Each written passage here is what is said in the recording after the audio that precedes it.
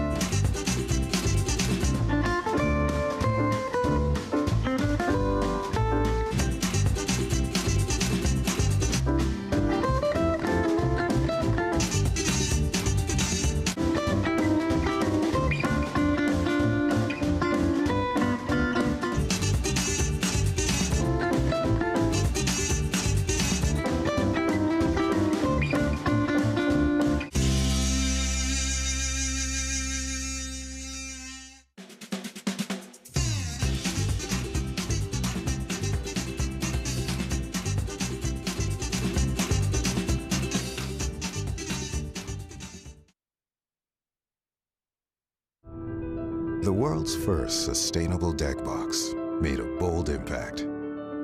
For us, it's more than only a simple box that holds your cards. We are proud to see how the series has established itself in the community worldwide. We know you've been waiting for this a long time, but all good things need time to grow. Finally, it's time to give your commander decks the space they deserve. In the biggest ever of our sustainable Boulder deck boxes.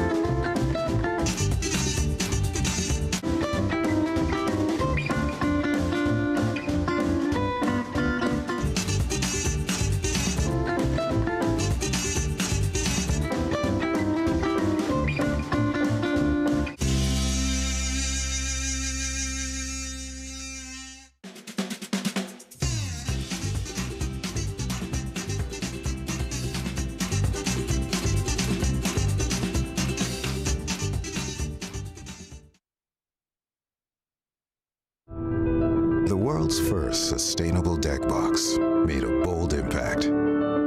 For us, it's more than only a simple box that holds your cards. We are proud to see how the series has established itself in the community worldwide. We know you've been waiting for this a long time, but all good things need time to grow. Finally, it's time to give your commander decks the space they deserve. In the biggest ever of our sustainable Boulder deck boxes.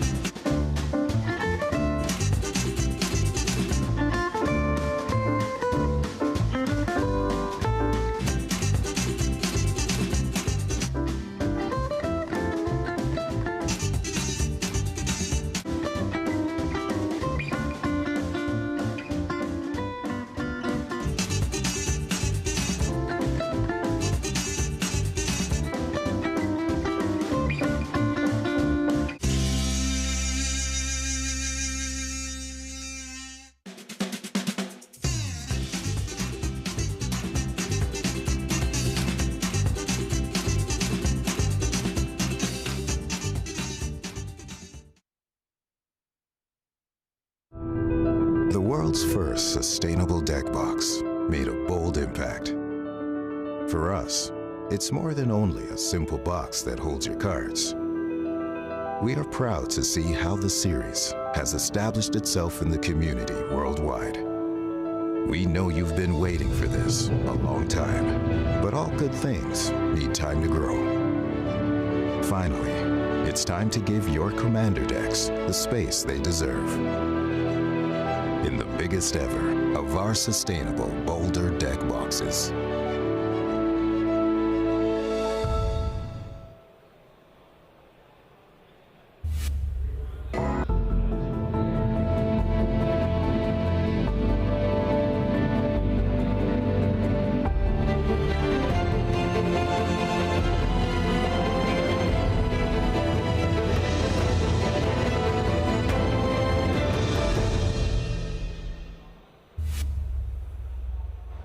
Welcome to the Regional Championship in Turin, Italy, which you just saw on screen. It's beautiful.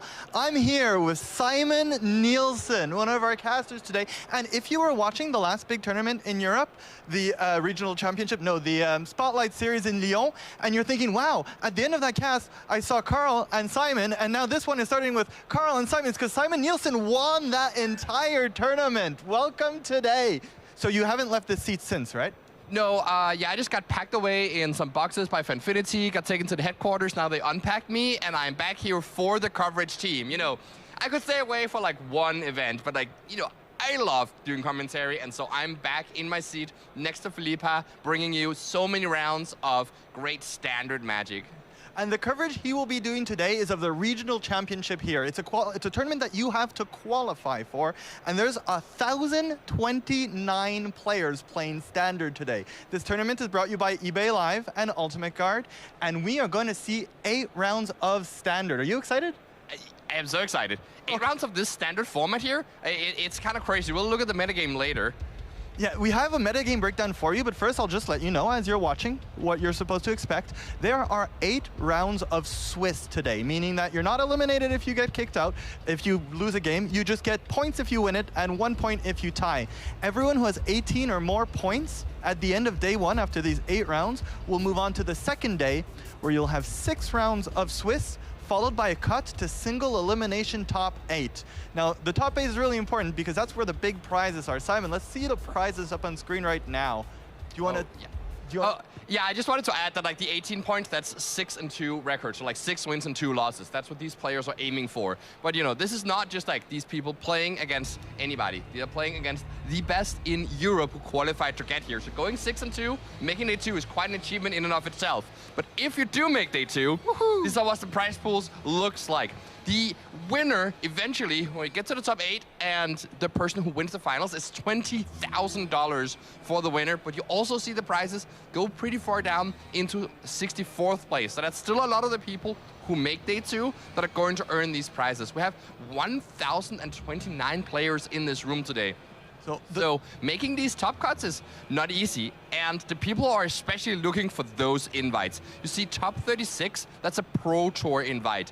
Pro Tour is the most, the most sought-after tournament that you can play in Magic. This is where people from all over the world come to compete. And so we have people in the room here who are still looking for the invite to the first Pro Tour. They're dreaming of playing on that big stage. We have people who have been playing on the Pro Tour in the past, looking to come back. And to do that, they need to make this top 36 cut. And that's really tough in a field with more than 1,000 players. Because everyone here has qualified to get here. It's the best of the best. So as you're right, that's the prize they have their eye on. Well, there's this one here. There's the trophies they're going to win if they're first and second. Nice droplet. Yeah, the mana. But you want to qualify for these events to stay in the pro circuit. And the top 2 have a special event they're qualifying for. Yeah, so not only do they qualify for, you know, the next regional championships and the Pro Tour, they also qualify for the World Championship. And if there's a sought-after tournament, you know, like at this kind of next level after the Pro Tour, that is the World Championship. Yeah, that's where you've made the big time. That's where you run into like your aunt who's never heard of Magic the Gathering before and thinks it has something to do with David Blaine or Chris Copperfield. And you say you made the World Championships, and they know that means something big. So the people here are aiming to do this. There's a field of the most competitive players in Europe right now, all trying to stay on the pro circuit. So the cool thing that you are going to get to see is that the matches we're going to bring you are not only covered by some of the best coverage staff and Magic players in Europe, but the games you're going to be watching will be near flawless. You have some of the best players. You had to qualify in pretty large tournaments just to even be allowed to play on this stage. And it's a tough one. Last time, Simon Nielsen showed us his chops, but today there's no Simon, because that's the funky thing. He says he's here because he loves doing coverage. Actually, it's because every time you let Simon into a tournament, he wins it. So we wanted to give a little bit of a chance to all the players that are coming today, knowing that at least the top slot will not be taken over by Simon. But we have a cool metagame that you can say something than that, but I know you're just going to be humble, because that's what you do. So we I'm going to let you talk a lot now, because you are, as I just said, a great Magic player, and we're going to see the metagame breakdown for today, because we've had a time to assemble all the deck lists and see what the field is going to look like. And it's a little bit of a shift from Lyon a few weeks ago when you won the Spotlight Series. The metagame has completely changed. Can you tell us a bit about the top deck? Yeah, so what has happened in between is, of course, we have both the release of Lorwyn Eclipse and also the release of Teenage Mutant Ninja Turtles, which is now legal to play in Standard. That said, though, doesn't really have any bearing on the top deck. Now, the bearing of this deck is at Prowess, which 2 weeks ago was the 9th most popular deck. Kind of like, like underdog in the field that no one really saw coming, but it had an incredible win rate, and the people here in Europe saw that, and they love their blue and red aggressive deck. So they picked up this Prowess deck here. It's trying to get the opponent dead quickly. It doesn't play many creatures, but all the creatures it plays get rewarded for you playing instants and sorceries. So the deck is jam-packed, full of very cheap instants and sorceries, cards that draw extra cards like Opt, Sleight of Hand, and Stock Up to keep the flow going, and a lot of bounce spells to really set the opponent off guard. And seeing this Prowess deck climb to the top here, it's really just a testament to the standard format being in flux. Because, when I played, it was, all lessons and Simic Rhythm, and the Simic deck, my beloved, is not really showing up as much anymore. Yeah, it's not even on the screen here, but one thing that, it's good that I have you here because it's one thing I'd like you to tell me about. So this is a specific, as we said before, it's a high-level field. Players here are metagaming knowing that they're not going against just an average field of people playing decks they like. They know they're going against people that are trying to win and making decisions accordingly. So if they picked Izzet Prowess, it's because they're expecting to face a specific kind of deck, and they're expecting to one-up that deck. Could you tell us what people bringing Izzet Prowess today are expecting to beat and what they're trying to avoid? Yes. So the really beautiful thing about the Prowess deck when we saw the win rate was that actually it did quite well against a lot of the top decks. It lines up particularly well into the decks that feature Badgermole Cobb, the green decks like Mono Green Landfall and Simic Rhythm. We'll get to those decks in a moment. But it also has happened to eke out the Izzet Lessons deck, especially in the post-board games with the Prowess deck. Because it has so many cantrips that is so flexible, it gets to kind of mold its game plan to fit exactly what it's up against. The decks it doesn't want to face are the Izzet Spelementals deck, which was another anti-Badgermole Cobb deck. And a deck that we actually don't see quite on screen here, but is fairly popular as well, is the mono-white Momo deck that recently broke out this week on Magic Online as an answer to the Prowess deck that is has become more popular. So the metagame is fully in churn. Hopefully we'll see some of the Izzet Momo deck, the mono-white Momo deck, or we call it Momo White. Actually, that's it. Today we don't have Frank Carson, so when the cat is away, the mice get to play, and they call decks Momo White because it's mono white, and Momo is the main card in it. We don't see it on screen yet, so we'll let the casters tell you about it if it ever shows up in the matches. We're going to try to show you some Momo White matches because it's one of the things in the Magic the Gathering online challenges that have been happening in the last few weeks. This is a new deck. So in the Magic the Gathering challenges, the top 8s are just half filled with this Momo White, which is you may please help us make Momo White a thing. It's a really cool name. But this white deck that is basically based around Momo, Friendly Fire, which makes your flyers cost less to the flyers cost less when you have Momo in play, and Momo gets bigger. So it's this deck that gains life, attacks in the air. It does a lot of stuff. Yeah, but we will see it. We'll try to show it to you if it ever shows up. But in the meantime, let's just have another look at the metagame breakdown, because the Momo White deck is not there. We'll send it to you whenever we see it on the battlefield. But let's just look at the rest of the metagame that you're expecting to see today. Yeah, so going through the line here, we have Izzet Lessons. This deck has been a mainstay of Standard for quite a while. And it's still showing up here. It doesn't have many changes still. It's just Grand, Monument of Endurance, and Artist Talent. But of course, these Izzet Lessons players keep reiterating on what they do. We also see Mono Green Landfall. This is a thing that kind of kept having really good win rates in tournaments where it wasn't very popular, such as the Spotlight Series in Young. Now players have finally realized, no, this deck is actually just really good, and it's become incredibly popular over the last few weeks here. This is a deck that just plays mono green and has a bunch of forests in the deck so that it can search them out with their Fabled Passages and other fetch lands.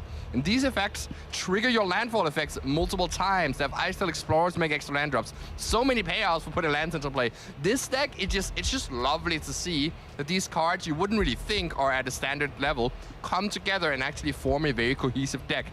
The great strength about mono green landfall is that if you're ever up against someone who maybe they might in theory be faster than you or beat you, go over the top of you, but they might not be as consistent because the landfall deck will just consistently always do something awesome and get the opponent dead. As an infinite late game, but we're ready to see that kind of late game potentially. We have some matches lined up for you. First of all, we'd like to thank our sponsors, Ultimate Guard and eBay Live, but we're going to send you to Arne and Andrea in the casting booth. We're going to bring you the first round of coverage, which is the third round of the tournament today. Thank you, Simon. Let's get into the games. Let's see it. Hello everyone and welcome to Regional Championship Turin, the first regional championship in Europe of 2026. I'm Andrea Mengucci from Italy, joining me Arne Uschenbeth from Germany. How's it going, guys? I'm very excited. How about you, oh God, Andrea? Andrea, that's my name. In the morning. And yeah, no, I'm super excited. And today with this angle, I look as tall as you, almost. So you know, that's a first. Very tall that's man. That's a first to find a person as tall as Arne in the same room. But yeah. We're doing that today, but we are also watching a lot of Magic. Carl and Simon have talked for a very long time about standard, and they showed you the metagame breakdown already. You probably don't understand how great of an effort they made this morning, because the decklist deadline was 8 a.m. They fixed all the names on MTG Melee and already have a metagame breakdown ready for you. So round of applause to Carl and the whole team for coming up together with the metagame breakdown ready. We have 36% of Izzet decks. Yeah, it's quite a lot. Izzet is taking over again. The metagame keeps shifting, keeps changing, and now Izzet clearly on top again. Yeah, I'm a big fan of blue-red in every format. That's the deck I love to play the most in every, modern, in Legacy, and in Standard now. That's definitely a deck I would have played. Actually, the decks that both of us would have chosen was blue-red prowess. So it's no surprise that it was the most played deck, but, remains to be seen if it's actually going to win the tournament. Yeah, I definitely have my eyes on the Momo deck, as Simon also said in the beginning. We have it in the feature match. But before we head to the feature match, as we always do, as tradition is here with Fanfinity, we made a little bit of a caster fantasy draft, and there we take a look at it. You want to talk about your team? Mengu? Yes, Team Mengu. First pick, I chose Willie Edo. He's a Brazilian Hall of Famer, but he's been playing a lot of European tournaments lately. He top-8'd the Spotlight Series in Lyon just a few months ago, so I trusted with him and his first pick. What about your first pick? Yeah, I went with Lorenzo Tellizzi, who I met yesterday, and he told me he had 4 out of 5 regional championships he played. He made the Pro Tour. He has like a over 70% win rate at these, so just by the numbers, I had to take his first pick. I'm very happy with my team here. Yeah, and then of course we have Simon Nielsen with Guglielmo Lupi, which is on a tear. He's been like winning every event he's been playing, so very reasonable first pick there. Then of course we also have Javier Dominguez in the room, and another world champion next to him, Jean-Emmanuel Deprat, first picked by Carl. Yeah, exactly. And Jean-Emmanuel Deprat, unfortunately not in the tournament. I saw him yesterday, but he's apparently just playing the Sunday Limited Championship qualifier. So maybe we find a replacement for Team Perks there. But yeah, that's the caster fantasy draft. We'll see who takes this one down. A little mini game here between the casters. Excited about that. Yeah, but before, we started just now, so I had a chance to walk around the tables in the first tournament, with the first Swiss rounds, and I saw Javier Dominguez playing, and next to him there was Piotr Glogowski, of course, another Pro Tour champion, and then Samuel Estrada, another Pro Tour champion. So it's very nice to see top-level pros competing in non-Pro Tour events that we have the chance to cast here in Europe. But this year, actually, we're going to have a Pro Tour in Europe finally. Pro Tour Amsterdam happening in July. Very excited for that one. Arne, of course, will be playing. I'll try my best. Maybe I can commentate. I don't know. Let's see again. But that's going to be exciting to finally have some action, high-level action in Europe again. But so, yeah, good morning to all of the ones that are awake, ready to watch this match 2 of Regional Championship Turin with over 1,000 people playing in the event. Very exciting. Yeah, we got Momo White in the feature match here for round number 2. We are heading into game number 2 already, facing off against Dimir Midrange. Momo White is the new deck in the hands here of Yuri van der Zee that has taken Magic Online by storm, has been crushing standard challenges with the Momo Friendly Flyer, ramping out Starfield Shepherd, ramping out Sage of the Skies, and then just having a bunch of small creatures, flyers, Halia Guided by Light, and Cosmogrant Zenith out of Edge of Eternities. Here we see the deck list. Yeah, I mean, Springleaf Drum is a amazing card. It's a card that whenever a deck can exploit it, it feels like, a Mox, because if you go turn 1 Springleaf Drum, turn 2 1-drop, 2-drop, the mana advantage that you have, the tempo advantage that you have, it's really, really big. And thanks to Warp, what you can do is you can warp a creature like a Shepherd or a Halia, get its value, and then tap it for Springleaf Drum, and then just kind of like get your mana back thanks to Springleaf Drum. So it's a really powerful card that is very hard to make work but it's nice to see a deck that makes it function in Standard. Yeah, and this deck I have my eyes on because it's supposed to be very strong against the Izzet decks in the format. Sage of the Skies, 2/2/3 flying Lifelinkers against Izzet Prowess, which is the most played deck in the tournament. They hate to see that. But I was a little bit surprised, to be honest, when seeing the metagame breakdown. Not that many people picked up on this deck. It was crushing, but I guess it was a little too late for people to jump onto it. Also, you know, mono white. People love to play decks like this one. Luca Verdiani actually played against this player a few months ago in Legacy. He was playing blue-red Delver, and I actually was playing blue-black. So, you know, he's now passed to the blue-black side. There's a couple of new cards in this deck as well. You can see it's second to the left, Dream Beavers. It's a 1-mana 1/1 flyer that when it comes into play, drains 1 life and scries 1. That's a lot of words for a 1/1 flyer that you can use to ninjutsu your Kaido, that you can draw a card off of Enduring Curiosity. So it really makes this deck work. Yeah, it smooths out the curve a little bit. We see no deep cavern bats here, saying that 2-mana card is just too poor into Firebending Lessons, into Burst Lightning, which, yeah, it's not great against those. That's where the Beaver comes in. Yeah, the Mermaid Range actually the 4th most popular deck. Always very, very popular in these standard events. I would say that, you know, ever since I've started doing, you know, commentary on these regional championship as Spotlight series, the mid-range is always one of the top 3 most popular deck, even though maybe, you know, not the deck that converts the best, not the deck with the highest win rate, but just a deck that people love. Really reminds me of Blue-Red Murktide in Modern, which was very similar, right? Didn't have the numbers to justify people playing it so many times, but it was definitely a people's deck. Okay, we see Figure of Fable. That is a super powerful 1-drop. Figure of Destiny still belongs in my cube, and Figure of Fable just even a better card than that one. Yeah. Really does a lot for 1 mana. It becomes a 2/3 and then just a 4/5. It's like really big numbers, very, very high stats. And the threat of activation is real. Like Yuri can now attack with a 1/1 into a 2/2 without spending mana into it. Just gonna get him damage for free, and that's a very powerful thing. Absolutely. So yeah, Yuri doesn't even pay mana into it because he has better things to do. Maybe not. Curious Farm Animals. Curious Farm Animals, not a card that you thought, you know, see standard play, but it is kind of a Hayward Might, you can say. Yeah. Not too bad. Not too bad. And here we see Yuri trying to put opposition into that Spyglass Siren, so no Kaito can be put into play here. I'm surprised he kept the second Siren on top.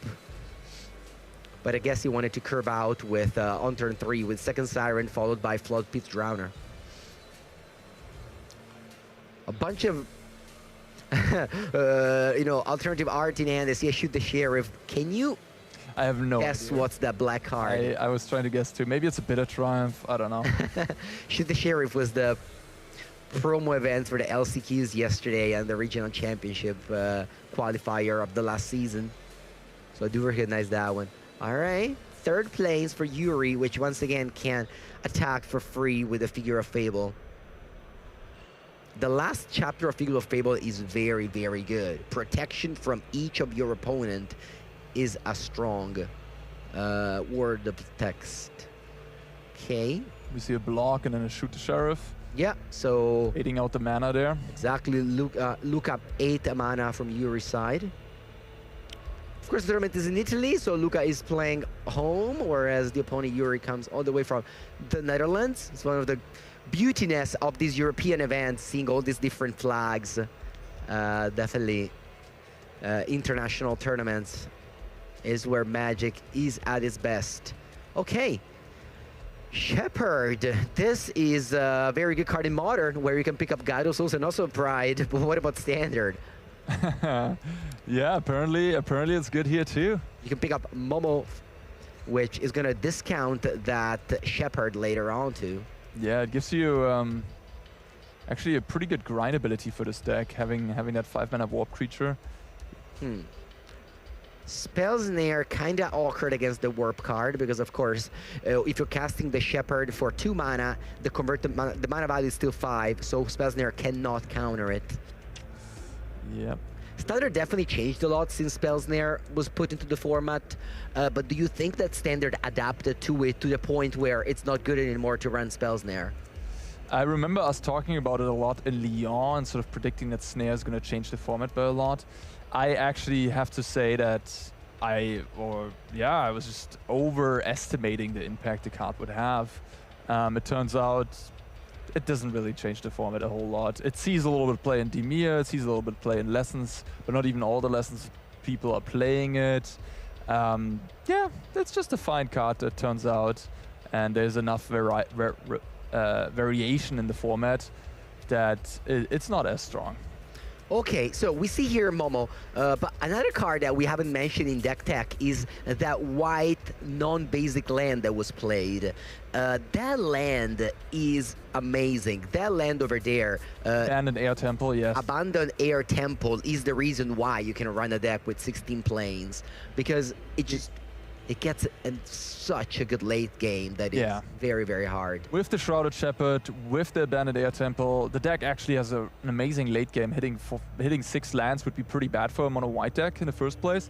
But yeah, noteworthy, Sage of the Skies. A lot of alternate artworks today. There's the Sage of the Skies hitting play and with a clone token. I thought that was a voice of victory. Yeah, right. The Sage of the Skies, that's a card in my cube. It's very good. It's a 3-mana 2/3 that if you played a 1 card, a spell before that, you make a copy of it. So that is essentially 3 mana, actually 2 mana because of Momo, 2 copies of a 2/3 flyer lifelink. It's not only excellent against Izzet decks, it's also excellent against anybody trying to play stuff like Floodpit Drowner or Spyglass Siren to get in attacks. Yeah, the two free flyers are going to be very nice here. We see a Soulstone Sanctuary activation, which is a free, can attack into these, and goes right ahead attacking. No blocks from Yuri. If Yuri double blocks, then Luca could use his Bitter Triumph in hand, but there's no blocks over there. Yuri's just comfy now, winning this race with his 5 power, I guess 4 power flying lifelink creature. Sage of the Skies, we can see it over there. It doesn't seem like it has flying from the art, but I guess it does. Somehow that monks go on top of some clouds and just, I don't know, the Dragonstorm lore, but I'm sure he'll find his way to the clouds. Oh, that's a good one. Cosmogrand Zenith. Whenever you cast a second spell, you either make 2 1/1s or you pump your entire team. Oh my god. 1/1 counters. It's crazy. Yuri just keeps on dodging that spells in there. Look at that. Yeah. 1 drop and a 3 drop. 1 drop and a 3 drop. And Luca over there with his spells in there. 1 and 2. This is brutal. There's actually not that many targets. Just get lost. So maybe spells in there should have been. Yeah, Voice of Victory as well, but yeah, there's not that many. Yeah, Voice of Victory is kind of awkward, right? Because if Voice of Victory resolves and then you draw spells in there, it's completely dead too. But yeah, 1/1/1/1 on anything. There we see Bitter Triumph. We were right about that one. Yeah, Yuri went to combat, and Luca is now killing one of the flyers and stunning the copy token. Yeah. The Momo can still get in there if it wants to, but honestly... I don't think, Yeah, like now the Kaito or Curiosity can hit with the Siren, so... Yeah, I feel like it's not worth it, because, again, as you mentioned, Kaito and Curiosity. But at the same time... The life totals are getting into a sort of situation where probably... It's fine to attack there. Luca's already at 10. But look at that land over there, the air... the Abandoned Air Temple. Like... It's so hard to get into a long game against that card. Let me take a look at the sideboard. Okay. It's a 4-mana tap, put a +++ counter on each creature you control. It doesn't need to be sorcery speed, you can just attack, and then once again, the threat of activation makes your opponent just play a lot worse. It's just a fantastic card. Yeah, so I was just checking Luca's sideboard. He does have 2 copies of Day of Black Sun, and we are in game 2 here. So I think that's really what he has to draw to wipe the opposing board here. Because, yeah, I mean, he drew a Requiting Hex. I guess he can get rid of the Momo. But if Yuri has a land in hand, he can double spell with the Shrouded Shepherd again and put more counters on everything. So it does look kind of rough. I feel like Luca might need a sweeper here. Oh, did we see a Flood Pit Drone in the upkeep? Okay, we can use the other Flood Pit Drowner to shuffle the Cosmo Grand Zenith. That's kind of like build your own removal spell for 4 mana. Yeah, it's a nice play. I like that. Not that great to sell, but yep. Math checks out on how this goes. I would, if I would play paper over there, I would be signaling that Soulstone Sanctuary, it's a creature land. Yeah, exactly. Yuri's telling the same thing to his opponent. Just make sure either you put a dice on it, or you just somehow show your opponent that, yes, I paid 4 mana into the Soulstone Sanctuary. This should be a creature, so, you know, you put it above it. I much prefer this way to representing your board state. Always very important in Paper Magic to show your board state clean and correct. The players are, of course, shuffling their deck. I believe they are in, like, draw step. Yeah, I think Lucas stopped them in draw step. So here, let's see what's happening. We have in the warp zone over there for 4 mana only. Right, it costs only 4 because of the Momo. What is another 1-drop we can go get over here? Maybe the second copy of Figure of Fable. There's 2 Figure of Fable, there's Curious 5 Animals, there's Nurturing Pixie, so you can get back the Shepherd, and then you can warp it and get a Pixie, and then, you know, it's kind of like a Squadron Hawk type of effect, but for 2/2 flyers. Let's see what Yuri chooses to play here. That white deck seems to be the most mana heavy, what's it called? Mana sink deck in the format, despite being a mono white deck. Yeah, and being very low to the ground. So many ways to use your extra mana. If Yuri had like 20 lands this turn, he could have used them all, which is crazy. It's a really cool deck, and it's awesome to see this type of innovation in the format. The deck doesn't even play any cards from Teenage Mutant Ninja Turtles. Wow. So we could have played this deck at the Pro Tour, technically speaking. He did that. He returned the Shepherd. Curious Farm Animals getting in there. An attack for 7 in the air, putting Luca down to 3 life. Man, it's crazy how much lines of text Momo Friendly Fire has for a 1 mana 1/1. You know? It says whenever another creature you control with flying enters, you get +1/+1, meaning that this card just attacked for 4 this turn. Yeah. Crazy, a 1-drop coming in for 4. It's like a Storm Chaser talent. Oh, sorry, the Sage of the Skies didn't attack. It had a stun counter. So yeah, just for 4 in the air with the Momo. But now, finally, the Sage of the Sky copy token and taps. Yes, yes. Luca does have a removal, the Requiting Hex, but it does not kill the 3/4, but it can kill the Momo, of course. Yeah, that Spasnair has been in hand for a very long time now. Well, what Luca can do with the Requisiting Hex is they can jump with a Siren and then blight it. 1 mana. What is he gonna get? Bingo, what do you think? He still has a couple of copies of Nurturing Pixie in the deck. Yeah, I believe he has 1 more, actually. Wow. Yeah, so he's just gonna get that. Yeah, this is... Squadron Hawk action. This is impossible to... You might think, okay, mono white, it's just you play a Wrath of God and they die. But that's not at all what this mono white deck is doing here. It's very resilient deck to card advantage. Yeah. Absolutely. Momo up to a 4/4 again. And now we can go 2 mana, or even 5 mana for a... Actually, there's another Pixie. So you can go 2 mana Shepherd, pick a 3rd Pixie, play Pixie. Yeah, yeah. He's gonna activate Sanctuary. Okay. Yeah, I mean, you might want to edge against the Wrath of the Sky, Day of the Black Sun. Yeah, and like the blocks on the ground are good anyways for Lucas. So yeah, I like just going in there with the flyers. And then we see a Hex and put the counter on the Siren, so you gain 2 life there.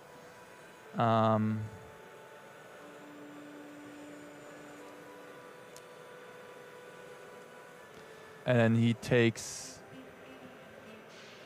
2 damage, but those 2 damage, that's what they're talking about, are negated by the 2 life gains, so no damage taken essentially. And the 3/4 is blocked, the Momo is dead, and now probably Yuri is just gonna get another Momo with the Shepherd? Yeah, we have, let's see, I mean, he may also just cast it? Yeah. Activate our Abandoned Temple and put +1/+1 counter on his creatures. Interesting. I think it makes sense to edge against the Day of the Black Sun, especially since Luca doesn't have any deep covered bat. There's really no risk in holding that 5-drop in your hand. And the opponent pucks it up, and Yuri van der Zee from the Netherlands with his Momo wide deck advances to 2-0. Yeah, there we go. Momo White 2-0. We're definitely going to keep an eye on Yuri. Yeah, but we're going to keep an eye on this archetype because it's very, very cool, and it is, again, not the breakout deck of the weekend, because I would say that maybe the newer card, the newer deck with the Teenage Mutant Ninja Turtles are those, but it feels like this is a new deck, even though there's no new cards.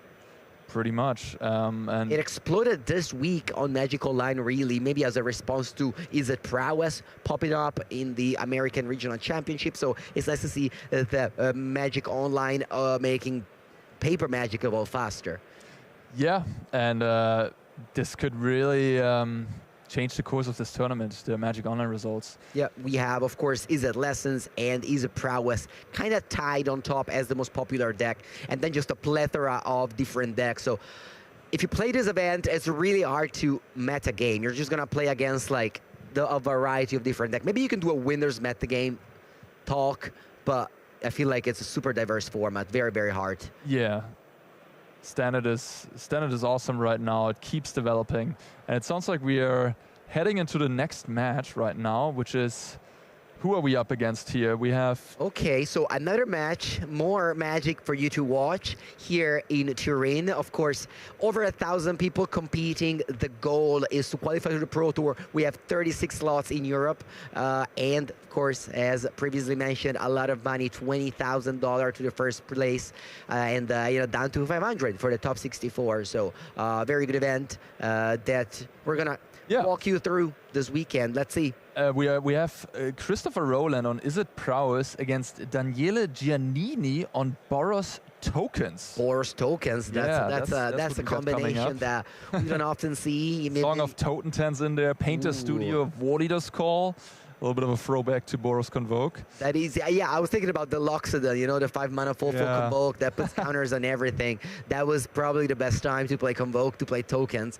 But definitely an archetype that we love to see in this first rounds of the event. We want to showcase the newer deck. Yeah. We're going to, no problem in showing you the best deck later on. But of course, Is It Lessons, Is It Prowess here is the opponent. But we're going to keep an eye on the players that are undefeated with brews. That is our goal for this, first time. So yeah. What would you have played if you could have chosen a deck for this tournament? I would have played Blue Red Prowess. I have my deck ready. I lent it to a friend of mine, and he is rocking the Is It Prowess deck that I was very, very happy with. I've done some practice, I've done some plans for Is It Lessons, for the Mirror, for the green decks. I was very happy with. But I haven't played against Mono White Momo. That's a deck I've played 0 games against that I feel like may be a thing in the next parts of Standard. By the way, together with this event, there is another big event happening this weekend. In a few hours, it's going to start in Richmond. There's a Spotlight Series. So Standard is going to be very much on the spotlight after this weekend. We're going to have a lot of data coming in. Yeah, and next week we have, I think, the Japanese Regional Championship and the Southeast Asia Regional Championship. Yes, indeed. Okay, Multiversal Passage, a land that kind of changed the Magic color combination. Everyone can just play a couple of those in their 2-color deck and just be very happy with it. Extra Sacred Foundry, basically. Yeah, and Daniele up a game here. Boros Tokens. It's sort of like a mono-red deck with a mix of some of the strong white token cards. Voice of Victory is in here. Arabella Abandoned Doll. You might see that one. Limited all-star from Pauper Commander staple because it deals damage to each opponent. It's very good in Commander. Wait, it's an uncommon. Yeah, so in Pauper Commander, your deck is full of commons. Your Commander, it's an uncommon. Oh, that's funny. Actually made a video on Mango's Workshop about it. All right. Just a little bit, I just got smooth, very smooth. Just a little. With Carl is involved as well, so he's of course in the booth. We see Drake Hatcher being get losted there. Drake Hatcher is excellent right now, I think, in the format. We see a lot of Is It Prowess people going up to 4 copies in the 75, some in the main, some in the sideboard, because it's so good to just play it 3 toughness creature on turn 3 into all the firebending and burst lightning. Yeah, so as we saw, there's a 36% of Is It deck, which Drake Hatcher is good against. But against the rest of the meta game, it's a little bit sketchy because it's just...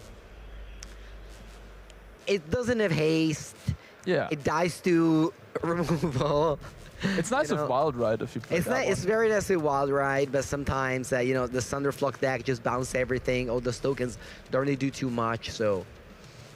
But yeah, wow, what a powerful turn 3 for Christopher there. Going Slickshot Show Off into Burst Lightning, killing the Iron Claw and getting in for 3 damage. Let's see if Daniela has another removal spell. What is the room that Daniela has in his hand? I see a room, but... That's Painter's Studio. It's sort of like a light up the stage on one side, and on the other side it gives attacking creatures 1/0. Ooh, Painter Studio. 2 mana whenever you attack is +2, and for 3 mana you exile top 2. Okay, wow. Yeah, it's quite powerful actually. Yeah. I mean, it's pretty heavy, calling it light up the stages. A little bit of stretch. Light up the stage strength was that it was costing 1 mana, but okay, that's an aggressive creature and a Seam Rip. That's not a very good turn. Very nice. Seam Rip here 4 times in the sideboard, of course coming in against Is It Prowess. Stadium Headliner was the creature over there, and this is a 1 mana mobilized one, so whenever it attacks with 1 more, and then you can pay 2 mana, sack it to just shoot down your opponent if it got some +1/+0 in various ways. These mobilized creatures are extremely good with War Leader's Call, which we see in Daniela's hand lurking. World Leader's Call. Okay, coming in. This is a glorious Anthem effect. Pumps your team, which is, very important for this 1/1 creature. Whenever a creature comes into play, this one will deal 1 to each opponent. I see it taking out the Stadium Headliner before it can make a token. And yeah, Daniela's out of cards, but the Painter Studio will definitely get him back into it. Almost out of cards. He also has a Fountain Port in hand, which is kind of awesome with the What Leader's Call. I wonder if he's just going to make a fish token here. But he might want to go for the Painter Studio to get more stuff going faster. Yeah, so playing this before making the land drop, it's a tough decision, because what happens is, what if you reveal 2 lands? You're wasting a land. But at the same time, Fountain Port is a colorless land, so for example, if Daniela revealed 2 1 mana value card, it couldn't deploy them both with a Fountain Port, so that was an interesting decision. Pretty awkward hits there. 2 removal spells. Christopher now knows about them as well, so he's definitely not going to play into them. Yeah. Then they're going to just get exiled. That was a little bit unlucky for Daniela, but he still has that Fountain Port going, and it looks like Christopher, no card advantage, running out of stuff, drawing a little bit too many lands. 6 lands already in play. Wow, that's a lot actually for Is It Prowess. Yeah, a card you'd love to draw in these spots for the Blue Red Prowess is either Stock Up or Storm Chaser Talent. That is, kind of the dream draw. Seam Rip can go on a map token. Looks like that's what's happening. And the Fountain Port will be... How much is it for a fish token? 3 mana for a fish token. Okay. And a life. 4 mana for a treasure? Yes. And 2 mana to sack a token, draw a card. Yes. Elusive Otter will be the target of the map token for another land. Ooh, interesting to see Starting Town. I do not have that land in my deck, but I saw a player of the caliber of Guglielmo Lupi playing Starting Town in his Is It Prowess deck. Yeah. That's a land that gives you blue mana on turn 1, whereas the Verge doesn't. So I think that is the reason why you may go a little bit down on Verges to play Starting Town. But at the same time, Starting Town is really very awkward as soon as the game takes more than 3 turns. Yeah, exactly. I'm also pretty unsure about the choice to run many Starting Towns. I think the mana is pretty good, and you can just run a lot of islands if you want to. As you said, like a Shivan Reef type card never was very good in Phoenix. It's very painful. And Shivan Reef is still legal. No. It's not legal anymore. It rotated out. Of course. We used the Fountain Port to activate the Painter Studio. Very interesting. So now we have a 3-2 attacking fish. Yeah, so Daniela has in the end the Iron Claw, so you can use 3 mana to sink into Iron Claw. I suppose that is a play. That is the play indeed. Iron Claw going to a 2-3 so that a top deck Burst Lightning can still take it down, but it would need 5 mana. Yeah. So it's a little bit worse here. There's also Dalkoven Encampment, which is actually a 4-off in Daniela's deck. Lurking in the mana base. For 3 mana, you can tap it to give essentially a creature of yours mobilize 2, which is quite powerful with War Eater's Call, essentially dealing 4 extra damage. With the Painter Studios, it's 6 extra damage in total. Yeah. Oh, wait, actually, it's more. It's 2 3/2s with haste, plus the 2 damage of entering. So it's 8 damage. That's just incredible. Darkover Encampment, a card that has been seen playing in Modern nowadays in Boros Energy. So if a card is plays in Modern and it's legally standard, it's often the case that, you know, it's a very good card. You can see the power of Daniela's board state is relying on the lands. He has Fountain Port and Abandoned Air Temple. But finally, Christopher found something meaningful after 5 or 6 turns. Stock up. It's going to usually pick up. I think I can tell you for you know, experiences that one stock up always finds the second stock up. And then with that second stock up, you can, you know, find other stuff. But yeah, the first stock up always gets the second stock up. Yeah, but I mean, this is a tough spot for Christopher. I mean, what he really needs is 2 removal spells, maybe a stock up and a removal spell to get this going. I mean, Daniela's board state, again, it's not really tied to its creature. Its creatures are very replaceable. He has 2 enchantments that pump creature, and he has a land that pumps creatures. So that's the strength of tokens. You build a, you know, basically, you're gonna build an infrastructure in your board state that doesn't really care of what are the attacking creatures, because whatever is gonna be there, it's gonna work because of your enchantments. I think I saw him pick up Boomerang Basics and Storm Chaser's Talent. Not exactly the best here, but it's something to do with his mana. Yeah. Maybe find some removal. And then you can open the Storm Chaser Talent to bounce the Boomerang Basics or stock up to gain some more value. We have here a other token. The Boomerang Basics bounces the Storm Chaser Talent, and a card has been drawn. It's a blue card. I didn't get... And let's see how Roland continues this one. Tapping. I think he's just going to play more Storm Chaser Talent. Yeah. He just needs some removal spell. Maybe like another copy of Seer. Although I don't know how many removal spell does he even have that can kill a Arkclaw, which is going to be so large now. How big is Arkclaw now? It's like a 4/4, something like that. Yeah, 4/4 is pretty accurate. The encampment has to be activated at this point. It's really good here. All right. And looks like... Let's see now. We have 2 warrior tokens, which are both 3/2. Yeah, and 2 more damage from the Warrior's Call. Warrior's Call is just crazy with Mobilize. Yeah. So... I mean, the thing is that Christopher wasn't able to pressure, because that's a problem with enchantments that pay 3 mana do nothing. Yeah. Is you just die on tempo. But Christopher flooded out and wasn't quite able to, you know, capitalize on the tempo, so he just has to double jump and probably just inevitably die next turn. But yeah, it's cool to see. Look at that. Daniela has 8 land drop. You know, we've been talking about how Christopher flooded. Daniela drew the same amount of lands. It's just that his lands are so good that he made a fish with it. You know, he makes 2 warriors with it. So it's very cool to see these creature lands, the spell lands. You know, Boros does have a creature land, but I guess it's not as good to be involved. Okay, let's see if the player from Denmark can't find its way to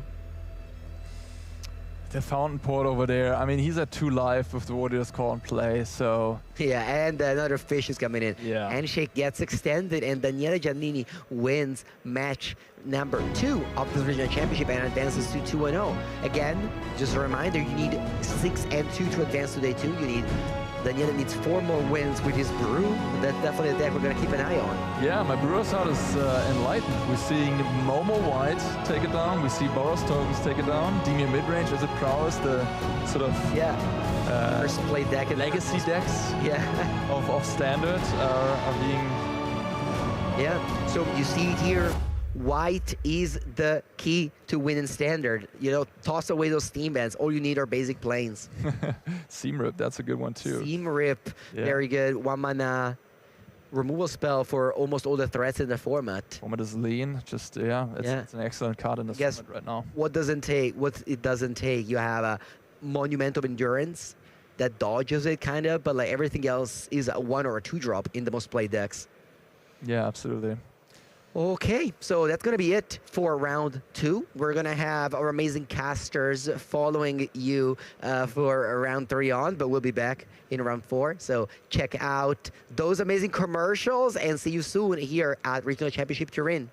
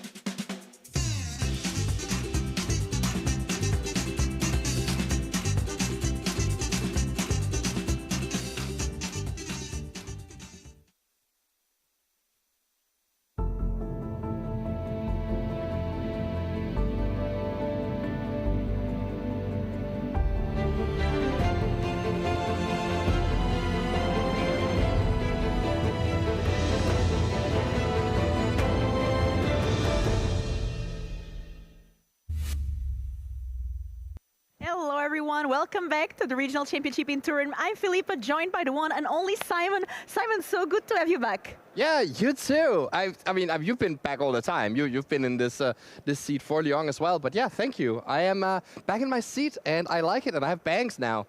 Yeah, you look great. I mean, last time I saw you, because you didn't cast Lyon, but you actually won the whole tournament. So last time I saw you, you were just winning on camera on the other side this time. How does it feel to be back in the booth? I love the booth. I am happy to be in here and watching some great matches. That's the like downside when you're playing the tournament. You don't get to watch all the other matches that are going on. But now I get the best seat to do that. Yeah, you get the best seat, and it's standard all weekend long, which I'm very, very excited for. We just had a new set released very recently, and we are going to have Pro Tour Secrets of Strixhaven in the end of April, which a lot of the players here are trying to qualify for. So that's like the main goal, qualify for the Pro Tour. You've done that. Yes. Next goal, first or second place, qualify for the World Championship. So a lot of cool things on the line, and I think we have some card spotlight to show you all, to see some new cards as well. Any cards that you're excited for in the new set, Simon? Yeah, it's really cool that we. This is actually the first tournament where people get to play with Teenage Mutant Ninja Turtle cards. We have actually going on all the way over the pond in Richmond this weekend as well. This Spotlight Ninja Turtles. So the new set here is showing up, and some people are using some of the new cards, as we may even see in our very first feature match coming up here. But these are some of the new cards here. Obviously, we're going to show the Turtles, Michelangelo and Leonardo here. Some of these cards are both Turtles at once, and some people are playing these cards in their landfall decks. Whenever you put a counter on a creature you control, draw a card. The landfall deck with Earthbend Ascension, and even just whenever you Earthbend anything, that triggers the Mikey and Leo drawing a card. Leatherhead is a trample and hex-proof big crocodile. We just call her the crocodile, and she is the bane of any Lessons deck that is trying to kill opposing creatures and eke out advantages with their enchantments and artifacts engine. So the Leatherhead here is going to be quite a massive card for that matchup. I love when this happens, when we have like a new set release right at a tournament, so people can experiment. And with these experimentations, it can go really wrong, because you can be like, okay, this card is not great. Actually, why did I put this card? Yeah. But also you can find a card that it's like, actually, I'm onto something here. We're cooking. And maybe some of these cards we will see throughout the weekend, which I'm excited for. And as you said, Mono Green Landfall gaining some new cards to play around. And I know, Simon, that you also are very good with the intro of the Teenage Mutant Ninja Turtles. Yes, exactly. Yeah. So I know that you're a fan of the show, so we're going to see some turtles during the weekend. And we're also ready to go to our match here, round 3. Today we have a total of 8 rounds, and players need 6-2 or better in order to make day 2. So that's not an easy feat. 8 rounds, you have to win 6. Yes. Or 5 and draw 3, I guess, but you never want to be there, so 6 is the goal. How can a player go 6-2 day 1? How difficult is that? I would say that is not easy. Like 6-2 is, I guess, a field of like other people who have also qualified for this event and they prepared for it. It's not so easy to get like all of those wins. Like once you lose your 3rd round, like even though 3 losses may be enough, at the end of the day to get a Pro Tour invite tomorrow. Well, if you can't just get all of those losses today, so there is some pressure there on the players to really perform on a day like today.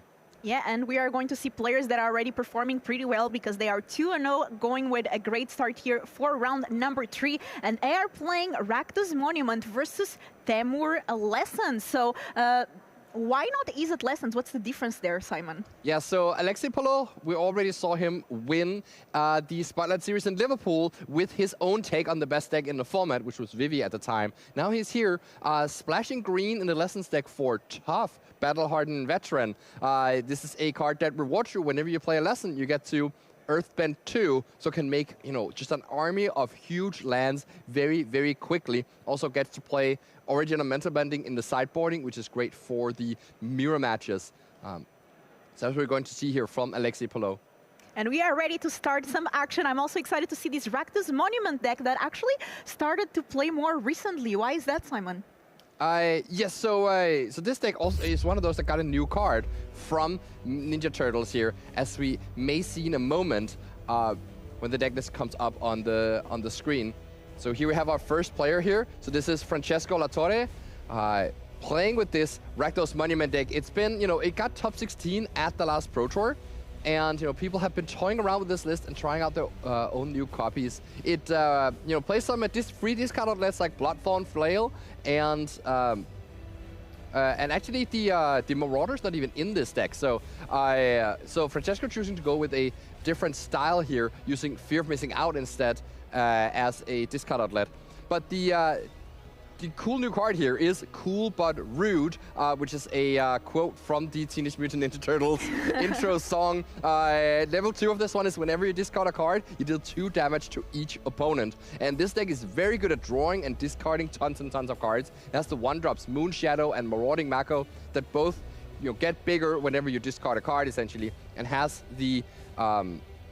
And normally we would actually see the Monument of Endurance in this deck, but Francesco is actually playing the Rakdos Monument deck without the Monument even, just saying Cool But Rude is good enough as a discard outlet. It's really interesting here that we see, so many innovations on this archetype. Alexi Polo is playing this Teamer Lessons deck, and this one is, it's like, we call it Izzet Lessons because it's basically that, but it does have like a very light green splash. You see 4 Villa Rush Verge and 3 Passages, so not even that many green sources in the mana base to support the Singleton Tough and like 3 sideboard cards.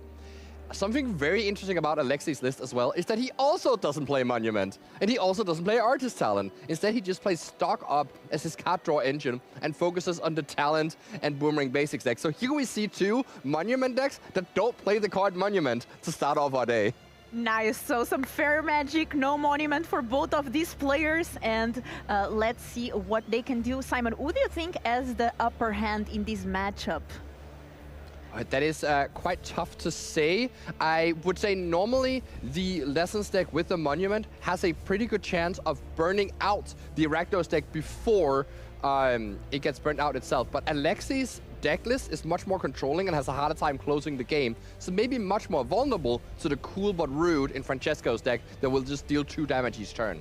Gran, and I already see a Tuft in Alexei's hand, the card that makes him play green here. On the other side, Francisco here, ready to start this round number 3 with the first play, playing that artifact there. That's a Bloodthorn Flail here. So this one is +2/+1 to a creature, and you can equip it by discarding a card. So this is the best free discard outlet for this deck. What Francesco has been doing with his version of it is actually making it slimmer and cutting some of the 2-mana discard outlets as well as that 3-drop Monument.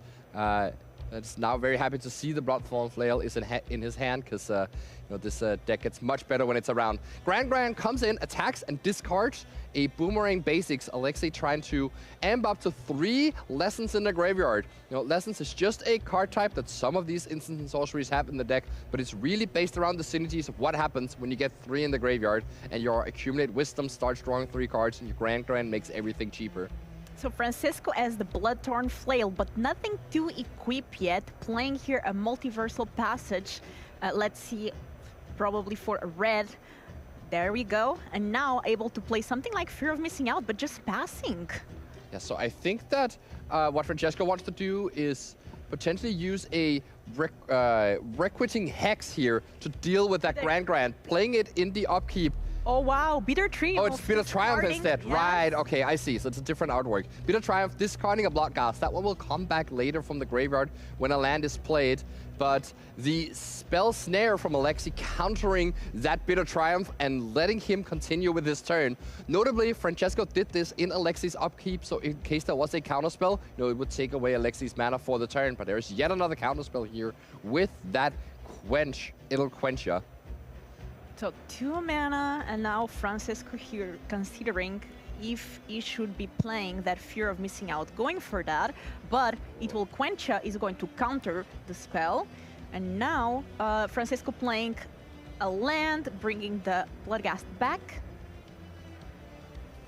Right, so that Bloodghast will be something that can be equipped now, but of course Francesco, without a payoff for discarding at the moment, is not really incentivized to do that yet, as yet again the Gran swings in and maybe discards this Boomerang Basic, which will be the 3rd lesson in the graveyard, and now all instances, all non-creature spells cost 1 less for Alexi here, and he even has the Tough to, play later, probably. Oh, actually just plays out the Tough right away now. Despite his hand being Stock Up and Accumulate Wisdom, his hand is so good, he's not even discarding to bring anything back. He's just developing his card because he knows the deck list, it's open deck list. And there's only 1 Bitter Triumph in Francesco's deck, so he knows that this Tough cannot get answered, and he'll get to untap and just Earthbend so much.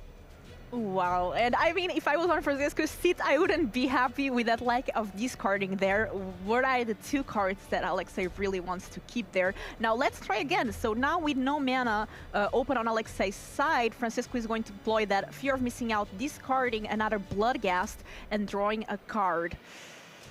Yes, and drawing into that Mako here. So now we see some of the payoffs here for discarding, but it is a very minuscule, like, just incremental advantage engine that Francesco has simple right here. He can't really, he can attack through the top by equipping the flail to the Bloodghast, and it is attacking for 4 here, but Alexei's life total is quite high, and yeah, I'm not sure that he'll be able to finish this in time. Discarding that secondary flail, you don't really need to. Putting a counter on the Mako as a result and attacking in for 4. Something that he's going to look for is getting Delirium, and that is online right now. Artifact, enchantment, creature, and instant. So the fear of missing out can make a creature attack twice, essentially getting 2 combat steps next turn. But you know, Alexei has a lot of card draw in his hand and may just find an answer to this, as this is an Accumulate Wisdom, 1 mana, draw 3, because he has Earthbend 2. and Earthbend 2 even on top of that. Wow, that is just so good when that becomes the Ancestor Recall there. And finding a Storm Chaser talent, a land, and a Firebending Lesson. So a lot of good things in hand for Alexei that doesn't seem to be running out of gas. Now every lesson that he casts is going to be Earthbend 2, and every other spell is just going to be Earthbend 1. So Earthbending 1 there with that Storm Chaser talent being casted, making a little Otter. Yeah, this is certainly generating a ton of board state with a second Otter as well, and even has the Firebending Lesson to be pointed at that Mako if he ever wants to do that, which will also Earthbend 2 more. So this Willow Rush Wurge is certainly getting larger and larger every turn. That is absolutely insane, and look at that land already, a 4/4 that can keep growing every time that Alexei is going to play a spell. Yeah, he may even feel comfortable enough just attacking with that land, but just decided to play it safe here. Feels like he has the inevitability here with the talents that can get back the Accumulate Wisdom in the graveyard. With stock up in hand, he's certainly not running out of cards anytime soon. But this Rakdos Monument deck is a deck that is quite prone to running out of cards, as we just see Francesco pick up a Swamp, but not really has big parts of his engine going at the moment. This Rakdos deck thrives on being quick and fast. We should probably actually name the deck Rakdos Discard, because, you know, Francesco doesn't even play the Monument in his list. It's a monumentless Rakdos. Monumental change to the list. Yeah. But look, 2 Bloodghast in play and 1 in the graveyard already, so... It's just 1 Bloodghast in play and the equipment attached to it. Oh yeah, that's right. Another 1 in the grave, so... At least there's some landfall triggers, I guess. Yeah, the very awkward thing about Bloodghast in this deck is that, like, you are kind of incentivized to discard your lands for extra benefits. So if you want to get back your Bloodghast, you have to play out your lands, and it's not, you know, the thing you're most happy to do. As we see Francesco here, serve on in with that Bloodghast here. It is big enough to contest the blockers here, but if Alexei has an instant, he does here, heal your Mako. And because the equip ability, of course, can only be activated as sorcery, Francesco doesn't get a chance to grow the Mako out of range, and now both creatures are killed, and there's a 6/6 land right there. That was brutal, and Alexei really saving that Firebending Lesson for the best moment possible. Landfall there, so Bloodghast comes back. There's 2 of those now, but the board on the other side is looking pretty scary. So I wonder what this... Oh, you can actually also just equip the flail by paying 3 mana, not to forget. So that's what we'll see Francesco do right here. Just equip that Bloodghast, but it's not getting through that land anymore. And now Alexei gets to play 2 mana stock up and, you know, continue to grow his hand and potentially make another land here. Yes, entering into that second Earthbend. Oh, this, yes, you don't have 1 counter because stock up is not a lesson itself. And let's see. But speaking of lessons, look at those. 4 lessons in 5 cards. Yeah, this is pretty powerful here. Can get the Iros Demonstration, clear off that fear of missing out, can use the Firebending Lesson to clear off the Bloodghast, even though the Bloodghast can't block. How much and you damage attack. is I think this is lethal, because the Bloodghast can't block, and the Otters are going to be 4 power each. The lands are going to be 11 power in total. And you also have Grand and Top serving in. So this is going to be, I think, 23 damage here to swing around the game and close it out with this very cool, tough Lessons deck. I love the tough, honestly, and I'm glad that we showcase it to see like the difference between this deck and the, let's say, more stock Izzet Lessons deck, and really paying off playing green there. Yes, exactly. Both of these players are running different takes on the stock versions of the list. Of course, the Rakdos deck is the one that doesn't really have as much of a stock version yet, since it's rather new, especially these versions with Cool but Rude. And it's very cool to see this deck. A card that also is in Francesco's deck I haven't highlighted yet is Casey Jones Vigilante. 3-mana creature that says enter the battlefield, draw 3 cards. Sounds very good. Beginning of your next upkeep, discard 3 at random. Doesn't sound as good anymore. But of course, in this deck that cares about discarding, you can just draw the 3 cards and discard them by other means. That was a quick look at Francesco's sideboard there. And we have now Francesco's list here showing on the screen. Simon, what do you think are going to be the sideboard cards that we are going to see against this Temur Lessons deck? Yeah, so I think he'll probably be bringing in Soul Guide Lantern for this matchup as a way to just stop all that graveyard enabling from these cards. Especially the most important part of Soul Guide Lantern is to stop Combustion Technique. So that's a card that deals damage equal to the number of lessons in your graveyard, +2. So if you have a big Moon Shadow, you really want to protect it from being killed by Combustion Technique. And when you have a Lantern in play, you can always just crack that, exile the graveyard in response to a technique. So I think that's going to be the most important card. Then he can add some Duresses. He can maybe add Case of the Crimson Pulse, which is a case that can be solved to draw him 2 extra cards every turn once he's empty-handed. So that's something to do. Let's see here from Alexei. We see some of the other reasons to be green in this deck is to get to play Origin of Metal Bending. This is very important for Alexei's deck specifically because without playing the Artist Talent Monument in his own deck, he's going to be much weaker in the actual mirror, and so he needs more answers to break up their combo. But for this matchup, that's not super relevant. He may bring in some of the graveyard hate that we see in his sideboard. He's probably going to bring in some Seers and just have more removal, but overall, I'm not sure he is going to sideboard that much necessarily, potentially just getting rid of some of his counter spells like the Idle Quencher, because the mana costs in this Rakdos deck are quite cheap, so the Quencher and the Spell Pierce are just so quickly going to be, going to like be dead cards, and that's a possibility. Though on the other hand, actually, the Rakdos deck also doesn't really like to play out its lands, so maybe these cards actually still have text as we go in later in the game. It's going to be interesting to see how Alexei answers that particular conundrum. And we are ready with now Francesco on the play with 1 game down, starting with that Moon Shadow right away. Yeah, that's not 6+1 counters, that is 6- counters on that Moon Shadow. It's a 7/7 that starts with 6- counters, just as a 1/1, but whatever permanent enters his graveyard from anywhere, so that's even when he discards. Well, it's gonna remove a counter and essentially grow towards that 7/7 menace. Okay, so we have a Steam Vents there, and paying 2 life. Francesco knows there's probably something that's going to be removed.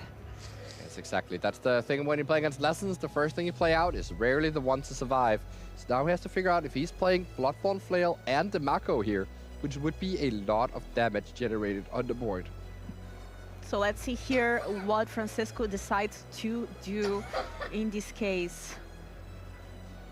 Moon Shadow, 7/7 with 6-1/1 counters, but that's not going to stay for long.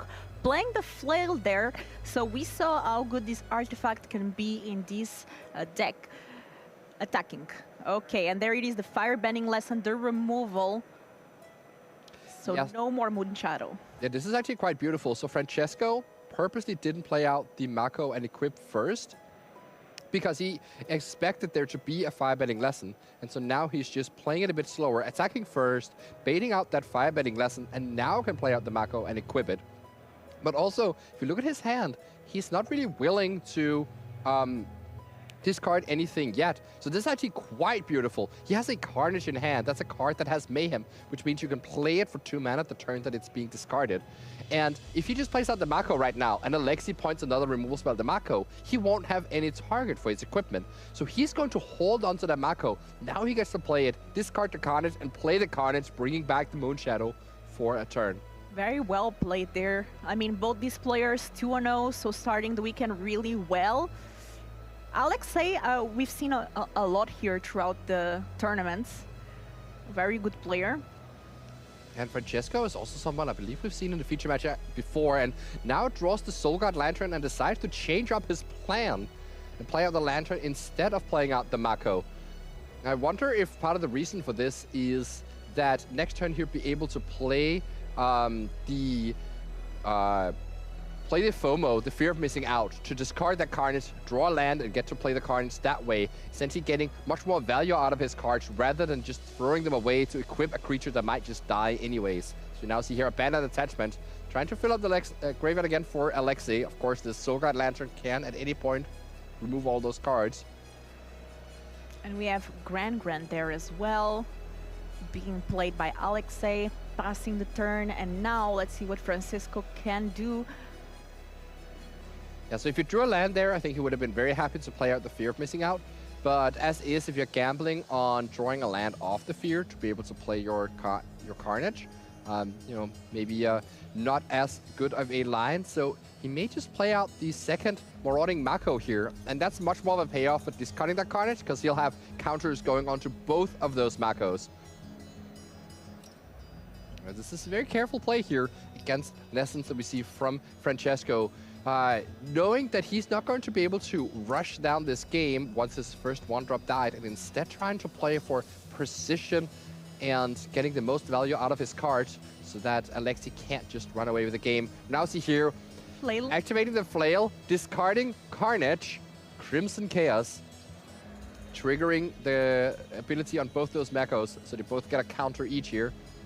And if Alexei has another 5-manning lesson, now's the time to respond, but it seems like he does not. So now the Carnage can be played until end of turn from the graveyard for just 2 mana.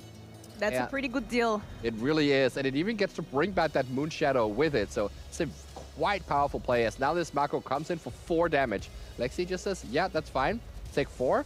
Now is there a counterspell for this Carnage? Of course, this is all face up now. Francesco heading to 19, and there is a quench indeed. Oh. Wow, so that, you know, I was talking about the quenches, whether or not they would be good in the matchup, but Alexei identifies that, you know, this Rakdos deck does have some 2-cost spells it really wants to resolve, maybe even some 3-cost with the case of Crimson Pulse, and they're not prone to keep making land drops. So this quench can't just be too important for this early game. As now Grand heads into the red zone, into a 2-2 Mako. So there must be a way to clear off that shark, you know, the pirate sharks. The gangly crew that Francesco has assembled here is being picked apart by Grand and all her wisdom. You know, Speaking of wisdom, there's a lot of lessons in the grave, so now all the spells are going to get some discount. Oh yes, well. exactly. Alexei doesn't have access to green, I believe, and there is Origin of Metal Bending in hand from sideboard. I said Origin is an interesting card to bring in for this matchup because there aren't that many targets, but just hitting a cool but rude can be the difference between you surviving at 2 life or dying at 2 life. So that seems like a heads-up play from Alexei here.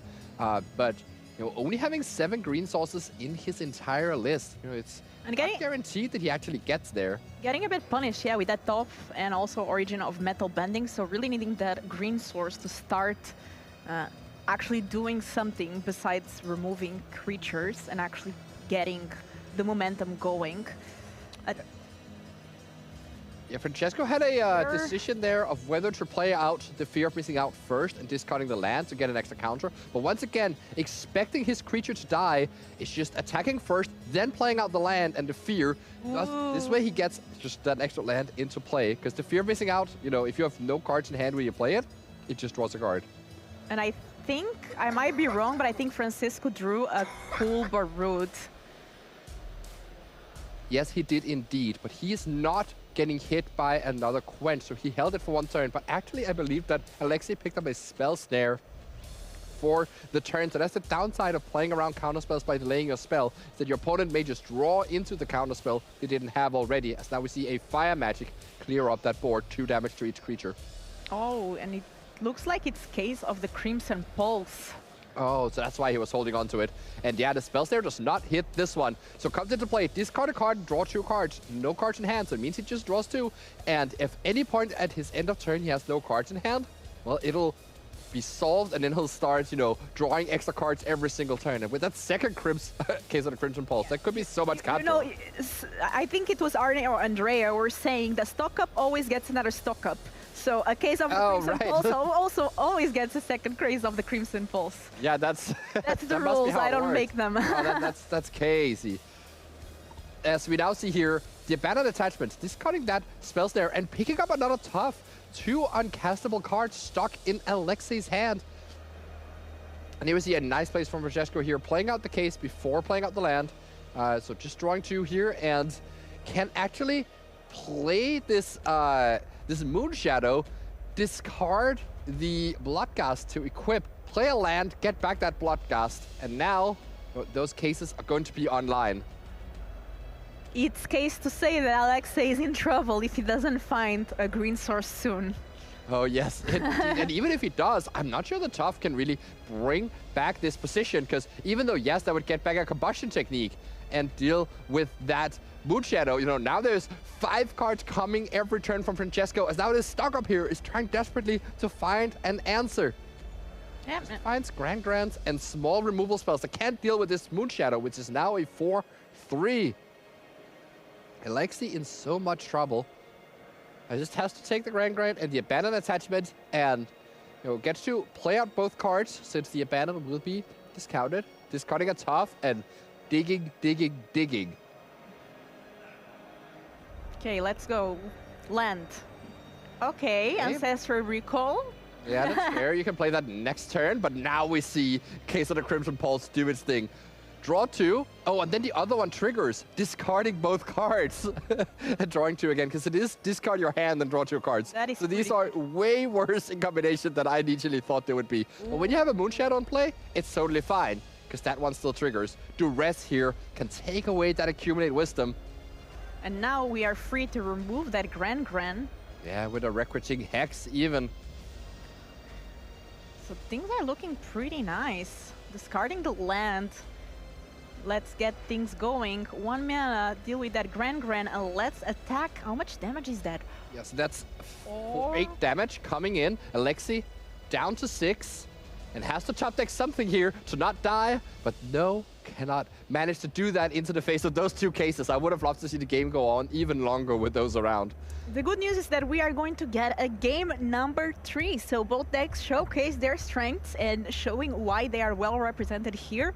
And now we are going to have a game 3 with the Temur lessons this time on the play. So first we have a sideboard here from Francisco. Simon, does anything change for game 3 or just same strategy as game 2?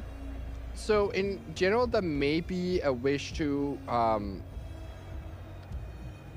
like have a bit more interaction on the when you're going to be on the draw. But the thing I probably would have changed if I were to change it was that I wouldn't have to rest when I was on the play, but would have it on the draw only. Stuff like this is something you can do if you feel like you're going to be too threat light for being on the play. But we saw Francesco had both Lantern and the Duresses in when he was on the play anyway, so I imagine that not much will change from this side. As we take a look at this deck here. Yeah, again, we haven't seen the Casey Jones come down yet, but the 3 mana 4/3 enters the battlefield, draw 3 cards. And then at the beginning of the next upkeep, discard 3 at random. That's one of the new cards from Ninja Turtles. Francesco's deck flush with those options. Yeah, I do wonder if Lexi may have other plans, but it seems like he was pretty well prepared for that Case of the Crimson Pulse. You know, we did see the Quenches and the Origin of Metal Bending in his deck to answer that. Of course, the Origin, you know, somewhat of an unreliable answer to it. He may actually brought in the Get Out as another way to answer the 2-drops from Francesco if he hasn't already, as that can counter both the Cool But Rude as well as any creature like a Fear of Missing Out. And we saw on game 1 how Tough really made the game for Alexei, but we also saw on game 2 that the lack of mana to being able to cast that Tough or any green sourced card really put a nail in the coffin, let's say, for Alexei plan on that game 2. So, you know, there's drawbacks and good sides of getting that 3rd color in. Let's see what happens during game 3. That's exactly. That is a There was, some Lessons players were flirting with this team version at some points earlier this year, but they mostly decided to play against it. But that was with the Artist Talent Monument version of it, just saying that the mana base payoffs are not good enough. But when you get to play Stock Up in your deck, your mana base just automatically gets a lot better as you start off with a Grand getting killed by Recruiting Hex and the green mana already unlocked for Alexi Polo. He now plays a Riverpire Verge. So actually he has, just passing with blue and red mana up here. But as soon as he plays the Steam Vents that I believe is sitting in his hand, all of these Verges get unlocked. Heading over to Francesco's turn 2. And Francesco that took a mulligan, now playing that Soul Guided Lantern there, exiling the Grand, playing a Multiversal Passage for red, tapped, and just passing the turn. I believe there is a Casey in the hand for Francesco here, but Alexi is taking this time. You have nothing to do on turn 2? Perfect. Then I get to play Stock Up and refuel the hand here, setting up for whatever he may need. And yeah, this Origin of Metal Bending can certainly help answer whichever problem Francesco wants to present. Francesco now, turn 3, does have access to mana. Yeah, so it's interesting here. You could just run out the Casey, but it's not that good if you don't have a discard outlet in play yet, because it's just got to draw 3 and then discard 3 at random. So it's essentially just a 4/3. But if he hits something like that Flamewake Phoenix in his graveyard or draws into a Bloodghast and discarding those, it actually still creates some value that way. So Casey Jones here coming in, 3 mana 4/3, and now the game has really started. Okay, 4 mana now for Alexei. This time, I believe, with green sources available, taking care of that Soul Guided Lantern. So really prioritizing here, having access to the graveyard and getting those lessons. Yeah, so he doesn't actually have a payoff for the graveyard yet, but he just knows that this opens up his future so much. As now we get to see some die rolling. Discard 3 random cards from my hand, please. It's gotta be a 1, it's gotta be a 6, it's gotta be a 5. Oh, I guess that's a reroll. That's a reroll, okay. And it's gonna be another 1 here. So these 3 cards discarded. Is there a Flamewake Phoenix among them for the full value from Francesco? Casey, no Phoenix discarded. It was Bitter Triumph, land, and a second copy of Casey Jones. So the gambit has not worked out here for La Torre. Flame Awake Phoenix in hand, not in the grave, but there's that fear of missing out. Oh, and here Francesco is playing that fear before playing his land drop. Means that this fear can get countered. Yeah, now we just have to play the land, but maybe this was just bait actually, and what he really wanted to do was resolve this cool but rude, as he now gets to, whenever a creature attacks, you discard a card and draw a card. That's the way he got the Flaming Phoenix into the graveyard and got this cool but rude onto the board. Not many answers from Alexi's side, and once this cool but rude levels up, it'll start just dealing direct damage to Alexi here. So Alexi really needs a way to answer that Casey Jones so the Flamewake Phoenix can't come back.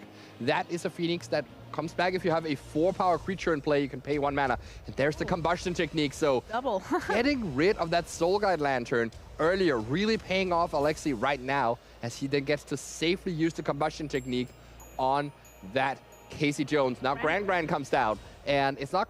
Oh, it is actually online already. So yeah, just safely gets to pass the turn even here. Duress. Okay, there is the Duress from sideboard. And when my opponents counter me, I'm like cool but rude. So that's the perfect answer that Francisco had for that point. Yeah, you're always cool, but then sometimes rude, Yeah, that's the perfect answer for any counter spell. All right. Do you also throw pizza at your opponent? Yeah. Ah, okay, that is rude. But cool. It is pretty cool. Yes, I agree. Okay, so now see here, Casey Jones gets taken down before we go into the combat phase, and that Flaming Phoenix can trigger. Now I wonder if Francesco is just running out this carnage, bringing back that other Casey Jones from the graveyard for, a lot of value. And yeah, that is exactly what he's doing. Sadly, the case has not been leveled up yet, so you won't get the 6 damage from discarding 3 cards at random, but does draw into a land here and gets to play the Duress. Take away one of these Firebending Lessons, and yeah, now only 2 cards get discarded, so that no was random value. cards, yeah. So we do have, speaking of value, let's draw 3 cards for 1 mana. Whoa, that was Standard. a top deck and a half there. Accumulate Wisdom, drawing 3 cards for when you have enough lessons in the graveyard. And there are the tools here to deal with things. Remember that the way Carnage works is that the Casey Jones is back into play, but once it deals damage to Alexei, it's going to die. So Alexei can just take the 4 damage and get rid of it that way. It's actually in no rush to kill it, but no, just clears it off. This means that he does get a looted Grand and digs even deeper towards the cards he needs. Discards an abandoned attachment. That is not a good sign when you're Francesco. You do not want to see your opponent discard that. These 2 cards get discarded to Casey's reflexive trigger. You know, even though Casey is gone, she still triggers in the upkeep here. And the cards are going to be gone for Francesco. Can maybe just level up that Cool But Rude. Yeah, I think Mako was the draw there, so... Yeah, it's not too bad. You could level up the Cool But Rude and cycle the Mako into something better, dealing 2 damage. But this game is kind of slipping away, and Francesco needs to discard so many cards to make this happen. Let's see here. Cycling for 2 mana. You take 2 and draw a card. Not showing us the card. Oh, so there's the stock up here. Oh, the value. And this is where the lessons deck start going off. You just are bound to find whatever you need to find. And there are so many answers. Well, he only has 1 copy of Origin of Metal Bending in his deck right now. We actually haven't seen any Storm Chasers Talents or Boomerang Basics, and I wonder if Alexei has bought out many of those cards for this matchup here, so you can't even Boomerang away that Cool But Rude. And if Grand is dealing just 1 damage a turn, well, you could actually still get burned out from 14 over the course of the next few turns if Alexei is not careful. Of course, he has many answers to creatures, but you know, what does that help if Francesco has other ways to cycle through his cards? 2 cards in hand. 1 is a land. The other one, I believe, is a Bitter Triumph. It looks like that exactly. So I guess that's another way you can trigger the Cool But Rude, but then, of course, you are completely out of gas. There's also level 3 on a Cool But Rude that whenever it becomes level 3, you search your library for a card, put it in your hand, shuffle, then discard a card at random. Yeah, that's another way you can enable these discards. And so I think Francesco is thinking about what's the highest value thing to get at this point. You know, with both of the Casey Jones gone, you know, that would actually be one of the better cards to get, because Casey Jones is 6 damage, right? But we'll see here what he can search out. What would you get? His deck. Yeah, maybe just a Fear of Missing Out, something that can just keep the flow going. You can also get the Case of Crimson Pulse. That's even more card draw. It makes a lot of sense to just get the case here and pray that it doesn't get this card. Notably, getting, like, you know, the Fear of Missing Out would have just getting spell snared. So he's just getting a 3-cost card here. But yeah, now is the chance. Is this getting discarded here? Roll a die. 1, 2, 3. Do you hit the case or not? 6. What is it? Oh, it's a land. Oh. Right, 2 damage to Alexei. Down to 12. Now the case comes down. Looking at that graveyard, so... Even down to 10 for some reason. Do we play the case? Yeah, I think so. He is thinking if he should hold it for next turn to play around Quench, but no, you just have to go fast here and make sure you get there before Alexei does anything. 2 more damage to Alexei that way from the case. And there's another Cool But Rude in hand here, which, you know, that's a lot of damage. Now you don't need to discard very much. And of course, the Case of the Crimson Pulse, once you are hellbent, and which means no cards in hand, it gets solved, and then you start, you know, discarding your hand every turn. So that's an easy way to enable these discards. And this Grand, you know, like, she's also cool in her own way, but she's cool but slow. Tough, on the other hand, is not like that. So that's actually a huge card here that can enable Alexei to potentially finish the game before the burnout will happen, or even just recur that Origin of Metal Bending. That's actually a huge top deck. Deciding here what to get from that off. There's the accumulated wisdom. There's also the metal bending there. No green mana to play this turn though, so Alexei would have to wait for next turn. And going for that, so just, you know, having a way to deal with the case. Playing it safe here. Is there another way to discard from Francesco here off the top? Play out that second Cool But Rude, a haste creature. I guess would in theory be quite good, like a Bloodghast, but the issue is of course that they can get killed. So Didn't quite work. There's a Bloodthorn Flail, but that one needs a creature to equip to. So we see the second Coolbot Root get spell snared. So not resolving there. But yeah, Francesco may as well just play out this Bloodthorn Flail, because that will solve the case of the Crimson Pulse, and now you get to start drawing cards. But of course the issue is, you know, there's an Origin of Metal Bending that will just kill off that case. So maybe that's not even the best line you have available. It does mean that your future top decks, like Fear of Missing Out, for instance, won't trigger and deal Alexi 2 damage. So that's actually a big conundrum here from Francesco. Do you hold on to this Flail or not? Normally you would just always play it out and, you know, get your case solved. But knowing that it's just gonna die anyway might cause some trouble. I think this makes a lot of sense, because from Alexi's point of view, now he probably just has to kill the, like, now there's two problematic permanents, whereas if the case wasn't solved, you could maybe just kill the Coolbot Root and didn't go from there.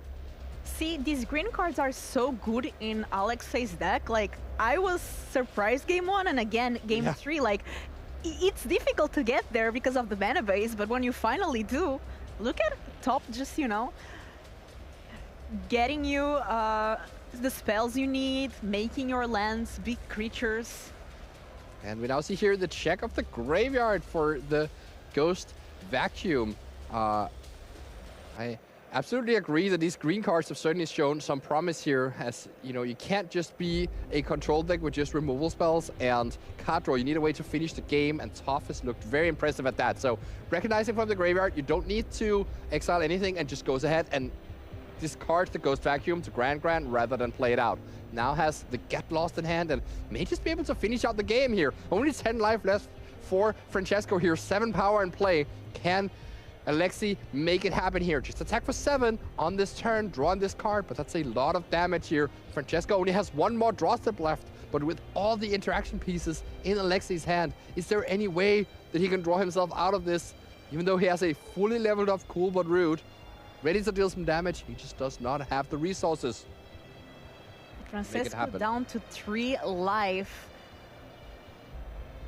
And I don't think that's going to be enough. With the Flamewake Phoenix here, it is a haste creature. You know, you can equip the Flail. That's 2. If there's literally nothing in Alexi's hand, this would work. Because you could equip the Flail, that's 2 damage. Attack with the Phoenix, that's 2 more damage. And then from the trigger, and then 4 damage from the actual attack itself. But no, there is removal, and Alexei takes the game here with Temur advancing now at 3-0. So starting the tournament really well here. Ecstatic. So happy to start off the tournament at 3-0. Alexi is a crusher of these events. You know, he's a previous arena champion as well. Got 9th place at a world championship. Alexi is no stranger to the spotlight, and the spotlight, especially talking about Spotlight Liverpool, where he of course won, you know, just less than 6 months ago.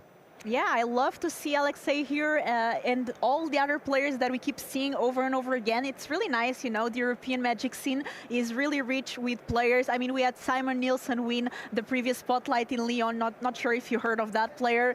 Yeah, no, I've checked him out. Yeah, he's okay. So we do have a lot of talent here in Europe, so lovely to see. Congratulations to Alexei to advancing now 3-0, getting 1 step closer for that day 2. Just as a reminder, this is the regional championship in Turin. We are playing standard 8 rounds today. Players need 18 points or better to advance to day 2. That's 6 wins or better, or 5 wins and 3 draws, I guess. Yeah. And then on day 2, you're going to play 6 rounds of Swiss, and we have cut to top 8. Players really want that top 36 to get an invitation for the Pro Tour. Secrets of Strixhaven, which is going to happen in the end of April in Las Vegas, actually beginning of May in Las Vegas. And you're going to be there, right? I'm going to be at that Pro Tour. I qualified when Simon Nielsen won Spotlight. I guess I can't keep that illusion up anymore. But no, yeah. So I'm ready to battle in Las Vegas, and that's exactly what, you know, the players here in this room are battling for as well. Do we have another round coming up? Yes, we do have another round. So we are ready here for our feature match for round number 3. So let's take a look what decks and players we are going to see. Another one. So we keep the magic coming. It doesn't stop. Yes, exactly. And what we see here is Pascal Werkman playing the Temur Harmonizer deck that, you know, we saw get 2nd place at the Pro Tour. This is a very exciting combo deck that tries to play, you know, the Mindform Harmonizer is also played by landfall, where the idea is that you just like play your lands and double the power of your creatures. In this deck, you actually try to combine it with full board, which say when you warp it, you get +3/+2 trample and haste. And so if you combine that with a fetch land, well, you make it 7 power, then you play your fetch land, that's 14 power, because you double it, and then you crack your fetch land, and it becomes 28. So this deck can kill out of nowhere. The rest of the deck is set up with card draw and alternative win cons. 2 Wistfulness in this particular version. It's not something we always see right there. The opponent is Jamie Walsh, playing actually the deck that won the last Pro Tour. So this is a replay of the finals of the Pro Tour here in round 3. Both of these players being inspired by Christopher Larsen and Tony Portolan. Christopher Larsen won with this deck, the Mere Excruciator. The whole point is to get that Excruciator into play. It's going to remove all of the libraries except for the bottom 6 cards, and then you win the game by forcing the opponents to draw 3 cards with your Insatiable Avarice so that they deck out before you do. It's a very cool deck. It has a lot of like alternate game plans. It can do the Superior Spider-Man to copy Deceit and get both triggers on turn 4. And also just chock full of card draw spells and discard, and can really control the game if it needs to. So here we see here, that's Jamie Walsh against Pascal Werkman. Both 2-0 as well. Yes, indeed. I actually have been playing this Dimir Excruciator deck in Arena. That makes sense. It's like so much up your alley, right?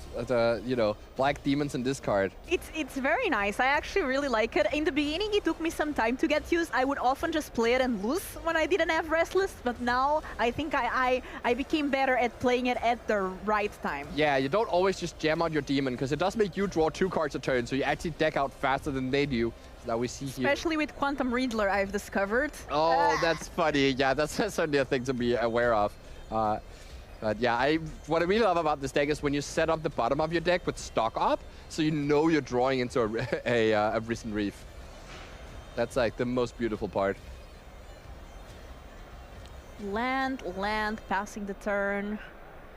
And these decks maybe not as fast as decks that we've seen before, like the Rakdos. Well, the Harmonizer deck can kill turn 4 with its best draw. So, I wouldn't necessarily say that, but they are probably going to be more temperate, especially against each other, because they're both decks that have interaction and card draw, and they're going to try and set up for their combos in each of their own ways. For Jamie here, it's going to be very important to keep up some of his instant speed removal, which is 2 copies of Bitter Triumph. I believe there's one in hand, as well as Shoot the Sheriff, because they're going to be able to interact with the combo from Pascal. Pascal needs to find a way to grind through that or potentially access some of his alternate win cons, like the Ice Steel Explorer plus Earthbender Ascension engine that we see from the Landfall decks. There's also a few copies of each of those in this deck, just to act as a way to win against removal spells.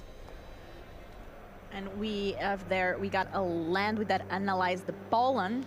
Yeah, so Analyze the Pollen, a way you can search up a combo piece, but it can also just help set up your mana base here. The mana base in this Teamer deck is not the greatest, because you need enough basic lands to always be able to fetch, but you're also a 3-color deck, so that is quite tricky. As now we see here, Jamie starting the game off with the first real spell. Is it a stock up?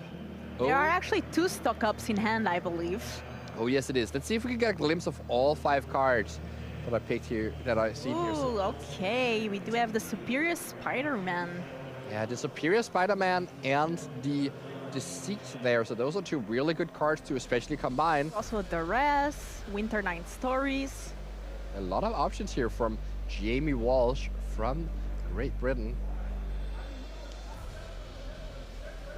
And just going to take exactly those 2 cards, chucking these 6 on the bottom of the deck, or these 3 on the bottom of the deck, and now he will know if he plays a Excruciator, he'll know the 3 next cards he draws into. I think that is just so cool with this deck. It has no ways to shuffle the deck, so you just know the card you put on bottom with stock up, that's what you're getting after your Excruciator. I love that. It's another reason why this deck is so consistent in winning games. I really like watching it in the Pro Tour. Yeah, it was very fun Pro Tour to watch. There was just so much stuff going on and completely unexpected decks. But now these decks are, expected and prepared for, but they're also, still existing and getting fine-tuned by the players. As we now see here, Earthbender Ascension from Pascal Werkman. This is his plan into these removal-heavy decks. You know, he'll get to search up lands, and as long as he keep making land drops, well, he can start putting counters on his creatures. Of course, this deck doesn't have many creatures, but you know, eventually that could become a threat, especially in conjunction with a Mightform Harmonizer. You know, could potentially threaten that they kill the Harmonizer, but then you just fetch in response and pump up your forest that's Earthbend right now and kill with that one instead. So this is presenting, you know, a little bit of a different problems here. But first, it needs to get to 4 counters with that Earthbend Ascension. Jamie now going into the 4th turn, playing land for the turn, going to have access to 4 mana. But before that, tapping 2. So this is probably going to be a Deceit, I would imagine. It's a good turn to play this one out now, see what's up, what Pascal is working with. You still get to keep up your instant speed removal to be completely safe. The next turn, he could play the Spider-Man and get both modes of this Deceit. And there you see, there is indeed the full bore and the Harmonizer ready in hand. So, you know, if Jamie Wallace had just, let's say, tapped out for a Spider-Man, he would have died. So it's very important that you play this matchup so carefully. Make sure that you know, keep your removal spells up. This Deceit here is, of course, going to disrupt a bit. But I wonder if Jamie is going to just take away that stock up and leave Pascal with the full combo, passing with 2 mana up. Pascal, of course, knows that, well, if he didn't take away the combo, he must have an answer, so can't actually play it out yet and still has to be careful. And it's going to be a very interesting game here. Playing Swarm for the turn, passing with 2 mana open. And as you said, Pascal, now knowing you took my stock up away, so for sure you're going to have something like a Bitter Triumph, which Jamie does have. Does have that indeed. So Pascal can still choose to just play out the Mightform Harmonizer just to like bait out that removal spell so that he can top deck a Harmonizer in the future. There's certainly a lot of value to just getting the card out of your opponent's hand.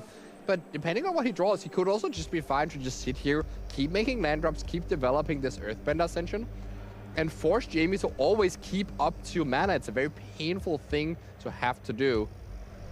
Attacking here with the land, playing Escape Tunnel. That means that now that Ascension has 2 counters on it, it needs 4 to start pumping the creatures and giving them trample. So we're still a bit far from that. So now we see here the Excruciator being picked up, and so I wonder if Jamie is going to just copy this Deceit right now and take away that Harmonizer, but you do risk that Pascal just draws, you know, the missing combo piece again, and you die on the spot. The alternate play is to play a stock up here and still pass with 2 mana up, using the stock up to try and find another land so that you can next turn go for the Spider-Man play and continue to just keep up 2 mana every turn. Let's see here what Jamie decides to do. 4 mana, and we are going to see Spider-Man right now. Superior Spider-Man. Yeah, it's even better than Spider-Man. It's a Deceit. And so the way this works is that he pays black, black, and blue, blue into this, so he gets to both bounce something and take something away. But he cannot actually be a land, so he it has chooses to to be not bounce anything. The only thing you can really bounce is that Earthbend or Ascension, and do you really want to do that? No, you just give it extra ETB trigger, so this actually makes a lot of sense. You just take away that Mightform Harmonizer. A big reason for why Jamie is doing this, yes, he leaves himself vulnerable to a Harmonizer top deck, but if he didn't do this, he would leave himself vulnerable to a Spell Snare top deck that could counter that Bitter Triumph. So, you know, it's kind of a damned if you do, damned if you do situation, but Jamie went for the play that develops a 4, or I guess he still has the Duress maybe in hand. No, he does not. That develops a 4/4, which can then start attacking, and I think that has a lot of value in this matchup as well, that you get them dead, because eventually they'll be able to assemble a combo around the things you're doing. Yeah, exactly. And that Earthbender Ascension has now 3 counters on it. Pascal here with several options. Jamie is tapped, so really wanting to take advantage of that. Yes, exactly. This would be the perfect turn to draw your Harmonizer, copy number 2, but no, Pascal does not have any of that sort, and may just be stuck on lands here in that full bore, which is not exactly inspiring any confidence. You can play your land, and that does trigger the Earthbend Ascension, putting the force up to a 3/3, and you can start attacking into the Spider-Man or the Deceit, because, well, you have full bore as a combat trick. You know, just Just as intended, the full board does have other uses, but no, he drew a Wistfulness here and gets to play that out here, but I don't believe he has double blue. Oh, he does. That's 2 items. Okay, impossible to tell with these basic lands. So he gets to draw 2 and discard 1, and that's a huge top deck here, because that's something that can wear those counters from the Earthbend Ascension very well as still provide some value and dig towards the Harmonizer. This may even force Jamie to use that Bitter Triumph on something that isn't a Harmonizer. It's not really what he wants to be doing. Discarding the Burst Lighting, playing a land, a mountain. And I love this here from Pascal. He's diversifying his threats and putting the counter onto that Earthbent Forest rather than on the Wistfulness, knowing that he just wants to keep presenting different things. So if the Wistfulness dies, well, then the Forest may become a problem. If the Forest dies, well, then a Harmonizer top deck could become a problem. That's a smart choice, especially against a deck like Jamie that does have a lot of ways to remove creatures with those Bitter Triumphs. And now we do have stock up. Let's look at the top 5 cards and I already see a Superior Spider-Man. Yes, there is indeed. And there's also a Shoot, the Sheriff among those cards. So he could just grab both of those, but it's also quite lacking a land here. And may just grab the Shoot, the Sheriff, and a Surveil land here.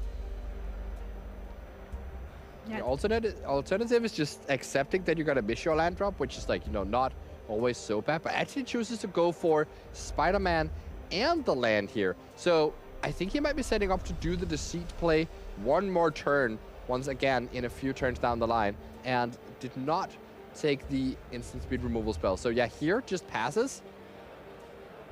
And now next turn, potentially gets to play a Deceit to just bounce or discard something, and then the next turn after that goes for the Spider-Man. So this is a play that Jamie makes to look far ahead into the future. And that Spider-Man is not something that's being picked up just to play right away. Yeah, I like the way that Jamie has been playing this deck. Now we do have stock up on Pascal's side. Let's look at the top 5 cards and choose 2 of them.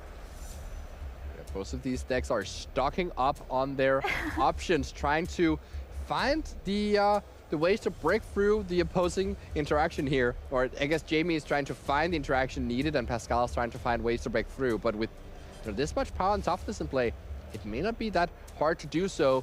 A Ice-Tail Explorer would be quite a threatening card to play right here, because you could replay a Fat Sand from the graveyard and generate a lot of counters in conjunction with that Earthbender Ascension.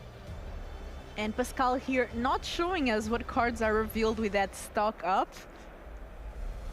So we don't know if the pieces of the combo are already in hand. We know about the full board. Yeah, Jamie is much more much more generous when it comes to showing us cards. Which is nice. We get to compensate from that angle. But it's also nice to have some mystery on the other side. It's like, does he have it? Yeah, we do love it. It's easy when we know, right? We do love a good mystery here, as now, another land drop here, the forest keeps growing, and Pascal can actually just attack with both here. That's 10 damage coming on in. And I wonder if Jamie's actually just going to trade off that Spider-Man with the forest, or at least attempt to, hoping that there's no full board being played as a combat trick. So a 6-5 and a 4-4 attacking.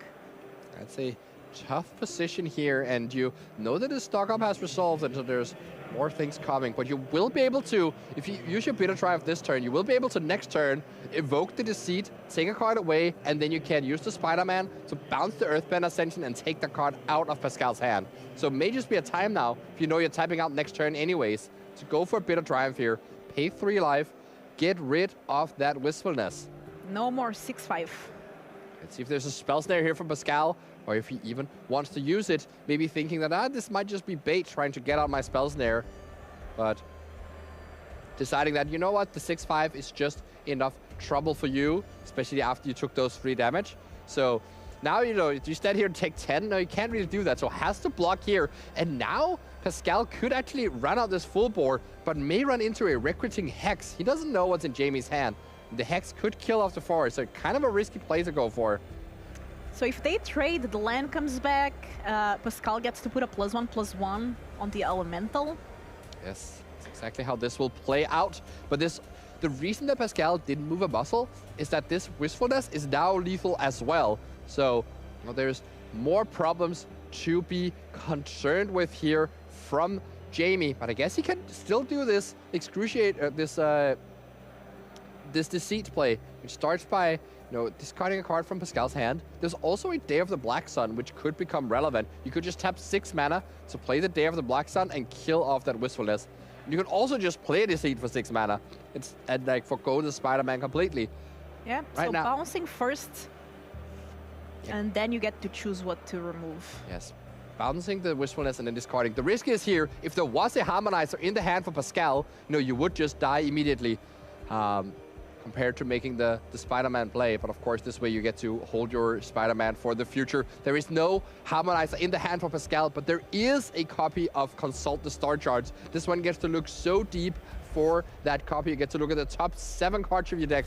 And if there's a Harmonizer in the top 7, you will die. So Jamie here might have to take away that Consult the Star Charts to preserve his own life, but that leaves that Wistfulness alive and kicking. Yeah, not an easy choice there. So let's see what Pascal decides to do now. That Wistfulness can also start drawing some cards.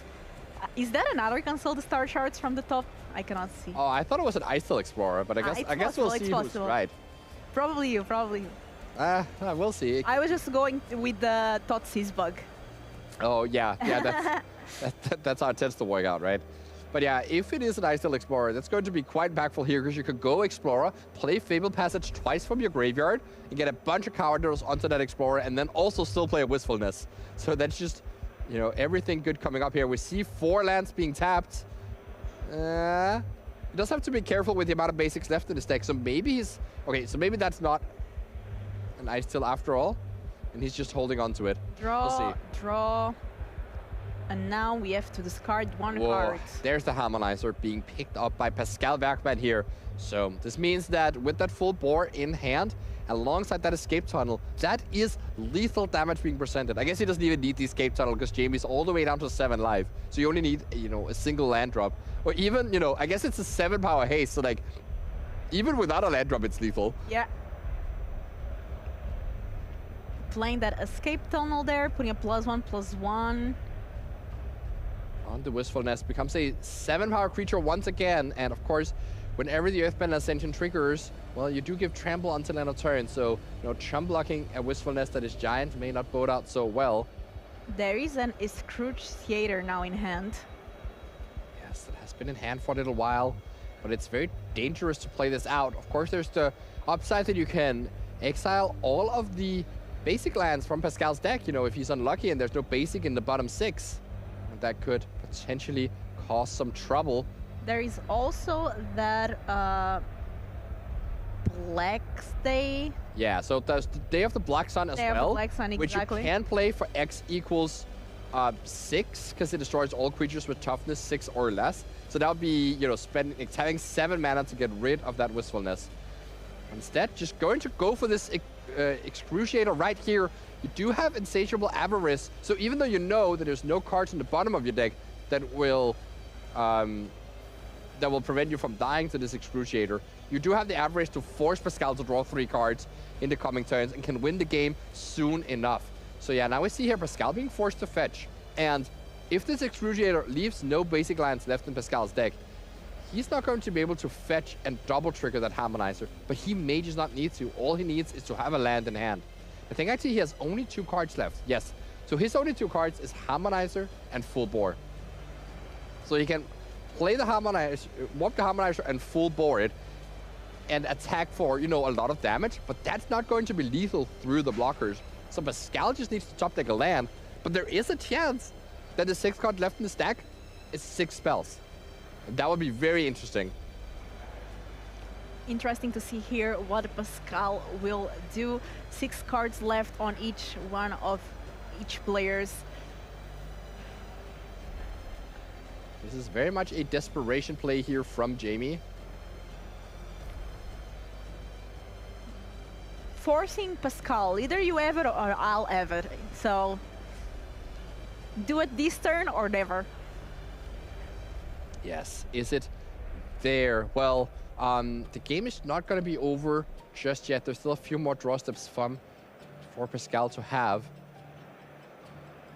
But he is drawing out of a rather empty stack here. So let's see what was drawn. Any land is going to be lethal here. Was that the pickup? And if he just plays out the Harmonizer, well, that's a good opportunity for Jamie to play the Day of the Black Sun and get rid of all these problems. 1, 2, 3, 4. Oh, it's an Isil Explorer. Maybe not. I can't keep doing this. It is an Isil Explorer. It's the one that I thought it was the Console the Star Shards, but actually you were right. It was that Isil Explorer. Yeah, and I also realized that Pascal had also had the Fable Passage in hand already, just had the land drops ready to go. So he's just thinking, how can I play around the Shoot the Sheriff? He's going to imagine that Jamie has that card in hand and see if he can put enough trouble onto the board anyways. So now he plays that Might from Harmonizer warped. So the full board here will make this one come in with a bunch of extra power. But he's going to start by targeting this Wistfulness and make the Wistfulness into a lethal trampling threat. And then going to play a land again, targeting the Harmonizer and making that one into a lethal trampling threat. And then no matter which creature that Jamie targets, he'll be in trouble. Okay. So that's also the mill trigger from Isil Explorer, of course, important when you have this few cards in your deck. Yes, very relevant here. So now we see the full board. So this Wistfulness is going to be, is right now 18 power, and there is, let's see, 11 toughness in play. So the Wistfulness is lethal through a double block right here. So now we see the Escape Tunnel being played. And first, the counter is going to be put on that Might from Harmonizer. Then in response to the power doubling targeting itself, you're going to full bore it. So that is going to make this one, well, not quite lethal, I guess. So if there is a removal spell in the Wistfulness, Jamie could have actually survived, I believe, because that's a 16 power Harmonizer, and he would go to 2 life if he double blocks. Yeah. But yeah, it seems like the mill trigger from the Isil Harmonizer or the Isil Explorer was missed there. Yes. You also pointed out. Of course, it doesn't actually matter in the game because Pascal is just going for lethal. But if there were a removal spell, it actually would have had huge consequences because they would leave Pascal at 3 cards left in deck, and the Insatiable Avarice could deck him out. So this is just what's happening here. We have a judge coming over to check, and essentially what will happen, the way we handle missed triggers is that the opponent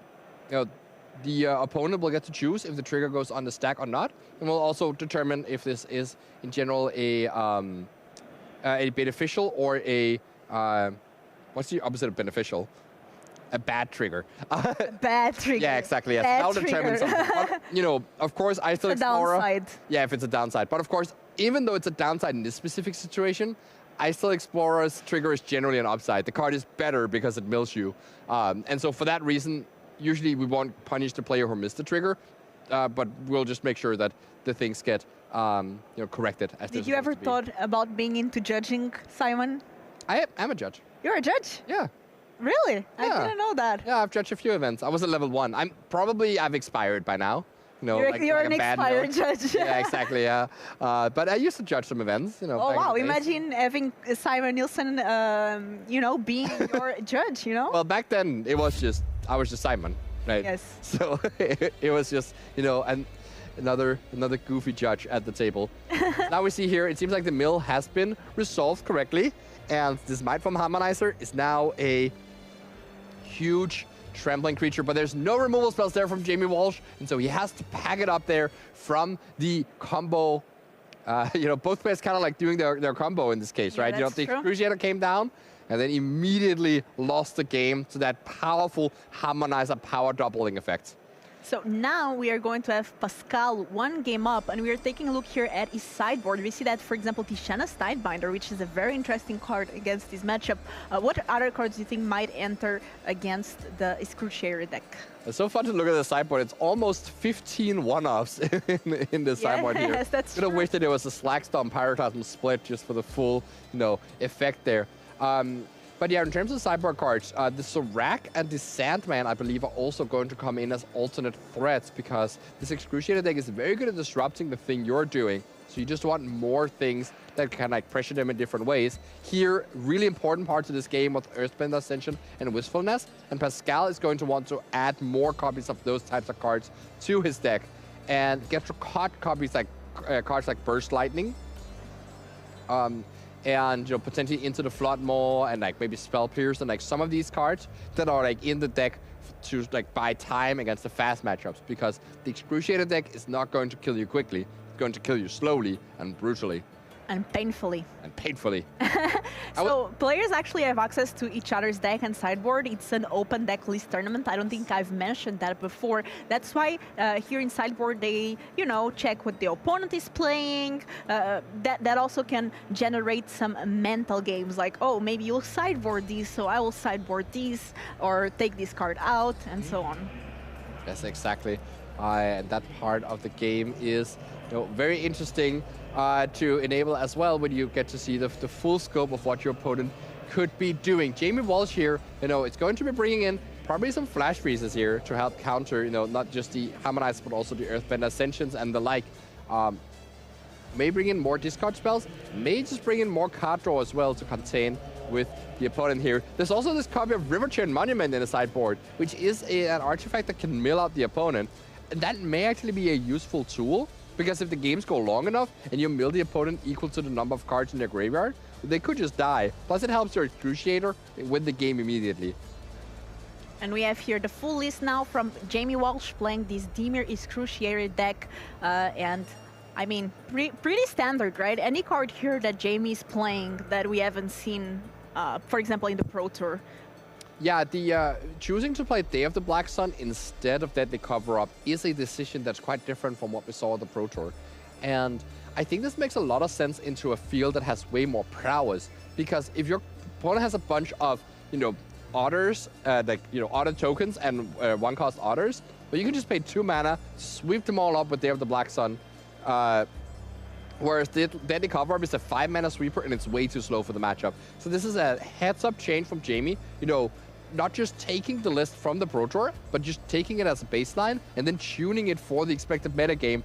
As the meta changes, the list are supposed to change around it as well. One thing I really like is that you can just evoke your elemental. You can take one of the combo pieces from your opponent, and then later you can Deadly Cover Up. You can use your Deceit to pay the extra cost, and you can just run your opponent out of win cons. Exactly. And for this matchup, I believe that Day of the Black Suns have been taken out alongside the Recruiting Hexes, so a lot of sideboarding being done for Jamie. But the Deadly Cover-Ups should line up very well, as you mentioned, into this matchup, as you could potentially strip away all the copies of Harmonizer and not have to worry about that anymore. Okay, so let's get a land there with Analyzed Pollen. So very similar game as before. Players are just setting up here in the beginning. There's going to be some stock ups. There's going to be some land drops being made. Okay, Swamp here. And we have that Quantum Riddler going to be warped and drawing 1 card, drawing another land. Yes, this is a nice sideboard option for this Excruciator deck to just engage in these post-board games that are going to be quite grindy. Now that neither player has dead cards in their deck, and the Harmonizer deck is way better at winning outside of the combo. I wonder how many copies of Full Bore are still left in Pascal's deck, because that's certainly something that he could shave on for this specific matchup. If you know your Harmonizer is always getting discarded, sitting with 2 to 3 copies of Full Bore in your hand can be a death sentence. 3 mana, let's stock up. Let's see what Jamie can find in the top 5 cards. Land, Deadly Cover-Up, Land, Superior Spider-Man, and Land. Right, so more lands for the already slightly flooded Jamie here, and may just have to take the 2 spells that are on offer here, no matter what they are, and that's going to be Spider-Man and Bitter Triumph. Bitter Triumph, yes. Added to this Good hand. removal spell. It's certainly not bad in this matchup, but it is way worse post-board when Pascal's deck is much more of a grindy deck. And, if the cards you kill, or something like a Surak, and Pascal immediately gets to replace the card, or something like a Wanjitong that has already drawn a card. Now, the removal spells don't line up as well as they tend to do in Game 1. I feel like it's a flashback from the previous game. Oh yeah, with the turn 3 Earthbender Ascension as well. Yeah, this is a very, very similar. The big difference here is, of course, that Quantum Riddler, which is going to provide more cards for Jamie. But if the question is he even feeling comfortable enough tapping out for that on turn 5? That's something to think about. If you expect your opponent to cut down on full boards, you may also be less incentivized to always keep up 2 mana. But that kind of incentivizes the Harmonizer player to keep in all the full boards to punish this play pattern. So it's going to be an Mental interesting games. dynamic. And Simon, Pascal playing there with the mismatch lands, and I have to say, one of those islands needs to be demoted because it doesn't look like an island. Yeah, this is, I mean, it's just, to me, it's just a blank land. Just a mana. Like, that's my opinion. If my opponent plays that land against me, I'm just not gonna, like, you know, allow them to tap it for mana ever. It does not produce blue. It doesn't produce anything. It produces pain and suffering is what it does. Second counter there on the Earthbender Ascension and passing the turn with 4 mana open. Right, so Pascal not playing into this flash freeze here. Jamie is trying to hold up and just very content. This is the power of Consult the Star Charts, that you just get to, you know, really punish these counterspell plays from Jamie, as you not only wastes his mana, but also get to develop your own card draw around the counter magic that Jamie is presenting, and maybe even get to waste the mana yet again. That's a very powerful thing to do when you play against some of these clunky decks that aren't just full of one drops. Is that if you can just keep like having turns where they don't get to spend all the mana they want, as long as you're also progressing in that meantime, you know, it's the advantage you get is kind of like it's really hard to like put into words, but what will happen in a few turns if this keeps progressing like this is that Pascal will be able to then unload cards from his hand, and Jamie won't be able to catch up because he has too many cards in hand that he can't cast. Like, he doesn't have the time to cast because the mana was wasted earlier. So it's a very, very interesting game there, and I wonder if Jamie was actually supposed to just play out this Riddler just to have something in play and not care about the combo so much.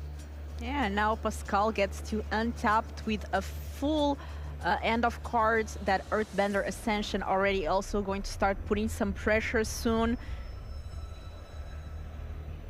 And we saw last game, when you put your opponent down to a certain life, you don't even need the combo anymore. That's true. Yeah, this Earthbender Ascension doing a ton of work here just with that land. Keep chucking on in for 2 damage. Fabled Passage, that is going to be enough to get this Ascension online. So let's get a basic land, put the 4th counter.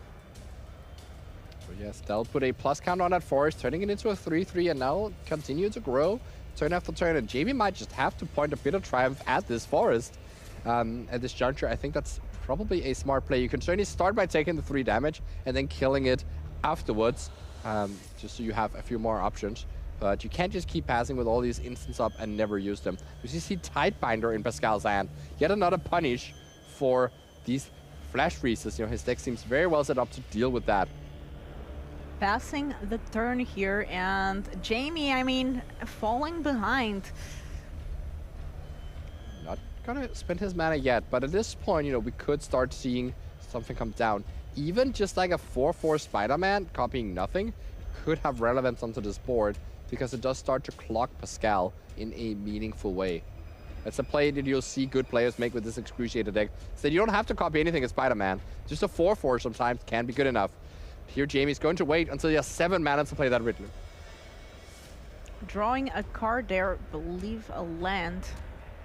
Well, Pascal's pretty happy to just keep making land drops here, keep you know, holding up that mana, keep stranding what Jamie is doing, of course, since, you know, both players are just doing nothing. Essentially, if nothing was happening on either side, it's good. It's not that beneficial for either player, because you just keep making land drops and keep, you know, and keep the cards in their hand. But because Pascal is also like threatening with this forest here and dealing damage every turn, it's quite a bit of a different situation for him, because he's very happy. If the game keeps going like this every single turn from now on, well, he'll win because Jamie will die. And so in that sense, he has the upper hand to force Jamie to blink first and do something, and then you can start unloading potentially some of your stuff. We actually see his hand has 2 copies of Harmonizer and 2 copies of Full Bore, so he's quite ready with the combo here. Double combo. Double combo. But just is going to be patient. There's no rush to do anything right now, especially if he expects that Quantum Riddler to come down next turn and Jamie to tap low. You could potentially try and go for double Harmonizer and then a Full Bore for a lot of damage. So this forest is rumbling on in. 4/4. Do we see the bit of triumph right now? Yes, Jamie is not wasting any more time. But because he didn't do it in the end step last turn, now has to do it before the damage is dealt. Otherwise, he'll start being too low. And this may give Pascal a window to resolve something. I don't think it really makes a difference here, but it's possible he could just play out a Harmonizer on this turn, for example. just play it out as a 4-4. But Just he's just pass going the to pass, point. yeah, with the Safe. Tidebinder up. Makes a lot of sense for Pascal here. Now we'll see if Jamie feels comfortable enough playing a Quantum Riddler and passing the turn with just a single Flash Freeze up. Pick up that Restless Reef, which is going to help if he ever finds an Excruciator at finishing the game, milling the opponent for 4. But That's already one in play, I believe, or even more. I think that's Water Graves.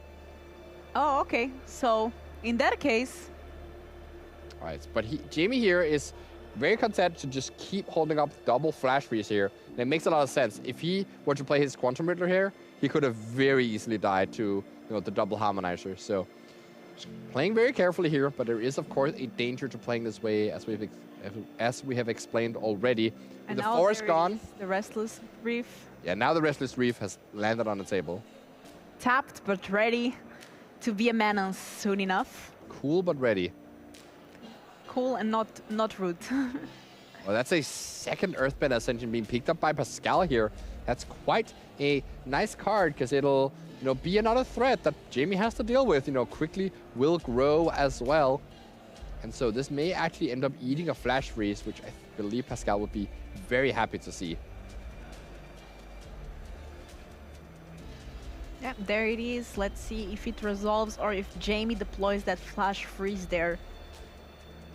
I do believe we see the Flash Freeze come on down right here.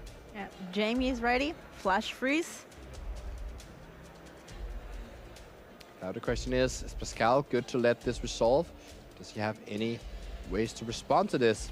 Or does he feel like this is a window to try and resolve a combo? But it kind of makes sense to just sit and chill for a little while longer. With Jamie at 12, you don't need the fetch land to combo, you just need any land drops. So if this Riddler comes down, the first Harmonizer next turn gets countered, well, you have lethal with that second one. And it seems like there's no other ways of interacting, no discard spells, no other instant speed removal. So Jamie may be forced here to just play out one of these Riddlers. Tapping low to do so. Let's see if Jamie decides to go for that play. 3 mana. Oh, he might be bluffing some more here. Yeah, just going. Okay, so the other line he can go for here is to play Insatiable Avarice and hope to draw into another piece of interaction. But instead says, no, enough is enough. I'm going to take this turn to deploy my Riddler, hope that I don't die, and then if I get to top deck, actually am the one with the clock. And potentially can, develop a second Riddler going forward and actually, have a way to threaten to finish this game. But Pascal is ecstatic to see this, knowing that he has, the Harmonizers and full bores in hand. I'm not, 100% sure he has 2 Harmonizers, but it certainly looks like it. And he will get to warp the first one, get it countered by Flash Freeze, and then we are clear to go with that second copy. So gotta make sure you tap your mana correctly. This teamer deck, is quite tricky with those sorts of things. 3 mana. We can warp that Might Form Harmonizer. Jamie could actually choose to let this resolve and try and counter the full bore instead, if he figures that there's 2 Harmonizers and only 1 full bore. Well, that would be a way that you could survive here. So it's kind of a tricky play, but it's hard to say. I would say the upside of countering the Harm. Oh, actually does let it resolve here, so it does decide to go after the full bore instead. Potentially also making Pascal, second guess if he should go for this. But now he has 2 full bores and is very comfortable going for this. Full bore gets countered. Second one comes in. Land drop comes in, and that's the power doubling of the Harmonizer. This is so much damage being dealt on this turn. I believe that Pascal can do, let's see, 9 and then double twice. So yeah, that's a lot of damage. That's like 36, 72. It's 144 damage being dealt on this turn. How did you make that math so fast, Simon?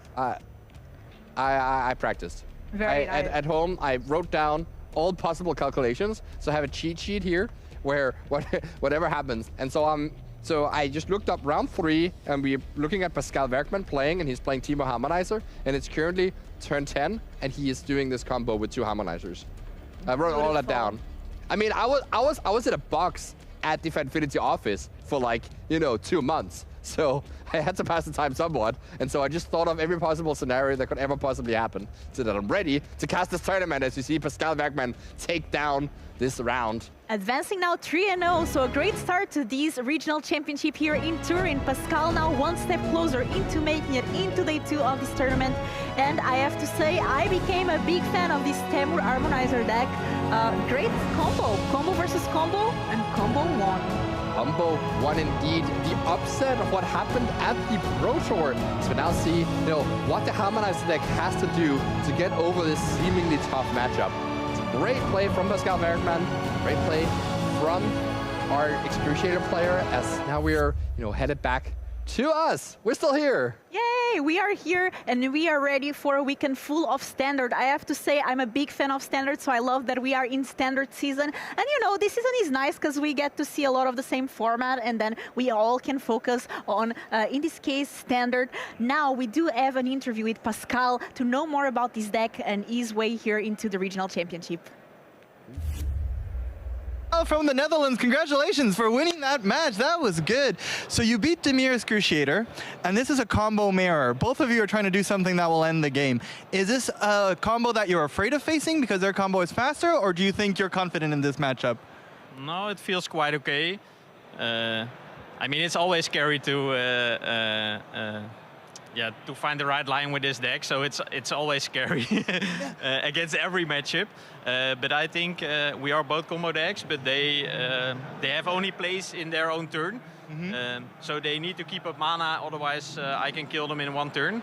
And if they do that, I can just play something that they don't want to counter or don't want to interact with, and they really don't have plays to do at my turn. So yeah, that feels like a really big advantage. I think you're very brave for bringing Excruciator because it's a good deck, but not Excruciator, for bringing Harmonizer because it's a good deck. Everyone saw it at the Pro Tour, and I think it's like the classic list that everyone's like, that is cool, brought it and played it wrong, and then couldn't win with it because it's a really hard deck to pick your right moment to blow people out with. So far, you've been doing pretty well. Is it because of your matchups, or is it because you've prepped a lot with this deck?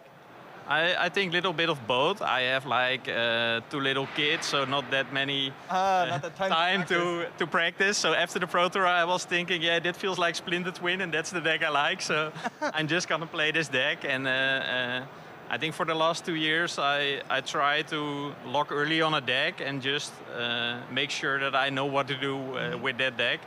And last minute changes are not that great anymore, so yeah, that's why I really liked it, and I kept winning with it on Arena, so you yeah, kept just it up. stay with it. So I'll let you go in a moment. I just want you to know, for other people that just saw Pascal win and was like, that was cool, what matchups are you looking to avoid with this deck? What decks are you scared of? Well, I think the Demir mid-range is like the most scary one. All the removal. But, yeah, and like the type binders are like really annoying, and the 2-drop that taps your man, they do everything at instant speed. So yeah, that's like really annoying. But with the new cards they play in Demir, it becomes a little bit better. So because maybe the deck is getting better, but the matchup is better for me, so that's also, like quite a good change. Demir's in a weird spot where the deck is getting slightly less consistent because a bunch of ninjas came out, and people see Kaito and ninjas and go like, we have to try a bunch of new things. So I think the deck is maybe a little less optimized than it usually is right now.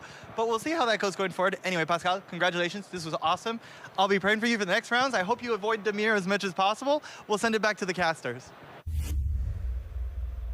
Welcome back to Regional Championship Turin. You just watched match 3, round 3, and here you have me, Andrea Mengucci, joined by Arne Uschenbeth. We're about to cast round number 4 of this fantastic day 1, 8 round of Swiss. We not even had the half of it, so a long day of magic ahead of us. Arne, are you excited to watch some Azorius Tempo versus Demir mid-range? I indeed am. I believe we do have Landfall on the other side. Demir midrange is our backup table, though. Yeah, Azorius Tempo is a sweet one, targeting also the Izzet decks, so sort of similar to Momo, which we saw in round 2. So Landfall, I think, is not the matchup, though, they want to play against. So it's going to be an interesting one to see. We don't have any blue-red decks. So for all the blue-red fountains out there, you have to delay to the next match. Blue-red is still the most powerful and popular combination in Standard, so you're going to see a lot of it this weekend. So we're just going to showing you what else is standard about. But first, we have an eBay live deck tap. We're gonna have some of them this weekend, and the sponsor is, of course, the stream is sponsored, of course, by eBay Live, and we have in front of us Pro Tour Pro Tour's top 16 competitor Sergio Garcia, who's playing Is It Spelementals, a deck that made its breakout at the most recent Pro Tour, Lorwyn Eclipsed, and yeah, it's just been on the map ever since. A very cool innovation to beat up on the green decks. Arne, is It Spelementals a good choice for this weekend? I think it will be a pretty decent choice. Good choice, yes. Great choice, maybe. I do like some changes here. 2 Spell Pierce in the main deck. I love Spell Pierce in this deck. It's a cheap spell to get into the graveyard and protects your big elemental. Spell Pierce is very good against Is It Lessons, which is one of the harder matchups for this deck. With free spells in there, 2 Spell Pierce, and a Get Out. We have like 6 ways to answer Artist Talent, and that is huge. And we also have 2 Abrades here, 4 Burst Lightnings, and a little new tech, Ill-Time Explosion, which is a card I played at the Pro Tour in my Is It Riddler deck. And here we see it as well with all these elementals. It's quite a sweeper. Yeah, it's crazy to see 3 copies of spells in there. You may think that's like a situational card, mostly just good against maybe Lessons, maybe Badger Mode Cup decks, but I guess Garcia Sergio decides that it's just a very good card overall. Yeah. And noteworthy, the Get Out in the main deck is part of a playset in the 75. Wow. There's 3 Get Outs in the sideboard. Sergio really banking on those, and they're probably, presumably, he really likes them against landfall, as Get Out almost hits everything that you care about in that matchup. Yeah, and you have some new enchantments joining standard with Cool Barood and maybe Dust Machine. Those are the 2 new sagas that are popped up in the Ninja Turtle set. A card that I don't see in the sideboard that I love is the Hydro Man. That's a card from Spider-Man that I think is so good in this deck because you have a lot of cheap blue 1 mana card, and it's so nice to just tap out in your turn, untap the Hydro Man, and then play, you know, as you can see, off spell, pierce spells in there, into the Flood Maw, like cheap 1 mana card. So it's sad that that card is not there. It's really one of my favorites. And but we have the players ready. Match number 4 will be on the way. As you said before, it's going to be between Azorius Tempo and Mono Green Landfall.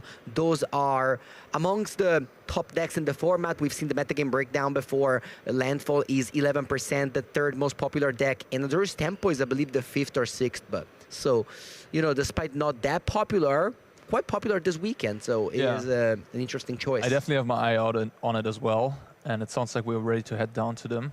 Let's go. The Azorius Tempo deck is also good against the Lessons deck, is also good against the Prowess deck, especially if it hits the High Noon. I mean, that's going to be huge for it. So it could have a breakout this tournament.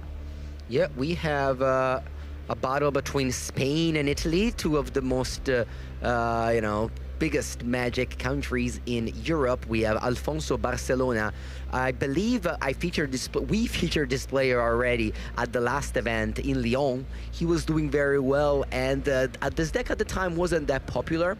Then the PT came, and I believe Zevin Faust had a 9-1 performance in Constructed and kind of put this deck on the map to the point where this deck is, you know, one of the most presented one. A few changes since. You see here Ajani Outland Chaperone, that is the 3-mana Planeswalker that kills a tapped creature on ATB basically for damage, and then just makes some value with the 1-drop. An interesting choice, maybe a card that, kind of a card of the past, power level wise, just like this Planeswalker that slowly hit the board with 1/1 tokens. Reminds me of Elspeth Knight Errant. One of the first Planeswalker. On the other side, we have Marco Sendeca from Italy, playing Mono Green Landfall. And this deck has a ton of cards from the Ninja Turtle set. We have 2 copies of Leatherhead Swamp Stalker and 2 copies of Mikey and Leo Chaos and Order. No copy of Michelangelo 2D11, which is another card that some Mono Green player are adopting this weekend. So again, lots of Ninja Turtle cards are hitting the standard tables. Yeah, as you said, Michelangelo is well a potential addition to this archetype. Mono Green Landfall really, maybe out of the top decks, the deck that received the most out of the new set. I mean, we look at Lessons and Prowess, there are no real new cards they're playing. Maybe some play Cool but Rude, we'll see about that in the Lessons deck. But yeah, Landfall receiving 3 new options, and the Letterhead is a scary card for any Lessons player to face as a hexproof 5/4 creature. Yeah. Talk about power creep. Alfonso has in High Noon a card that is fantastic against most of the blue-red decks, but a card that is not that impactful against mono green, right? Yeah, it can still be combined well with something like Avatar's Wrath to stifle your opponent, but it's not at its best. And we have Marco here who is able to untap with his Llanowar Elf, but not quite yet be able to tap it for mana in his first main phase as a Floppy's Runner takes it down for a turn or two. Let's see, so Marco really wanted to cast that Earthbend Ascension on turn 2, but instead is going to sit down for not a bad play. Badger Mole Cub. I think Alfonso is really looking for that third land, and he did find it. Ooh, Hollywood Fountain untapped. That is a card that wasn't there at... Leon.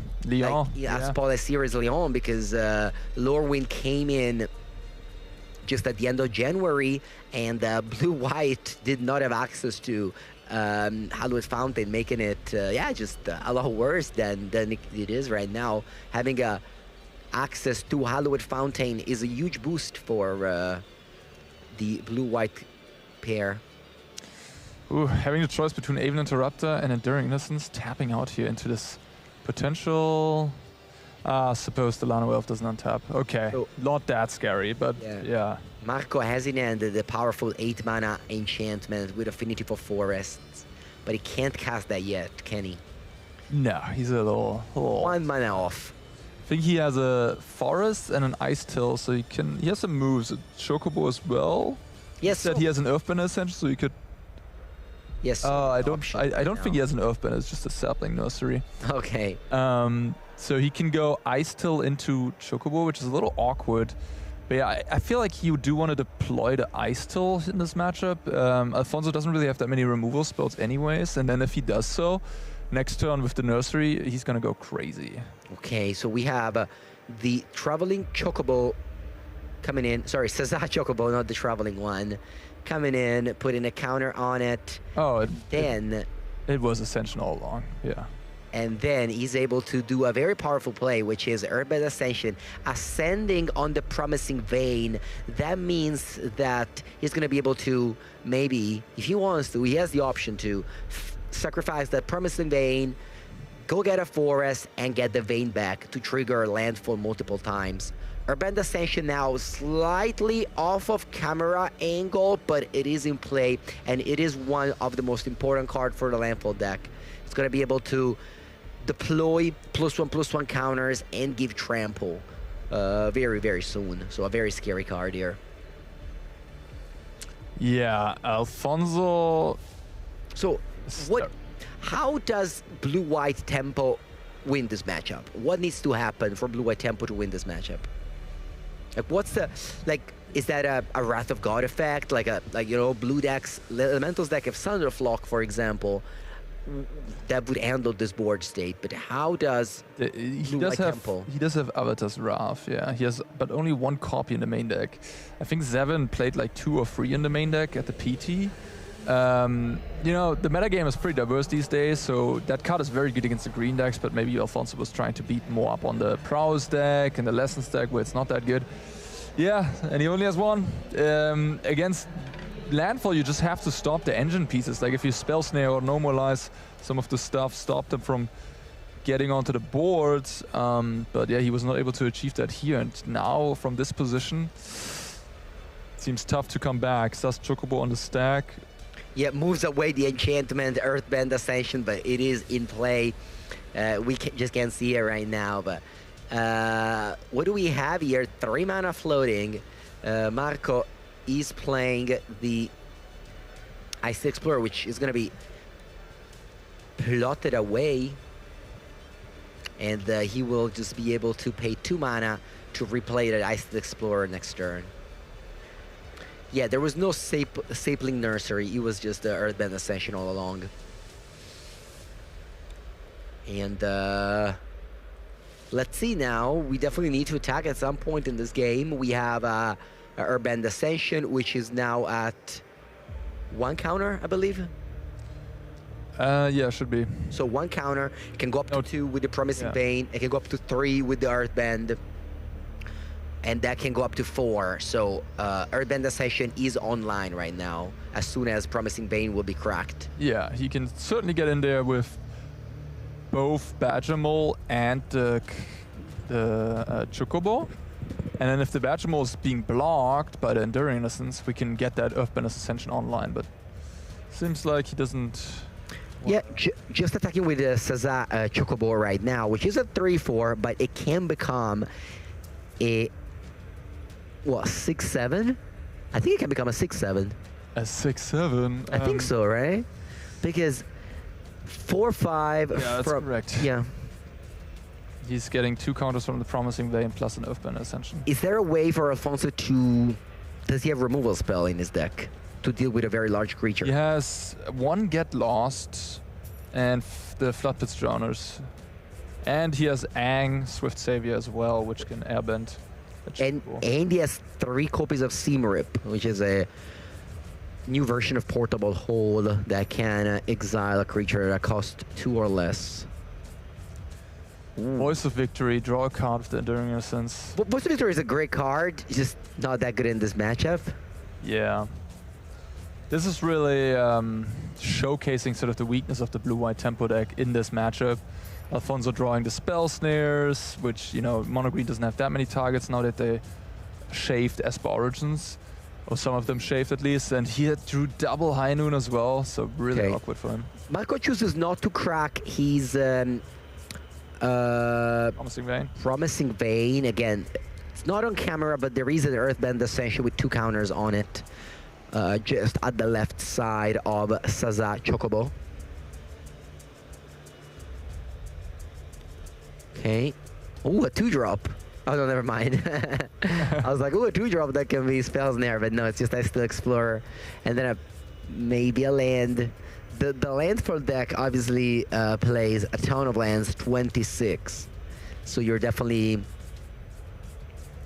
Your deck is built to not miss land drop, basically. Yeah, and he can just crack the Promising Vein here to cast, to get that from the graveyard again. All right. That card is gonna die. We have the Earthbend Ascension, sorry, Earthbend trigger and the Earthbend Ascension trigger and the mill trigger. Lots of triggers going on right now. This game is kind of gonna be like maybe a solitary mode of the Mono Green Landfall, kind of showing the power of the deck. What can the deck do at full power right now? Absolutely. All right, so first we put back the card, then we mill. I believe it's his triggers, right? So he's able to put them on the stack however he wants. Just stuff go on the stack and you just move the triggers. Or like you have the Earthband trigger, you have the Promising Vein trigger, and the mill trigger from Still Explorer. Well, the lands don't come into play at the same time. I think he does have to mill. But it shouldn't make a difference in this circumstance because he's already shuffled his deck. Okay, so we're milling 2 cards here. Oh, he made a mistake, I think. If you sack the Promising Vein, can you? Then the Earthbend trigger goes on a stack first.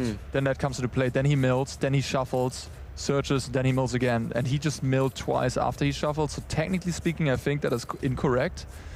But I'm sure he's not like, it's very marginal. The difference is so marginal. Yeah. But yeah, we have the Saz Chocobo coming in as a 6-7, another one that's smaller as a 3-4, and a few other creatures coming in as well.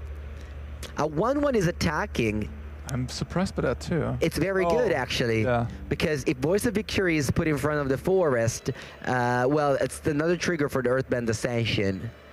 Which, because the forest dies and comes back. Okay. Yes, that's what's happening. The forest dies. And, yeah. Double blocking the 4. The Chocobo, that's a 3-4. So that's gonna die.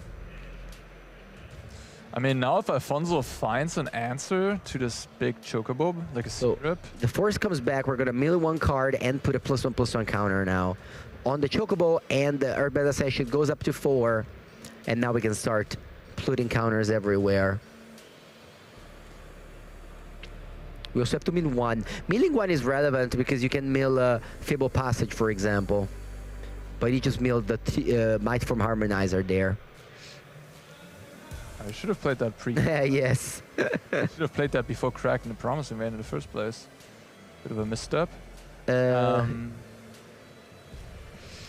Okay, on the other side, let's see what Alfonso can do. He has 6 cards in hand, but these are not the best cards.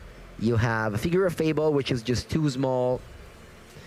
You have High Noon, 2 copies of High Noon.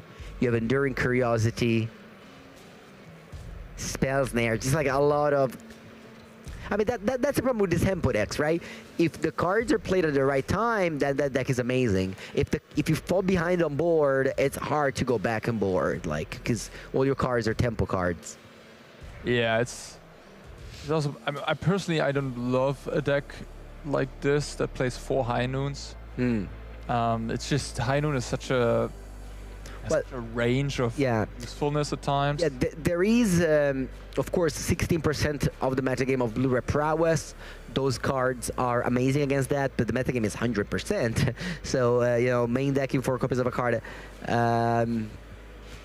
We see the mid-match handshake here for game 1. Game 1, Alfonso decides there's no reason for me to continue. My deck simply cannot overcome yours with my main deck tools, so let's just go to game 2. And this is a play that I love. Like, a lot of people don't acknowledge how important it is to just give up game 1 and move to game 2 and 3 so you have time to actually win the match. Because, of course, in Magic, if you win 2 games, you get 3 points, but if you only win 1, you know, if you get a 1-1, you only get 1 point. So it's really important to advance to game 2. And just acknowledge, okay, I lost this, let's move. And Marco has, of course, some tools, such as a playset of Melt Rider's Resolve. Do you think that card is coming in this matchup?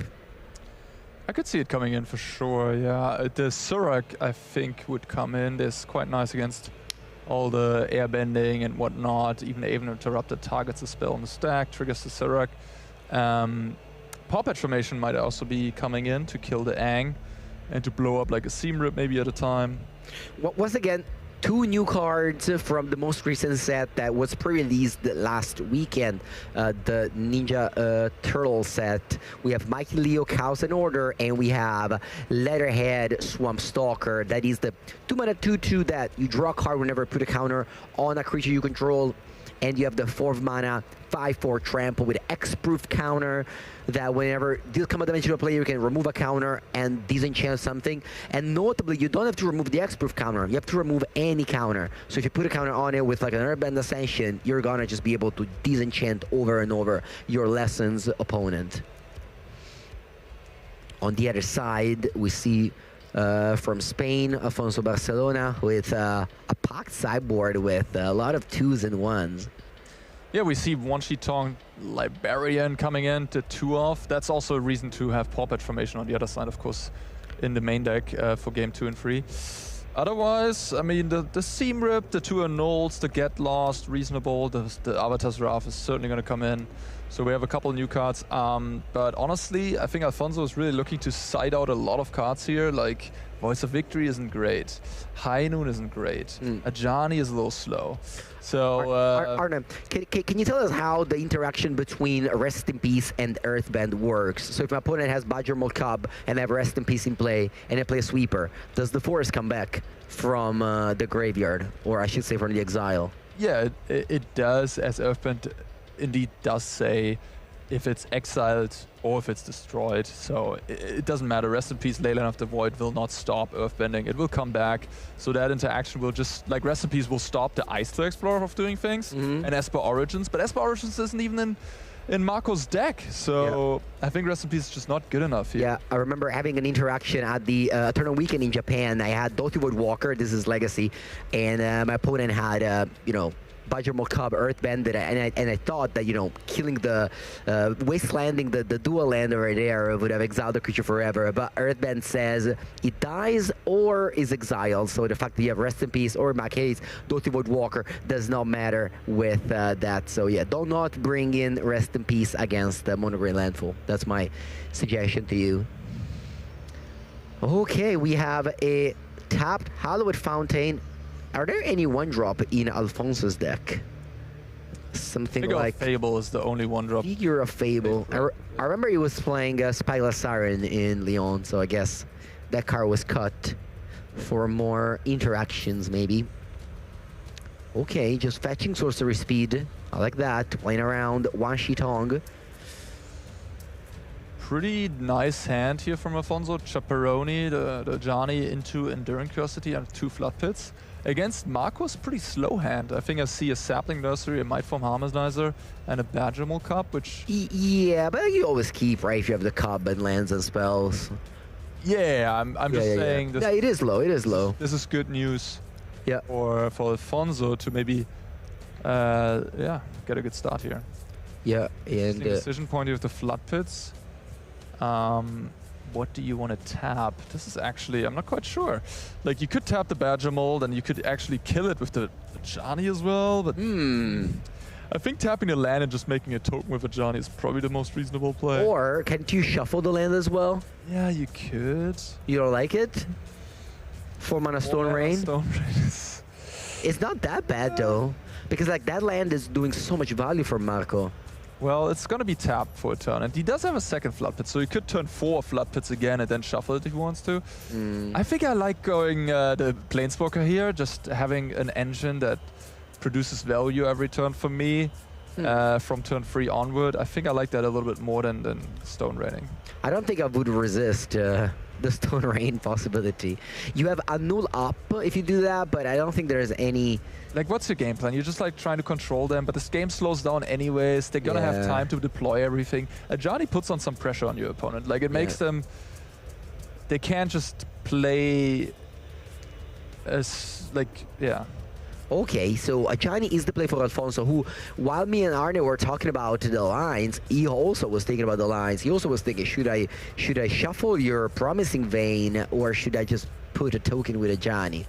He goes for Ajani, which is now going to be able to maybe -4. What does Ajani Emblem do? I know that it's like something that is very remote, because you're always -2 with Ajani, right?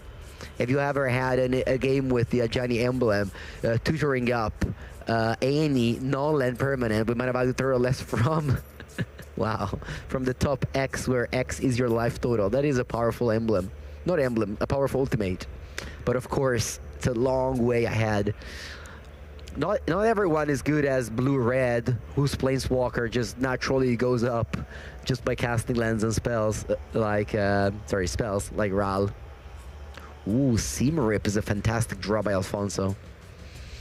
And Marco just passes the turn. Interesting. No plays for him. Okay. Seam Rip, taking rid of Badger Cub. Yeah, this one, Alfonso seems very far ahead right now. But of course, the Mono Green deck can always turn it around, but it does seem very ahead here. And you can even go Flood Pits Runner and Upkeep, but I guess you can... Yeah, no, that's not good. No, you should do that. Why not? But then Marco can just crack the land and bring it back, so... I guess so. Okay. He doesn't... Oh, Sorcery Speed. That's the play I didn't think about. I like this play, actually. You're still denying the ability of Marco to untap with 4 lands. Let's see. If he has a null, if he has Urban Ascension, Alfonso has the null, but nothing. Wow. He kept a bit of a clunker. And now, I think it's time for the Enduring Curiosity draw 4. No, wait a second, I'll write it down. Bam. Do you have a disenchant? Is there any exile There is a card, but he doesn't play it. It's the Archdruid's Charm. Archdruid Charm, Exile Enchantment. But imagine drawing 4 cards in the middle of your game. That is very powerful. So Alfonso kept several copies of High Noon in his deck post sideboard. You know, with those starting towns, these High Noons go to the face, 5 damage. Ooh, that's a play I didn't think about. Of course, High Noon has a secret mode of Lava Axe. Well, actually, not Lava Axe. Any target. Arda, do you know what's the flavor text of Lava Axe? Catch that. Yeah, I think something like that, yeah. Catch. Or catch, just catch. It's one of my favorite flavor texts in Magic. Okay, Marco only played 1 spell the whole game. Is he going to be able to deploy something to the board? I think it's just a little too late here. He has Nursery and Ice Till and Harmonizer. He can deploy Ice Till and then have a really good turn next turn, but I mean, if Alfonso doesn't have anything, I guess you can jump block with the land on the Curiosity and block a Flood Pits, take 5. So yeah, I think you just have to go for the Ice Till and deploy more lands, and then next turn hope that the Nursery stabilizes you completely. But yeah, we know that Alfonso has those High Noons, so he can, and he has the Annul to counter the Nursery on the following turn. So I think Marco is drawing pretty dead at this point. 4th Forest comes in. Fable Passage comes in from the graveyard with passing the turn. We can even block and sack if we want to. Also draws the Aven Interrupter, which is a great way to interact with 4 mana card. Kind of, you know, gaining some. Again, once again, just a tempo card. But we don't care about that right now. We're attacking Marcus at 9. Alfonso sends in with 6 creatures. That's a lot of them. And Marco's only path to survive is to block 2 of them, take 5. These games have been very one-sided, but again, the heads-up play of Alfonso in Game 1 was just to concede a little bit earlier than he could have, just to have enough time to get to Game 3 and finish the game in time. Again, a very underrated play from competitive Magic players. Okay, we can crack that Promising Vein. That card is so interesting, Promising Vein. It's really just, you know, not that good, but obviously in a deck that cares so much about making land drop. So once again, we're shortcutting the Ice Steel Explorer. There should be 3 cards milled at this point. Yeah, it's technically incorrect, I believe. I also believe that, yeah. The triggers should happen before, but maybe I'm wrong on that. Maybe you can actually stack the Earthbend trigger so that it goes under the correct trigger, but I don't think so. 5 damage goes through, but most importantly, 4 cards are drawn. Must be nice. Must be nice. Alfonso drew 10 cards in 2 turns. And yeah, when you're ahead in the game, High Noon all of a sudden becomes a pretty strong card. As your opponent, how do they come back? They play multiple spells per turn. Funnily enough, I suppose Marco's deck actually with the Sapling Nursery just needs that one to resolve. But because of the counter magic in Alfonso's hand, that's not going to happen. Yeah, we are gonna go Sapling Nursery. I'm curious about that card, because that card obviously was legal for Pro Tour, Lorwyn Eclipse, although Monograde Landfall was nowhere to be seen at the Pro Tour. And Arne, you played the Pro Tour. What happened? Like, why was nobody playing Monograde Landfall? Why nobody's playing this card at the PT? Well, right before the Pro Tour Regional Championship, which I don't remember. American, yeah, and Portland. Band Rhythm won it in the hands of Tristan Valdaroo. It was a Simic Ouroboros in the final. So like the Cup deck is the natural predator of the Landfall deck and just had an incredible weekend. So everybody thought the Cup deck would see a lot of play, and that's the reason why the Landfall players showed up in such small numbers, because they were just scared of that matchup, righteously. And now we look at the metagame breakdown. Bad Rhythm is basically gone. It's in the other category, and we have 4%. Just 4% Simic Cup left, Simic Ouroboros. Yeah, so Landfall is, I guess, the supreme green deck now. It just has a better matchup against some of these blue-red decks. It has a better matchup into some of these other decks. Well, the Cup deck is just a little weaker into, you know, Demi Excruciator and Lessons and whatnot. And of course, the Isa Spelementals, the Isa Prowess. Yeah. Those decks are there to kind of prey on the green decks. Yeah, and Landfall's actually, they have Mossborn Hydra, which is an elemental. They can play that against Thunderflock. Yeah. Very, very nice. So Mono Green Landfall was a bad choice for the Pro Tour, but a great choice just basically after every event after that one. It's kind of what's going on right now with standard meta game, and it's been doing well for sure. We've seen the past what was it, 2 weekends ago, there were a regional championship in Canada, one in America, and the Arena Championship, like 3 very important events, and Mono Green Landfall had the second best win rate after Prowess. So wow. Definitely a deck to, yeah, I mean. Oh, my mistake. He does actually have 1 copy of Archdruid's Charm. I missed it. Yeah, that card is an excellent way to exile the Enduring Curiosity. Yep. 3 copies of Basing Se, that's a land that we haven't seen yet. Very good at just putting counters on your fetch lands to gain some extra landfall triggers, as well as just blanking the opponent counter magic. Just 4 mana, put 2 counters on my land, attack you against the control decks.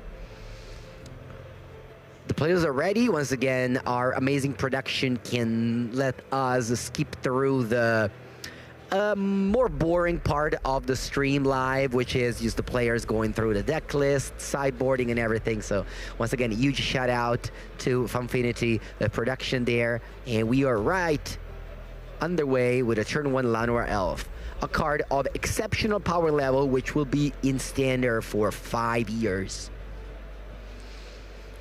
Yeah, how about Hallowed Fountain? That will be in standard, not for so long, but also a powerful magic card. Looking at a Get Lost there. Always feels bad to get lost at Llanowar Elf. Yeah, no turn. Wow. We have a No More Lies though. That's nice into Llanowar Elf. No turn to play here. It's crazy because Marco would have just snowballed the game if he landed a Earthbend Ascension or even a Badger Mokab, but no, just some 4-drops in hand. We have the Dinosaur and the Ice Explorer. Yeah, that's a little bit of an awkwardness about Marco's decklist, to be honest. He has 9 4-drops and Sapling Nursery, which is just a lot of clunk. There we see Leatherhead being countered by No More Lies, the new card from Teenage Mutant Ninja Turtles. Yeah, 5 mana, 5 for X-Proof. Not today, says No More Lies. An evergreen counter magic. And to be honest, there's no flash freezes. There's just 2 copies of No More Lies in Alfonso's deck, so he had to add one of those to answer that thing. Otherwise, it would have come down and some trouble. And now Avid Interrupter is online, so we can plot this. I steal away. But Alfonso is also thinking about doing other plays. I think I see a One Sheet Tong, that alternate art card. I think it's one. One Sheet Tong is very important here. Wow, it's weird not to plot this Ice Steel Explorer. Yeah, I wonder, what are you plotting? You know, if the opponent, you can just. I guess maybe Alfonso was hoping that Marco had a shuffle effect. Yeah. Wait, why? Oh, because of the One Sheet Tong. Yeah. We'll see. Oh, there it is. Okay. So what Alfonso can do now is main phasing the One Sheet Tong and maybe tapping that Llanowar Elf if he has 3 blue, which he does. At the same time, though, Marco has Popatch formation in hand, so he'll be ready to kill the One Sheet Tong. Yeah. Let's see the decisions. Because if you know the opponent has a fetch land in hand, you kind of want to sorcery speed this One Sheet Tong. Because when the land comes in, of course you don't have priority. Well, he might also want to hold up the Aven Interrupter at the Sapling Nursery. Yeah, that's true. I can see him being a little bit maybe respectful of that. Maybe Galdos could have gone on Sapling Nursery. Not sure. I mean, of course, the Azur's Tempo deck had a lot of choices. So, you know. Yeah, that was the turn 3 there with the Aven Interrupters. Yeah. Very interesting. Okay, we are once again. When the deck has 26 lands, is really nice to map because, of course, drawing a land is, you know, an extra card. That's a very big deal. Let's see what is Marco deciding to do. First, we're playing Basing Se. Keeping the passage in hand. Okay. Whoa. Earth bending on a forest and then going for the Torpor Orb. Oh. Okay, so what does Torpor Orb do in this matchup? You shut off Avid Interrupter, you shut off Floppy's Drowner, you shut off... Wan Shi Tong ETB, you shut off Ang ETB. It actually is pretty reasonable. I think Wan Shi Tong still comes in with counters though, no? Maybe not. No, it doesn't. No, that's true. There's a trigger. It does have the static ability of Let me... shuffling awkward. Yeah, but yeah, because Wan Shi Tong says, when it comes into play, when it enters, put X+1/+1 counters on it. Yeah, that part is removed. Torpor Orb is an interesting removal. An interesting reprint, I meant to say. Okay, a Wan Shi Tong is a 3/3, so it doesn't quite trade with... I mean, it does trade, but of course you don't want to. It doesn't quite kill the forest. yeah, I don't know if I love keeping the Torpor Orb there because Marco kind of looking for a threat. I guess he has the Basing Se as a threat, sort of. But yeah, like Torpor Orb is pretty good here in a way because Alfonso's hand is pretty loaded with spells that have ETBs. I mean, the problem with Torpor Orb, as always, with these cards is that they're card disadvantage. Yeah. So you're playing something that has impact against the opponent deck, but it also made you just spend a card and, you know, 2 mana on it. Let's see now. The Popatch formation will try to counter the Wan Shi Tong here because we want to be able to fetch with that Fable Passage without taking, without giving your opponent free cards. Marco's probably thinking about stuff like Normalize, maybe Spell Snare, which could hit that Paw Patch, so he's thinking about when to time it. I would certainly just play my Lanoa Elf here, play my Fabled Passage, or maybe hold the Fabled Passage, and then just wait with the Paw Patch formation. Maybe do it in the upkeep. But then Angst with Savior is an option. Yeah. But Basing Se, of course, is sorcery speed only. So, you know, can't activate that in any time. Fable Passage, we knew about that. Alfonso knew about that because that was mapped. Okay. We have Floppy's Drowner. Interesting, huh? Alfonso just took the free damage instead of tapping the forest with the Flop Pits. Alfonso doesn't do anything, just doesn't spend his mana like... Ooh. Yeah, now the Ang is going to come in and protect that. Okay, so Ang can protect that, but Marco can just, you know, replay the card next turn. Wait, no, he's going to exile his own Wan Shi Tong. Ooh, that's a very sweet play I didn't think about. So Ang, of course, doesn't just counter the opponent spell, but also can airbend your own creature to be able to fizzle the airbend ascent, the Popatch formation. So if Marco did this play in his turn, Alfonso didn't have the mana to Ang his own Wan Shi Tong. So this is the problem of casting instant resistance. Sometimes it's better to cast instants than sorceries. Then he walks to the Normalize, but yeah, I mean, he only had one Normalize deck. Yeah, I mean, it's hard to play around everything. So yes, Ang comes in and ooh, we're gonna airbend Wan Shi Tong. I love this play. Remanding your own spell on the stack while your opponent's countering your spell. You know, doing like this 2-for-1 in response to a removal spell is really fantastic. So very heads up play by Alfonso, who can now cast this spell for 2 more. Yeah, the Ang is somewhat threatening as well. Like, this is a bit of a scrappy game. Marco didn't really... To put counters. Alfonso can tap 3 lands to play his Wan Shi Tong here.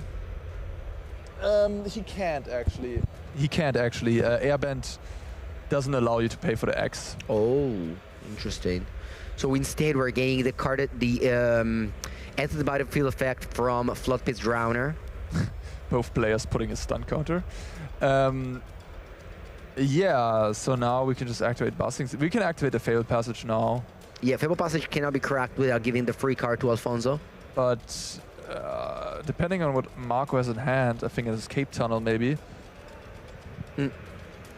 We looking at a racing scenario which doesn't look that good for Marco any longer. Okay, so Marco instead chooses to Buzzing State of Fabled Passage, so he's just basically ramping up a land. But he has to do that now before Alfonso is able to cast his One Sheet Hong. So let's see if that happens. Decides not to do that. Maybe he wants to get a landfall trigger from something like Sapling Nursery.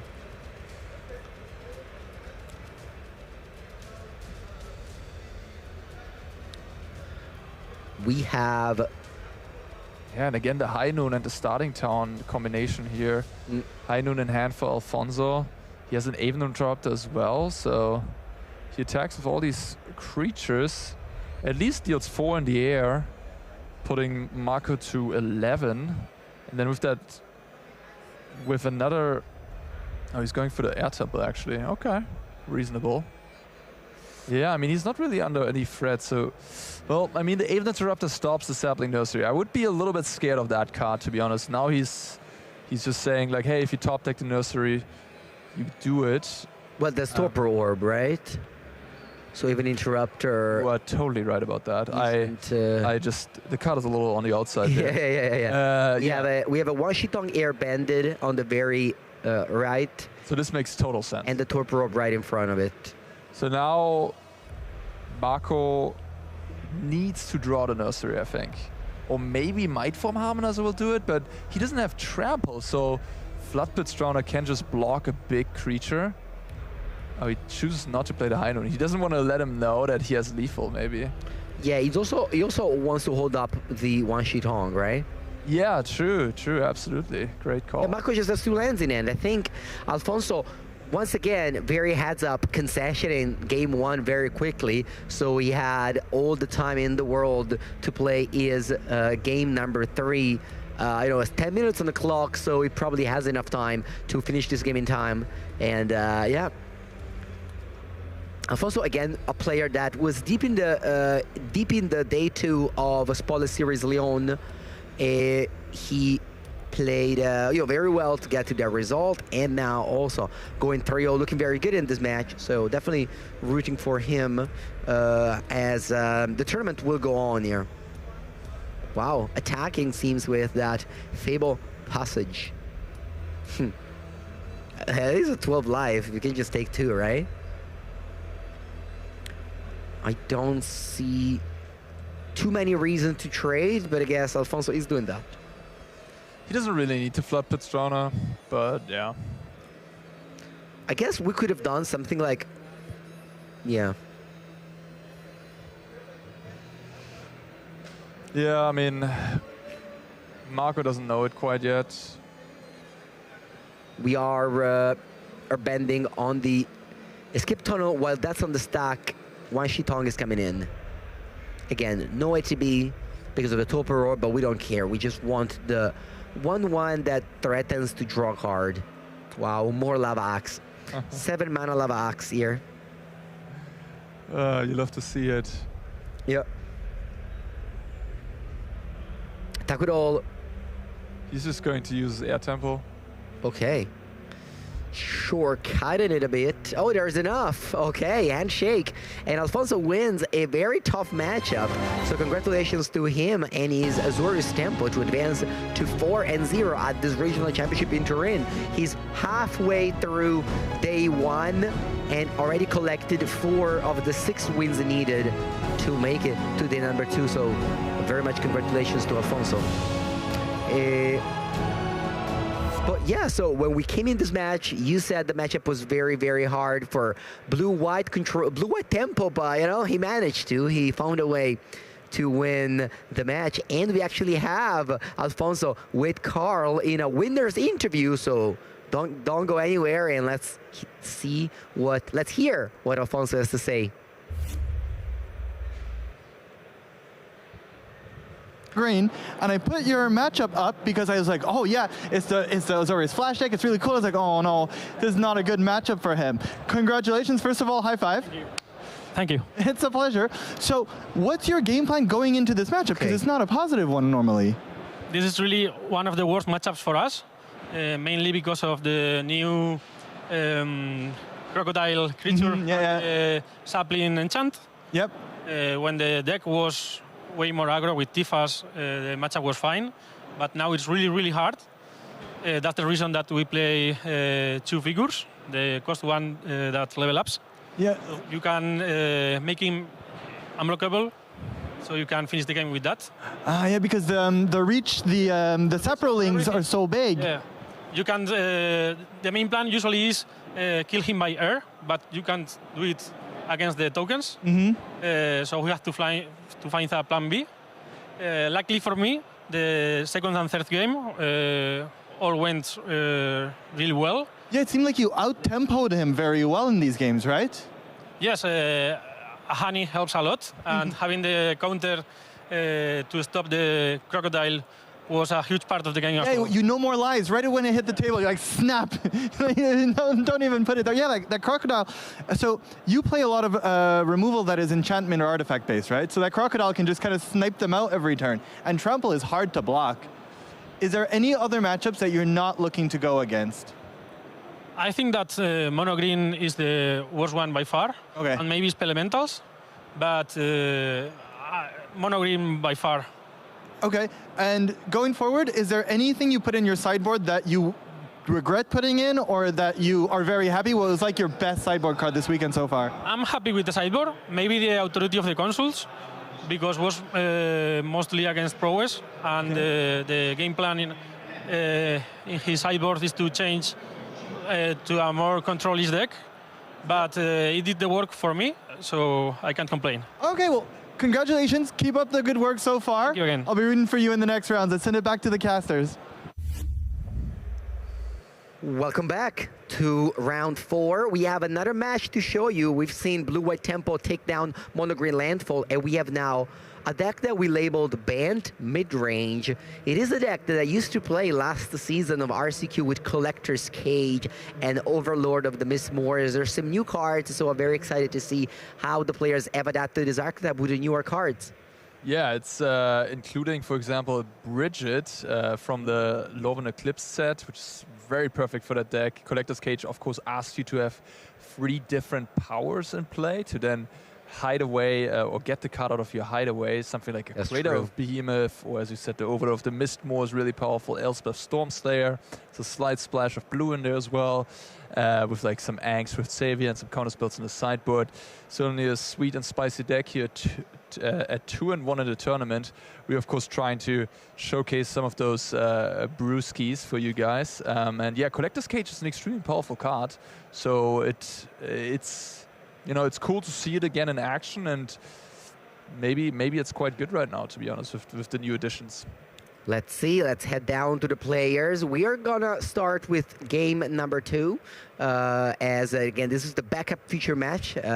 Our Funfinity is able to, you know, cut and put together the best pieces of the games for you to have endless magic. That's one feature that you will always find in the Magic coverage at the European events. There's not going to be loaded screen. You're never going to see we're going to return back later. Well, never say never, but we try our best to not show that screen and to have always magic for you so that you can have us in the background, have us in the main ground, have us everywhere for the whole weekend, because we're planning on streaming from 11 a.m. till, I don't know, as long as the tournament takes for both today, Saturday, and tomorrow, Sunday.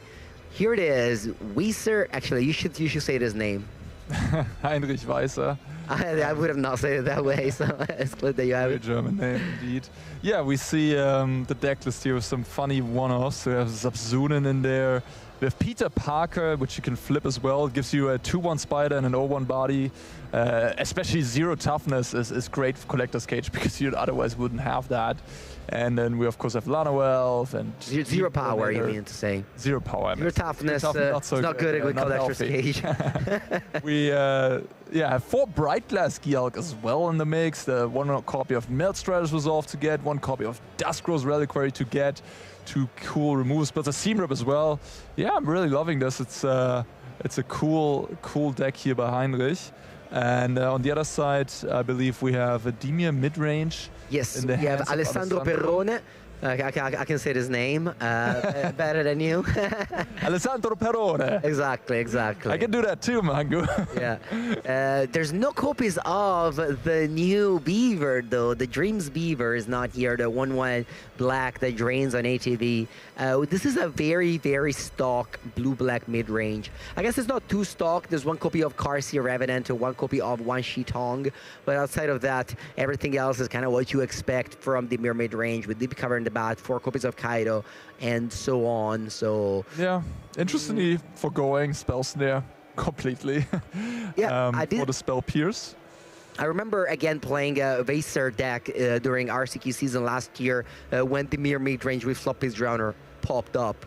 I remember this. We were talking about, I guess, more than a year ago now, when Floppy's Drowner Kaito was dominating standard, and yeah, the green-white cage deck was very good against it. Man, this is fitting for here feature booth Germany against Italy right now. Yeah, actually, I heard that Vaser is from Germany. Sorry, from Berlin. Reading the chat, so maybe actual hometown of yours. Okay, on 2-drop, we're gonna cast all the way from the Spider-Man set, Peter Parker. Let's read it for the viewers at home, which is not a card that we see every day. It's a 2-mana 0-1. When it comes to play, you make a 2-1 green spider token with reach, and for 4 mana, you can transform it into a larger threat. Alessandro taps it down end of turn, the reach spider, and comes in for 2 damage. Ooh, I love the basics of choice from Alessandro. Some first edition. Assuming from Italy too, so very good choice. I was about to say, are we going to see a Kaito here on the play? Kaito turn 3, always a power play, especially when it returns a Floodblitz Drowner. Those two love each other. And yeah, not much pressure on Heinrich's side for this Kaito. So he can't be too happy to see that one. Man, this curve is such a dreamy curve, you know? Floppy's Drowner into Kaito, and the opponent highest power is 0. I will say Heinrich did have the option here to... No, that shouldn't untap. That spider doesn't untap. Let's make sure we remove that dice on it. I'm sure Alessandro will notice it, as you know, he's laid the spell and tapped it down. I hope so. The player are in a slight delay, so we can't interfere with this game, but we're just gonna be confident that they'll catch on it. Arne, can you guess what those 2 color cards are in hand? Oh, there it is. Okay, thank you, Vaser, for acknowledging. I think Heinrich was realizing it himself. Yeah. Wait, sorry. His name is Henrik or Vaser? I believe it's Heinrich. Heinrich is so it's reversed. Yeah, it is reversed, yeah. Yeah. We're... Okay.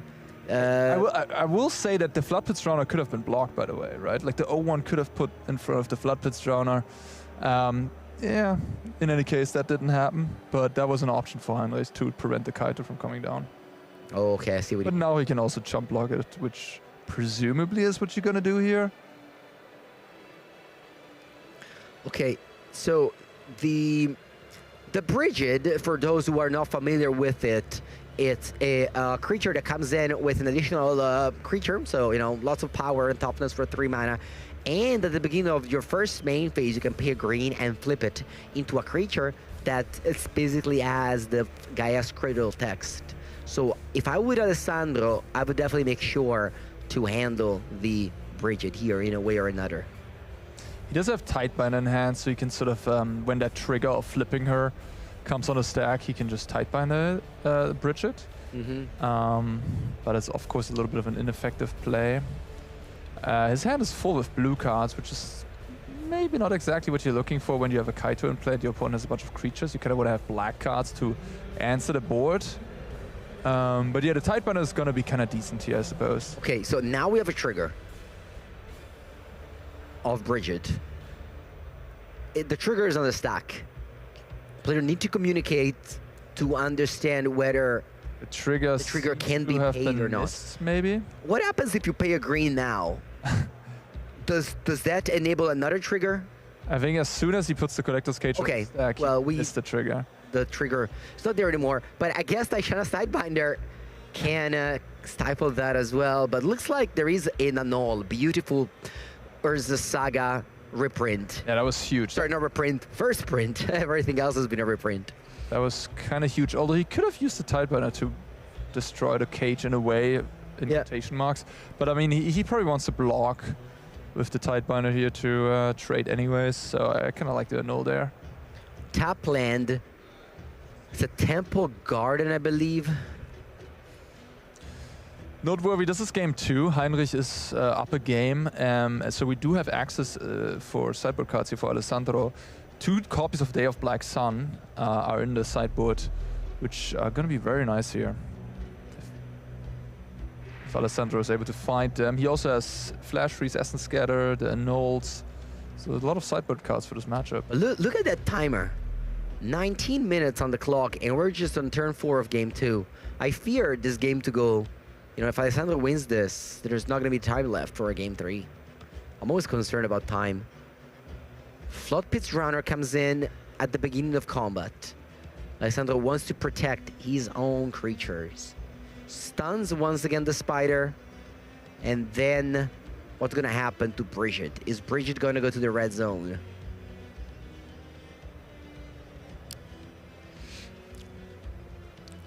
We have also Requisiting X. I guess what happened is that Heinrich just passed. Yeah, doesn't want to trade, wants to keep back the Kitkin to block maybe the Flood Pits. Ooh, love to see an old border water grave, a very nice looking mana base. What happens with this board state now, because the Flood Pit Drowner trades pretty poorly with the Kitkin. But if you want to attack with Kaito, then the Kitkin chum blocks. So I maybe just be down with attacking with both of my creatures now.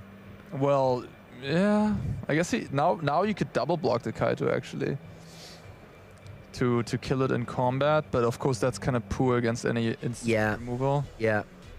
Yeah, maybe that Requisiting X was played a little bit. You want it to be money. That's the problem with Magic oftentimes. You want to be money efficient, but at the same time you don't want to spend your cards on a worse target. But Heinrich here keeps on ignoring the damage from Kaito and just keeps on letting Alessandro just churns through his deck with the 0 ability that's going to surveil 2 and draw a card because damage has been taken. It's always very dangerous to let your opponent draw an extra card. And look at that, binning 2 lands and drawing a spell. That's the dream right there. 2 damage. And then there's a plethora of choices of 2s and 3s. Okay, we can finally... Arne, what is that shiny card? That is a Bright Glass Gearhulk, and I think there's another one down at the bottom. So 2 Bright Glass Gearhulk, Overlord of Mistborns, and Aang. Aang, Swift Savior. So all kind of similar. The Aang is the only card that can be played in a different way at Flash here. So I presume Alessandro is going to go for that one, especially considering he still has 2 Tidebinders. Yeah, I was going to say Overlord is so bad into Tishana, it's unbelievable. Yeah, I'm surprised he took that one, because that one is actually the card that... Okay, so if Tishana will... that spider keeps on untapping with a counter. If Tishana stifles that Bright Glass Gearhulk, it turns it into a 4/4 with no abilities. Tishana is really, really good in a matchup like this. Okay. This time, we are flipping the Brigid.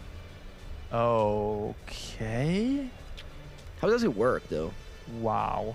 Do we have priority? How does it work? I don't think he has to pay the green, because he only has to pay the green when their ability resolves. Yeah. So he should have a mana right now. I think so, too. But at the same time, Heinrich drew a land, so, you know, again, we are Yeah, but he had to shock himself Yeah, there. So he this did. is a little bit unfortunate. The players not quite knowing how the interactions work. Bright glass gear roll here, very bright and Yeah. very glass. And I mean, Alessandro saw Heinrich's hand and chose to counter the Gaia's Cradle there, which actually doesn't do a whole lot, is certainly something Okay, I'm very surprised by. Arne, what are his choices? He has Seam Rip, he has Meltzer as resolve, Melts. Post Board, I saw a Paw Patch Recruit, he might have Duskgrow's Reliquary, which I see as well. Meltrider Resolve is a very strong choice. Yeah, and I mean, having the Meltstriders or the Seam Rip here with the extra mana is actually huge, so it's quite unfortunate. You know, when in doubt, call a judge. That's a good reminder of the situation again. Call a judge in these type of situations to just make sure you know exactly what's happening. Because Heinrich should have an extra mana. There's 2 cards go in hand, and I guess you could attack here with Brigitte and just trade with Ishana. Or Alessandro can just choose also to pass and hold back blockers. Okay. That is a removal spell for Brigitte, I think. Oh no, he had a removal spell already. And that's an attack for 7, which is lethal if you count the 2 damage that were paid to shock himself from 9 to 7. So Alessandro wins game number 2. And we are headed to game 3 with Heinrich on the play. There's not too much time on the clock, but a friendly Twitch chatter called Gab Nassif told me to not worry about time. Time will find its time. Can you say Heinrich? Heinrich. Yeah, we're getting there. That's Look pretty at good. that. Heinrich. Heinrich. Yeah, Heinrich. Okay, here's the sideboard. What do we have? We have Unagi, not so good. No Graveyard Hate. Again, the Nold, Stainless Stroke, Essence Scatter, I love those. And then the 2 copies of Day of Black Sun are presumably coming in as well. Arde, Kaido Cunning Infiltrator. That's not the normal Kaido we see. Yeah, What does that card do? When does it come in? I think it's, look, one of the weaknesses of one of the most played decks in the format is it lessens our Planeswalkers. So I think that's really where this Kaito Cunning Infiltrator will come in against Izzet Lessons. They can remove a lot of creatures but can't target Planeswalkers, so that one's great there. Here we see Peroni's deck list again. Very stock Demir mid-range. He's probably going to take out... What would you take out? His Spell Pierce, I guess, can go. Spell Pierce definitely can go. I would say you cut the Karsi Revenant. I like that. You cut Cecil. You probably cut Wan Shitong.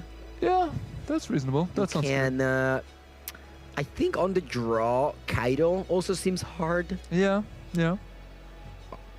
But obviously, you can't really cut them all because at the same time, you do need some clock. Ooh, on the other side, we see some Ninja Turtle cards and a couple of Leatherhead Swamp Stalker. That's the 4-mana 5/4 X-Proof Trample that can disenchant. That's, again, one of the newest card, and one of the beauty of Standard is that you always get new cards. Oh my god, that card, the Leatherhead with the Shelter by Ghost. Shelter by the Ghost, you can build your own, what is it? 6/4 Trample X-Proof. Lifelink. Exile your best creature. Yeah. Non-land permanent. Ooh, I love the Vagabond Slayer with the Breathless Gear roll because you can actually pick up that is so and make a land drop. That reminds me like something, like Karn and Dark Citadel in Modern. Brightglass Gearg is a sweet, sweet card. We saw it taking down a regional championship in the US in the hands of Tristan Wilder-LaRue recently. We saw it at the Pro Tour again. Just so many sweet build-arounds that we have in Standard right now. And yeah, really cool to see. Once again, our production is able to speed up the clock. Not actually speed up the clock, but cut the sideboarding part. And we start game 3 with only 11 minutes on the clock. Yeah, they do have to pick up the pace a little bit. I think both players kept 7, so that's good. Let's go, Temple Garden. Reprint from the Lorwyn set, able to make banned mana base a bit better. Full Art Edge of Eternity's Breeding Pool. I've opened one of those too, I know. Yeah, I was going to tell you, like, what is that? Thank you for letting the players know. Oh, and that's the card that gives the name to the deck. Collector's Cage. Ideally, you put an expensive card on it, but unfortunately, Heinrich only found the 2-drop. Heinrich. Heinrich. Yes, yes, we're getting there. All right. Although Heinrich is also, it's like Henrik, I guess, a little bit. Like Yeah. Heinrich, so it's very strong. Ooh, there it is. Bat, Deep Cavern Bat, the best start to disrupt Heinrich plan we have. Wow, that's a strong hand. What's that? Was that not wrong? No, I'm just loving. I'm loving it. I'm loving it. Yeah, All we right. see. That's a very strong hand.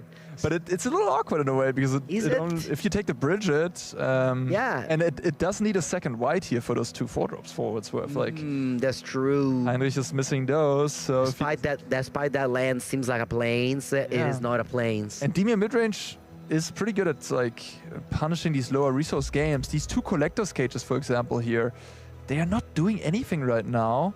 And if Demir can sort of counter or Deep Cavern Bat another thing, I see a Deep Cavern Bat and a Phantom Interference in Alessandro's hand, then these 4-drops don't come down, these collector's cages just sit there, and that gives Demir time to mess, Okay, just win the game, I suppose. the card that's been drawn is Duskur's Reliquary, which, as an additional cost, you have to sacrifice an artifact or a creature. And when you do, it's like a Oblivion Ring. Yeah, he That's not a great card. could play He it could play it. to get rid of that. Yeah. I think. Wow. He's going to. Wow. I mean, The thing is that under that cage, there was such a weak card, you know? he's probably very afraid of Kaito here, to be fair, which I kind of understand. Yeah, there was another cage on it, so it was not very good. So he's just afraid of Kaito. Doesn't want to see that coming down next turn and crush him because he doesn't have that 4th land. He doesn't really have anything going on right now. So he just figures, I kind of respect that line, to be honest. He just figures, hey, I need to get to my 2nd white so I can get into this game. I also get the Bridget back now. So I'm just going to... So Flash Freeze is able to counter Breathless Gearwalk, but not the other 2 threats in the player from Germany's hand. Mr. Weiser. Visor. Herr Weiser. A little hard to say though. Okay, was that a Temple Garden? Yeah, I believe so. But here we have Phantom Interference to counter Bridget. Yeah, Temple Garden is excellent here for Heinrich, and he got out the Phantom Interference with the Bridget, so he's got to be happy about that. Yeah, perfect drawing, drawing a white source. Noteworthy for anybody watching at home, also for Heinrich to pick up on, there was a tap land being played on turn 3 by Peroni, which likely means no Tidebinders in hand. It's just a note I would make for myself in that spot. That's important. Deep Cavern's Bat can take the Overlord, and Flash Freeze can take the Breathless Gearwalk. Yeah, this is lining up well for Peroni. That's another land? No, what's that? I think it might be a Vargavov layer, maybe? A Vago. It did look like a land, though. Sure.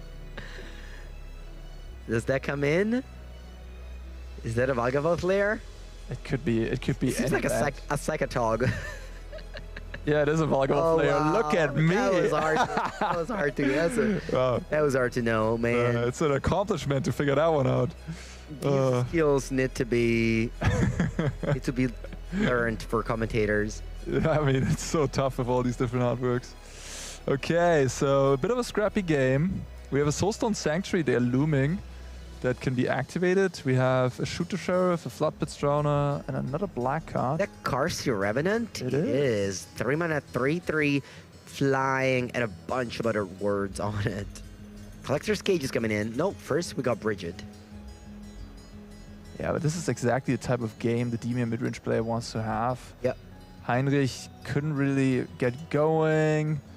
Had to sacrifice a permanent card to this Duskrose Reliquary. Yeah, but if this Collector's Cage finds a bomb and Heinrich draws, ooh, that's Sebsunen. That's a bomb. That is a bomb. It didn't think about much. 6 Yeah. minutes on the clock. But Alessandro does have Floodpits Drowner here spell. and Shooter Sheriff, so he can mess with the Collector's Cage activation. Yeah, we're gonna tap the tokens because we are gonna kill the Bridget. Ooh, it can do a nice play here. It can activate the Soulstone Sanctuary, attack with all, and then after combat, you can use the removal spell on... Pre-blocks in Pre-blocks. combat, you mean? Yeah. That's what's happening. Yeah. Looking for a 9 here. But did you consider that Bridget might be, you know, an outlaw? No. I just assume our removals but work. It is not. It is not. Alessandro taking his time, but I'll be so concerned about the clock right now. Yeah, for sure. He might want to hold the Shoot the Sheriff for something like a Bright Desk Gear Hike, right? But I do like the line you want to take of just being aggressive. I like. Okay, wow. He's playing He's patience. choosing no blocks. Yeah. And Heinrich is a little bit of a pickle as well, because he might be thinking, oh no, if I just draw one creature here, then I can activate my Collector's Cage, so I'm just not gonna block. Yeah, so he's getting his damage anyways while holding up the Shooter Sheriff still, so it's the best case scenario for Alessandro. That's true. And the left total will be halved. That's a pretty big hit. That should be 9 damage. So going to 9, Yeah. not to 8, but We gotta scold our staff down there a little bit after this match. raw, it's a basic planes. The game is over. Not forgetting the bridge activation. Once again, when you tap it, a card is flipped, but I guess, yeah. If you want to kill it, you have to kill it a bit in the stack. And Handshake is extended at the mid range. We've seen both times, I think, in this feature match of round 4, the player who lost game 1 with the tempo strategy was able to turn things around after sideboard, winning game 2 and 3. This happened to both Azur's tempo and Dimir mid-range, beating Mono Green Landfall first and now Bant Cage. So that is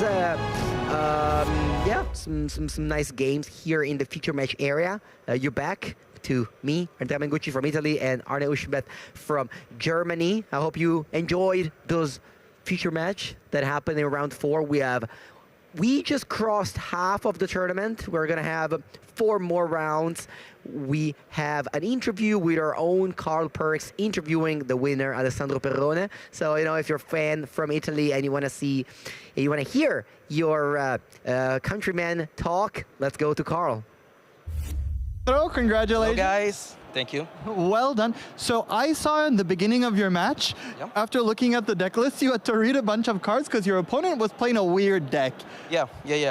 I know a little bit his type of deck because 1 year ago in my last regional, I played against the green-white version of the deck, and it was a nightmare for me, for my deck.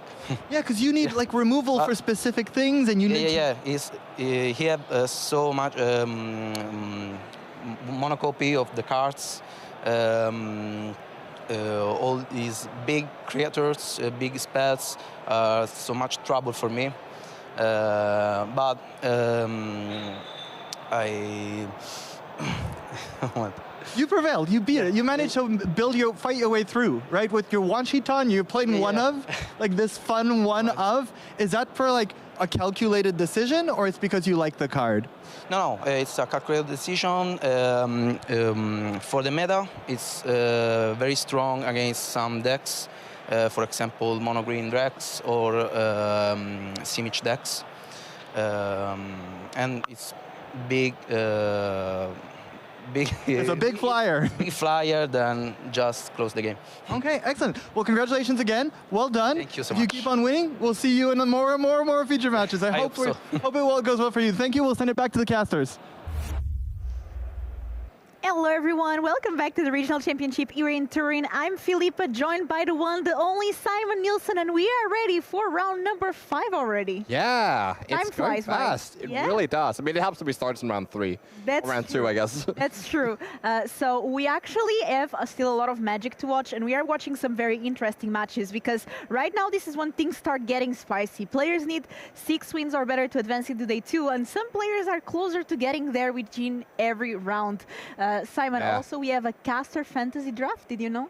I did know, yes. I was in it. So, Yeah. And I've heard that you're doing really well compared to me because Wait, am I? looks like I'm on the bottom of the bottom. So the players that I thought were going to do well are not doing well at all. Look at that, 24 points on my side. And I chose a world champion, Javier Dominguez, but not even that is saving you from this one. On the other side, Simon, you're doing pretty well, but nothing like Andrea.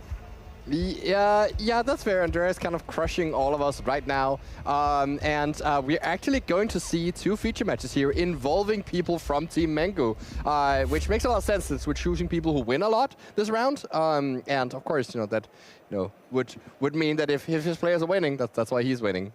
And we are going to watch a player that actually we watched very recently. I believe it was in the Spotlight Leon as well. That is on Mango's team, which is Willy Edel. That is doing pretty well. But before that, we actually have our sponsor, eBay Live. And we have a deck tech brought by them. So let's take a look here at the eBay Live deck tech with this band rhythm deck. And Simon, why don't you walk us through this deck? What is the goal of this deck? How does it win? Tell us all about it. Yeah, so this is a deck built around the card Badger Mole Cup. There's a lot of ways to do this, but the baseline is that you surround it with a bunch of mana dorks that make it so that you could utilize Badger Mole Cup tapping for extra mana. And then you funnel that into payoffs like Quantum Riddler, drawing your extra cards as you empty your hand very easily, and especially Nature's Rhythm that goes and gets a Craterhoof Behemoth. This particular version is a much more toolboxy version that splashes white to access Bright Glass Gearhulk, a card we just saw the last round. Very powerful and possibly underutilized card in Standard. The Gearhulk can get interaction pieces like Seam Rip, but it can also get Mockingbirds. You can keep copying your Gearhulk and get more of them and bury your opponent in big hulking constructs. That's the game plan for this deck. Fast mana and capitalize. Can win the game as early as turn 3. I love that, and we are going to have a lot of deck techs throughout the weekend, brought to you by eBay Live, our sponsor. So I'm excited for those, learning some new decks in Standard, and also we are going to get more of that throughout the weekend. But now we are ready to start things on with round number 5, Simon, and we are going to have Willy Edel playing Mono Red. Mono Red, which we don't see a lot these days in Standard, right? At least not at the most represented decks. People usually getting the blue for Izzet instead. Yeah, I was actually quite surprised to see the amount of mono-red decks in this field. It did make the metagame breakdown of top 9 decks. So yeah, I'm interested to see how this plays out, of course, in the hand of the Red Master, Willy Edel, who top 8'd the Spotlight in Lyon with that same deck. Let's take a look at our players here as we are ready to jump into the match. Yeah, I'm very excited for this one, and things are going to start here with, we see there, Willy Edel that has been blessing us with his presence in European tournaments lately. Yeah, absolutely, yeah. Willy Edel, he's a Hall of Famer. He has 5 Pro Tour and Worlds top 8s. 8 Grand Prix top 8s with a win in Toronto back in 2012. This is a person who has been around the block for a long, long time. And he's someone who has lately been picking up a lot of these red decks. We saw him play a Boros version of this in Lyon, but this time choosing to just go straight mono red, utilizing a few of the new cards like Taka and Rasar the Terrible 2. It's a great 2-drop for this deck, but it is legendary, so it only plays 1 copy. There's Raphael the Night Watcher, great card with Sneak, one of the new mechanics, but it is legendary, so you only play 1 copy. And so actually there's a lot of that, right? Sao, only 2 copies because it's legendary. Kellan. So that's like one of the challenges for these red decks, but they do have a lot of choices for 1-drops you can play. We also see him play copies of Full Bore, not trying to combo with them like Teamer Harmonizer, but just plays a good old combo trick. Here we see Charles Iliatambi. This is someone who's a mainstay of the British scene. He won the Grand Prix in Madrid 2016. There was a team event where he was playing in the Legacy seat. But now here he's playing Standard. He has a few Pro Tours up his belt as well. Charles Iliatambi, not someone to snuff at. And he's playing this really cool Elementals deck that is almost looks like a 5-color pile, but is brought together by cards like Cavern of Souls and Secluded Courtyard. These lands that let you name a creature type, and then you can play of any mana. So it plays Elementals of all different colors, tries to play a Flame Braider or an Ashling on turn 2, and use that to ramp into these Elementals, ideally having a Roaming Throne, which doubles all the triggers from these cards. So this is a deck that's full of value, but is it going to be fast enough against the red deck? That's what we'll see right now. And I've lost so much against Thunderflock, Simon, so nice to see that card from Lauren seeing play here in the Elementals list. And the red player not starting here, so Charles starting there. Oh, we are speeding up things, Willy Edel, with that Bastion. Yes. The Goblin Bastronaut, Burnout Bastronaut has hit the battlefield here. That's one of the one-drops that red decks get to play, now that they can no longer play Heartfire Hero. And, you know, this racks up the speed. Whenever Charles takes damage for the first time each turn, the speed racks up. Once it hits 4 speed, well, this card becomes a very scary double striker. As we now see the Flame Braider get taken care of by a Shock. Flame Braider, very important for the Elementals deck to untap with, you know, taps for 2 mana, so it really makes their deck, you know, kind of declunkifies the deck. But, you know, now Charles will have to play his cards as printed, or no, has an Ashling, a second one of the Mana Rampers, and decides not to use the ability where you discard a card and draw a card. So that has to be scary for Willy, knowing that Charles is very happy with his entire hand. I see he has 2 copies of Vibrance, which is a card that can kill something and gain life, as well as a bounce off to bounce any problematic creature. Attacking here, getting up a speed, yes. And we 3 mana available. We see the very Spanish Shock here. being featured as now the Lightning Strike will take care of Ashling before it gets to flip, and Charles decides not to try and save that with his bounce off. That is why, you know, you play bounce off in this deck to be able to save your own thing. Instead, just trying to play out his creatures as normal and hit land drops, and actually goes for the other mode of Vibrance here, that is green search for a land, gain 2 life, and searches up an island here. Gaining life, very relevant against this mono-red deck, and now Willy is going to draw for the turn. Speed at 3, we might see a Nova Elkite being warped. Yeah, and I wonder if it is warp here, if Charles is just going to go ahead and use a bounce off to clear it off the battlefield. And of course, can't just still come down, but it does save Charles 4 life. And his plan, I think, is going to play a Roaming Throne, hope to untap with it, and then play a Vibrance, which is going to have all its mode enabled. But now Charles just takes the damage here. And before damage, we are waiting because Willy next to that, close to that max speed, so might do some damage. Oh, that is true. You could technically net an extra damage by shocking the face right now. I wonder if Charles then would respond by bouncing the Bastronaut, because then really can't replay it right now. So maybe Willy is thinking about exactly those bounce offs and decides that the upside is worth it. So Charles here rewarded for being patient. Willy here, you know, finds the reason to play this Shock, but does get punished by losing his 1-drop right now and doesn't get to play it immediately after. The Hellkite warps out, has to pay 5 mana for that next turn, but Charles is already down to 12 life. Let's see here. There's the very powerful Roaming Throne. This one will name elementals, so now all of his elementals will trigger twice. And next turn he can play a Vibrance with both modes triggering twice. That's 4 life and dealing 6 damage to that Hellkite. So it's going to be a huge swing to this game. Charles down to 8 will have to take damage to play this Vibrance off the starting town.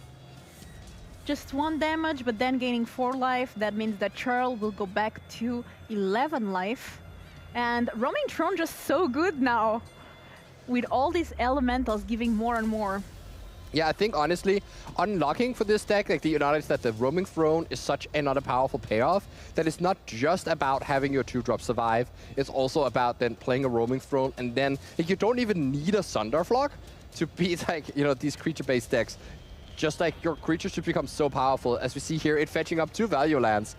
Risen, Reef, as well as the Quarry Mountain. Now we actually see the reason why Charles was getting an island earlier, just so that Quarry Mountain would come into play untapped. I guess it comes into play off Stevens anyways. Okay, that's fair. Anyways, Roaming Throne rumbles in there, and Willy has no board, just a few Shocks and 1-drops in hand, and is facing down 8 power. So, you know, the game is firmly swung around into Charles's favor here.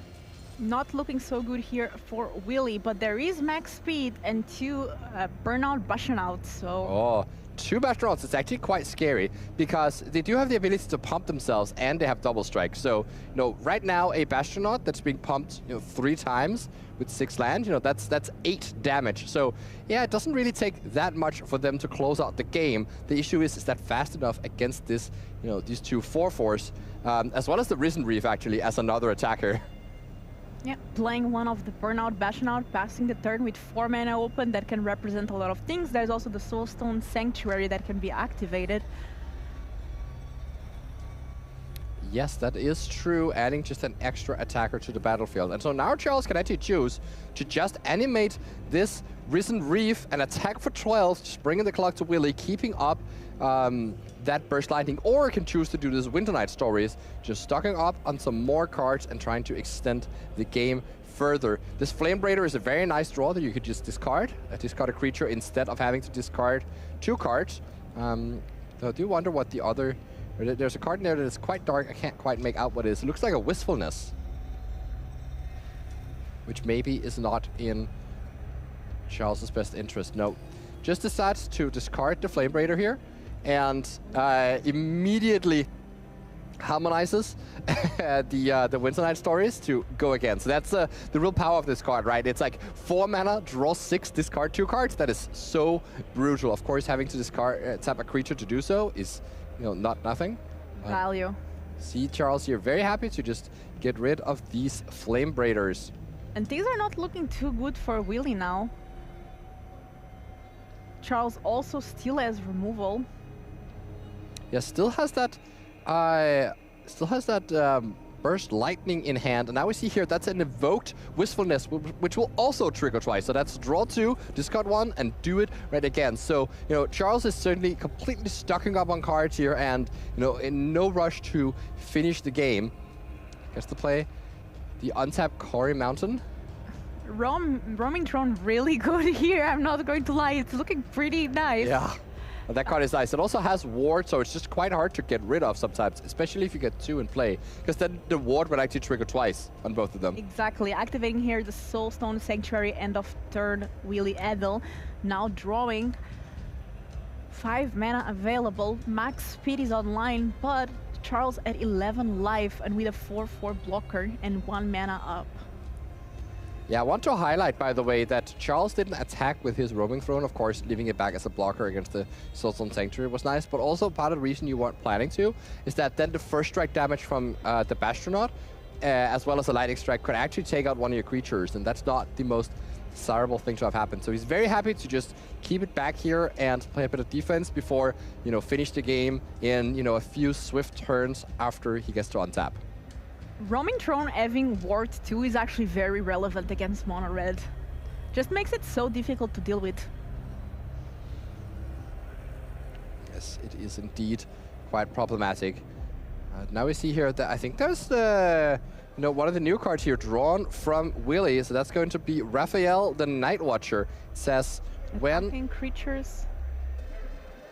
Yeah, so when it says attacking creatures you control have double strike. So that's a way you can potentially try and break through this position. Now you can actually attack with your Soulstone Sanctuary. The issue is that, if you do... Oh yeah, there isn't even blue mana up, so it's actually quite a safe play here. You can attack with both. There's, of course, Menace on the Bastronaut. And now Charles will have to trade off the Roaming Throne or take 6 damage. And taking 6, yeah, it's not very pleasant right here. Can, of course, still use the Burst Lightning to take care of that Bastronaut, but it's also a risky proposition against a deck that does have full board to give +3 to you. So Charles may be, there's only a single copy of full board, but Charles may be incentivized to use the Burst Lightning right now to check if the full board is coming, or alternatively, take the 2 damage.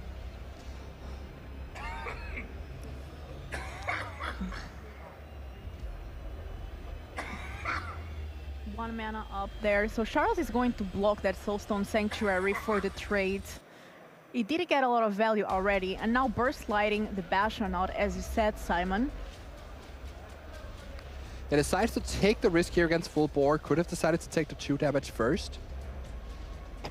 So that the full, and then kill it end of turn, so that full board wouldn't deal extra damage. But decides that against the Raphael giving double strike, his life total may be dangerous enough against the potential Nova Hellkite that he did not want to risk it. So Charles now trying to see the way to close out this game.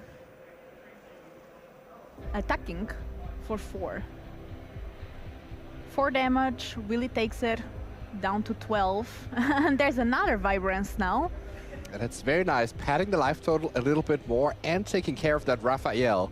But with a roaming throne would be even better. It would be better, but it's certainly a good thing for Charles to have traded off for that. And actually decides to take care of the 1-drop instead of the 4-drop. It kind of speaks to the power of Bastronaut once you're online, because it threatens way, way more damage with that menace and pump ability alongside the double strike. You can just trade with Raphael. But I wonder if this means that Charles has another answer for Raphael, or if he's looking to take a bunch of damage to a potential Nova Hellkite.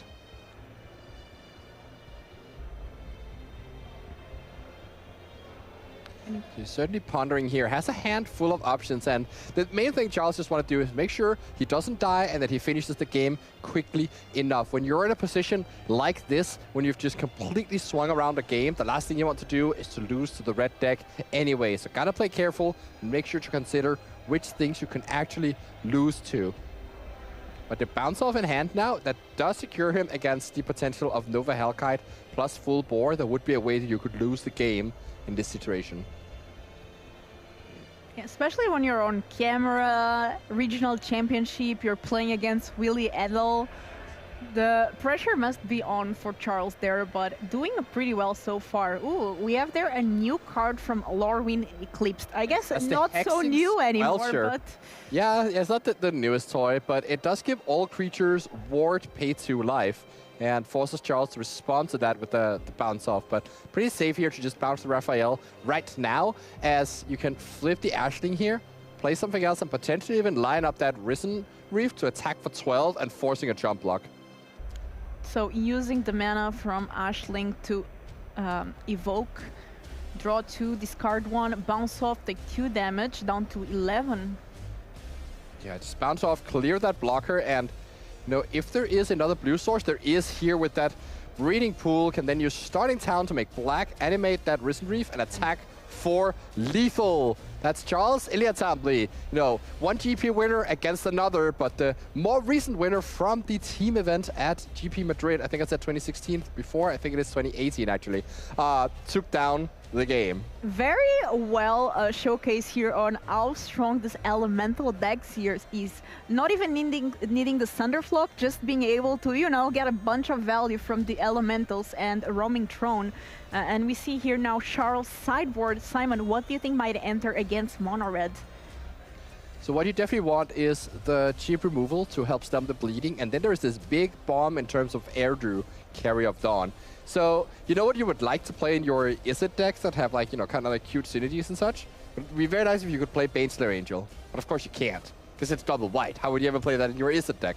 Well, if you have a bunch of lands that tap for mana of any color to play elementals, and Erdrew is an elemental, and effectively the same card as a Baneslayer Angel, that's how you do it. Here we see here 4 Cavern of Souls, 4 Starting Town, 3 Secluded Courtyard, 1 Eclipsed Realm. So that's 12 lands that can help cast this. Plus, of course, the Flame Raider and the Ashling Rekindled. I think this is one of the reasons some players are actually playing Beza main. Yes, that's exactly another card that you could play in this slot, is playing the Beza. You know, there's a lot of freedom when you can play any sort of elemental that your heart desires. I wonder if Charles is going to take out the Flame Raiders actually because of the amount of shocks in Willie's deck. But it's kind of a risky proposition because Willie might also not keep in all the shocks. Speaking of Willie, let's take a look at his sideboard. And what do you think enters against these elementals deck here? Well, sometimes you gotta fight fire with fire and bring in your own big elemental in terms of Sunspine links. Not only does this one not get bounced by a Thunderflock, but also when it comes into play, deals damage equal to the number of non-basic lands. And Charles's deck does not have very many basics. And imagine if Willie had roaming throne, and then the elementals would deal twice the damage. That'd be fun. Yeah, actually, Willie has 2 copies of Sunspine Link's main deck, and now I finally have my answer for why Charles found an island, just to find any random land that doesn't deal him extra damage if the Sunspine Links come down. So, very heads-up play from Charles from way, way earlier that probably no one remembers. And we see here, this deck, it is 8 shocks, 4 burst lightning, 4 actual shock. And these don't line up that well against any card in Charles' deck, except for specifically the Flame Raider. So it's going to be a very interesting dynamic to see how many of them Willie actually wants in these post-board games. Players getting ready here for game 2. This time Willie will be on the play, so starting earlier with the pressure. And let's see how this game goes. Starting immediately with a mountain. No turn 1 play and just passing. Instead, there is a Zhao, and I wonder if Willie also has the Howl Squad Heavy, which is a way that you can combine with the Zhao to make a bunch of mana and eventually flip it. Zhao says all non-basic lands enter the battlefield tapped. It was very punishing against a deck like this Elementals deck that has so many non-basic lands. But Zhao gets bound so that Charles can safely develop his 2-drop on turn 2, and no third hand from Willie, just has to replay the Zhao once again. And now this Ashling gets to flip, make mana, potentially even play a Roaming Throne right now. Make 2 mana of any color you can only spend on things that cost 4 or more mana. Let's see here what Charles decides to do with that mana. It is indeed a Roaming Throne, but obviously Charles can't play it right now because his land would come into play tapped. So decides to just make 2 red with the Ashling and use the Vibrance to take care of that Zhao. Little does he know that there's a second one in the works here from Willie. At this point, the Ashling really helping there. Oh, you would think the moon has been. Oh wow! You would think that the moon has been slain by now with the 3rd time that Zhao has entered the battlefield, but no. As we now see the Urdu come in on turn 4. This is an absolute slaughter. Does Willie's deck even have answers to this card? It is 5 toughness and out of the range of Seer. Certainly still being stuck at 2 mana does not help. We get to see here that is another copy of Hexing Squelcher. So yeah, everything has Ward 2, but Charles is getting 5 life a turn and doesn't really care about that. Ward 2 life to be specific. This is absolutely insane. And now we have the Roaming Throne. It's also worth noting that like now creatures have Convoke, so like Charles can even like tap the Ashling to help cast that Roaming Throne. Yep. 5 damage, lifelink, Charles at 25 life, not what a mono red player wants to see you at. No, absolutely not, as just having to pass back right there. Willie is still sitting with a handful of spells, nothing to do with it. Charles really showing why this deck is so strong. Next turn gets to play another a Winter Night Stories and restock up on cards in case there is some way to eventually lose that Urdu. But the game is also, on a clock right now from that 5/5 flyer. Absolutely insane here. Great start by Charles, and Erdu might just take on completely the game. And that is a deceit that Charles chooses to play. To bounce twice because of the Roaming Throne. Right, just bounce both the creatures. Doesn't it? Could have actually just played it for like the full cost and still kept up the bounce off courtesy of that Convoke clause on Urdu. But, Willie has had enough. The seed coming down, bounce. Oh, actually, Ashling triggers twice with Roaming Throne. So it was a hard cast seed. Yeah. Wow, that is so sick. Oh, yeah, that's right. Oh my god. And Charles taking the win here with Elementals. There's some people also playing Spellelementals. Yes. Which is a bit different than Elementals, right, Simon? It's actually quite funny. Like, Spellelementals and Elementals sound like they're the same deck, but they overlap in, like, very few cards. They play, like, Winter Night Stories and Thunderflock, and that's it.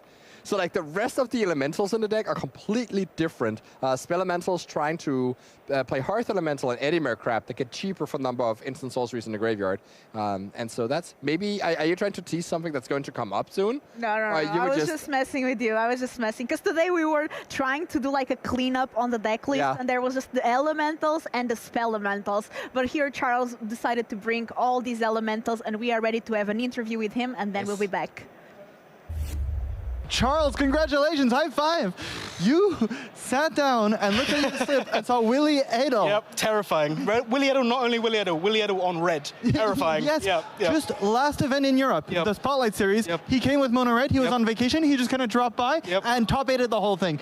He's hard to beat, and look at you did this right now. I know, crazy games. Is it a matchup that you're normally scared going into? Terrified, because they have so many cards that are just so good versus you, especially his build. He's got 2 Zhao, so almost all of my lands, bar 1, come in tapped. So if he plays that on the play and I don't have, a removal up, so I fall behind, and then I start taking more damage. And then the main card in the matchup for me is the one I'm terrified of, is Sun's Phalanx. That card, again, one basic in my deck, just wrecks me because I need to keep playing lands and keep, staying ahead so I can't take more damage. And I can't not play lands, It's Magic the Gathering, you have to play lands. And your spells are expensive. Spells are expensive, yeah. And most of my 2-drops are quite vulnerable to his removal because he has, I think I saw 7 or 8 or 7 shocks and then 3 lightning strikes. He has 4 burst lightning, I believe? Yeah, 4 burst lightning, 4 shock, and then 3 lightning strike. Yeah. So my 2-drops aren't safe. So, usually against the green decks, you can keep up with their aggression or their early starts because you have these 2-drops that can ramp you into stabilizing the board. But yeah, it's tough. It's real tough. Well, congratulations. Yeah, thank you. You should keep it up. Right now, you're 4-0. 5-0 now. 5-0, yeah, that was the last for 5-0. Yeah. Well, we're going to keep on seeing you. That means you're Hopefully, almost locked for sure Almost for locked tomorrow. one more, yeah. Like, you can even afford to lose some matches, but try not to. No, the goal is to undefeated, because then I get the great Twitter equity. Yes, and then you have your face on the Wizards homepage at the end of the day. Yeah. All right. Well, Charles, congratulations. We'll keep on tracking your matches. Good luck in your next rounds. Thank you. And we'll send it back to the casters. Thank you. I have to say I love having Carl on the team because it just brings so much energy, and I really like these player interviews. So great to see more and to learn more about Charles. And we are almost ready for a backup feature match of round 5. But before that, we all were asked to do some predictions in which decks would do well here this weekend. So let's take a look at those and see what we decided that could be the best deck here during the weekend. Starting with Mangu and Arne. I mean, they are, they are really in sync. They are commentating together. They are choosing the same deck. Why do you think they chose the prowess deck here? Boo. Picking the most popular deck. Come on, guys, both of you. I guess, where's the inspiration? Where's the creativity? Exactly. I mean, on the other side, Simon, we are not in sync, but at least the cards that we are showcasing, they are kind of in sync because they're all green cards. There's a lot of green copying as well. Yeah, Philippa and I, we're cultured people. We choose like offbeat cards, like Badgermole Cobb that no one plays. Exactly. I mean, we are not tryhards, and nobody wins with Badgermole Cobb, including Simon. That oh wait, you did win with Badgermole Cobb. Yeah, I obviously have to put my faith in the Simic Rhythm deck, and Rhythm we will see actually in this upcoming round. If you watched just earlier, we saw the live deck tech from eBay Live, our sponsor, and that person is actually in the feature match area for us to watch right now. So that was a setup. That was a future prediction. It's what do they call it? Then you will notice forecasting. Yes, exactly. It is forecasting, foreboding. It was just the little insert to show us what's coming up, and that's exactly what we will see in this round specifically. And it's playing against Jeskai artifacts. I mean, I used to see a lot of artifacts decks in Standard. Then they kind of stopped playing, and now we're seeing again. What is this Jeskai artifact deck, Simon? Well, there's a big artifact theme in the Ninja Turtles set. With they got the robots and stuff like this. And, maybe as we head down into watching these players, we can take a look at what this deck list is all about. Yeah, let's take a look at the deck list as our players are getting ready here for this round number 5 of the Regional Championship Turin. Today is day 1, the format is Standard, and they are really trying to get some wins here. By the way, I'm just noticing that I recognize this face here, yes. Messiah, I think. Maria, she also worked as a host here with us in the past, and she's playing, and I know that they were in the same team, World League Council team, yes. Testing together for this weekend. Yeah, exactly. So this is Masaya Hoshino. We just saw this deck list earlier, so I'm not going to delve too much into it, but this is someone who is on Mengu's fantasy draft, and one of these young upcoming players, half Japanese, half Italian, I believe, maybe lives in Italy at least, and is, just like one of these young talents, goes to all the events and has just, recently won one of the bigger circuits in England to qualify for the Pro Tour again, and just keeps on, doing it, tries to qualify once again here in this regional championship, starting off well with that banned Rhythm deck. And here we see their opponent, and it is Alexander playing Jeskai Artifacts. Yes, exactly, with a new card there. If you see a big brain in a bubble on your screen that is indeed Krang the mastermind. You know, if I have very few memories of the Ninja Turtles as a kid, but this villain, you know, it's like just so out there as just a brain that lives in the like belly of another guy that he kind of uses as a robot like body. I don't know what that's going on, but that's exactly what Krang Mastermind is. This is a card with affinity from artifacts, helping fuel this deck with extra cards. When it comes into play, you discard your hand, or you draw up to so you have 4 cards in hand, and then it's just a huge threat. On top of that, the rest of the deck is a repurposing bay deck, so it has artifacts it wants to sacrifice to search up more of them. It's basically a blue-white deck, but then it has the Fire Crystal as the only red card that says all your creatures have haste and converts all the constructs you make from the Simulacrum Synthesizer into a wind. So that's what's going on here in Alexander's deck. And he also plays 4 copies of Authority of the Consuls in his main deck. Speaking of the devil, it's a gene pollinator. Gene pollinator. Yeah, hits the battlefield here. And actually we see Messiah with the incredible start of Badgermole Cup like into a spider manifestation on turn 2, but the Gene Pollinator gets hit and now no longer has access to that play. Maybe for the better. Gets to play out just a spider manifestation on this turn here, as that was the Saw Blades that took out the Gene Pollinator there. So that's an artifact that deals 5 damage to a tapped creature and combos so well with the Authority of the Consuls, letting Alexander kill the 1-drop before it even got to tap for mana. That's a beautiful synergy. And now the Soul Blades just sit around and can be sacrificed to a repurposing bay on a later turn. Yeah, this Authority of the Consuls already doing its work, that Spider entering tapped. Ooh, and here Alexander not letting Messiah have anything. Perishula snare the Spider there, and the speed is on.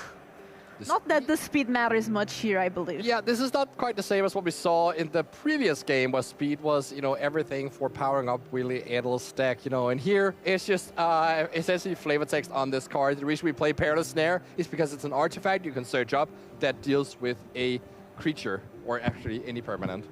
So now we go back to Messiah, and is there a third land? No third land here, so the Badgermole Cup is still waiting to come down. Instead, we see this Llanowar Elf being deployed, but there is an Archduke's Charm in Messiah's hand, which can be used to destroy any artifact and may come in handy in this game.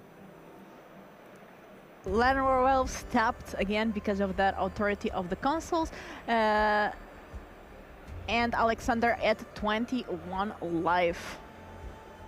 So we'll see here what the play for this turn is now. It looks like there's just an Enigma Jewel. This one is essentially Soul Ring, as there seems to be some sort of bug on the feature match area, just moving around during its thing. And but yeah, Enigma Jewel can tap to add 2 mana that you can only use to activate abilities. So not quite Soul Ring, but basically. As we now see here, one of the planets, one of the lands come down here. So this one can, you know, if it's fully stationed, which, you know, will take, you know, 12 power over multiple turns, you can start making copies of your artifacts. So very powerful if Alexander can get it online. And actually, Messiah here, let's see if he find any land. So no land here, but instead it is another play you can make on this turn. So plays out the Badgermole Cup here, and comes into play tapped. You get to Earthbend something, and then the Llanowar Elf taps for 2 mana, and you can play the Spider Manifestation. So still gets to redeploy onto this board, but there is a surprise waiting in Alexander's hand. By the way, that's how I saw you and Leon winning some games, you know? Just, you know, 1 land and a lot of rampy creatures. That's just how the deck works. But one way you also saw me lose a game on camera is that this exact card, the Starfield,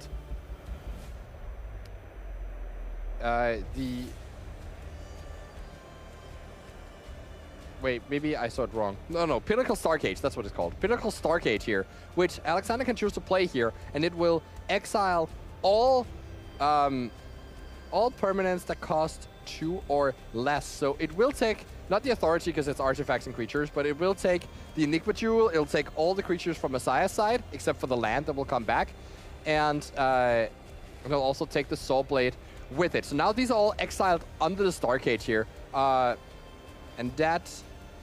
Oh, actually, that land should have come back and not been Earthbend anymore. But yeah, I guess players thought that it said non-land permanent instead of saying specifically creatures and artifacts. That's all good. Something very important about the situation now is that Messiah has Archduke's Charm and can blow up that Pinnacle Star Cage. Right, otherwise the Star Cage here completely ripping Messiah's board apart would be quite devastating. But Alexander needs to, you know, follow this with more stuff. It actually has a really cool card in his hand, Hide on the Ceiling, that allows him to blink X permanents at instant speed, protecting his Pinnacle Star Cage. Ooh, okay. That is a pretty nice play. Let's see here what Messiah is going to do, if he's going to try to destroy that Star Cage or not.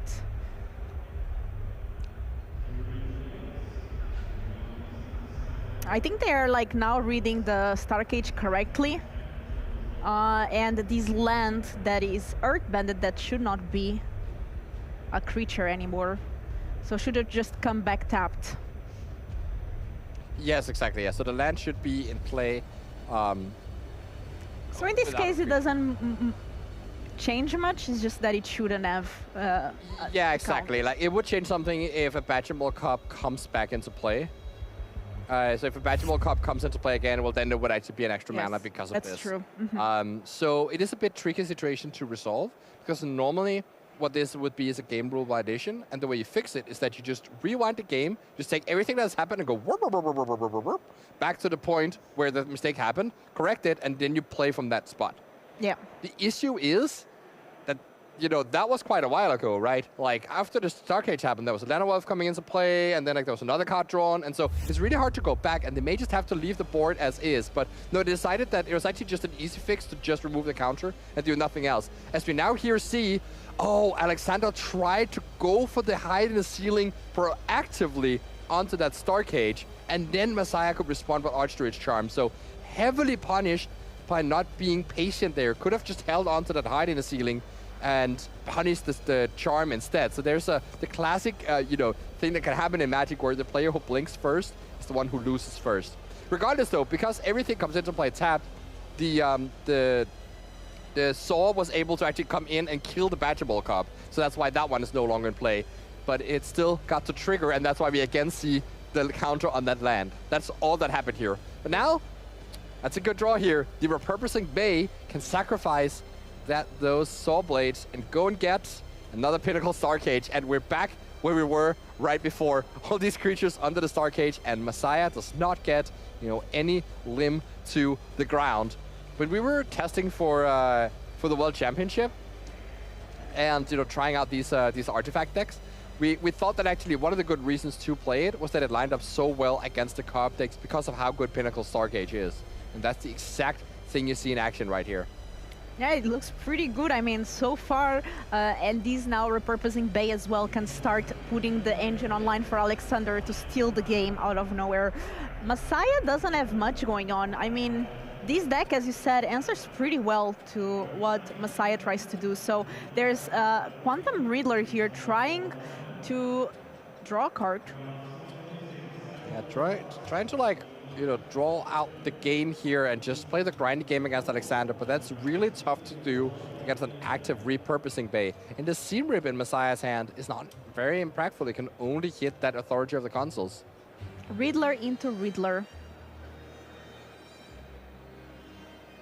And because Pinnacle Star Cage says creatures or artifacts, it doesn't even take care of the consoles as well. So like, yeah, you can just get to keep it, which is nice. So.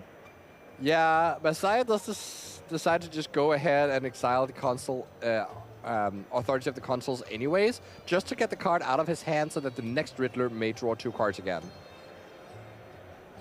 Oh. United Battlefront. That's a super powerful card in these artifact decks. This might be good game almost if these it's good cards. So let's take a look at the top, I believe 7 cards? Yeah, take a look at the top 7 and put 2 artifacts or non-creature permanents with mana value of 3 or less from among them into play. And no, this was a big old whiff, just hitting a Pinnacle Star Cage and an Authority of the Consuls. I mean, you know, you do get your Authority back into play at the Star Cage, even though it can't not exile anything right now.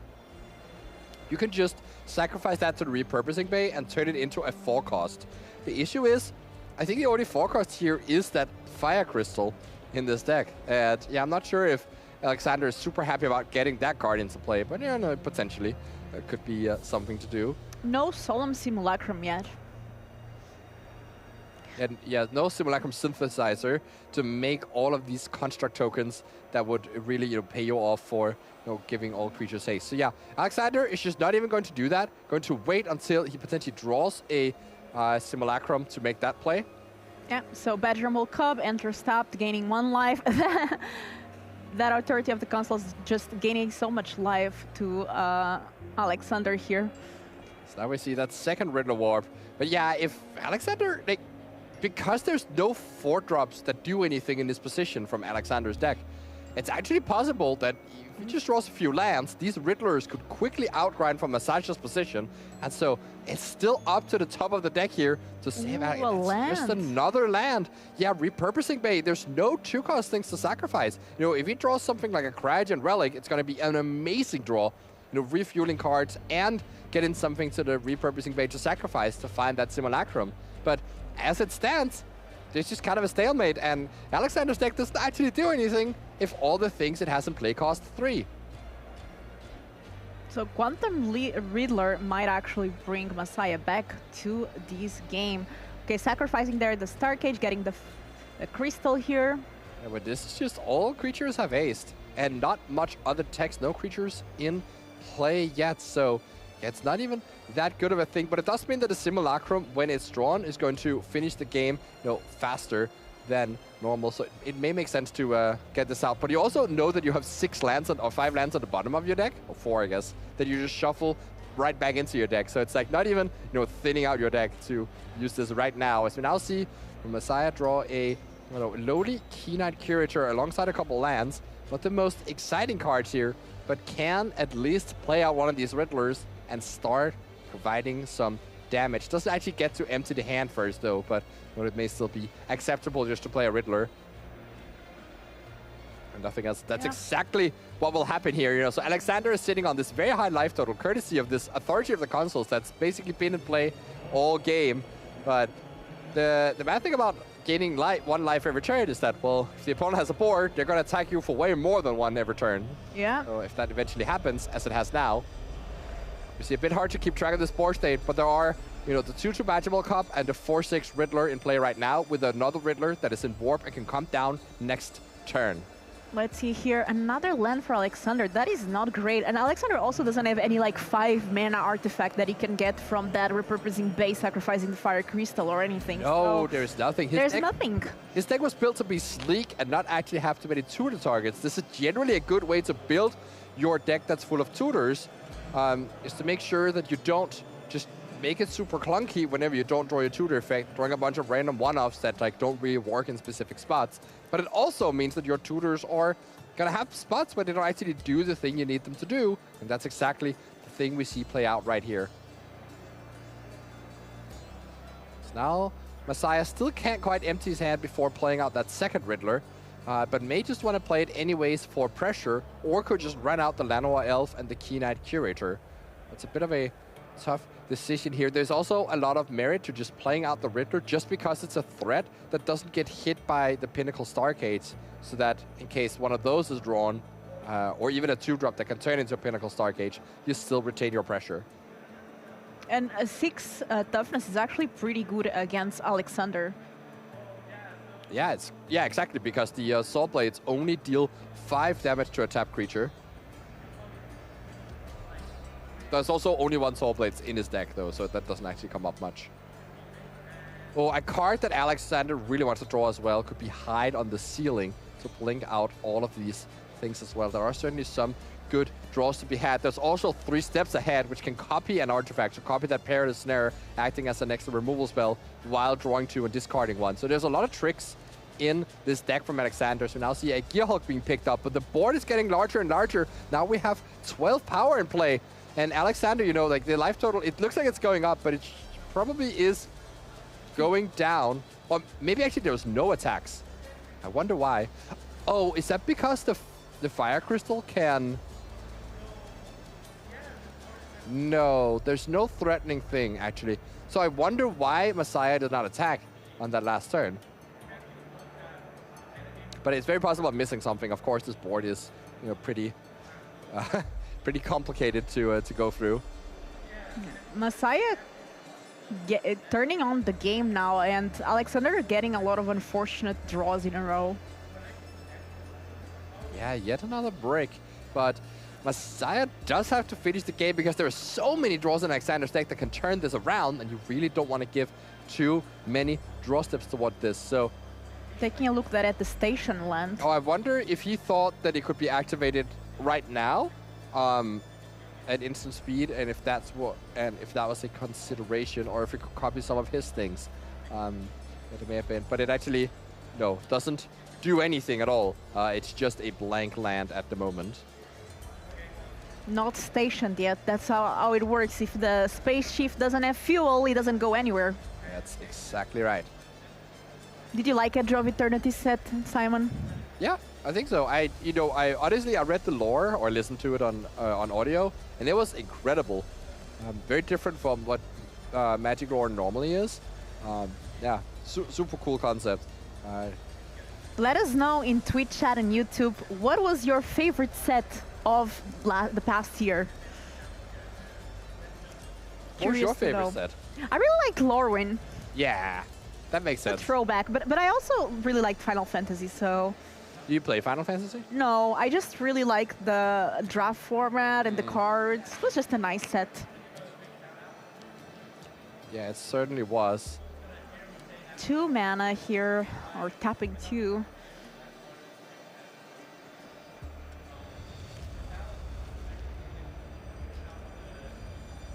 Playing out finally that right glass Gear Hulk. Searching up 2 things, but I don't think Messiah has too many important things to get. Can get a second copy of Seam Rip and actually get rid of this Authority of the Consuls for good, but you know what will happen if you do that? Alexander will just go ahead and top deck another Authority right away. How it works. Ooh, oh, right, can just get the Mockingbird. Okay, what can the Mockingbird copy here?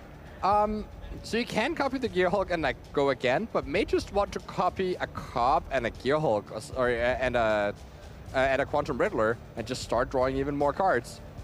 Mockingbird is such a nice card. Yeah, it truly is. Yeah, if you copy the... Yeah, actually, if you copy the Cobb here, then you can have enough mana to play the Key Knight character and then also copy the Riddler, and you draw so many cards if you do that. So yeah, I think that may be Messiah's plan here. Yes, starting by copy the Cobb. There's a trigger. Get to animate one of these lands. Just making sure that there is the mana you need to, but it should be totally fine. So just animate that forest here. Earthbend on there, and then you have 7 mana, and you can pay a 2 mana spell and a 5 mana spell. So yeah, this works out perfectly. Just keeping the card flow going. Messiah may want to think about the things that Alexander can top deck. Is kind of in a position now where there's enough stuff going on, which is kind of wild to think about when we thought about how the first 5 turns of this game went, where Messiah just didn't have anything going on. But that is the power of Quantum Riddler. I've seen some of these lists not play 4 copies of this card, and I think that is illegal. It is part of the reason why this deck is so good is that it can do this and climb back from spots where it has been disrupted. Criminal behavior. Play all your Quantum Riddlers. They are good. They are good. Heard it here first from the caster booth. Play the Mythic Rares in your deck, and you will win in Standard, except if your Mythic Rares are not the good ones. Which is the worst Mythic Rare in Standard? Oof. The Millennium Calendar.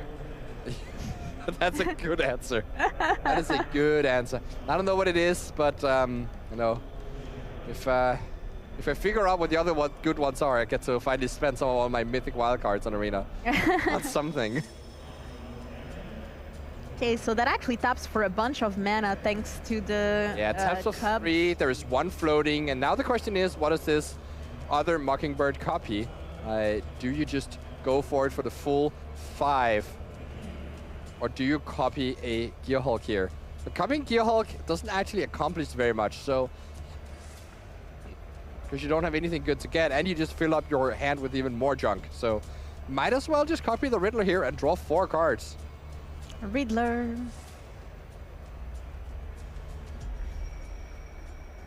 This board is insane.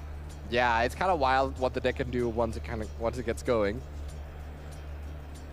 And Alexander's life total ticking up even further. There's another Archduke Charm. So this one can go and get a Craterhoof Behemoth and finish the game next turn if there is enough mana. But with that other cup, yeah, I believe that this is the last turn of the game if Alexander doesn't break once again. Oh, but it's actually another card being drawn. He only drew 3, but actually has 3 Riddlers and should draw 4 cards from this from this ability here. So yeah, now it doesn't actually matter whether or not you attack. I mean, I guess it matters if some things are dealt with. But in terms of finishing the game, you could just just let Alexander gain all the life he wants and then kill him with a Craterhoof Behemoth. Crazy board status. So that is the big question here. Can Alexander draw into something? There's a bunch of bad draws now. Repurposing Bay, not good enough. A Perilous Snare, not good enough. Simulacrum Synthesizer, not good enough. Land, not good enough. Oh, this is why there was no attack. Of course, the Star Cage can make a bunch of robots here. So that's another little wrinkle on the situation here. And I guess technically Alexander could start, sacrificing these robots and getting a 1 cost and then go from there. But, there's even only there's only a single 1-drop in the deck to get anyway. So yeah, we'll see what he draws here. Is it a Krang? It is a Perilous or a Star Cage once again, clearing away the board of the small stuff, but still leaves the 3 Riddlers and the Bright Glass Gearhulk right in play. It also exiles your own tokens that you just made, right? It does also exile your own 4 robot tokens, yeah. So that's the permanent there with 4 dice on it. That represents 4 different separate 2/2 robots. But the 2/2 robots aren't really no match for this this board right now. So yeah, it makes sense to play out this Star Cage, dealing with the board, but you're still facing 16 power. Actually, it's a 2-turn clock from Messiah here. Oh, the robots attacking down to 3. Well, I didn't even think about the life totals here, but yeah, there's 2 Riddlers blocking 2 of them, of course, so that's why the Riddlers were staying back, making sure nothing bad could happen. So now, so Messiah down to 7 points of life, and now we have that Star Cage entering, and the Mockingbird shouldn't go under there. Oh, that Mockingbird should. Yeah, that's a cop. I see. And then the other Mockingbird is a Riddler. So now all this comes back. And actually, Messiah has amassed enough lands that he could just go Archduke's Charm for the Craterhoof at end of turn, on the next turn, and then play it the following turn. Just a natural hard cast without any Badgers involved. But again, also just 16 power in play, so it is lethal as the second Authority of the Consuls comes down. So yeah, Messiah's play might actually just be attack for 16, put it to 16, pass. Not a bad plan. Hold up the Druid, Archmage's Druid. Ah, wait. No, I said the thing that Menko says. Archmage's Druid. Yeah, because when someone says a wrong word for a long time and then you start thinking that's actually the right way to say a word. Yeah, I've been punished. All my You've been mangled. Yes, all my gleefulness, it's been punished. I was making a bit of fun of his pronunciation in Lyon, and now, yeah, I'm the one with egg on my face. And looks like we have some judge call there. So back to us and back Simon. To us. Yes, it's true. And Simon, I have to say, I really like Mockingbird as a card. I love it. Yeah, no, it's cool. It's cool but rude. Because it mocks you, right? I was thinking Aoi doesn't die to the Star Cage. That's so nice. Yeah, because it copied a 5-drop. Yeah, you can do so many cool things with Mockingbird. I've won a game because I had 2 starting towns, so I could make black and copy my opponent's Deceit and take the removal spell, and then they died to my Mockingbird. I will take back that Lorraine is my favorite sect, and I'm going to replace it with Bloomborough just because of Mockingbird now. With Bloomborough. Well, that wasn't within the last year, though. Was it not? No. Is it past more than 1 year? Yeah. No, it didn't. A year and a half. Really? Yeah. Oh, wow. It was, my notion of time is completely disrupted. It was the sum of 24. Oh. Now we see here the Badgermole Cup does come down and gaining 2 life to Alexander here. So Messiah not having any of this. Well, that's 3 counters on that land. It should just be 1. Something that is worth noting here, though, is that this game has gone on quite long. And I know Mengo keeps saying this, but, finishing game 1 after 25 minutes is not the ideal scenario. It is not, it's true, especially if game 2 and 3 go as long. But these decks can also have fairly quick wins. Yeah, it certainly can, and like, at least the game is, unless Alexander top decks again, is going to be over fairly soon. But it definitely could matter if we are in a full 3-game set here between these two players. You know what we need in Standard, what card we need in Standard? We need Coco. Oh, actual collector company? Yes. Yeah, I could see it. I may be controversial here, but I'm not. It's not obvious to me that Coco would actually be a good card in Standard right now. You think it wouldn't be played? It kind of requires you to put a certain style of card in your deck that is not like that good, like a bunch of 3-drops. Like, I don't know, maybe it's good in like the ally style deck, but you have to have a deck that's already interested in playing a bunch of 3-drops, of which there aren't that many in Standard, like decks like that. You hear it here first. Coco not good enough for Standard anymore in 2026. Yeah, the consideration here for Messiah is whether to play out this Keen Eyed Curator as well, increasing to the board. But with that Archdruid's Charm, oh, I did it! Yes, let's go. Yay! With that Archdruid's Charm in hand, you know, feels relatively safe. The question is just, how do you attack now after donating yet 6 more life to Alexander here? Are you finally going to make a dent in that life total? And no, Messiah is just saying, I don't want to lose to some hasty creatures here. Just passing the turn once again. And what's off the top? What's off the top? There was a bit of a smile. Is that a smile of, yes, of course, it's another land? It's a land. It's a land? I don't know, I'm guessing. It could be a smile like, finally drew the good card. Some mat there, maybe. Yeah, you don't know. It could be a hard, like, it could be a hide. The real punish here would be if it's a 3 steps ahead. That's able to counter the Archdruid's Charm and copy a Perilous Snare and draw to discard 1. What is this, 8 mana?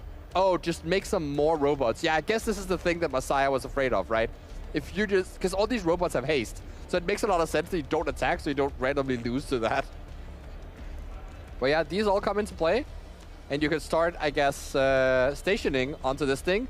So that's a bunch of counters on this land here. But end of turn, Messiah will go Archdruid's Charm, go and fetch me a creature. Which creature will you get? It will be a Craterhoof Behemoth, and the attack will be so immense here. There are... So there's got to be +10/+10 to everything. So it's like well over 100 damage here. Well over 100. Alexander has not taken a single damage yet. Sits at 38 life. Feels like he's comfortable, but no, the Craterhoof Behemoth makes a mockery of the situation. Craterhoof Behemoth, still a good card in 2026. Still a good card. Stealing hearts, left and right. Play a land, play the hoof, trigger it. And Alexander's like, yeah, let's see if it's good enough. And sure, let's get to counting. So +10/+10 to everything. Math is for blockers. Math is for blockers indeed. So that is... It smells like enough. It definitely is enough, yeah. So it's 113 damage. Yep, that will do it. That will do it. That will give us a game number 2, but 22 minutes left, and they still have to sideboard. So Simon, how important is going to be time here for game 2 and 3? So I would say the best defense against draws is to just finish your games in your matches in 2 games. So if Messiah wins here, it's not going to be an issue. Of course, this puts Alexander in a really awkward position because he still has to win fast enough. And the issue was that, like, you know, Alexander also wasn't the one who was taking up a bunch of time in this game because he barely had many decisions. So many decisions was on Messiah's side, trying to comprehend what was going on the board. So it's a really tough thing here. As you now see a very quick view of Messiah's sideboard here for the band rhythm side. We do have it on the screen right now. Oh yeah, so we wanna be bringing in the Spider Sensor. I think they're very important. They counter triggered abilities, so they can counter the Star Cage ability, as well as a few other things. Can also counter stuff like hide on the ceiling. You also may want to bring in I actually love the Sage of the Skies in the sideboard. That is such a cute sideboard card. But yeah, you may also want to bring in the Oko, though it's not that good because the Perilous Snares can take care of it. In terms of what you bought out here, the Meltwriter's Resolve is obviously a thing that goes out. And in general, against these controlling decks, you may want to, like, you might also just want to border your curators and maybe lower the number of pollinators, so you have fewer things that get swept up by the Starfield, or the Star Cage, as it was. So that's going to be Messiah's plan. Probably not that heavy sideboarding, because his, deck wasn't exactly built for this Jeskai Artifacts deck, and not expecting to face it at 3-1. As we now see here from this side, we have some bounce spells here that, can be good against the Badgermole Cup, but not actually lining up that well into this banned Rhythm deck, so I don't expect those to come in. And honestly, there isn't actually much here that I think is good from Alexander's side. I think his main deck is pretty well set up for the matchup, so it might just see very minimal sideboarding and just trying to do the same thing again, except at 2x speed maybe, so that, we can also, go and have lunch and such. I have to say, really impressed here with this Jeskai Artifacts deck list from Alexander. So let's see if he is able to take game 2, and needs to do it pretty swiftly thanks to the time left on the clock. And for people just joining in, we are in the regional championships in Turin, Italy. I'm Filippa, joined by Simon Nielsen, and we are in round 5. Let us know in the comments where you are watching from. I'm always very curious to get to know the people that are watching us. And starting here, Alexander again with that authority of the consoles. So creatures again will enter tapped, and Alexander will gain some life. What do you think of that Crater Hoof Behemoth artwork? I think it looks like a kid drew it, but that's the in a whole cute point. way. Yeah. That's the whole point. Okay, so I'm not insulting. It's an actual kid's drawing, yeah. Oh, okay, I didn't know, and I didn't want to insult the artist, They also did one where they then had an actual artist like paint the vision from this artwork, and it looks, I would say, even worse.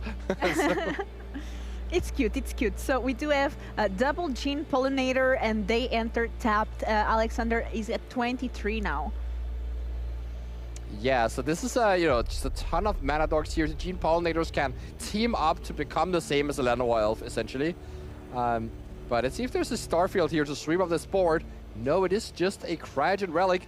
Drawing a card from Alexander here. This card, I think, is very, very good in this blue-white artifacts deck, but it would have been very good last turn when Alexander Alexander was drawing. Any point last game would have been so good. But the fact that you can blink it with Hide in the Ceiling, and you can, like, when you play your Star Cage and you exile your Cryogen Relic, you draw a card, and then you blink your Star Cage, and the Cryogen Relic comes back and gets exiled again. And you can use Repurposing Bay to sacrifice it in your Simulacrum Synthesizer and just go crazy. It is quite a strong card here, but now you're facing down all this mana, and this game may be way shorter than the one we just witnessed. So let's see here what is up for. Messiah gets to play the Nature's Rhythm for X = 2. That's a very common thing to do with this card. We also see Okos have indeed been brought in, as now this gets a Badgermole Cub, and all these mana dorks are now supercharged here. So Alexander needs to do something about this board, because things are going down.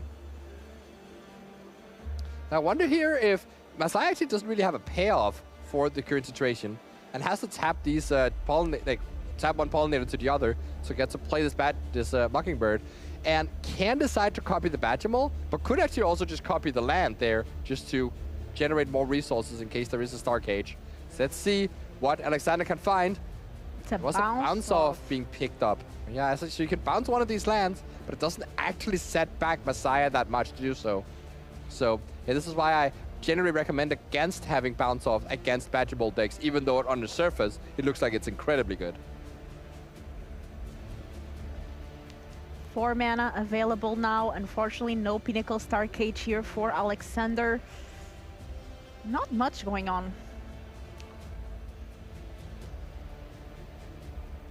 Yeah, no Star Cage. This Cryogen Relic did not save Alexander in the way he had hoped. He can rob a bunch of mana away from Messiah there by bouncing one of the lands and putting a stun counter on one of the other ones. But that's still, that's still 10 mana. you get to take away 6 mana, but there's still going to be 10.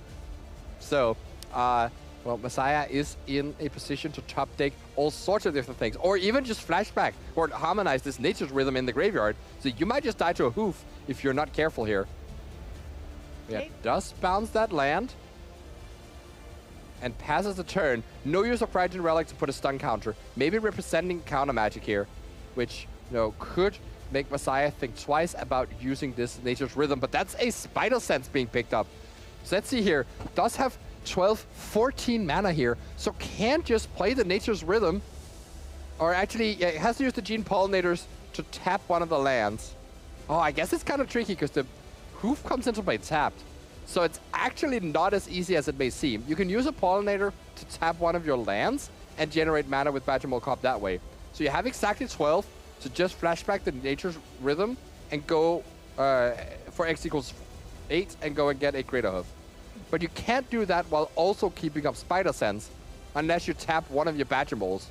But if you tap one of your Badger Moles, the Greater Hoof is no longer lethal because of that authority. So that's the tricky situation here from Messiah. The Greater Hoof may not even be lethal as it stands because you get, I guess it's only 18 damage. Wow, yeah, the authority really puts a wrench in this whole Greater Hoof game plan. So, yeah, the game is not at all over here. I do wonder if Messiah is going to use this rhythm right now for something else of value. Like could get Riddler this time, or just develop more things to the board, like a Key Knight Curator, and then try and go for lethal next turn. I think it makes a lot of sense here to just play a Key Knight and then play and then try and go for the kill next turn. But it seems like there's a lot of things being tapped here. So that's Gene Pollinator tapping a land. It can absolutely do that. That is a permanent. And normally that just like fixes your colors essentially. But with Badger Mole Cop in play, it actually generates mana. Badger Mole is such a good card. So a lot of mana is going to start to float. Let's see what Messiah decides to do. There's a Nature's Rhythm in the graveyard that can be harmonized. Yeah, so maybe this is just Nature's Rhythm for X equals 4 is what it seems. May just go and get an Oroboid here, if that is indeed available. Not all these lists play Oroboid, but yeah, there are 2 copies of Oro in Messiah's deck here. So you can go ahead and get that Oroboid into play and just use your Spider Sense as a bit of protection. But yeah, Alexander does urge Messiah to play faster, and I do agree that that is indeed what needs to happen on this turn. As we now see Key Knight Curator come into play. There's 1 mana floating. Just exiles this bounce off, and I think Messiah has come to the conclusion that no, I'm not going to get a Oroboid this turn. I'm just gonna, attack here for a bunch of damage and then set up for the kill next turn, keeping up that Spider Sense. Yeah, I like that. Yeah, and all there is in Alexander's hand is that hide in the ceiling. You can, yeah, so you can exile a card, and then it will come back, and you can actually target the Mockingbird, and it won't be able to come back as a Badger Mole. Because just be a little 1/1. Because mana wasn't spent on it. But no, instead, decides to target the Badger Mole Cub itself, and that will actually end up coming back and putting a counter on one of these lands. But yeah, card is drawn from the Cryogen Relic. At the end of turn, the Badger Mole will come right back. Yeah, so that enters back, will be tapped. It still has the Spider Sense up here, so we'll see what Alexander can do. There is a Saw Blade, so that could actually be good to bait out the Spider Sense. But is there another follow-up to that? Oh, there's a Simulacrum, which is going to, down the line can make an army of constructs, but right now actually doesn't get to do it. So the situation for Alexander is quite dire here. Place the Simulacrum out, but Messiah doesn't have to care about that. You just... Yes. The Scry is nice. You can try to find that Pinnacle Star Cage to stop this board. But it looks like Alexander didn't find it, and a bit in defensive mode now, going to be able... Play the Soul Blade here, but it does have a trigger, and Spider Sense can counter that trigger, and that should let Messiah have enough mana here. So just tap 12 and get a Crater Hoof Behemoth, and that should finish the game here. So Game 2 seems to end the same way as Game 1, but in much shorter time here. And, Messiah did manage to do the thing that I mentioned. The best defense against a draw is to finish your match in 2. Yeah, this was a pretty fast one. Yeah, just time to spare, right? It's like, no issue. Just gotta actually make sure that it is indeed lethal. But I believe that a Gene Pollinator, 2 Badger Mole Cubs, like all of this can attack on this position here, because we have 9 mana from those mana dogs being represented there, and then you tap the Key Knight Curator to pay for Harmonize, so that's X equals 8. Harmonize is such a cool mechanic. Yeah, it really is. It's a nice play on flashback where, the cost is, instead of flashback being a thing that you could just do in your controlling deck that has no creatures, it forces you to combine instants and sorceries with creatures, which is always a nice thing to see, that it challenges the formal way of deck building.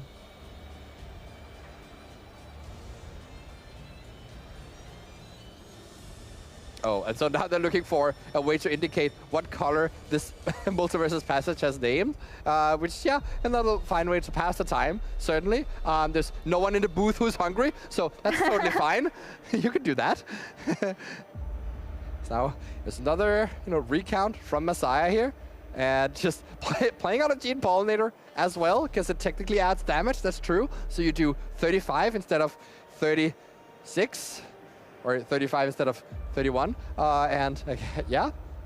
Tapping all of these for 9 mana, tapping the Kina Curator for that Harmonize. As we see a double check of the count, making sure that all the mana fits. Alexander tapped out, reaching for his drink just to pass the time here, as Messiah looks for his deck and maybe realizes that he brought out the Crater Hoof. No, it's there. It's coming in. It's coming in tapped, but it does give +9 to... Is it 10? It's actually +10 to the board once again. Game... Good enough. Game 2 ending the same way as Game 1 with a huge attack from, all these creatures. This is a 46 damage. Best beast in Standard, Crater Hoof Behemoth. Everyone's favorite 8th drop. I do like the Crater Hoof in Standard. It's such a cool card. I agree. I think it's a very nice addition to the Standard format. Is it actually legal in Commander? It probably is, right? Why wouldn't it be?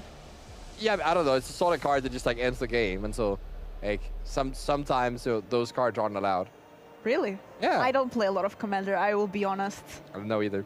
But maybe people in chat can educate us on whether this is legal or not. I've certainly, it seems like the type of card that would be great for a lot of Commander fans out there, as the top end of their deck. And, it's doing work here in Standard as well, as the players are now figuring out their life total, which is a totally fine thing to do, while we have people in the booth who are suffering. Simon, I used to play Commander. I used to play Armageddon decks, just like land destruction.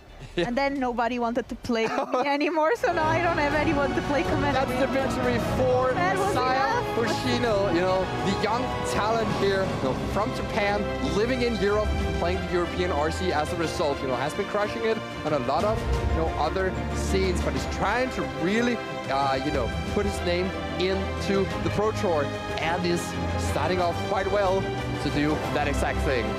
Very well played here, and I have to say, very interesting games. And nice to see Messiah here advancing 4-1, so still needs 2 more wins to get into day 2. So not easy, even after going 4-1. Nothing is guaranteed yet, as Messiah still needs to go 2-1 the rest of the day.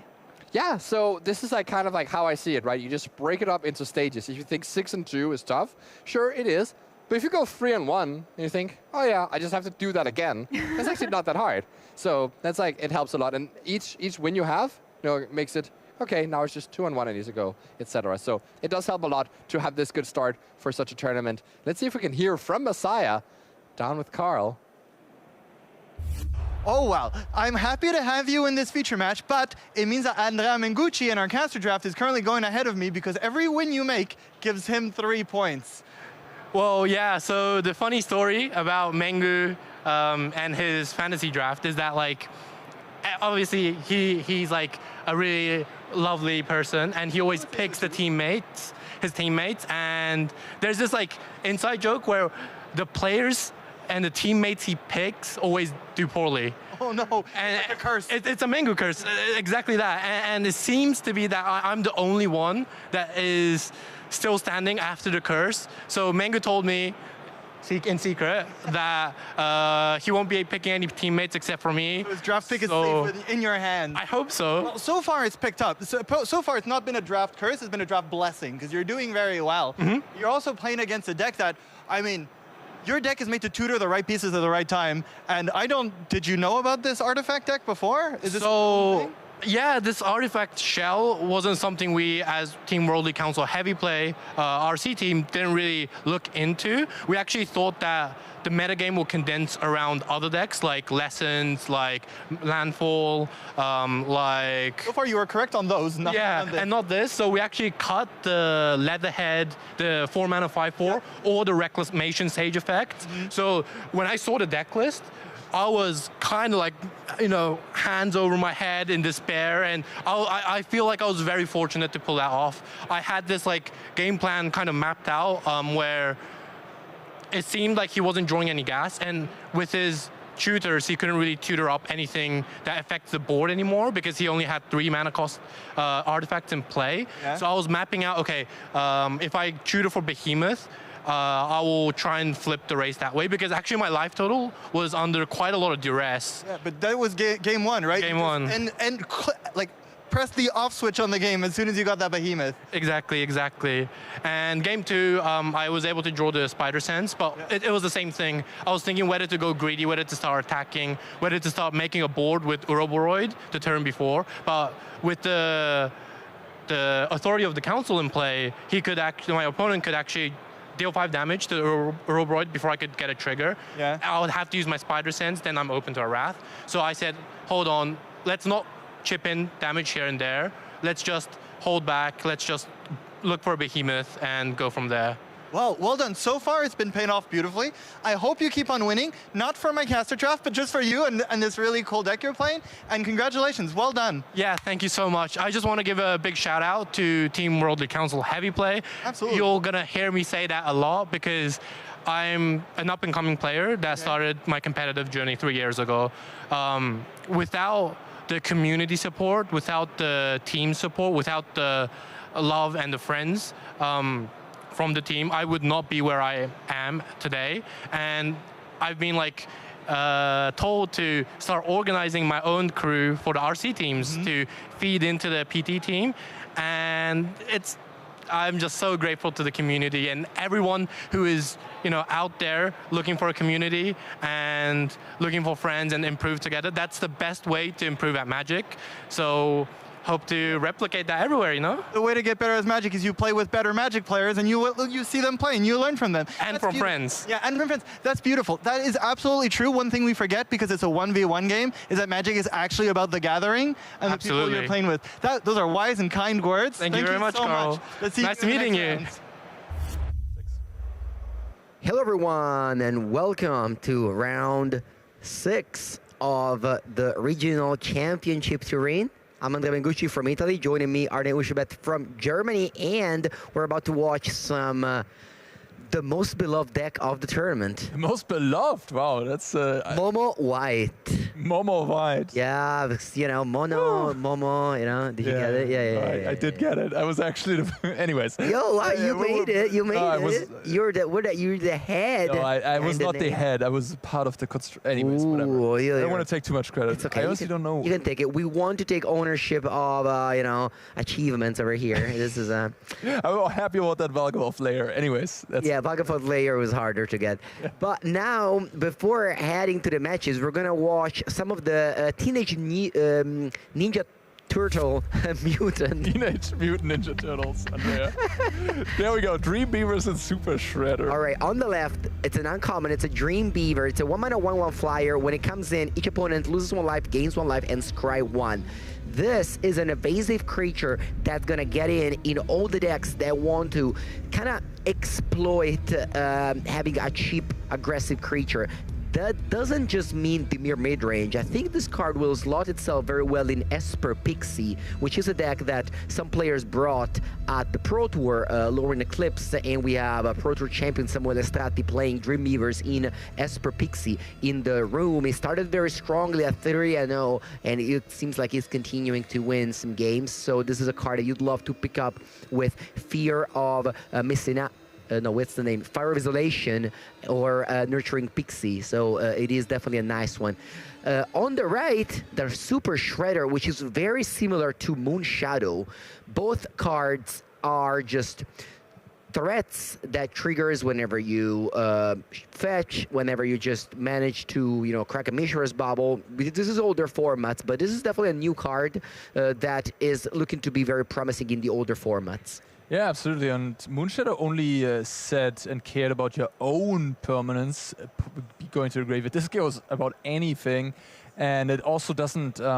So stuff like map tokens, clue tokens, food tokens, anything triggers this. Tokens of any kind, this thing just grows immensely, and as you said, with fetch lands especially. So, for example, in Standard, you can play it against Landfall. They crack their lands, it grows. Gigantic menace threat.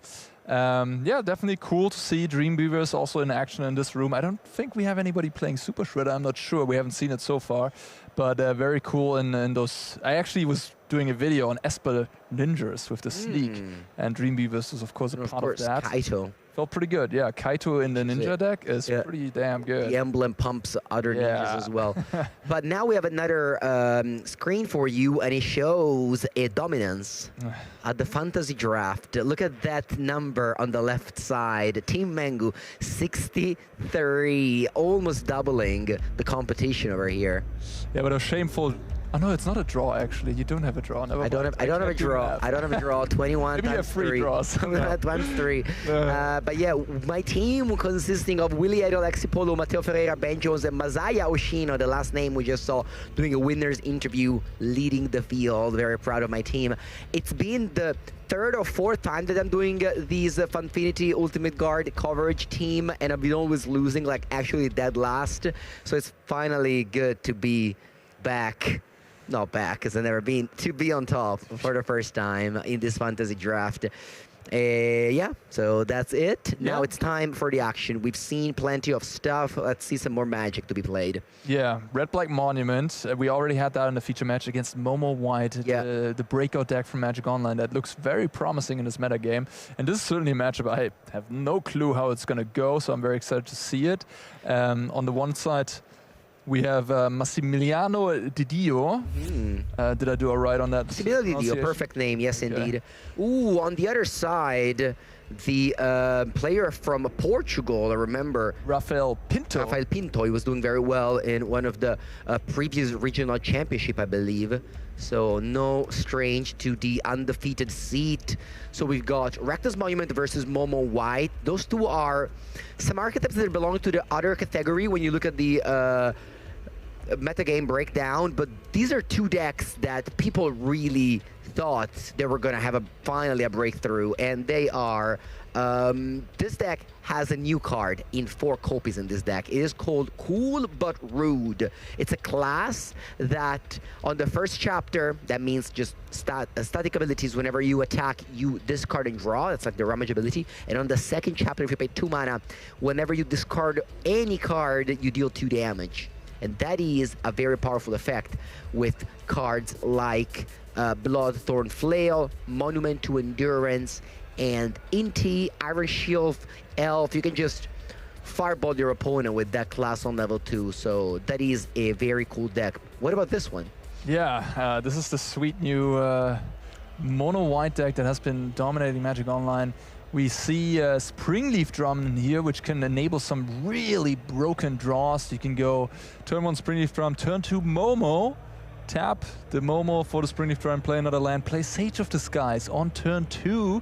Having an army of flyers already at the ready, and then you have Cosmogrant Zenith with Halia to warp to get all your creatures bigger, especially if you make these flying lifelinkers into 3/4 flying lifelinkers. I mean, it's very tough to beat for anyone. And then we fill out the deck with Shrouded Shepherd. Oh no, it's not Shrouded Shepherd, Starfield Shepherd, and some 1-drops, Nurturing Pixie, and a lot of good removal spells in here as well. Seam Rip, Get Lost. And most importantly, the Abandoned Air Temple, this land that you can blame for off because it's not a legend, and it just dominates the late game, and it's an untapped plains. It's like really anything a Swarm deck would have loved. Absolutely. Ooh, I love those art of choice. Some first edition plains here, black border, very sweet. On the opposite side, a card I don't love. Multiversal Passage, untapped, choosing black and putting the very powerful equipment into the battlefield. If you already have your engine starting here, you can discard cards for free. What's better, Bloodthorn Flail or Embercleave? Embercleave. But one is legally standard and one is not, so... Umezawa's Chitty or Bloodthorn Flail? Okay, I'll stop. One thing I want to note about Raphael's list, he's cutting down on the Monument to Endurance, just like Francesco Latoro, who we had earlier in the coverage, who trimmed them all together. We see the Rakdos Monument players cutting the namesake cards. We maybe have to change that name to Rakdos Root, perhaps, or something like that. Maybe Rakdos Discard, as you said. It's certainly cool to see that something that I already had a hunch on and was mentioning in one of my YouTube videos this week, that you should be cutting that card, perhaps, because it's a little too slow and people are doing it. Yep, Massimiliano kept a very slow hand, showing you that the white deck isn't just an aggro deck. It can also take a little bit slower start, but here we another new card, Casey Jones Vigilante. First creature hitting the board, it's Casey Jones Vigilante. That's a 3-mana 4/3. When it comes into play, you draw 3 cards, and at the beginning of your next upkeep, you discard 3 cards at random. It's a wait, what's it called again? That red card that was played in Hollow 1 for a red. Reveler? No, Burning Inquiry. Burning Inquiry, that's the Burning Inquiry text, but it's delayed. So if you do something like, I don't know, Spider Sense, I guess you can stifle its ability and keep your 3 cards. Unfortunately, Standard is don't have consigned to memory to make it for cheaper. But and I mean, Raphael has 2 Carnage in hand and a Flamewake Phoenix, so he's actually happy to discard 3 of those cards. Exactly, Flamewake Phoenix, Bloodghast, and a lot more cards that can come back from the graveyard. And I like how Raphael played this because, you know, Massimiliano not doing anything kind of means probably Get Lost, Seam Rip, stuff like that. So he could have leveled up the Coolbird route, but that's so slow and walks right into the Get Lost and in the Seam Rip. So you just went for the Casey, right? If the Coolbird route is on level 2, he would have dealt 6 damage by discarding these cards, but he's just realizing, hey, he can't do that. Oh, going for the... Wow, that's interesting. That is... The Flail, and then playing a Sage of Disguise, which copies itself. So you got 2 copies of a 2/3 flyer. I'm really surprised that he's going to exile the Flail there, but yeah, he's not respecting the new card. And there we see the Burning Inquiry trigger resolving from Casey Jones. All right. Ooh, is that a Bloodghast? Nice. Oh, he had a Bloodghast as well, so he has 4 cards he's happy to discard, and he hits 2 of them. Is it? Yeah, it's a Carnage as well, so you can cast the Carnage to get the Casey Jones back from the graveyard for 2 mana. It's a really strong... We're talking about Carnage Crimson Chaos. It has the ability to Mayhem for 2, so for the red and the black... Such a strong turn here. You can cast the Carnage, which now when it enters, you return target creature with mana value 3 or less from your graveyard to the battlefield. Wow, I'm loving this. And now he's drawing 3 cards. Can play some of those. Chooses... Yeah, I think when it enters, he can return the elf, can't he? He could return the elf, yeah. But he wants to draw more cards. No, I'm telling you, with the Carnage, when it enters, you return target creature card with mana value 3 or less from a graveyard to the battlefield. You didn't want to do that, I guess. Didn't want to return the elf. No. Yeah, he wants to return to Casey Jones to draw more cards. Yeah. Okay. And now he has a lot of interesting decisions. He can level up the root, so it deals 6 damage in his next upkeep. Because now Massimiliano spent a Seam Rip and a Get Lost. Is down to just... yeah, he's going for that. Oh my god, going this is for insane. that. Wow, yeah, this is really good. So next upkeep, Raphael is going to discard 3 cards at random, and it's going to deal 6 damage to Massimiliano's head. Yes. Because Massimiliano chose to exile the Flail instead of the Coolbar Root. This is... Okay, the second copy of Simba Rip. I think he drew that off the top. And the second copy of the Sage of Disguise. Yeah. All right. We have a game. Both players are definitely having some strong answer. Massimiliano definitely has some strong answers to Raphael's threats here. Maybe he didn't draw that. I wasn't quite sure what I saw in his hand, but maybe it was a plan to like get the Flail out and then later get the Coolbird root. So his opponent spends more mana into the Coolbird root, which is actually great for. Yeah, upkeep. Yeah, better not forget that trigger. Oh no, you better not. No, definitely not. But He's thinking to do something on the stack. Oh, I think he has a Bitter Triumph maybe he wants to cast. Yeah. So you can go... Man, this deck is so cool. The Sages of the Skies, that's 4 of them. How are you racing that? That's so good here. Indeed. And there's the Abandoned Air Temple, so it's got a... Next turn, Massimiliano can attack for 12 lifelink swing. Yeah, and like the Flameback Phoenix is outright embarrassing against these because... Yeah, and also Bloodgast. Yeah. Whew, yeah, honestly, that was a really exciting turn by Raphael, but Sage of the Skies with the Abandoned Air Temple, like, my goodness. This mono white deck has proven even before when we featured it with the loop of the Shepherd and the Pixie to just have like this very powerful late game. So yes, it's a because like the thing is that we are used to see mono white as a cheap creature decks without that good of a late game, but that's not the case here. All right, so Crimson Carnage. Sorry, gets discarded again with Mayhem, but this time it has. It's a legendary, so... It's a legendary card. We're drawing for turn. And it's a Marauding Mako, which would have been very strong in any other moment than now. Yeah, he can't really get the Phoenix back. It doesn't really make much sense. I mean, he could and then just attack with everything, I guess. He also has the Bloodcast. Yeah, he can map a little bit. He can map onto the Bloodcast. He can do a few things, but it's just not going to raise 9 power lifelink. Yeah, again, 12 power lifelink. Just tuned in, those tokens on the right side of the table are copies of Sage of the Sky. A card, a very powerful card that's even in Vintage Cube. And, that's a metric. If a card makes it to the Vintage Cube, it's very powerful. He also has access to another Carnage in the graveyard, which has legendary status, so you would have to sacrifice one away. We're attacking. I'm sure Massimiliano just saying no blocks here. Yeah.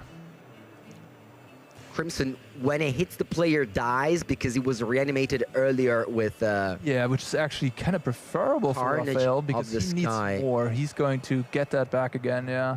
Ooh, and he can go land Mako here to grow it in the next upkeep. He didn't find an untapped land, unfortunately. Starting town, not as good.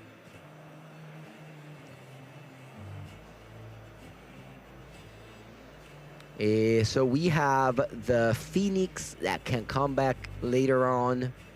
And Raphael chooses to play his starting town. He was debating whether to hold it to, have more chances to discard. But what he can do is in next upkeep, go Bitter Triumph, discard a card so that the discard 3 won't be as bad. All right. We have to untap, of course, and then we're going to turn our creature into 3/4 Flying Lifelink card that are going to swing 9 points. Sending Raphael to 4 while Massimiliano goes up to 25. And as we mentioned previously, Abandoned Air Temple is such an unbelievable land. Yeah, it's such a crazy good land. It's like Galvani Township, but it adds white and it comes into play untapped. Yeah, it's incredible. And it's not green-white restricted. And it's not green-white restricted, so you can obviously play it in a full mono-white shell without having to bother to play cards like Temple Garden or, worse, dual lands like that starting town, which okay, so upkeep, we're casting Bitter Triumph, and then only 2 cards in hand, so those will be discarded. And we really saw the power here. Not necessarily both decks had their engines online in a way, but Raphael was not able to interact well with Massimiliano's engine, while Massimiliano was able to just disrupt the Levelbird route, add a Kubert route, disrupt all these things. Like if the Kubert route would have stuck around, would have probably dealt like 20 damage or something. Yeah, that's the power of interaction. Interaction. Each of them just mind their business, but one person play 2 removal spells. Well, the other person had Bitter Triumph, but it only killed half of the important cards, true. Right? That's true. Very cool match. Honestly, it really showed the power of how just really showed how powerful can standard deck be.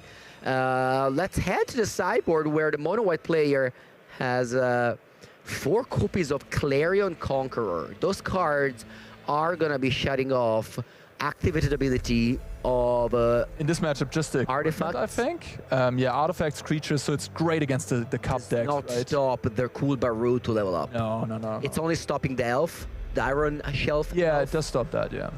I don't think he's going to bring that in. I think Sheltered by Ghost is something you might look at. It's a little awkward into the black removal spells, but very powerful. In a sort of racy matchup, and maybe you can reset like a Marauding Mako that has grown to like 5/5, and then even if they kill your creature at some point, they get back a 1/1 and might not have that many cards to discard anymore. Raphael. Requisition Raid, it's a disenchant which will come in. Yeah, that's fine. Rest in Peace is also interesting. I wonder if he's going to bring that in. I think so. Oh, look, Raphael has 2 Death Marks. He's ready. Death Mark, that's a card that I'm not sure many of you knew was standard legal. Yeah. One of the many foundation cards that you discover it's legal just when you go through the either the Arena, Deck Builder, or Scryfall. So very cool to see that. Yeah, he had some more removals there. He had Pyroclasm, which is... Pyroclasm, I don't even know if I'd bring it in. Yeah, it's a little awkward, huh? Just seeing 2/3s winning the game. Yeah. Haze of the Crimson Pulse may be a card because the game seems to be going slow. I mean, it's weird, right? Because the mono white deck kind of acts like a mono white control. Well, yeah, it's like an aggro mid-range control, I wouldn't quite say, but it can certainly play very well into the late game, like a mid-range deck. This game, Massimiliano went land, go, land, go, land, go. Like, the first 3 turns, it did nothing. Yeah. Actual stone, nothing. Not even a removal spell. All right, look at that. Our... we do see Clarion Conqueror right there. So Massimiliano did bring it in. And I believe that is Springleaf Drum? Not seen that artwork before. But it has to be. Springleaf Drum Go, matched by a Iron...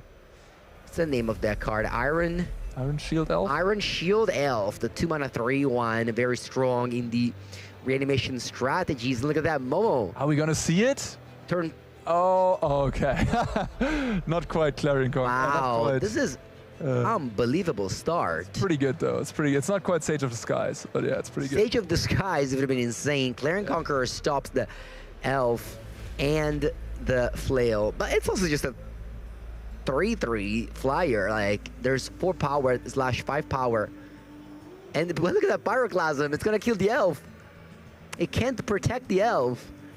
Pyroclasm looks terrible right now. Yeah, the nice thing about the Rakdos, let's call it discard deck, is that you can just discard all these bad cards. Yeah, to what? To well, he could Case of the Crimson Pulse discard. Oh, okay, sure. Which I kind of like as a play, to be honest. Or we can go Bitter Triumph on the Clarion Conqueror as well. Yeah, but he doesn't. He only has. If he had another black, I would kind of see that to also then kill the Momo. Maybe I think I would just use my mana effectively and cast the Case and discard. What do I discard? Honestly, probably just the Pyroclasm. Yeah, Pyroclasm. I don't know if I would have brought it in on the play. Looks like Raphael. You know, this Momo white deck is super new. People are probably not that experienced playing against it. So Raphael just thinking that he could maybe out-control. Yeah. Kings of the Crimson Pulse for 3 mana. You discard a card, draw 2. And then you have to have no cards in hand to solve the puzzle. It's just a Tormenting Voice for now, but like it uses your mana efficiently. He's really in the tank about it. He's kind of taking too much time on his turn here. It looks like a good play to me, going Case, discard Pyroclasm. Yeah. But goes for this blind. Raphael chooses an extra respect to the card Momo. Yeah. Like completely off curve. Yeah, I just get a little bit of an ick there. But the funny thing is about the Clarion Conqueror, actually, it shuts off the Springleaf Drum. So ooh, that's true. Leaving that around denies a mana. That's true. Clarion Conqueror shutting off Springleaf Drum at the moment. Hitting both players is definitely a true thing. But now, Momo's Legendary. Ooh. There we see the Velvet. I was going to say Momo's Legendary, so you can just play a second copy. But instead, Massimiliano goes for the engine. 2 mana, Shepherd, Tutor Pixie, bounce back Shepherd, attack for 3. The flying damage is going to be steady. Honestly, hard to see a way Raphael can come back to this, but he's an excellent player. Let's see if you find a way. Probably now you have to just alone by the mana usage that we saw in this game. We see Massimiliano spending like 1 + 3 + 3, 7 mana this game already, while Raphael spent 4. Yeah. It's not a good sign. Ooh, look at that. Look at that. Raphael can now go Bitter Triumph on the Clarion Conqueror And then discard Pyroclasm, make the shield, the elf, unblockable, indestructible. So actually, this came up pretty well because Massimiliano decided to block. I'm not sure he had to, though, because the life total were favoring him. I would have just said no block there. But nonetheless, he can just rebuild here, and his Springleaf Drum is now free. So it's actually not that upset that Clear and Conquer is dead. He can go now Shepherd, and he can tap it. Kind of like making so that Springleaf Drum is a Mox, basically, because that creature isn't really sticking around to block or attack the turn after. So it's pretty good. Do we have Sage? No. 2 mana? Oh. Shepherding it up. I mean, if he has so many Shepherds, I think he's just happy to trade stuff. I understand that. Doesn't get a Pixie here, interestingly enough. You could have gotten that with the first Shepherd and then play Momo. And then you could have played Momo and it would have discounted the Shepherd. Unless Momo says the first flyer you play. I think he didn't have a 4th land. That's why he needed to get that Plains. I see. You know, he gets Momo, doesn't have... Oh, wait, actually... No, you're right. He had a Springleaf Drum in play, so he could have done what you said. But Momo says the first non-Lemur creature spell with flying you cast. So you already played another flyer. That's why. Massimiliano shows why he's 5-0 at this regional championship Turin. A fantastic start for both of these players. This tournament is very long. It is 14 rounds total, but starting 5-0 is a fantastic start. And now the case comes in. Discarding a card. Pumping that. It's weird pumping that post-combat. Yeah, that was a slight misstep. I guess, yeah. It's fine, it's just 1 damage, it's okay. Raphael can now, is debating. He can just go, he could discard the Shoot the Sheriff and play the land, yeah. Exactly. Tapped land, discard the Shoot the Sheriff to the elf, that play. And then the case is solved, and you draw 2 cards. In the upkeep, yeah. In every upkeep, you discard your hand and draw 2. But he has draw 3 cards per turn. But he has to solve it now, and he chooses not to solve it, it seems. Let's see. Let's see if he passes or not. Okay. He chooses not to pass. Yeah, we kind of missed 2 damage here, right? By not doing this pre-combat. Yeah, we missed 2 damage, you're right, yeah. But the case is solved. Now, Raphael is empty-handed, but he'll be refilling next turn, drawing 3 cards. On the same time, though, Massimiliano has a full grip here to unload. Plus the 2 Shepherds in the Warp Zone up there. Yeah, the Warp Zone, it's hiding. There's the Haywire Might. Oh my god. So, goodbye, Case of the Crimson Pulse. Well, actually, even if Massimiliano didn't have the Curious Farm Animal in hand, it could have just went 4 mana Shepherd, but he didn't have the mana, I guess, to do it everything, right? Yeah, not everything. He needs 7 mana. 4 plus 3. Wow. Seam Rip also. Yeah, now Raphael empty-handed. Once again, we see the power of... this matchup seems kind of good for the Momo deck, to be honest. And the land there. Do we have any graveyard strategies right now? Nope, nothing in the graveyard that can be brought back. Or... I will say I don't love the Clarion Conqueror, though, personally speaking. I don't think it's good enough in this matchup, and it does shut off your Springleaf Drums, which is pretty huge. But I would say that the Clarion Conqueror did fine here. I mean, an 8 removal spell and the discard spell, so it did its job, but it came down as a, turn 2, 3/3 flyer play. 4 mana, Shepherd, tutoring up, what, the Pixie? I think he might have taken it. Oh, he still has it. Cool, yeah. You can take the Pixie. What are you doing with that Pixie? Maybe I'm just chilling on it for now. No, it's jamming. Right away. Oh, Seam Rip again. Exiling the last creature of Raphael, and then boom, getting in for 2 because we had a flyer coming in. My god, that's so much value. Ooh, cool but rude. Okay, so that card can be leveled up to 2, and then next turn we can gamble. With the 3rd side of that class, we can tutor up a card and discard a card at random. And you can tutor the Spider-Man card and bring it back for free. Yeah. For free, for 2 mana. That is actually pretty nice combo, maybe playing the land was a good idea there, so that you guarantee having no cards in hand. Right. And your gamble to hit. Although he doesn't have a creature in the graveyard to get back with it. I see. So maybe he has to gamble to get like... Look at that. Zach Fair is being tutored. That is the extra protection that you get. Doesn't have flying, so the Momo doesn't get +1/+1 this time. Now we see a Pixie getting back to Shepherd that was just played. All right, that one will pump the creature. Are we out of creatures at some point? To get with the... No, why is he searching? Why is he searching? No, he's not searching. He, Okay. He was almost. Oh, yeah. He was like... Okay. I understand that, like, so many things, but yeah. All right. Monument to Endurance still in the deck. Oh, my God. If we had that land, right? We could have gone Monument into level up. True, but yeah. Oh, yeah, I mean, still, like, we're going to be dead in air. Yeah, wow. right. That was such a strong performance from the Mono White deck. It's the second time that we see the... Wait a minute. There's Okay. 2 Pyroclasms in his list. Okay. Pyroclasm, pretty good here. Oh, wow. But, well, there's a Zach Fair now and a Springleaf Drum Up, so you can give protection to one of the creatures, and then the Soulstone Sanctuary will do the trick, but... And also, you have to win the coin flip first. Yeah, you have to win the 50-50, but, you know, I mean... By the way, I was going to say, Mono White, it's the second time it's on the coverage, and still hasn't lost a game. The deck's good, and it looks good. I mean, it looks really nice. So now we're gonna coin toss. Odd, even. But if Zach Fair is being activated, this Pyroclasm doesn't really matter, unfortunately, for Raphael.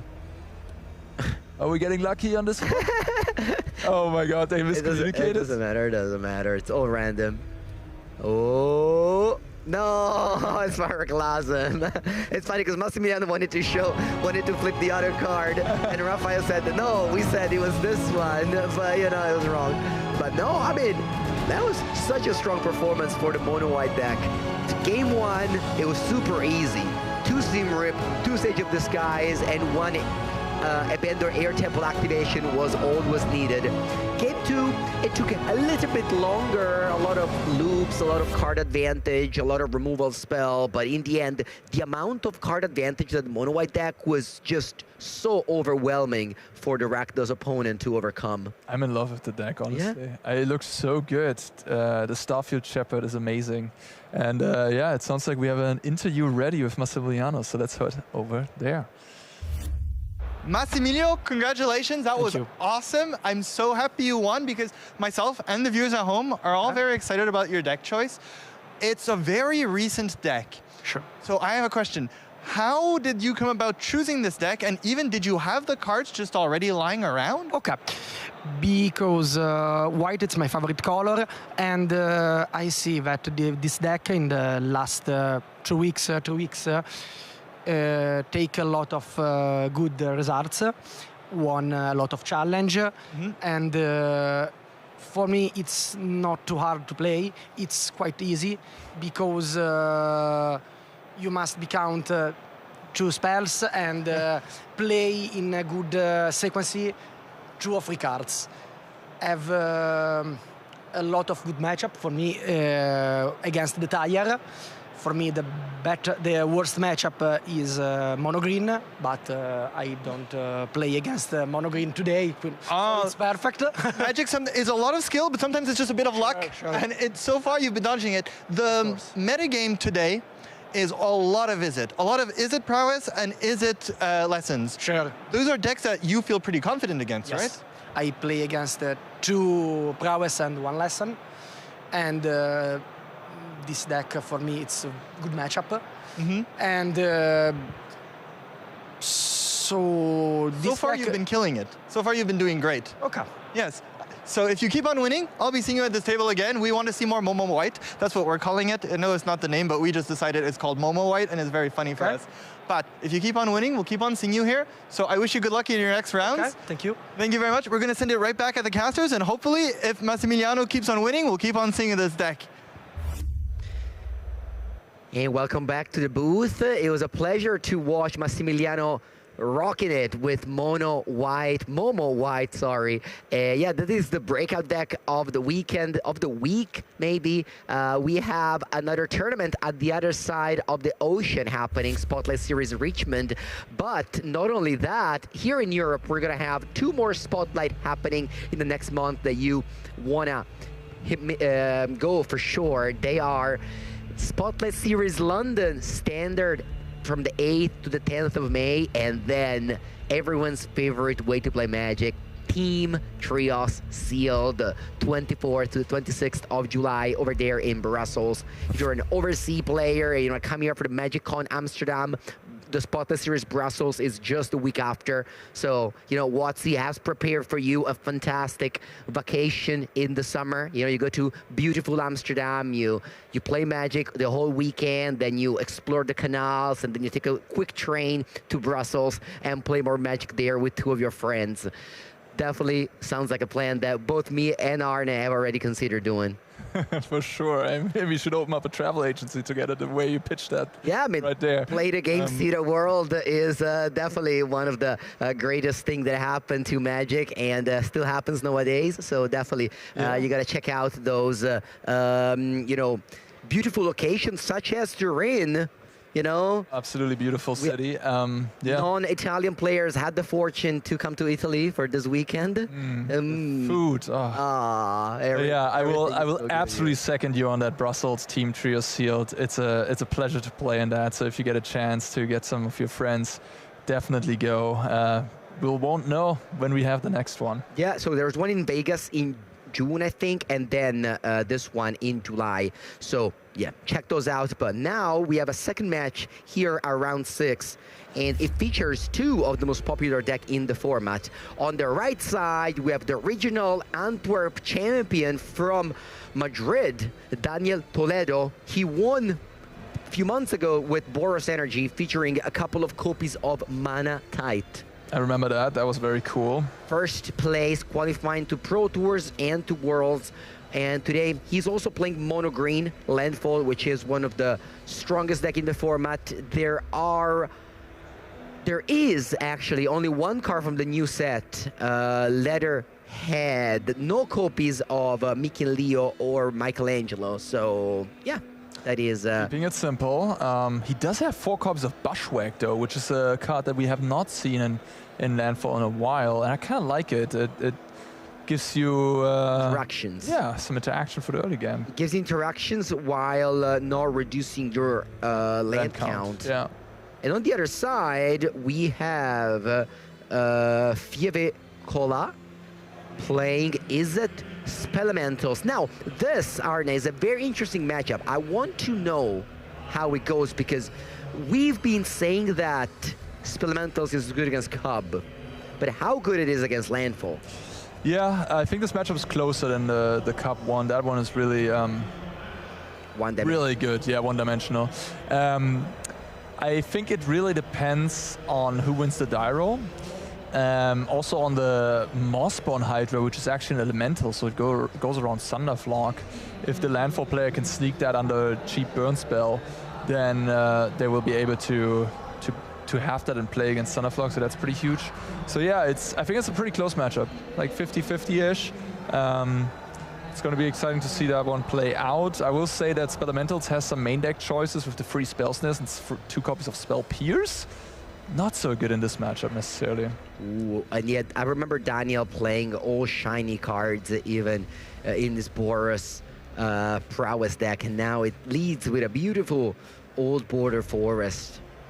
And now on the other side, Spamdov Canal into Sleight of Hand, a card that has been reprinted many times and lets the Izzet player keep the spell count flowing, spell selection count flowing. Getting Winternet Story is very, very important for the decks to function.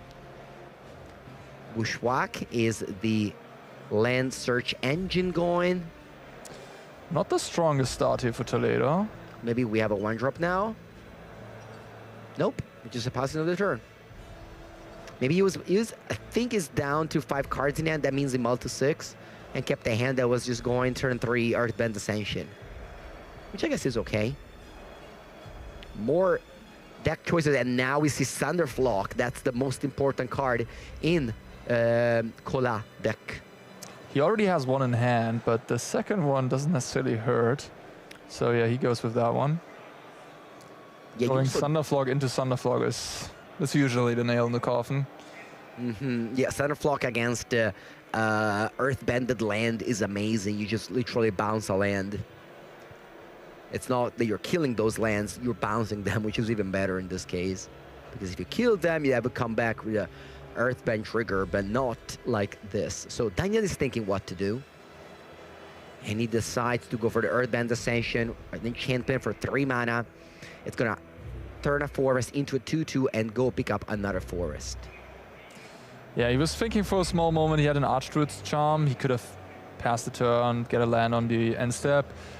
Probably considering the Spell Pierce, we're an open deck list, but Daniel just realizing I have to get onto the board here. If he has the Spell Pierce, so be it. It's gonna, you know, be rough, but I just have to do something. This is also kind of a blowout. I like that play a lot by very good tempo play to bounce a land there. You know, one thing, like I was playing Ace Elementals on Arena, and one way I lost to landfall is because I played my Thunderflog to bounce my opponent creature, but my opponent abandoned lands were all like Fable Passages and escaped the, so they just fetched a response, got their lands back, and my Thunderflog didn't actually do too much. So here, Daniel maybe could have considered playing Earthbend Ascension on the Fable Passage in his hand, and maybe go for the Archdruid Charm this turn. I see. Okay, so we go for the Winternet Stories, and ideally now we want to draw some Edimer Crab or Earth Elemental, but it doesn't seem so. He does have an Edimer Crab actually already in hand. Ooh. So yeah, he's just going to discard that Winternet Stories he has in hand, and maybe, yeah, the Glacier Dragonhound, the Opt, seems both reasonable. Yeah, Glacier Dragonhound, not the best if the opponent, you know, isn't planning on curving out. But yeah, this is going very well for Colas. Yeah. Okay, Fable Passage triggers. You'll see an Ice Till Explorer here hitting the battlefield, probably. Ice Till Explorer will make so that the Earthbend Session will be online. 4 mana, there it is. Ice Till Explorer, and this is the second land drop for the turn. And I would definitely pump the Explorer now so that it goes to 6 toughness, dodging, removal spells in general. What you can do here is you can play the Fable Passage, I bet on the stack you can fetch. So you hold priority and then you mill 2 cards. Yeah, thin your deck a little bit before. And then you want to mill Bushwhack, you're going to mill Bushwhack and Basing Sea. And that's it. And that's the turn. Okay, it's now time to do what this deck does best. Or is it? I think it is, yeah. I think you just want to put 10 power into play here. Dimmer Crab discounts Thunderflog for 7. So that's a 2 mana 5/5 that bounces every non-elemental creatures. Of course, Dimmer Crab is an elemental, so they will remain into play. And then Kola has a second one next turn to follow it up. Ooh, Earthbend Ascension. But as I said earlier, you can put the Earthbend counter on the Fable Passage, so when the Thunderflog comes in, you don't have, I mean, you can just fetch your response. And you get the value there. So many options right now. Unfortunately, there's 2 elementals in play for Daniel, so he can't kill them both to discount the second Thunderflog. Yeah, but there's so much pressure right now. I think what he has to do is he has to play Earthbender Ascension, get a land, trigger the other Earthbender Ascension. I guess this also does it in a way. Yeah, I guess this is actually better. So, to go Ice Till Explorer. And then goes for the Archdruid's Charm with the 2 land drops here to kill one of these. Yeah. We can kill the flyer and block the other one. Yeah. Because we're going to get a 5/7. 5/7 Ice Till Explorer.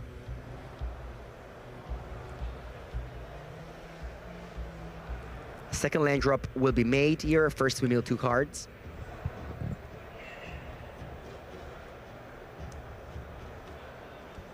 You can just say, I'm not going to put counters anymore on the Earthbend Ascension because it doesn't really matter.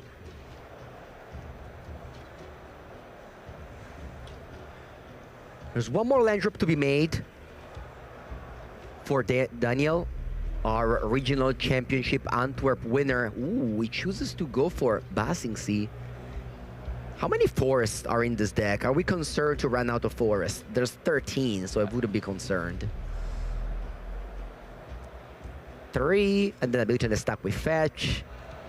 You are doing this because you don't want to mill basic forests. You want to mill other stuff. Is there actually something you want to mill? Because in the past you had Esper Origins. Do you have something? Yeah, there's no Esper Origins. You just want to mill lands essentially. Yeah, but you don't really want to mill forests. Anyway, we're gonna kill the flyer here, and we got a 7/9 Isle Explorer now. Very big. Yeah, and that was huge because now the clock is halved from Kula's side. Yes, he has another spell elemental. 2 mana, bounce your big explorer, but I mean Daniel can just. The Winter Night Story here is huge. Yeah, Winter Night Story is very good here. Draw 3, discard. Oh, and there's another creature to deploy. We can discard Sprawl of Canal, Steam Vents, and go Earth Elemental Island Go. Yeah. Or we can play the Steam Vents to have. Actually, I think you should hold up Burst Lightning because of Bajal Mokub. Okay. I think that's what's happening. Because Kula is discarding that island. He can also just cast another Winter Night Stories with the half elemental. That's true. But do you want to tap out? I think I would just tap out. I don't think the Badgermo's that. The green deck. You mean haste? The haste. And can they kill you? Yeah, they could. Without board state. Radically with Might from Harmonizer. And the Basingse. Well, not Basingse. That's too expensive. But yeah, I mean any haste creature like an Earthbended land. Yeah. Yeah, so is there a line to kill the opponent here? No, I'm just asking you. Yeah, so he goes, let's see, if he goes Earthbender Ascension, makes a 2/2, then casts Harmonizer, makes Fabled Passage. The Fabled Passage, yeah, that's lethal actually. Yeah, because 18, right? I think it should be lethal. Yeah. It's a 3/3, it becomes a 4/4, then it becomes an 8/8, then it becomes a 9/9, and becomes 18. So I would have held up that Burst Lightning here. But it doesn't seem like Daniel has either of the pieces, so we're just, saying stuff. Yeah, he was missing a few pieces there. Yeah, there are 3 Might for Harmonizer in Daniel's deck. But this is not lethal, so Daniel can chump. He knows about the 4 Burst Lightnings, of course, so he probably wants to block one of them. But he has to plan ahead here as well. Like, how is he going to win this game? How is he going to kill? Because he's only getting 2 turns, realistically. Like, he's not getting another... Like, he's getting 2 turns to kill his opponent. So he has to find a way to kill Kulas in those 2 turns. The thing is also that if he builds a board that is so big, his creatures are going to be very, very big soon. Yeah. So he might just... Because he hasn't made a land drop yet. So what he can do is make a land drop, play the... Make a land drop to... Put 1 counter on the forest. Have 2 big blockers. And then you have you play Fetchland from the graveyard, Llanowar Elf. That's like a lot of people into play, and cards are actually going to be big. Collad needs a 3rd Thunderflock. No, land drop was not made. That's what the players are communicating. What is he thinking about? Is he thinking about playing Cub and then tapping the land, maybe? Yeah, playing Cub, it kind of feels free, but it's not. Yeah, it's not really free. Ooh, 3 mana, what is this? Oh, wow. That's interesting. It was for another Earthbend Ascension. I'm surprised to see that. Okay, so we're gonna make a 5/5 and the 2/2. So the 2/2 can chump block, the land comes back, and we... Oils? Yeah. And the 5/5 for sure. I still seems just much more powerful there. Ooh, no, definitely 5/5, yeah. Yeah. And now we pass the turn. Or you can tap that forest and play Llanowar Elf. Yeah, you could. But I wouldn't do that. I wouldn't do it. He's going to. He's doing that. Because if you chump with a forest, you're actually getting 3 triggers of the Earthband Ascension deck. Yeah, but now you have more creatures in play, which is probably also good. But yeah, he could have had an Ice Stone in play as well. I don't. Oh my God, Thunderflock has been Bro. drawn. It seems like a top deck, but at the same time, Kola has been drawing so many cards with those 2 Sleight of Hand at the beginning, 3 times Winternet Stories, and Daniel packs it up as it's going to receive 14 damage to the face plus a Burst Lightning. So that's lethal. All it took was 3 Thunderflock. Yeah, honestly, Yeah, it did take all 3, I would say, because on the next turn, with 3 Ascensions in play, he would have gone crazy. And this is why, at the beginning, I asked you about this matchup, because it doesn't seem as good as you think, because the mono green deck can rebuild in 1 turn very easily. I agree. It seems kind of dangerous for the blue-red deck, and the blue-red deck really has to have a great draw. Here at the side, but what do you have? I have my favorite card, Hydro Man, Field Fluid Phelan, which is a 2-mana elemental that lets you rump mana in your opponent's turn. I love that guy. Yeah, it's not the greatest. It's a fun one, yeah. But I love it. Yeah. There's 2 copies of a Null he's probably going to bring in. Although, actually, looking at Daniel's deck list, he only has the 4 Ascensions and then 4 Nurseries in the sideboard and 2 Lanterns, which are definitely going to come in. Soul Guide Lantern maybe a Null is not good enough. Very important. What about Torpor Orb? That also is going to come in. From the mono green side. Yeah, you're right. Torpor Orb stops the Thunderflock. That seems huge, yeah. I guess that all together probably makes Kolas bring in those 2 copies of a Null. I saw a Disdainful Token and a Get Out. He's probably happy to bring those in. Maybe the Seers are going to take the space of the Braids because they just hit more things like Harmonizer and, of course, the Ice Tilt Explorer. Yeah, the players are watching their Cyber Guide, a very important thing to do. That's a tiny sideboard guide. That's a From the Life Pod, a classic. A classic. I do that all the time as well. What do you want to do to prepare for this tournament is, Daniel Toledo prepared for this tournament with Javier Dominguez. They came here with the same deck. Unfortunately, Javier is already out of the game, but Daniel is, championing the team here with, you can see it on the hoodie there. Heavy Play Cosmos, the purple hoodie. That is the hoodie of our reigning Pro Tour champion, Christopher Larsen.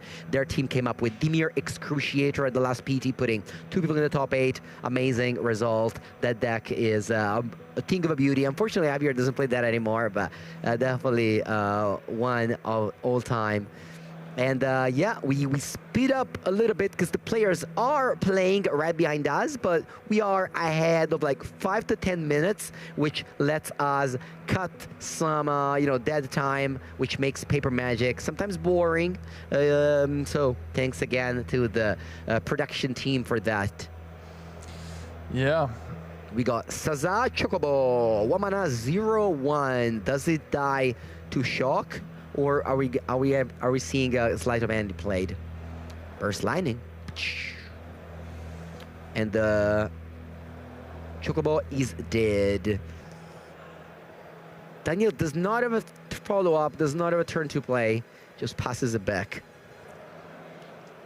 to Kola, who is gonna hold up a Nullier under percent. Yeah. We want to play around the Earthband Ascension, which is in Daniel's hand, and he is going to cast it. Wait, does he have it on Null? I think that. I think I saw it. It's the blue card, isn't it? Maybe not. Maybe I'm wrong. Yeah, maybe I'm wrong. I think it was Eddie Crab and Thunderflock. Ooh, Broadside. Is that Broadside? Yeah. Barrage? Yeah. Okay. Isn't the card to the it's an Eddie Crab and a Thunderflock. Thunderflock. Or you think so? Yeah. Pretty sure. It's only 1 word. Yeah, Thunderflock. Maybe French is shorter. Negate is not in the sideboard. Okay. That'd be legal. I've played enough Lorwyn Eclipse Limited to know that's a Thunderflock. Okay. And to concede my game when that hits the battlefield. That card comes in. It's a very good card. Yeah, I think it's like a French coffee with a very small text. Perhaps, yeah. Okay, so that being said, Daniel has the 3rd land and the namesake card. This card, honestly, when I first saw it and when it entered sort of standard, I wasn't quite that impressed. I was like, okay, let's get to your land and stuff. Now I think this is the best card in the deck. It's so, like, when the games you play against them where they have it and when they don't, it's just so much harder, I feel like. Yeah. It's so good.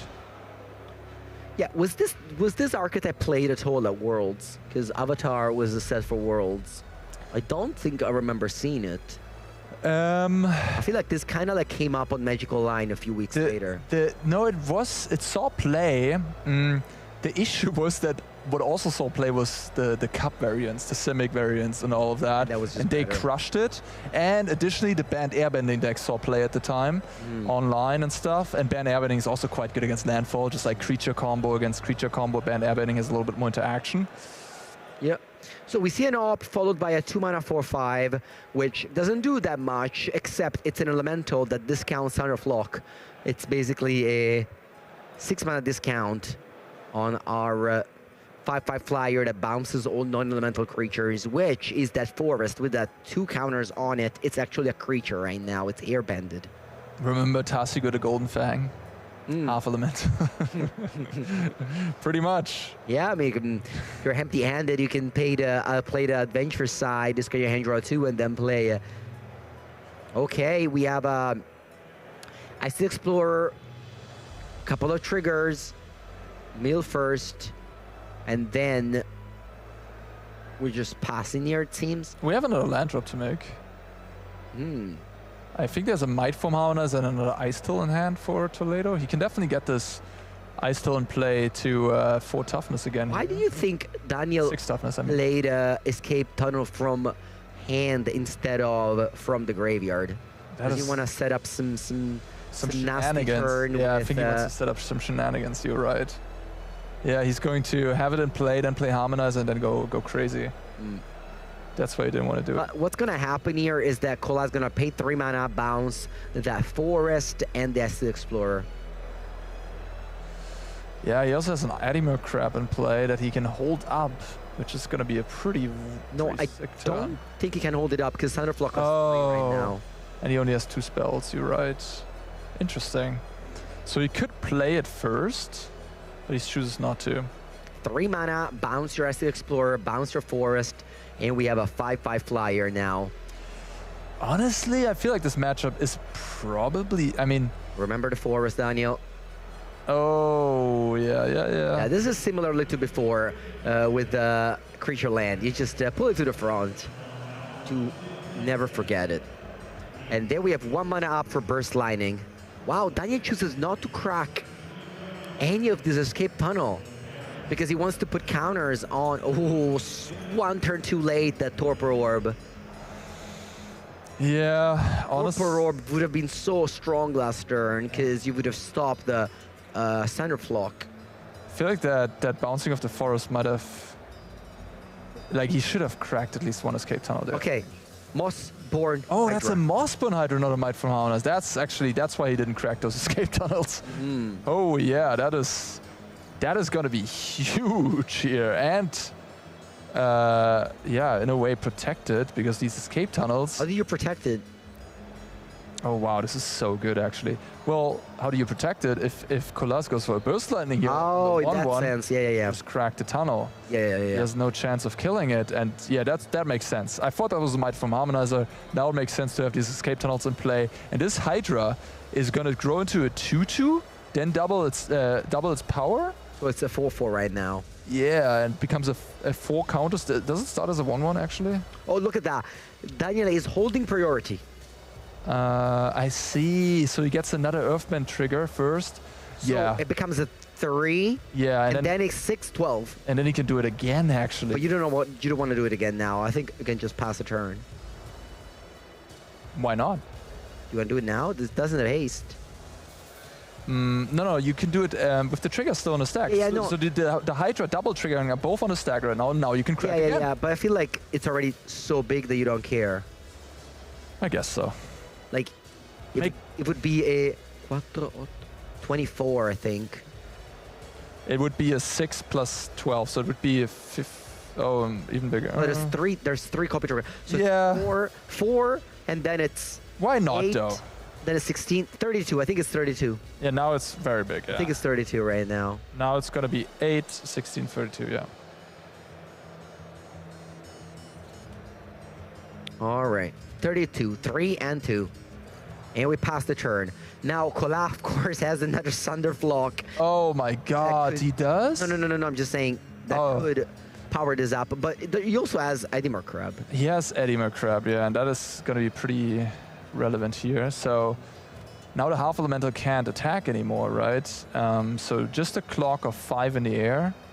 Oh, Burst Lightning you. So 14. That makes another Burst Lightning cut the clock short. He goes to 9 and then 4 to the... Oh my god. I saw the future. Oh, man. I saw the future. Man, this is honestly painful. All this effort. And Daniel go, oh, it's an elemental! It's an elemental! Right, it is an elemental. Frostborn Hydra, it's an elemental. Yeah, that's what I mentioned earlier, but he kind of... Well, it's still really good, though, that he got the 5/5 into play now, because that cuts the clock, again, really short. And Daniel doesn't have any interaction in hand, so the Edimer Crab is going to buy... Oh, but the Torpor Orb. But yeah, the Torpor Orb is not in play. No. If he had the Torpor Orb in play last turn by cracking one tunnel first. Exactly. The Hydra would have still been lethal. He didn't even have the... No, he didn't have the Torpor Orb. That's brutal. Oh, what a game. What a swingy game. So you just play Torpor Orb and then he... Are you dead on board? Do you have any flyers? Go combat. No, hold on. Yeah. GG. Oh, he's just... Oh.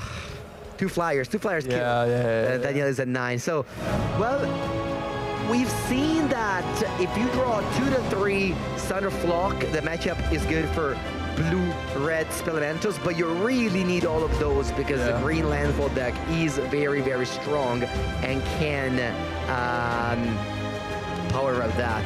Yeah, we had 2 very strong draws here from the Spelementals deck. If the Spelementals deck stumbles a little bit, the landfall matchup is probably much harder. We're gonna have our own Carl Perks interviewing the winner, Fiebe Collat from France, who defeated the reigning champion of our series. He won last year, the last RC Antwerp. It was modern. He had Boros Energy. Today is bringing Monorail Landfall. Although he's still looking all right, 4-2. He needs to win the next 2 to make it to day 2. So hard, but doable. We're all rooting for you, Daniel. And now we get to hear Carl Perks interviewing the winner of the last match, Kola Fiebe.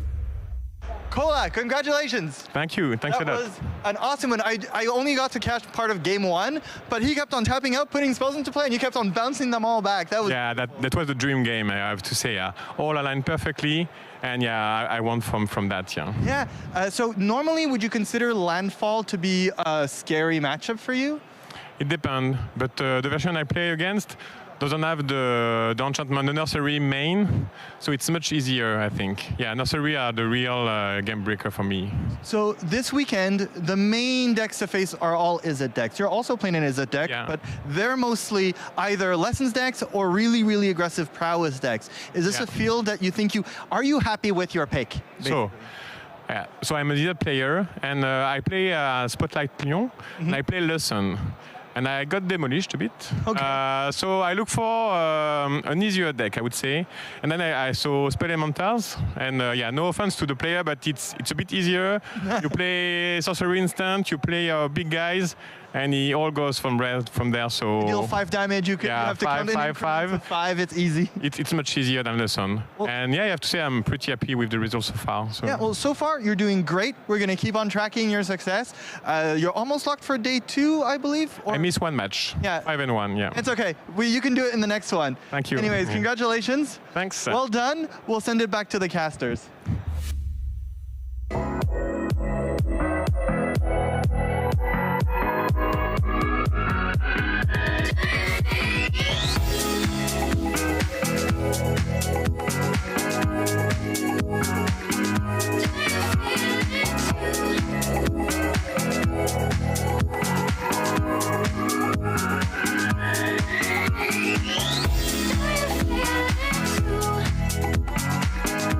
you feel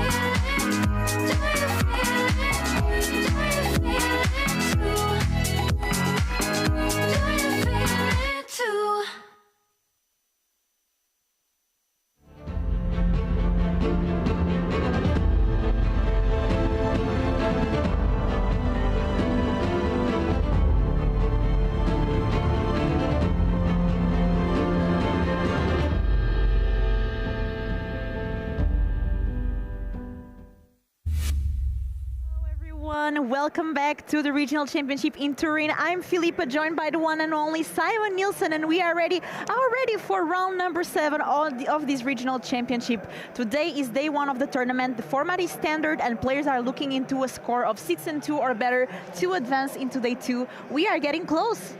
We are getting close.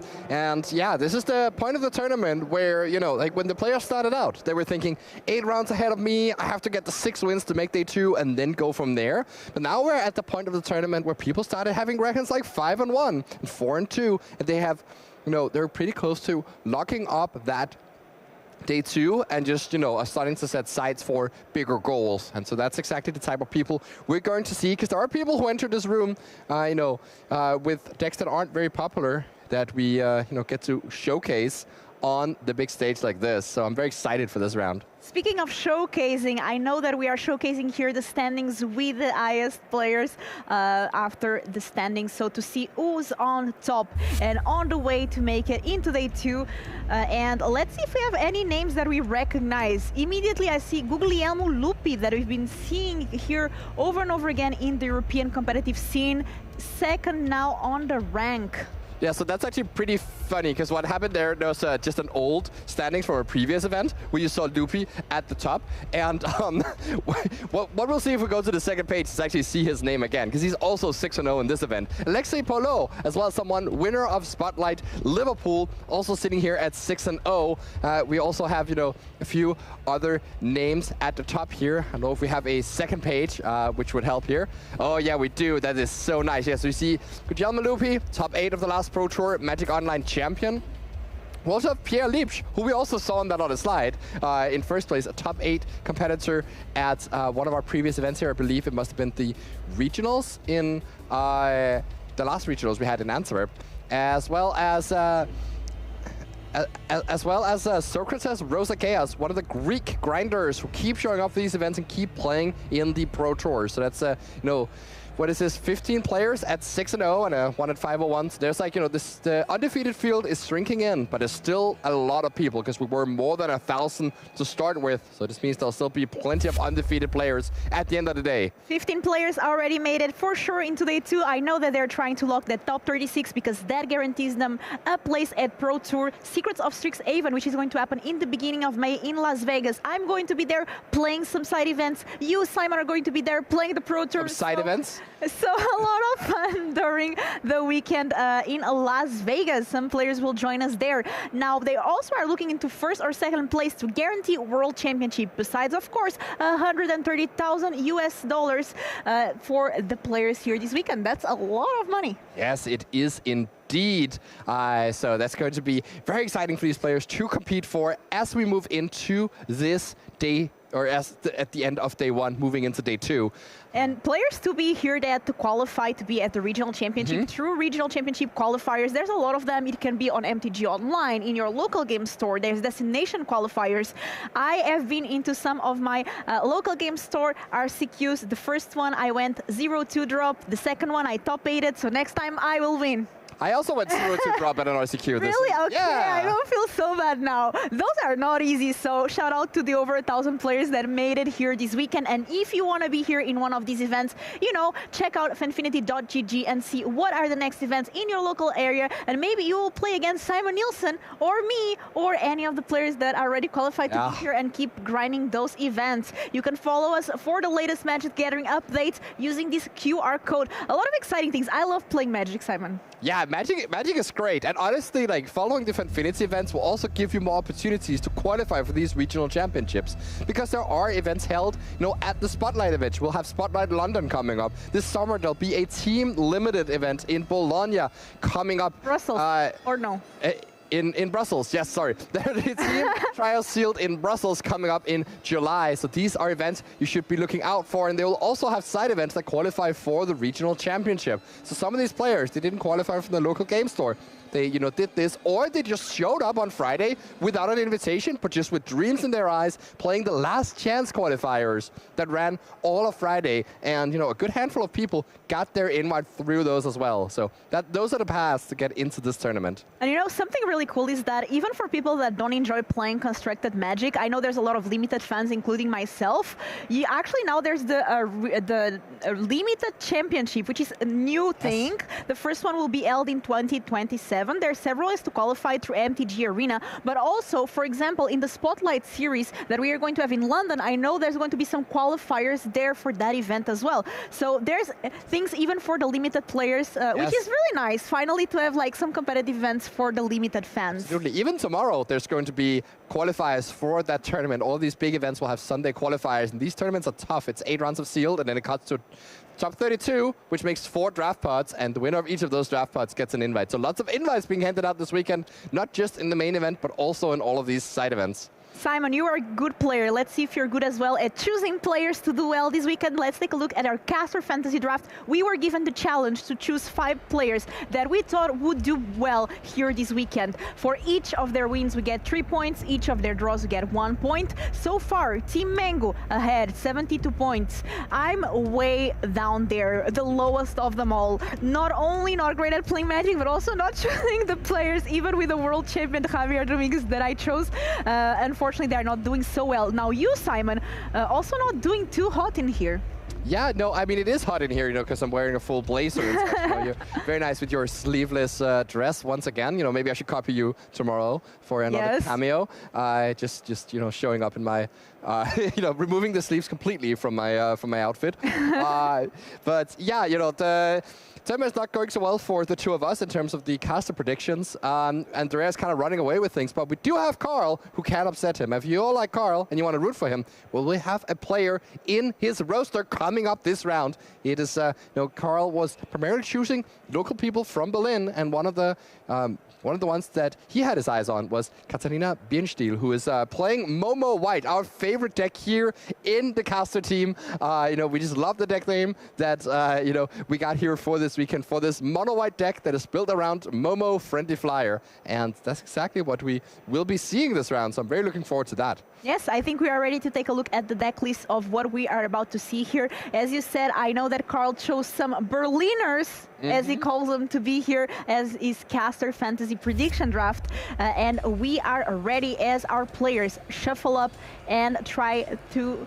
are they X or no? I believe not, no, right? These are 4 and 2 players. So we have blue-white Flash here. We see the Avid Interrupter, or blue-white Tempo, in the hands of our opponent here. And that is... Oh, Emanuele Falco. Emanuele Falco, yes. Okay, perfect.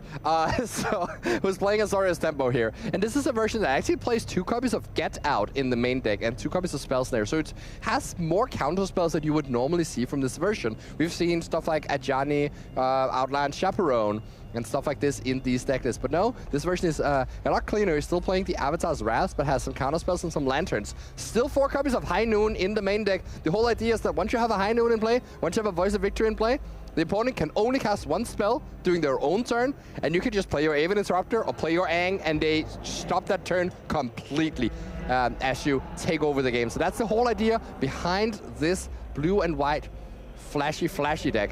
From the other side, we have Katharina here playing with the mono-white Momo deck. Momo White, as it is called. This has been a menace on Magic Online in the past week, and players have been quick to adapt. A lot of people picking up all of these planes to play with this deck. Simon, I have to say, Figure of Fable, I see one of those. I lost so many times to this card in Lorwyn Eclipse draft. This card is a menace, gets protection from your opponent. Absolutely insane. And another card that actually like makes this deck might be Abandoned Air Temple. This is an insane land, right? I absolutely agree. The beautiful thing about this deck is that it is a mono white deck that can get onto the board, but it has so many ways of spending mana later. So it uses Spring. You could have a curve of Springleaf Drum. Turn 1, into turn 2 we play Momo and Sage of the Skies, which makes another copy of itself. So then you have 2 2/3 lifelink flyers. And that's already a problem for the opponent with so much board presence. But as the game goes long, you can play your Starfield Shepherd and get that Figure of Fable, or you can activate your Abandoned Air Temple, and the deck just really run out of gas. And I feel like we see Katarina a lot in these events in the feature match doing quite well. I don't think she managed yet to get in the top 8 of one of these events, or maybe once, but she's consistently doing well. And we see here now playing that turn 1 Momo. Turn 1 Momo, the friendliest of all the flyers. And now Emmanuel has the decision. Do you play mana efficiently and play a 2-costing, or do you just get rid of this Momo right away before it starts generating so much mana for Katarina? The answer is, play to the board, play a Voice of Victory. Voice of Victory, 2 mana. Katarina cannot cast any spells during Emmanuel's turn now. But we have Figure Fable there and Steam Reap, which is a great answer for that Voice of Victory. And I think Emmanuel kind of rewarded here for not killing the Momo, since it did not do anything particularly explosive on this turn. And this Figure of Fable, it's a 1-1 right now, but for 1 mana it becomes a 2-3, then for 3 mana it becomes a 4-5, and then for 6 mana it becomes a 7-8 with protection from your opponent. Yeah, that's certainly something to have to contend with. Of course, it can still be airburned by Avatar's Wrath, so it's not like Emmanuel has no answers, but does decide to use the Steam Rip to take care of this Fable before it becomes a problem down the line. The second Voice of Victory as well to follow that up, so Emmanuel makes sure that Katarina cannot play a Get Lost on his turn. And I have to say, so many 1-drops in this deck with so much text. Steam Reap, Momo, Figure of Fable. I mean, there is a point to having 1-drops of text, because you do have Starfield Shepherd in your deck, which is actually the card that Katarina drew. So you can warp this. It's just like a Quantum Riddler. And then you can find... Oh, that's actually a Aliyah first being warped, yeah. So you're going to gain some life as well. Gain a life there. Then you warp the Starfield Shepherd. You can get a 1-drop or a Plains. I believe Katarina is in dire need of another Plains here. So, you know, goes and fetches that up, puts it in hand, and then can even play another creature here, which would trigger the Aliyah to get another life and then draw a card at the end of turn. Yeah, because then Katarina gained 3 life or more. So in this case, 3 life. And we see a Starfield of Nyx, on screen. For fans of that effect, I've certainly tried to build many a Starfield Nyx decks in my time, and I've lost with all of them. Wow. Yeah. That's not good. All right, so let's see here if there is another thing to do. I think Katarina might have a second Aliyah in hand, so could potentially just warp that one. And then, obviously the Legend Rule would take care of it, but it would kind of cycle it essentially, as you would also then get to draw a card. So Momo here can start by attacking in for 2 damage in the air. Like you don't care. And Katarina decides not to cycle the Aliyah in hand.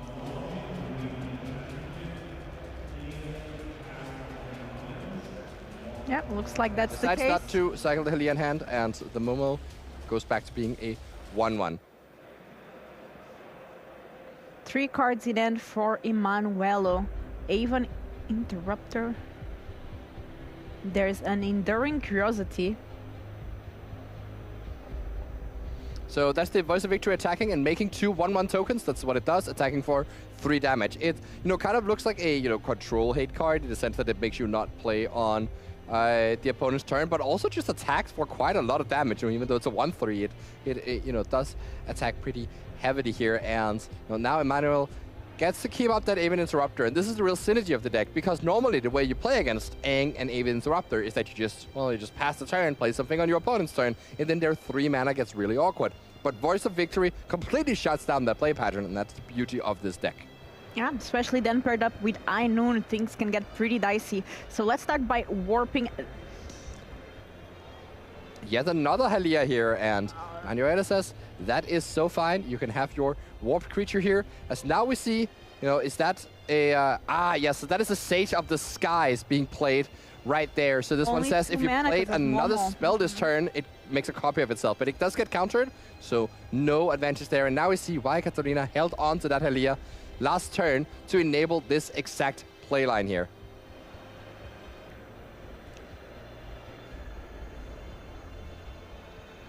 Does she still get the token? Oh, because Sage of the Skies it's on the cast. When it's cast? That would be so sick. I actually didn't know. Let's have a read on the Oracle text of Sage of the Skies. It says, whenever you cast this spell, wow, you've cast another spell this turn, copy this spell. Right, so there's actually two on the two targets for this Avid Interrupter, and Emanuele then, to be clear, what actually was happening is that he was trying to target the copy of Sage of the Skies. So that gets plotted, which means it just ceases to exist, because it's just a token. So that's actually a good way to get full use of that card. And now here is the lock, quote-unquote, for this deck. You have both High Noon and Voice of Victory in play. And now as you untap, all of your counter spells become incredibly potent because Katarina is locked down to 1 spell per turn. Good thing for her, the Sage of the Skies came down before that High Noon, because that's actually a straight-up hate card. As you now see the 2-3 Lifelinker cruising in here, and Katarina may just be playing a Halia here. 3 mana, might bring her back from the warped zone. There is quite a few options there. I love these planes, by the way. I think they're from the Croxa set, Tears Beyond. Yeah, it is Theros Beyond that. Yeah, you know, they're very pretty. Actually, there's something very nice about this this Halia, is that it would also gain a life and then draw a card at the end of turn. So she does have that opportunity here. Also has a Springleaf Drum in hand, which is kind of stuck there because of this High Noon, limiting her to only 1 spell per turn. I do wonder if she's thinking about using Get Lost instead to alleviate some of this pressure. Of course, you have a lot of life gain, so that may not really be the trickiest thing, but that Abandoned Air Temp could spell problems. The other line she could have, actually, is killing the Sim Rip and getting the Figure of Fable back. Yeah, that's trying to win with that. Yeah, then you can just use your mana to level it up. How do you call it? It's not level it up. Oh, yeah, that's kind of what it is, yeah. So it's a tricky situation here. Oh, actually, what is happening, I just realized now. You can't play the Halia from Warp because it costs 5 mana, because the Avid Interrupter. Oh, that's right, because expensive. the Aven says that spells your opponent casts from graveyards or from exile cost 2 more to cast, and Warp area is technically an exile area, I guess. Yes, exactly. So this is going to be a much tougher situation than what it seemed at first, and now she's stuck trying to figure out whether to hit that Avid Interrupter or not. But this still leaves, as I mentioned, the combo in play from Emanuele, the full lock, as now he gets to untap, and if he has an Aang or a second Avid Interrupter, well, you know, Katarina is not doing anything to turn after. Of course, she still has the flyers in play, and yeah, I guess, you know, by not realizing this fast enough, she did miss a point of damage from this Momo that could have attacked, but, you know, it is certainly a good thing to make the correct play regardless of how it makes you look. As now we see the Endearing Curiosity come in here, and all these tokens from the Voice of Victory will connect and draw a card from Emanuele. So that's 3 cards being drawn. The game is swung.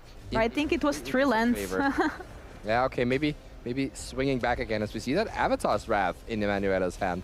And, you know, good thing that Katarina killed that Avid Interrupter, because if you resolve Avatar's Wrath with Avid Interrupter in play, the opponent is in a world of hurt. Things are not looking very good for Katarina here, only being able to cast 1 spell in her own turn and not being able to cast any spells in Emanuele's turn. Yeah, quite limited by this blue-white deck. You know, it is kind of a beautiful deck building. You know, what's going on in that blue-white deck, and I love that both of these are Abandoned Air Temple decks. And Emanuele from Italy, so we are right now in Italy. A lot of locals this weekend. You know that Italy was the country with more RCQs in Europe? I think that doesn't surprise me, actually. There's a very active scene in Italy. You know, a lot of towns or like cities have like multiple game stores, and so it's yeah. We see here the Halia come down, gain a life, and then because of the 2 lives from Sage of the Skies, Halia checks if you gain 3 or more life this turn, you draw a card, and that's exactly what has happened. So you get to draw a card, which, to be fair, drawing a ton of cards when there's a High Noon in play, not necessarily the most profitable thing to do, but she is looking for specifically an Abandoned Air Temple to try and leverage the board she has into something that can be game-winning. There's also a Nang in hand for Emanuele.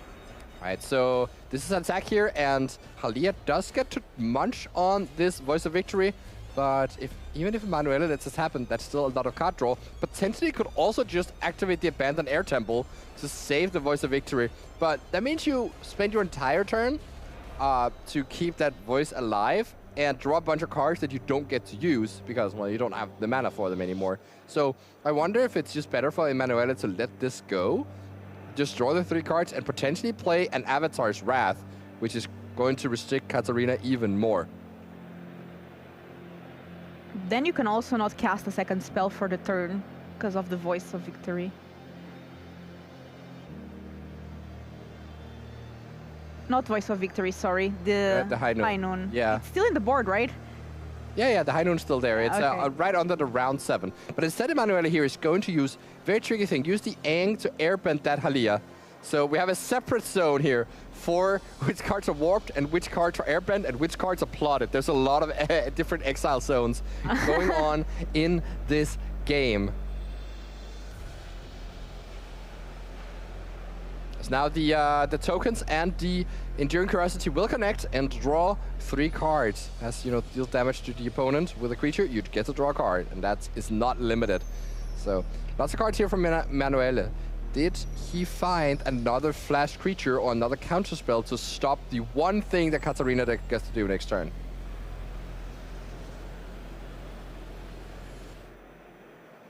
Looking at the lands there. There's some question on whether or not damage was taken from the starting town, because technically Emanuele did not need to. Looks like there's a judge call.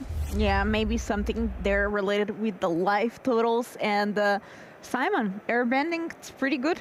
Yeah, airbending is really nice. Like, so the issue with airbending and plotting of these cards is that, well, just in the next turn, the opponent will just cast a big thing for 2 or for 3 mana or for no cost, and then also play something else. So like you don't really, like you buy like a turn, but it's not like it matters that much. But with High Noon in play, like everything gets being airbend and such, like that actually buys you a lot of like breathing room. So like that's the really nice thing about this deck is how crucial the High Noon is for the deck to function. And we're definitely seeing it here with like Katarina being kind of stuck there. Like also would like to, you know, develop the Starfield Shepherd and all these Alias, and has a Springleaf Drum that could be the 5th mana source, but can't play the Springleaf Drum because that's the entire turn if you do so. Simon, I have a question for you Okay. while we wait on these judge calls. Sure. You know that we just had a new set release very recently. I do know, yes. What is your favorite card from the new set, from the Teenage? Mutant Ninja Turtles, Teenage Mutant Ninja Turtles, Heroes in a Half Shell. It is, I don't know. I just realized that there is the last Ronin's technique, which is an uncommon that makes 3 ninjas and has ninjutsu.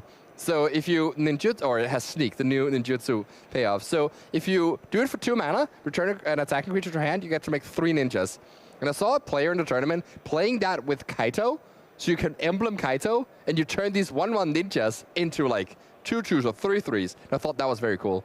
Yeah, I really like Sneak as well. Have you ever played any drafts yet of the new set? Or I haven't played anything. It is very fun. You know, actually, there was, I don't know if it's called a bug, but Arena had like this imbalance thing that they fix now. Yeah, I heard that, Where yeah. on your seals and drafts, you were getting more mythics than normal. Oh. So sometimes you were having seals and you had just like 5 mythics. And this was like my experience in the beginning. And I was just like, this set in terms of limited is absolutely insane. Turns out it was like a bug, but I was like convinced. I was like, this is an absolutely insane set. Yeah, you just have Turns out more I just mythics had a than lot of commons. Like I had a lot of mythics. My opponents had a lot of mythics, and I mean the players here don't have a lot of mythics, but they have a lot of great cards. As we are back now after the judge call, and that Aang is there with a +1/+1 counter. Yes, so that plus counter came from the map tokens. Remember, there were some maps being generated all the way back when the Even Interrupter got killed by Get Lost. And so, you know, that's what Emanuele decided to spend the turn on, just making this Aang bigger so that it can block the flyers here and effectively make a brick wall. So, you know, don't be fooled by the life totals here. Even though Emanuele is behind on life, it's kind of like putting the stranglehold onto the game. And Katarina finds a 5th land, which is nice for a Starfield Shepherd, but that card is not actually that impressive when you don't have like much to do with the mana. So I see it. Actually, I also realized there's only a 4 mana Starfield Shepherd, of course, because of Momo, but maybe gets to find the curious farm animals here, which would destroy the Seam Rip that holds the Figure of Fable.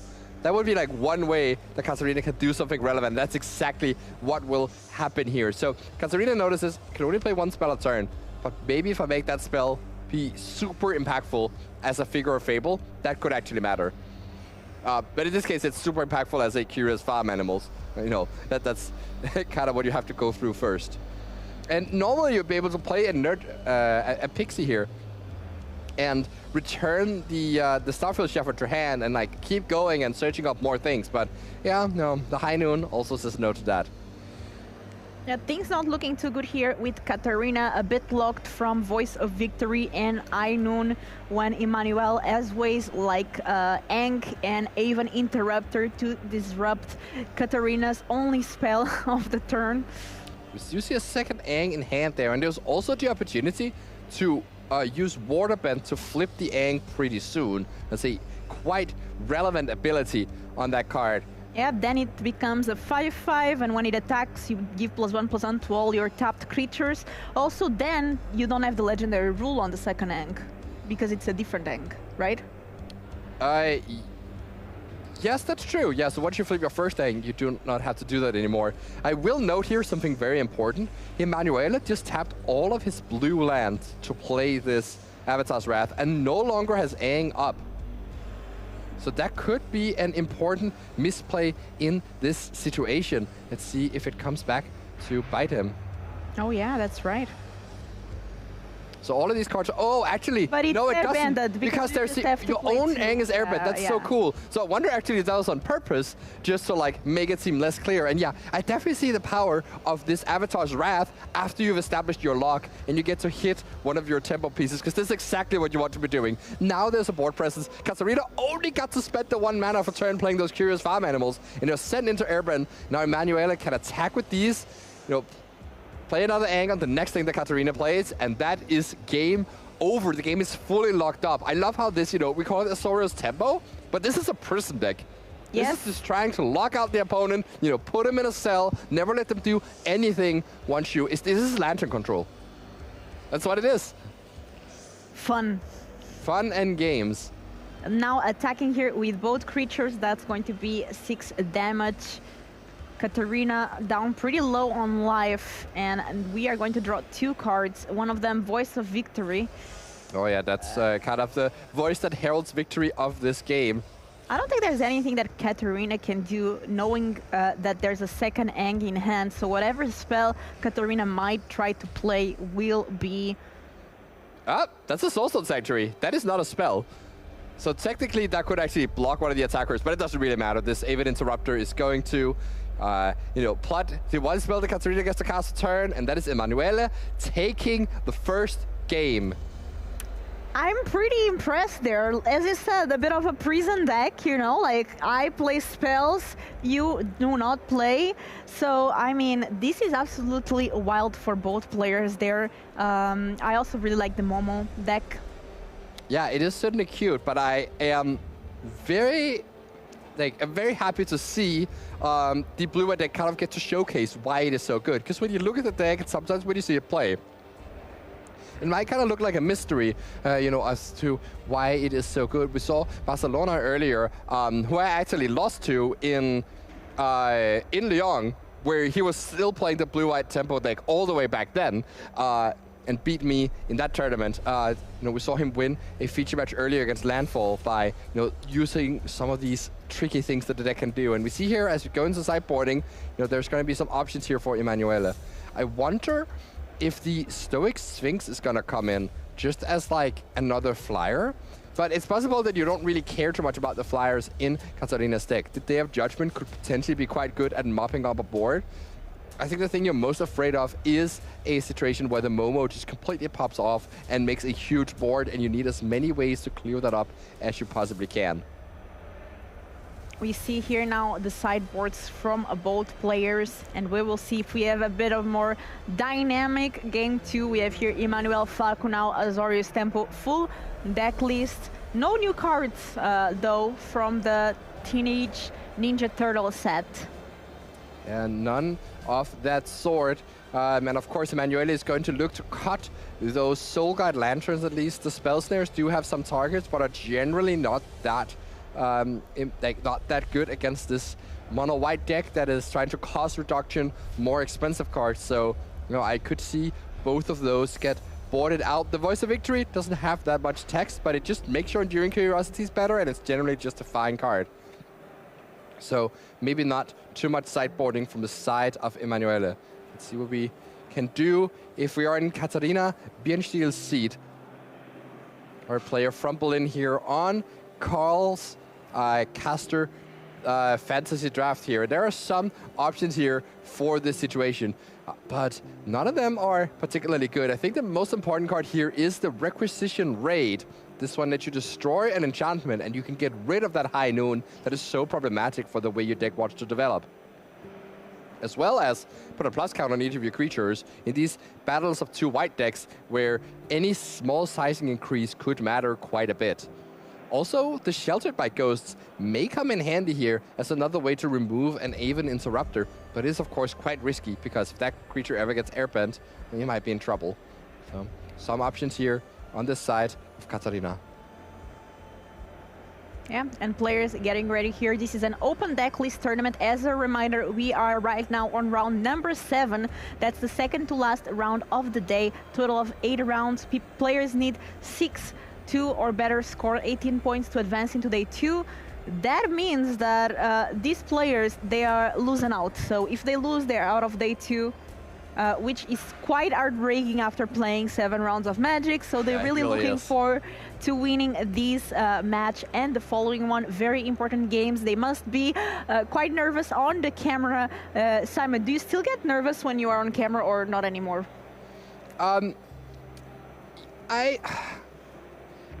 Not that much. Like I think I rarely ever got nervous on camera. Like I'm a theater kid at heart, so I just like love being in the limelight, which I think helps a lot. Like I think my win rate in like win-ins and stuff like that has been much better than like a 50-50, or as you would expect, just because of just because of how I just like love being in those exact spots, you know, like when, you know, the light is on and I'm like there to perform. So I feel like I'm able to log in there, and I think that's like a pretty big privilege that I've had for the way I've been able to form my career. Theater kid into Magic Spotlight. That's how you get it. Yeah. So register for theater first, and then you can start winning some Pro Tours. That's easy like that. By the way, Simon, I really like your new hairstyle. Oh, thank you. Yeah, it's actually Carl's fault. This Don't spoil. You cannot. Guys, no, I can just spoil it. You can spoil it. Okay, There's a video coming out on YouTube at some point in a month or so, where, you know, I'm going undercover at a Magic tournament. It's going to be a pretty fun video to see, and we'll see if I can fool anyone to think it's not me that they're playing against. But you know, that is the big challenge. So I had my beard removed and everything for the purpose, and that's why I'm growing it out right now. That's why I have my hair cut, and now, you know, I have these cute bangs instead. That's the setup. Very stylish, but now we have a short commercial, and then we will go back into game number 2. Do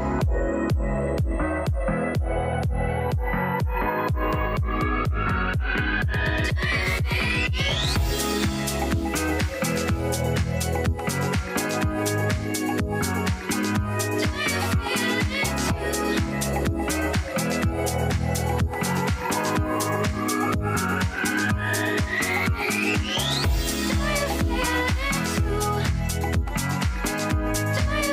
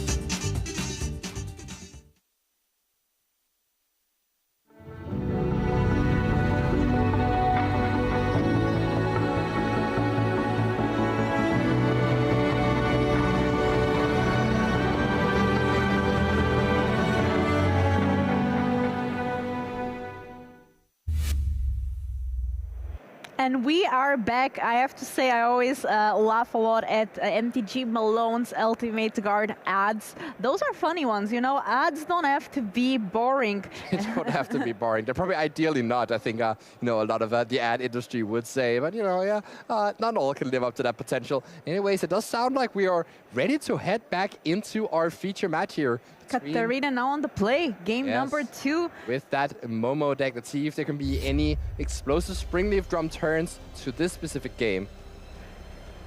As it looks like there's a mulligan to 5 or potentially 4 from the blue-white tempo deck here.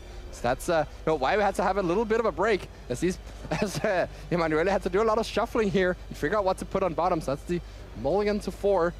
So head into game number 2. Here we are almost live at this point in the tournament. And the players are playing right behind us as we now see the Springleaf Drum into that Voice of Victory, and that is a huge card for the matchup. Now all the tricks that Emanuele wants to do on Katarina's turn, they're shut off. Does he have an answer? Has his own Voice of Victory first. Once again choosing to play mana efficiently rather than removing this voice right away. Let's see what the follow-up here could be from Katarina. It's going to be a Starfield Shepherd. Wow, into a Pixie. Yeah, can't just get a Pixie here and bounce that Starfield Shepherd. So this is essentially, you know, the most derpiest way you can develop a board state. But you just develop a 2/2 flyer without spending a card. It's very reminiscent of Squadron Hawk, honestly, the way this combo interacts here. You now get to bounce that Starfield Shepherd, have your 2/2 flyer, and then also play a Simrip on that Voice of Victory, attacking in here for 3 damage. And now it's up to Emanuele. Drew a starting town, so does get to play that out for turn, potentially. Beautiful island instead, and we have the Steam Reap there on the Steam Reap. So now we do have, again, 2 Voice of Victories and High Noon. So, I mean, the taxes are taxing. Yeah, interesting there that Emanuele chose to get back his Voice of Victory rather than remove Katarina's voice, looking at the way that it has the impact on the game. But Emanuele just has a tap land in hand and can't even draw an Enduring Curiosity to get out of this game. So this may just be one of those spots where you're just looking for a way to break open the game. And here's a Requisition Raid, played for 2 modes, destroy an enchantment and put counters on both my creatures. The Simrip comes right back. They're fighting over this card, and now this is an attack for 7, heading in there, reducing Emanuele's life total, and he does not have much left. Is it a concession? This might be the fastest game that we've seen all weekend long. Let's see if Katarina can finish the game here very quickly. There's, again, I think 7 power. Yeah, land would actually have been lethal to activate that Air Temple here, but this is just another attack for 7, developing another Voice of Victory, and happy to pass the turn back. Let's see what's on. It's actually on Avatar's Wrath. So, you know, it's not nothing. It does buy some time here, and this High Noon is going to delay the redeployment of all of these creatures. So, yeah, bye-bye goes the board for Katarina Bienstiel, and are we looking at a multi-4 comeback? I mean, there's a lot of pieces that still need to be put in place to be a comeback, but this is a great start. Yeah, Katarina does have the option here to use the Get Lost to kill that High Noon and unlock some of her options for the turn. Then she would be able to you know, warp that Shepherd, get the Pixie, and then make that play once again. Decides to go for that play and unlock her situation. She still can't play cards from the Exile Zone this turn. Yeah, but that's the clause on. Because that's the clause on the Avatar's Wrath that you cannot play things from Exile on the following turn. But here it is, a 5-mana Starfield Shepherd, and now Katarina has to plan for what is the worst thing that can happen. How can I make a response to that? And just thinking Novice that, Inspector. Yeah, just getting a Novice Inspector, getting another card, probably good enough. Yeah, 3/2 flyer. Emmanuel is at 4 life. If Emmanuel doesn't draw anything, she can always use that land there to pump the creatures, and that's going to be enough. Yeah, now we see another land drawn here, but there is actually a Restless land here for Emanuele that can be animated into a 2/3 flyer, so do not miss this if you're in this position. that there is indeed a blocker, as we see Katarina being quite aware of that. The restless anchorage. And it flies. It does fly. Just like time. But the issue is that because of this abandoned air temple, you are actually forced, or maybe abandoned air temple is only as a sorcery. No, it's not. Yeah, so, oh yeah, Katarina realized that she actually just missed lethal, and Emmanuel says, oh yeah, you could just do it, it's fine. I'm probably not winning this game. Again, like when you are on stream, you know, sometimes you get a bit nervous, but this I don't know, I think this is also a case of like, it's the sort of game where you feel like you're like, there's not really much that can happen. Yeah, They cause you to lose anyway, so you're not really looking for the cutthroat win. Yeah, winning pretty fast here, Katarina, meaning that we are going to have a game number 3. As a reminder, this is a lose and out. That means that whatever player here manages to lose this game now will not make it into day 2. Because players need 6-2 or better into day 2. They are 4-2, so they need to win this game and then the following match in order to make it into tomorrow. Yes, exactly. And so that's the challenge here for these players. You know, they sit in this position where there are, you know, there's no mercy here. You know, you gotta, one of these people is gonna be off the tournament here and has to go and play potentially the limited qualifier on Sunday, or maybe a re-CQ trying to qualify for Prague, the upcoming regional championship. Seems like there's no sideboard changes being made. Manuela just hoping to, well, keep a hand that's better than 4 cards. That would certainly help in a situation like this. And Emmanuel Falco here, we have the deck list once again. Now, main goal, not to multi-4. Yes. Goal number 2, hope your opponent multi-4.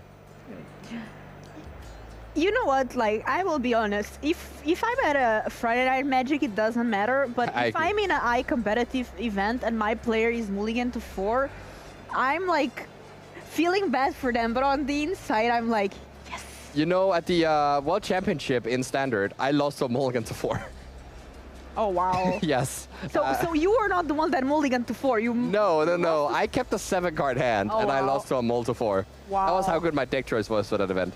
As we now see here, Voice of Victory coming down from Emanuele up against that Springleaf Drum. And there's a Seam Rip to take care of it, but seemingly no other cheap plays from Katarina here. So let's see if Emanuele can capitalize on that. As he draws that Day of Judgment, he's bought it in for this specific purpose, but plays a tap land, and that kind of signals that there is no 3-mana flash creature in the hand. Steam Rip, the Steam Rip. There's so much fight over this, the Steam Rip and the Voice of Victory. These play patterns keep coming up in the matchup here. And for good reason. So now see Katarina here get to 3 mana, and I think that is an the amazing Spider-Man in hand. So that's the 2-mana 3/2 flyer that, yeah, you just have to play it your own turn, even though it has flash, because the Voice of Victory restricts it from being played on opponent's turns. But now this is a 3/2 flyer, does let you block the Voice of Victory quite well. Though I think Katarina is just very content at getting rid of that voice completely, not letting any Enduring Curiosity shenanigans happen. And the amazing Spider-Man, well, that is a... it also Vigilance and Reach? No, this is a different Amazing Spider-Man. That's a different Spider-Man. This is the... This is Spectacular Spider-Man. It's not amazing. Right, of course, it's spectacular, not amazing. Yeah, you know, I feel like my job is not that easy to do these days. There's Superior Spider-Man, there's Spectacular Spider-Man, and there's Amazing Spider-Man. And how could you confuse them, Simon Nielsen? Yeah, I know. How could I? How could I? As we now here see another card that I don't know what is, and the Halia being warped in.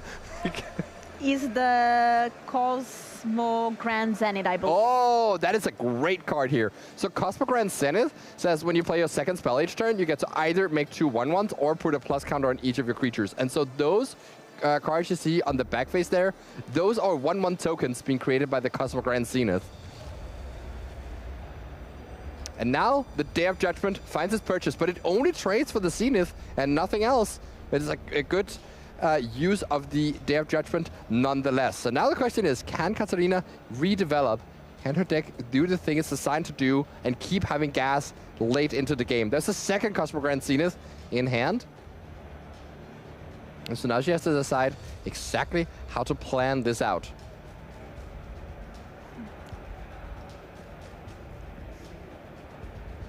Let's decide to go for the Halia first, gain a life, and pass the turn right back. Not developing the Zenith, the Cosmo Grand at the moment. Because if you play this next turn, if you play Cosmo Grand Zenith and then something else, you'll make the 1/1s and that'll gain enough life to trigger Halia's card draw effect. Yeah, then you can start drawing. Okay, so tapping that with a stun counter. The stun counter is... Oh, so this must have been in upkeep. Play the Flood Pitch Drowner to tap down that Halia, which kind of removes a mana source from Katarina because she's not able to use the Springleaf Drum, but of course she can play a creature first and then activate the drum. Now the big question is, what's that second spell? Because you do have Sage of the Skies in hand now as well. But there is a 2-cost spell in Get Lost, and then the Cosmo Grand Zenith and Sage of the Skies. You can't actually trigger the Sage of the Skies on this turn. But if you play this Cosmo Grand first, and then play Get Lost on one of these Sim Rips, you will actually be able to trigger the Cosmo Grand Zenith, gaining the tokens, gaining the life from Halia, and then drawing a card end of the turn. So that's probably what Katarina is considering here. The issue is you kind of have to waste a Get Lost on not the most impressive target. Just freeing your superior Spider... No! Your... just freeing your Spider-Man. So instead, actually, she goes and gets rid of the Spectacular Spider-Man. Gets rid of the Drowner instead, which I quite like this play, because this protects the Halia from a removal spell, and well, protects the Halia from the Flood Pitch Drowner using its effect to shuffle it back into the deck. And it also keeps the board completely clear so that Emanuele's deck doesn't, like his Enduring Curiosities don't function like they're supposed to. This, however, gives Emanuele an opportunity to use the Unsummon to save that Flood Pitch Drowner, but decides against it here and just let it happen using the Unsummon on an Aven Interrupter in the future or something like that. Is there another Day of Judgment? No, there's no more, but there are still a couple copies of Avatar's Wrath in this deck. So we'll see exactly how Emanuele manages to move out of this situation here with Halia and Cosmo Grand Zenith going. There's a lot of card flow here for this mono-white deck here, the Momo White, as it were. We just see the Cosmo Grand Zenith being bounced. But if Katarina can find the planes, this is going to be a big turn here. Now the Halia, of course, doesn't untap. No planes, but I think there's a Shepherd, so you can plot it, get a planes, and then with that planes you have 3 mana, and then you play Sage. That's the second spell of the turn, or... Yeah, that does sound like a pretty nice way to go about this turn, and you even have 1 mana left over, because Springleaf Drum to play the Curious Farm Animals, and that'll also trigger Halia. Even twice, actually, because it gains 3 life upon entry, so not that you'll draw an extra card because of that, but you'll certainly fulfill Halia's need for spells. The issue is, of course, this Avid Interrupter is going to interact with your plans here. And so now Katarina has to figure out the best way to navigate around that. What happens if you start by warping and there's an Interrupter or an Aang on that spell? And especially tough if you just lead on your Cosmo Grand Zenith. You may not have much else to do. So yeah, Katarina has to thoroughly consider exactly how to sequence this to make sure she gets all the value squeezed out of her cards, and does decide to lead on the Cosmo Grand Zenith, says it's totally fine if this gets plotted or airbrand, because then I can just do it again next turn. Yeah. So now she still does get to follow up with that Curious Farm Animals, and that's a very important, or actually still gets to even warp the Shepherd. Yeah, because of that. To get a planes first if she is so inclined. Yeah, looks like we are going for that. Yep. Getting that in here, searching all the planes, gaining a life. Could also go for Novice Inspector, for example, for next turn to guarantee the... Or yeah, a Momo. could potentially just wait, yeah. And not go for the planes right now, not go for the Halia card draw right now. And just set up for a more explosive turn in the future with that Sage of the Skies, and knowing that you have a free Cosmo Grand Zenith. So there's a lot of value to this play as well. See here what Emanuele can find. That's a second Avid Interrupter. Of course, you know, the Cosmogran Zenith that is plotted is not free right now because the Avid Interrupter makes it cost 2 more. And now Emanuele gets to use this stack of map tokens to find his way to a big flying threat and try and see if he can stabilize all the things that Katarina is doing this game. There's an Enduring Curiosity that can start drawing some cards. Is that an Avatar's Wrath? It is indeed, and that's being kept right on top. And now Katarina knows that the brutal combo of Aven Interrupter and Avatar's Wrath is in her future, and she needs to find a way to get around that. The question is, do you attack here, play Enduring Curiosity, draw a card, or is there a better play? I think actually it's better to just make the Aven Interrupter into a big blocker, pass without attacking, and then using your second Interrupter. Because if you have 2 Interrupters in play as you play your Avatar's Wrath, it's so brutal because the other one will still get airbent out, and you can also play that on the next thing Katarina plays. It is completely going to lock her out of all the things she plays this turn, and Katarina has to be very careful with which cards she's exposing on this turn. I think it might make sense to play out the things that are as much as possible already in the exile zone, because those would be trapped anyways under multiple interrupters. And potentially she can save the Sage of the Sky play for after the Avatar's Wrath.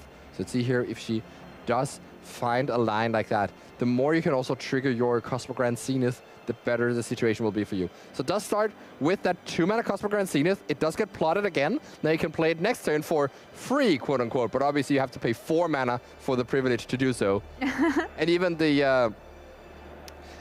Avatar's Wrath says you can't play anything from exile. So actually the plotting will just like stay in that zone for yet another turn. And I think I quite like playing out the Curious Farm Animals here. We're playing out a Momo, gaining a life, and then going for that Sage play. So that is a lot of board presence here and does force out the Avatar's Wrath. That's, of course, another tightrope that you're walking, is if you do something that's unimpressive enough, Emanuele just doesn't even have to play the Avatar's Wrath yet. So this way, you get a lot of board presence here. There's a completely black sleeve that is indicating a 2/3 flyer, and a card being drawn from that Halia. So we know the card on top.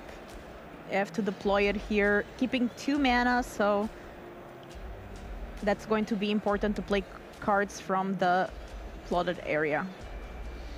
Yes, indeed. As all of these, you know, there's like 3 different exile zones. Again, plot, there's warp, and there's airbend, and none of it is accessible for Katarina this turn, and all of it is going to cost 2 or more mana extras. This is a 2-mana Avid Interrupter that can target the first thing Katarina plays. Oh, but Katarina has a great curve here with Curious Farm Animals into a Sage of the Skies. That would be quite impactful on this turn, as the Aven Interrupter does not interact that well against Sage of the Skies, as we've seen before. Can only target one of the copies.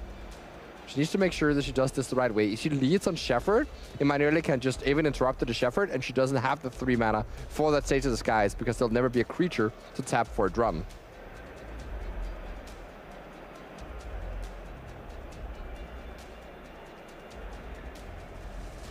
There's also another card in hand that I can't quite see. Or maybe there isn't even a Sage of the Sky in this There hand. is a Sage of the Sky. Okay, it's just a normal one, I guess. Yeah. It's the top card. Does go for the Warp here, and Emanuele can't snap this off fast enough. Counters that one. It goes into plotting. Means it costs 4 mana to play next turn. And here we see the Curious Farm Animals come in, gain 3 life, or I guess not, and pass the turn. Oh, it's when it dies you gain 3 life. That's how it works. Right. I forgot. 6 mana up from Emanuele. There's the Enduring Curiosity, so if Emanuele starts attacking with the Interrupters, can start drawing a lot of cards as well. So 4 mana, there it is. And guess the Enduring Curiosity in play. Yeah, actually Katarina had an opening there to use the farm animals to kill the Seam Rip, get the Spectacular Spider-Man in, and could trade for one of these Interrupters.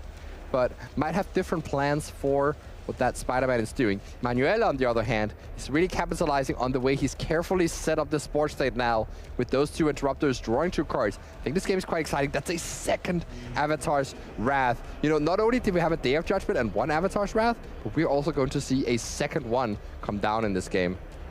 As now, oh, that's another spectacular Spider-Man that was already in Katarina's hand. That was unexpected, but it does meet a counterspell. Get out of here! Get out of here, spectacular Spider-Man. Land. Okay, that's a good land, but might be a bit... Yeah, so all these cards that are airbend cost 6 mana to play on this turn. The plotted cards cost 4 mana, so they're a lot more accessible. And the one that's warped cost a whopping 9 mana to play that Starfield Shepherd. That's been warped. So these inflation. Yeah, the Aven Interrupters are certainly still putting a price on this game.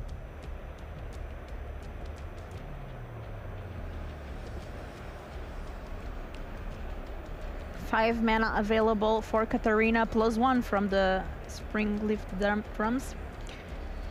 Decides to just play the Starfield Shepherd, and I do like getting some more mana and another blocker for one of these Aven Interrupters. So he gets to search up a Plains right now.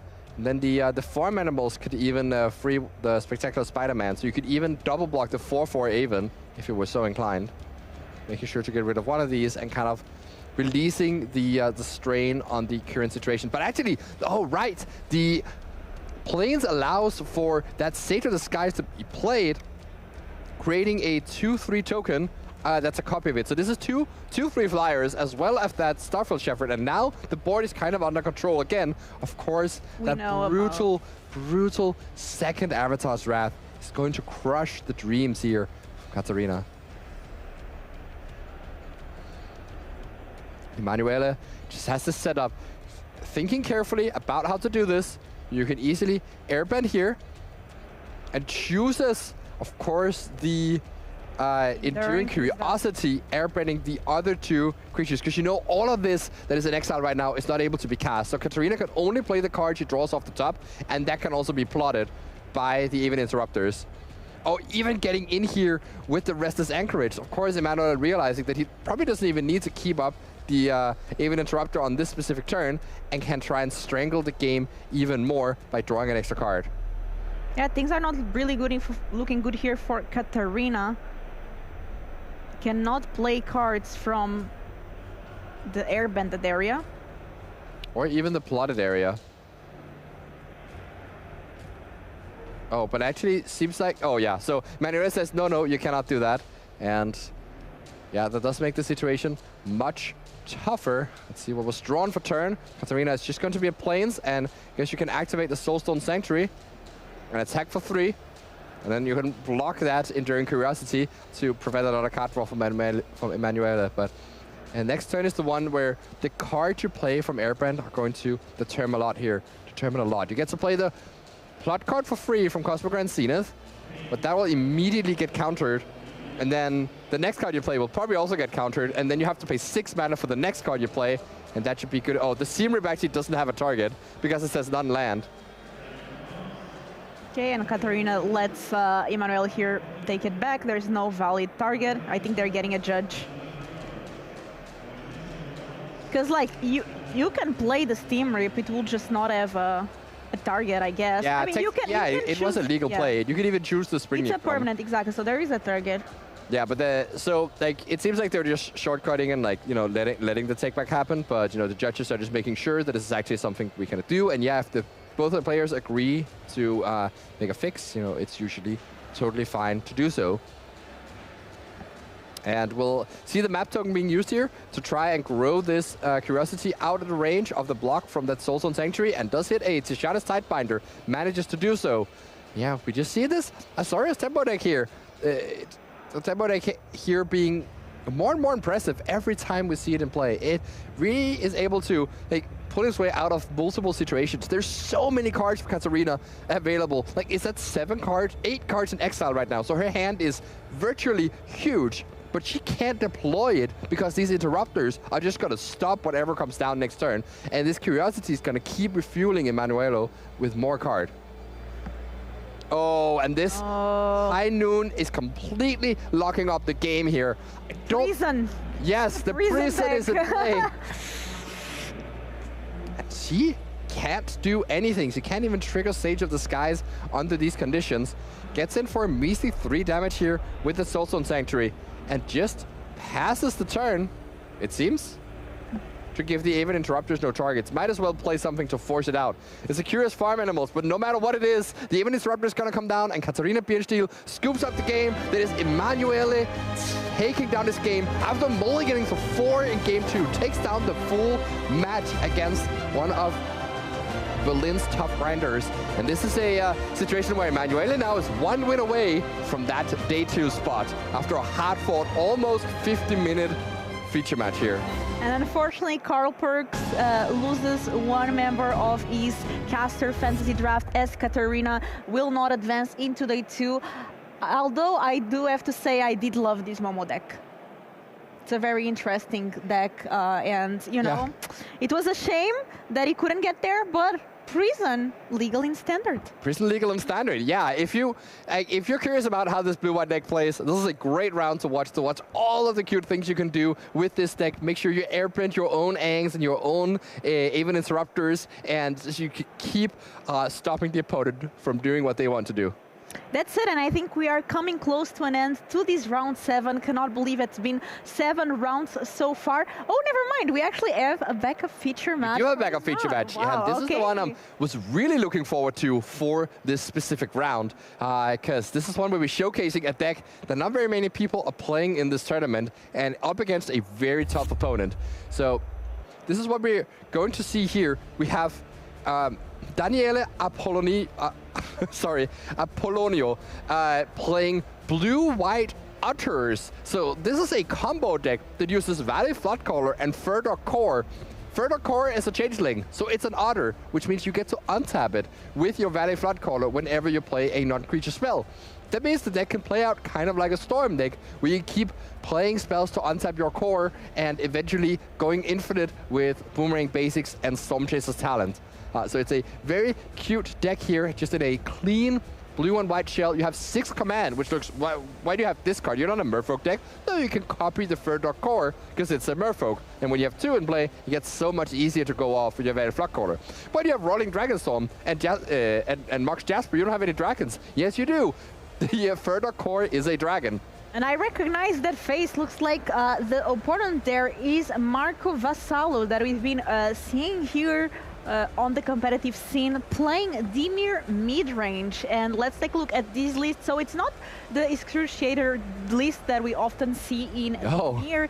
It's a list with Dream Beavers. What card is that, Simon?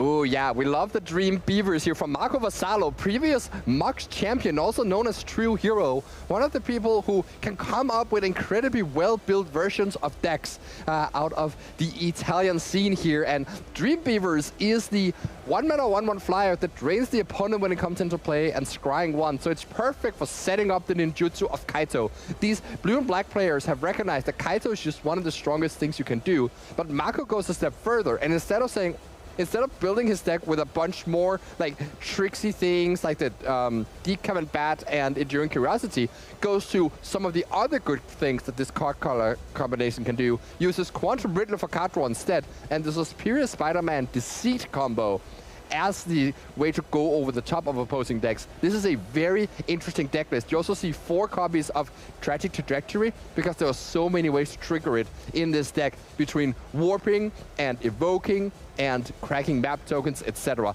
Beautiful, beautiful deck here from Marco Vassallo. Players are 5-1, meaning if they win this game, they are in day 2 of this regional championship in Turin. And we start with a Spyglass Siren here. 1 mana, 1/1 flying that makes a map token when it enters the battlefield. And we see here from Daniele, a Seam Rip takes care of that Spyglass Siren. No ninjutsuing happening for that one, at least yet. And now we see the Deceit can come down from Marco here, just as a essential Thoughtseize here, or a Distress, as it were, 2 mana. Take a look at your hand and discard a card. So that's the Rolling Dragonstorm and Valley Floodcaller. 2 cards you would expect to see in the same deck, because they are kind of tribal payouts for different types. But in this case, no, they are overlapping, because of Changeling fixes all the typal stuff. So Rolling Dragonstorm looks like going for the counter there. Get out. Get out the get out. Yeah, get out of here, says Marco Vassallo. But that does let Daniele, potentially dig towards his Furdock Core here as he plays this Rolling Dragonstorm. The Furdock Core, when it comes into play, will return that Dragonstorm to hand and is another nice card draw engine. Discards a passage here, and there's a Kaito being picked up for a hand that already had Kaitos and Superior Spider-Man, but nothing to play out here. That's one downside of the way Marco built his deck, is that if the 1-drops do get dealt with, his deck can become quite clunky, and he just has to pass the turn here, hoping for another land next turn so he can do the Spider-Man Deceit play that is so powerful. Yep. And now Daniel here playing 3rd land, untapped land, passing the turn. Picking up his card potentially. So there's a Valley Floodcaller that can be flashed in here, and that will actually get around the Spider-Man Deceit situation, because it can, it gets an opportunity to get into play before the discard happens, but also after the bounce has chosen its target. So this is a very nice interaction though. When you play Superior Spider-Man, you choose blue, blue, black, black to pay into it. And then when you copy Deceit, you get to use both of the modes, bouncing a permanent and discarding a card. So you can bounce that Seam Rip and then make your discard. And what is the land situation here for Daniel? Good question. I think that's 3 Hallowed Fountains. But you know what? My job is so tough these days. No, because in top they only say land, so the first and the... Oh, you're right. They are not. You're right. They don't have types. Yeah, but the middle one might have. That's why I was, yeah. It might be. So you think this might just be 3 Verges? Yeah, but I don't think so. I think it's a fountain in the middle. So. Okay. There's also a fountain revealed from the. Right. So that would have been played. Yeah. Okay. That is a good catch. See, I say my job is hard, but then you just make it look very easy. So no, I was trying to figure out as well to make sure. Just because with these lens, sometimes it looks like you have all the lens types and you don't, so it's good to pay attention. So Marco decided not to play the Valley Floodcaller after all, before the discard happened. Or maybe there was just some misunderstanding about the timings exactly. Because you definitely have an opportunity to play that Floodcaller out before the discard happens. Mm-hmm. And now it's just going to get discarded here for Marco. And instead, gets to play a Consult the Star Charge and look at the top 3 and put another Valley Floodcaller into your hand, or that Furdock Core, honestly. But Daniele chooses to prioritize the Valley Floodcaller, knowing that he'll have more copies of the Furdock Core coming down the pipeline. Okay, playing second Allied Fountain here, shocking for 2, down to 16 alive. The Seam Rip again goes and takes away that Spyglass Siren, preventing the Kaito from being ninjutsu, but of course the Spider-Man is gonna roll on in, and that can also trigger Kaito without even ninjutsuing anything. Not a pass back there from Daniele, but he does have the Valley Floodcaller to flash in here, so that's a perfectly fine thing to do. It does actually threaten the Kaito pretty well to have the Floodcaller to play at instant speed here. That's a quite nice interaction.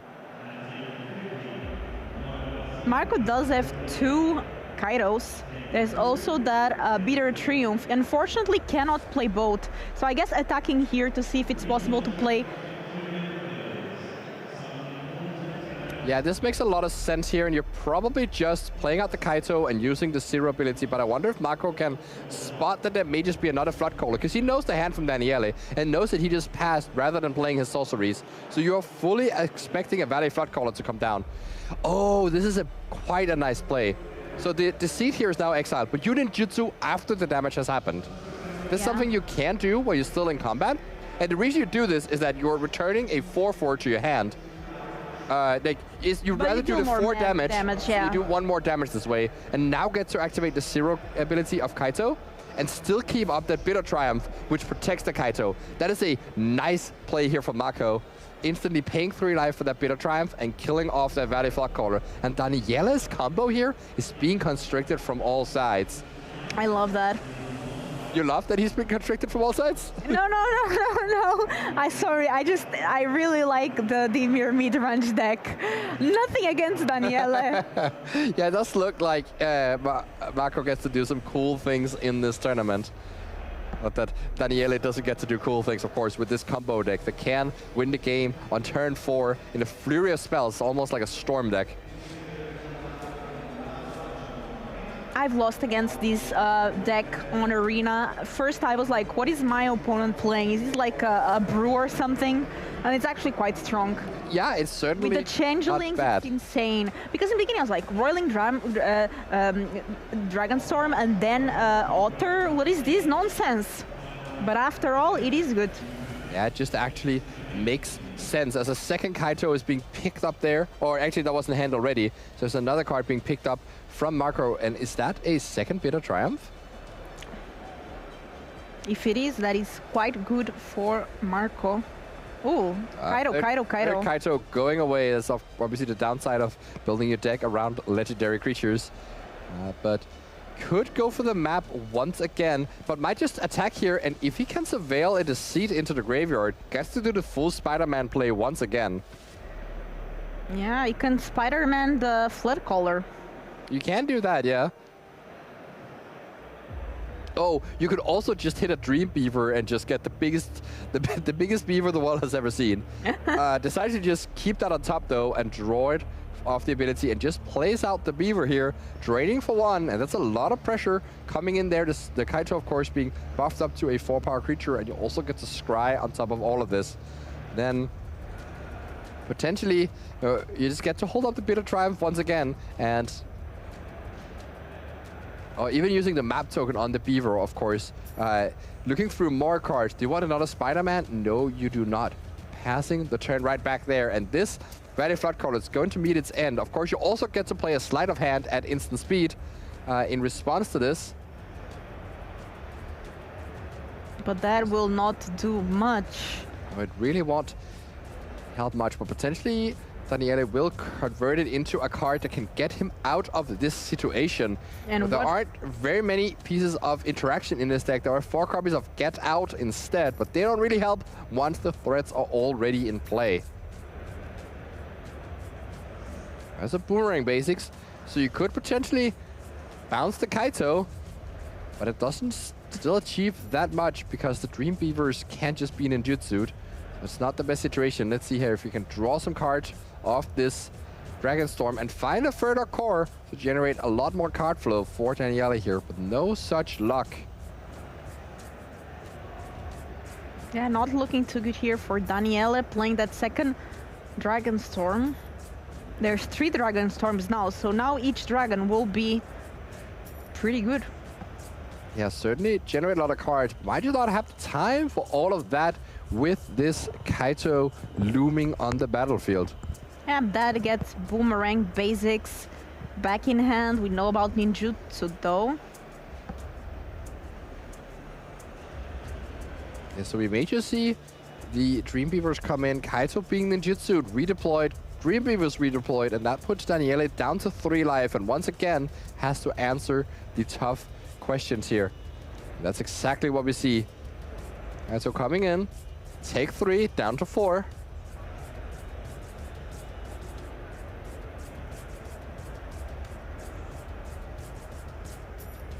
And utilizing that ability, put away 2 lands potentially. So there's already a land in hand, and draw another card.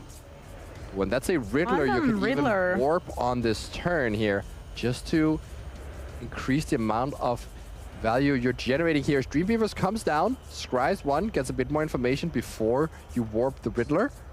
Decide that that's your play for turn, and actually just holds on to the Riddler rather than warping it. Curious why, but I'm sure Mako has good ideas. Maybe trying to get 2 cards out of it instead of just 1. That's a good point. Yeah, that's absolutely something you could be doing with your Riddler if you don't expect that you're going to be hardcasting it anytime soon because you have too much card flow. Maybe you can generate the extra card off the draw trigger. So now see another sleight of hand here. Daniele spinning his wheels, but not really getting anywhere, stuck in this mud of just Dragon Storms and, you know, tricksy thieves sliding their hands. There's a Storm Chaser's talent now. Sure, there certainly is. Oh, actually, Dragon Storm and Storm Chaser's talent. Now, there is some meaning to this. I was kind of struggling, also spinning my own wheels in this metaphoric universe I was trying to describe here. But yeah, I think there's something to it. Let me cook. I'll figure it out. Okay, that's standard and attack and for Little. That means that Marco here, one game up with this Dimir mid-range deck against the, what do you call this deck, Simon? Azorius Otters? Yeah, Blue-Eyed Otters. Yeah, we can definitely call it that. It's kind of like, you know, it's very reminiscent of the Temur Otters deck we've seen in the past, using Valley Floodcaller as an engine for a Storm-style deck, but using the much cleaner further core rather than using, you know, combinations of enduring vitality. You know, here we see. I was just saying, you know, that in every tournament, constructed tournament that we see, there's always Otters deck in the meta breakdown. Yes, there's always some sort of otter somewhere, you know, going around, whether it's the prowess deck with their elusive otters and their Storm Chaser's talents, or some other reason. So we have here Marco Vassallo's sideboard. What do you think enters against these Azorius Otters deck? Yes, so obviously this is not a deck that you prepare for, but the 4 copies of Duress are going to come in clutch. And any way you can fight over that Furlock core, like the gate and such, would also help a ton. So Marco's game plan here is just to rip apart the deck from Daniele. Maybe bought in the Oil Deep Gear Hulk just to have more discard effects. And here we have the full list from Marco Vassallo, there with the 4 Dream Beavers, a new card from the Teenage Mutant Ninja Turtles set. Also one Wanchintong. Wanchintong, yes, exactly. And a card that is quite popular these days because of how popular Landfall is. But I don't think players expected that, you know, the majority of the tournament would be taken over by these Izzet decks, both Lessons and Prowess, obviously making the Wanchintong look a bit worse. So now see this sideboard here from Daniele. I wonder if he has means to change up his game plan. The Voices of Victory certainly can come in handy here, pressuring Kaito and preventing the negates from being used on Furdock cores, as well as yeah, I'm not actually sure what else really matters. You could potentially bring in the Torpor Orbs, but then you're just facing down 2 mana 5/5 Disease rather than them being used as discard, and that can be threatening enough. So it is quite interesting to see if he'll actually change much. He may just want to keep his core intact and hope that he gets to lean more on a Storm Chaser's Talent Boomerang Basics part of his deck, because the Valley Floodcaller is quite threatening in this deck just as a Lord effect for your auto tokens.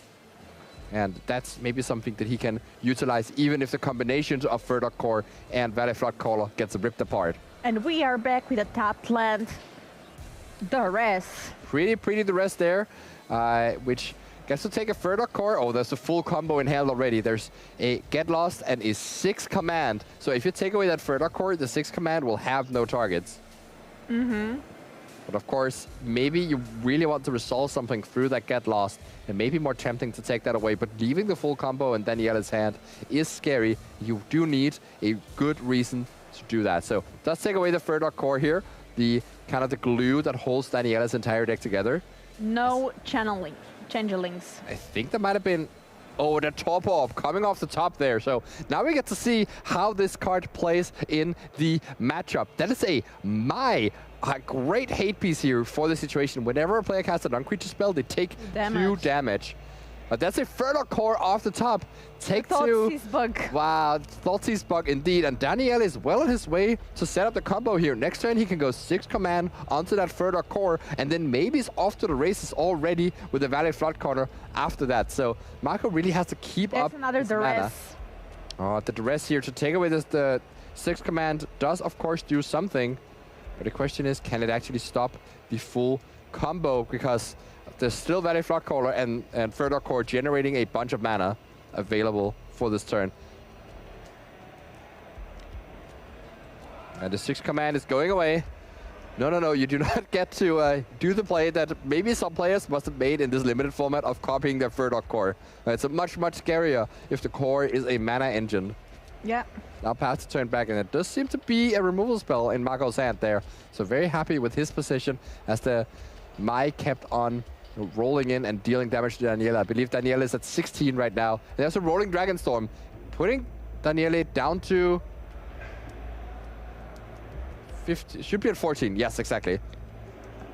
Drawing a few more cards. Daniele is going to be careful with deploying that Valley Floodcaller until he feels like he's able to protect it. The best way to protect it is Boomerang Basics, because the Floodcaller makes that be instant speed.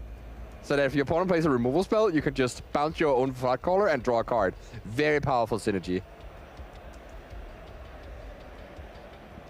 Does have to decide what to discard right now.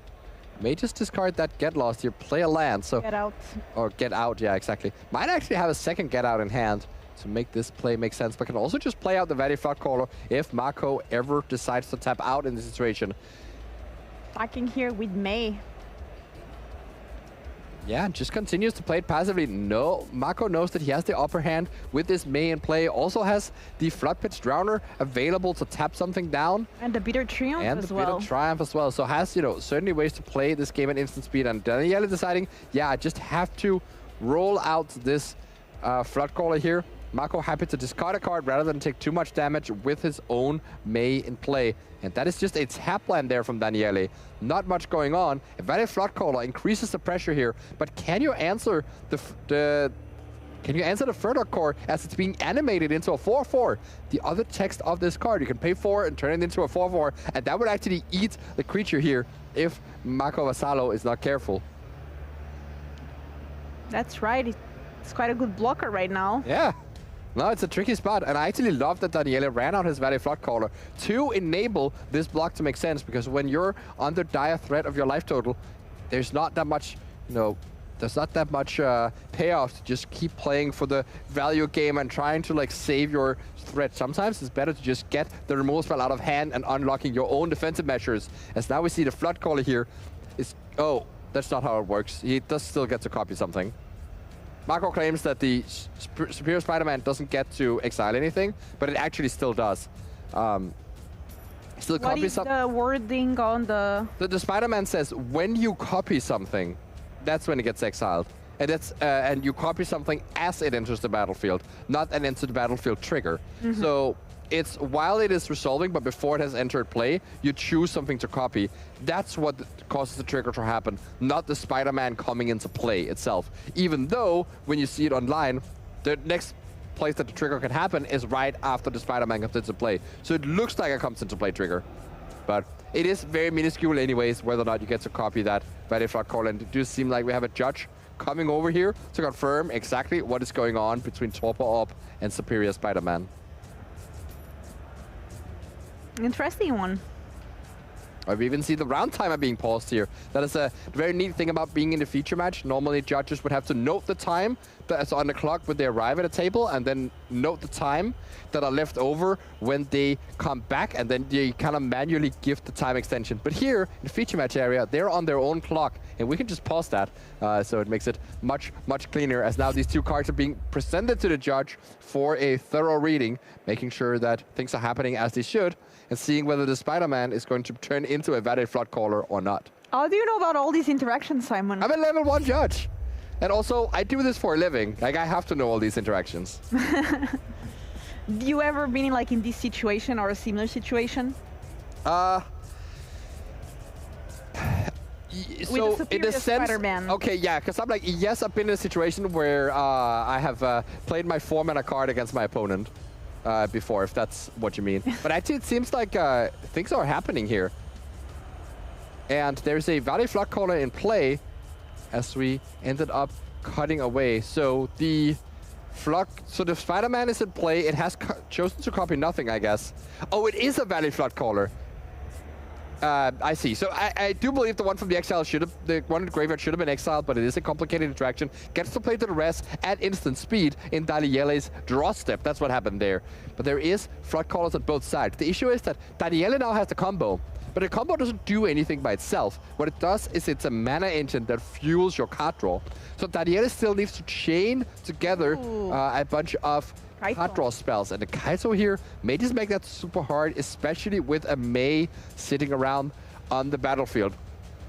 Now the question is it safe for Daniele to attack with that Superior Spider-Man? Because the further core could be animated, and then an instant speed spell would grow it into a 5/5 and stop and kind of eat the Spider-Man here. So there may actually not be that many good attacks on the side of Daniele. Maybe you just play out the Kaito, or potentially even the very tricky play of passing the turn and playing Kaito just from hand at instant speed, because you still have a Valley Flood Caller in play. So there's 4 mana there, tapped, Kaito. Oh, right. Of course, the Soulstone Sanctuary also gets the trigger, the pump effect and the untap. So, that's true. Marco is not only disrupting Daniele's combo, but also just stealing his combo for himself using a shapeshifter. Yes, exactly. I love that. That is quite relevant here, because you can tap down this Flood Caller now and then use the Flood Pit's Drowner to shuffle in the Flood Caller back into the deck. We see here further core being animated, blocking the Spider-Man, taking 7 damage, go to 1. It means Daniele is locked out of playing any non-creature spell, and he just concedes the game. Oh, it's even more damage than that because that was pumped. So yeah, Marco Vassallo, with his interesting build of the mere mid-range, takes down the also very interesting blue-white Otters deck and advances to 6-1, locks up a day 2 spot for himself, and is now looking ahead towards the top 36 and a Pro Tour invite.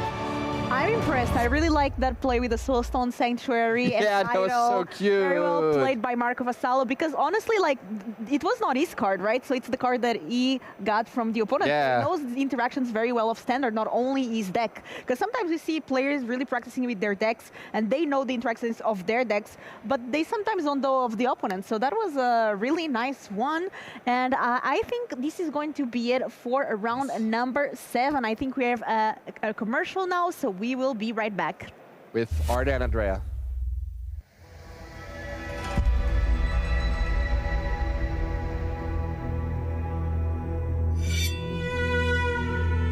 Tabi no hajimari wa tsune ni michi e no ippo de aru. Sore wa yami e to tsuzuku. Hajime no ippo o fumidasu ni wa yuki ga iru. Soshite tabi no owari ni wa 旅を始めた時の自分とは別人になっているかもしれない。旅に出よう。物語の次の章がお主を待っている。将軍の道を歩め。侍の箱と共に。アルティメットカードが送る冒険の第一章。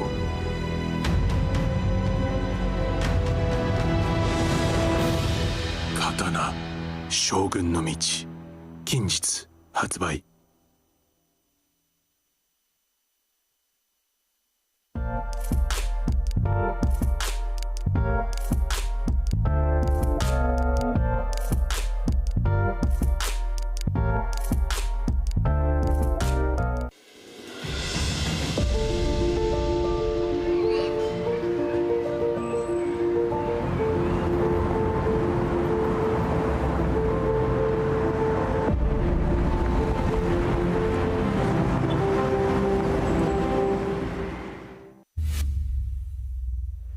And welcome everyone from Turin for the regional championship. This is the last round of day 1. We're going to feature 2 players that are 7-0. I'm your host, Andrea Mengucci from Italy, and joining me we have Arne Uschenbeth from Germany, and we have another battle between an Italian and a German player. This is the second time. The previous one was won by an Italian. Let's see if we can repeat that. Very exciting stuff. We Before going to their players, they're going to show you a eBay Live deck tech. Of course, eBay Live is one of the sponsor of these amazing casts that you guys enjoyed for the whole day. Great production. So thank you so much, eBay Live, for sponsoring the show. And we have here a Dimir mid-range deck tech. We've seen a very similar archetype winning the previous round by Marco Vassallo, although his deck, well, was called Dimir mid-range, but that deck was so much different than this one, huh?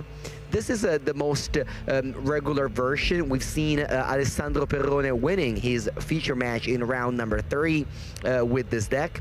And what we have right here is a pretty classic build with lots of 1-drops, lots of 2-drops, and then you hope to get that Kaito down on turn 3. But yeah, this deck is the 4th most popular archetype, and I'm curious to know how many people will make it to day 2, because normally it hasn't had a fantastic constructed win rate, but the players definitely are loving this archetype. Yeah, it's an archetype that gives you a lot of agency, right? Players love that. Players love to make decisions. Bit of a tempo, bit of a mid-range, bit of a flash game. It's just fun to play, and that's why we see a lot of people still over the years gravitate towards this archetype. Yeah, but the final round, we have 8 players at 7-0. We're going to show the standings right now. We're going to feature 2 of them, Andrea Fortunati and Marco Capitanio here, the number 1 and 2. They're playing... Band Rhythm and Is It Lessons? Band Rhythm and Is It Lessons, but I can tell you the other names here. Alexi Polo is playing Teamer Lessons. We have Ugut Torre playing Is It Lessons. So, you know, that you counted right. There's already 3 lessons deck, but let's continue. We have Matthias. That's a tough name to catch. Kalushny playing Is It Spelementals. That is an archetype that you know, we've definitely seen. It's another Is It deck. We have then Clement Pirk playing Rakdos Monument. Igor Marks playing where is Igor?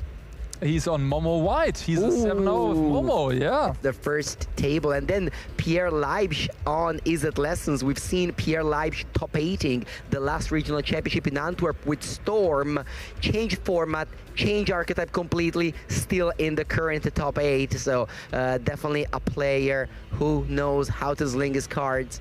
Very, very good. We see Guglielmo Lupi in 19th place, the player who has won almost everything that was possible to win in the past few months, and is doing it again with Is It Prowess.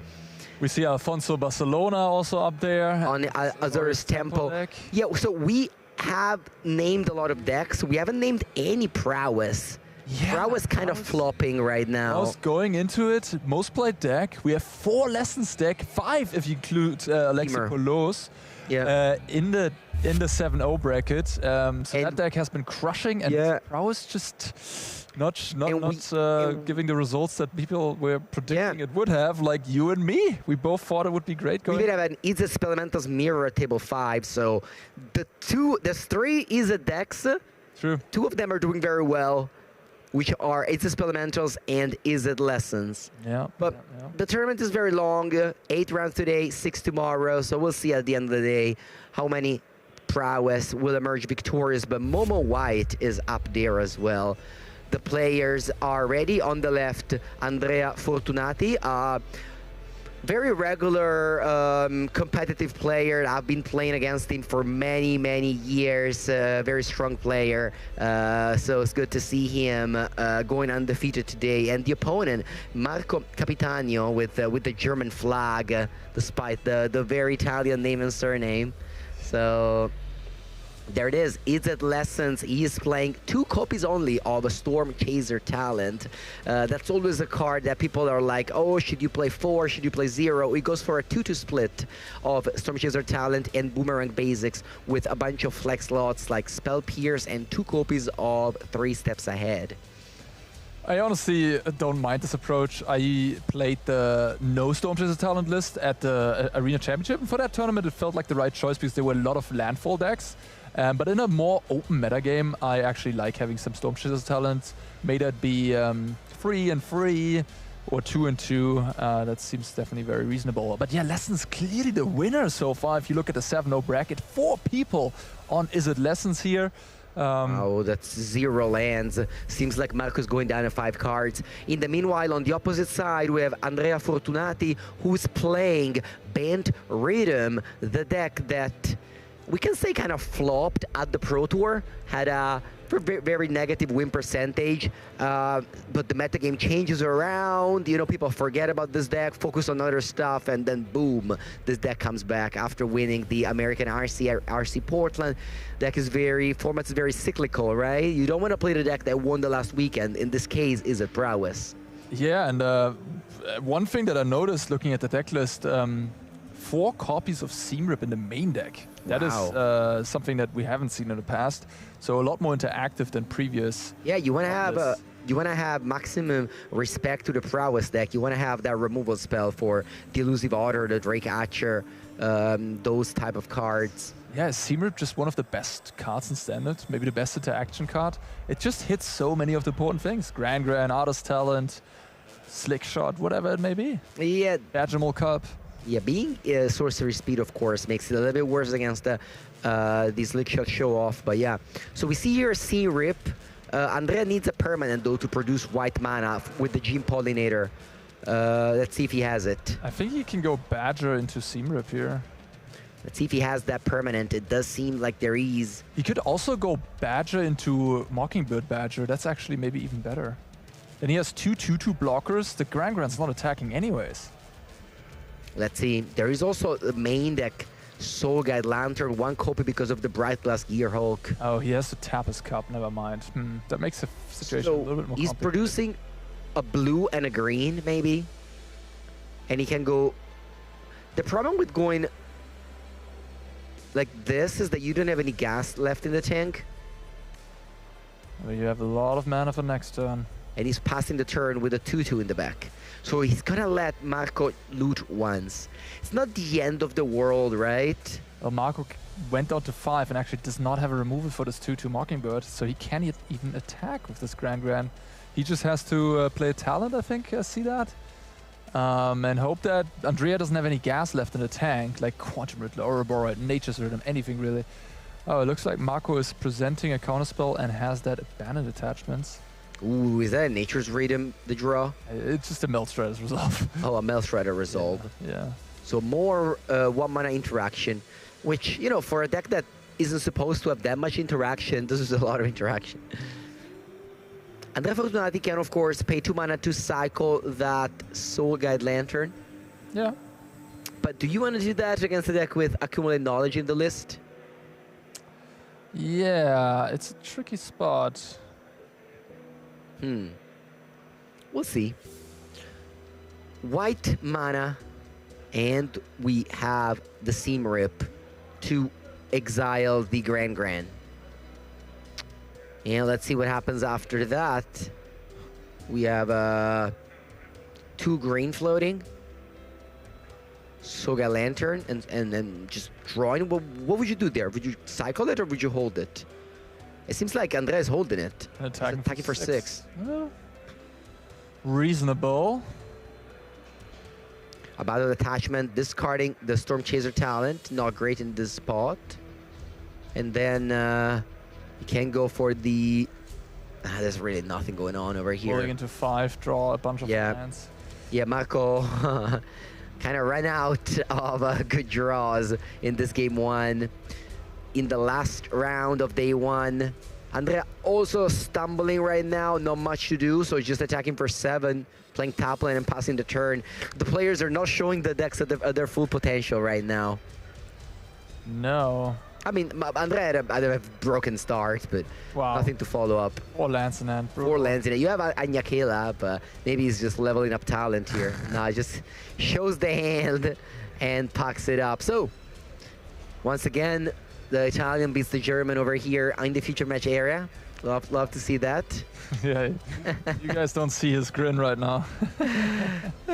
But We are going on to sideboard. We see in the front page, Oko Lorwyn Liege. I love the Sage of the Skies in there. This is some spicy tech here. Yeah, Oko is also in there. That's great for against the Lessons deck. We have Champion of the Weird all the way up there. All right, Arne, tell us why there is a card called Champion of the Weird, which champions a goblin in a deck with 0 goblin. How can you do that? Well, you have Nature's Rhythm, and with that you can fetch it into play, and it's quite good into creature matchups because it just obliterates the opposing board.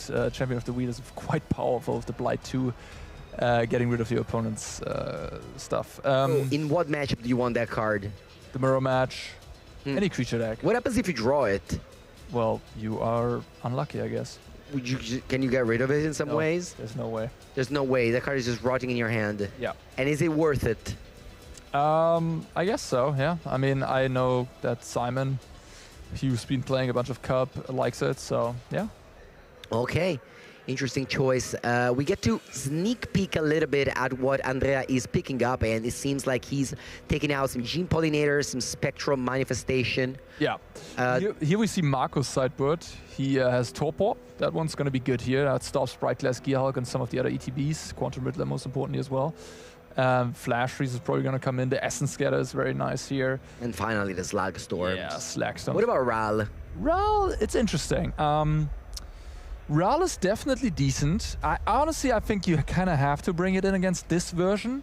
You don't necessarily have to bring it in against Simic, but Band Rhythm is so good with those Seam Rips at disrupting your Monument Artist Talent stuff that I would honestly, I would like for Marco to just bring in those Riddlers and those Rals and trim down on Monument and Talent and go with those kill conditions over the others, because the others are just so easy to attack from the Band Rhythm side. And yeah, Stormchaser's Talent probably goes out. With that, the Boomerang Basics, and then I would trim some Monuments, some Talents, the Spell Pierce, of course. Leaving all the removal. The free step set is a little, it's a little clunky, but on the play I would probably keep it. And yeah, as we said, Slag Storms, a couple counter spells, the Torpor Orb, Ral, yeah. All right, our production was able to cut the players immediately to this opening for game number 2. Marco keeps 7 finally and starts with a tapped Agnya Kela. And I think I see a Ral in the middle of his hand already. Nice. Yeah, so if you're bringing in Torpor Orb, you don't really want to bring in Quantum Riddler. Yeah, I guess so, but maybe you still do, honestly. He has a lot of lands again, though. All right. There's a Eloquentia in hand. Yeah. Andrea doesn't play any Cavern of Souls, so it's probably going to counter anything that comes out now, which can be even a cycled Quantum Riddler. Oh, post-board, the Champion of the Weird is actually possible if you have the Reclamation Sage. What is his name again? That has all types, so you can cast with, you can shapeshift Chompling Changeling, I think it's called. Wow. So that is technically a possibility. Yeah. Cast the Champion of the Weird with a Multiversal Passage or Starting Zone. Andrea chose not to warp Quantum Riddler, chose not to play into the counter spell. Yeah. That Marco was representing. And now he draws a Spectral Manifestation, so I guess he didn't cut them all in the end. Yeah, he's probably just shaving on some Gene Pollinators. Pretty bad against the 1 mana removal spell, though, but I guess Marco doesn't have any of those since the Llanowar Elves is still around and kicking. Yeah, I think Marco has not been drawing much spells. I think he has a Combustion Technique in hand, maybe. Okay, Spectral Manifestation, and once again, representing, holding up that Spider Sense to play around the Eloquentia. Let's see if Andrea wants to just curve out here and just play this Spider Sense. What does Spider Sense counter in Marco's deck? Well, a lot of things. Various lessons, of course, accumulated wisdom. Yeah. So no, I was just wondering, is it good to just trade right now, or do you have to hold it for something important? Maybe Slag Storm. Yeah. But yeah, Andrea actually doing the right play here, sort of sniffing out that there might not be a Slag Storm, I guess. And has now the Spider in play, so with the Ouroboros in hand can actually really effectively... Wow. Whoa, the Badger was a huge draw there. And the draw is a Badger Molcub. Yeah. What do you think is the card to the left? Is it a Quantum Riddler? Yes. Okay. Yeah, this turn is going to be incredible. So we have a Disenchant Changeling card, the Bajamo Cub and Urber. It basically has all the busted mythic rares of the deck. And he can deploy his Riddler drawing 2 cards here. This turn is going to be incredible for Andrea. So starts with Bajamo Cub. Yeah, exactly. And you cast Ouroboros. If you top like this, okay, I guess you don't want to cast the Riddler. You just no, he's going to cast the Riddler. Yeah, well, he's not going to hard cast the Riddler. So then you can tap Spectral Manifestation and Temple Garden and cast Urboroi. Absolutely. And tap the Spectral Manifestation. And then he's going to be able to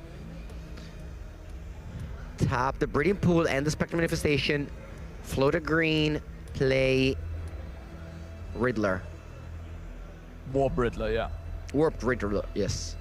If he tapped differently, he could have maybe cast the Riddler, but you don't want to do that. You want to trigger it multiple times. I guess you're right, he could have actually. He just doesn't want to do it. No. So 1 green floating, draw 2. Spider Sense, but we don't have any blue mana up. We can go Nature's Radium for 1. He has a green floating, so for 3 in total, actually, he could get a Surak or something. Ooh, that's true. But that walks more into Slagstorm. Wait, it doesn't actually. Is there a card that pumps the Urboroi? Let me check. Like I don't know. There's actually no Surak. Oh, there's a Surak in the sideboard, yeah. So you could get that. No, there's no card that... You can get Sage of... What does Sage of the Sky say when you cast it? Yeah, casting. Okay, so that doesn't work. No, but he could get Surak, and Surak becomes a 5/4 with that Ouroboros. So that's really nice, actually. So you want to play around... he's thinking about what can I do to play around Slagstorm. Yeah. That's the thing he's thinking. That's what is going through his mind right now. He needs a card that plays around Slagstorm. I mean, Surak does. It's a 5/4. Let's see if the player that's 7-0 in this tournament comes up with that line. So we got 5 green mana floating. He's thinking about it. This is a difficult moment. Can he technically... He could technically cast a... Oh, no, he can't. That's a... No, wait. I'm thinking, can he cast a Rhythm? Yeah, he can. And then harmonize it and get another Ouroboros. He could cast it for 1. Oh, no, the Spider doesn't untap then. Wait, if he gets Badger, he can actually harmonize with the Riddler to get another Ouroboros. That's what he's been doing. He's probably been thinking about. Because he's been holding the green mana floating. Yeah. He hasn't. So this is X equal 2. Yeah, he's gonna get another Cup, and then he's gonna generate insane. 4 mana, tap the Riddler, and get an Ouroboros here. Insane turn here. Yeah, that's incredible. Okay, let's see. Andrea is coming up with that line you just said. So, Bajamo Cub. He said, don't worry, not cut me yet because I'm going to search my library again. So puts a counter there, 1 mana floating, 3 green, 4 green, top Riddler, X equal 4 now. That's exiled at Nature's Rhythm, and boom, second Ouroboros comes in. We're going to put 3 counters on all of our creatures this turn. This is going to be absolutely impossible. How did this deck go 45 win percentage at the PT? It's unbelievable. Well, this list is a little different. Many people at the Pro Tour actually didn't play Ouroboros at all. They just had like multiple Gear Hulks and 2 Gear Hulks. And they had a card that... They had Champion of the Weird in the main deck. Some people played Spider-Man. Wow, in the main deck. Andrea doesn't play any copy of the German de Prime Invitational card. Yeah, that's that card that very people popular, were very, very high on at the PT. Formidable true. speaker. True. Wow, and that Spectral Manifestation untapped again and can attack Ral for 5.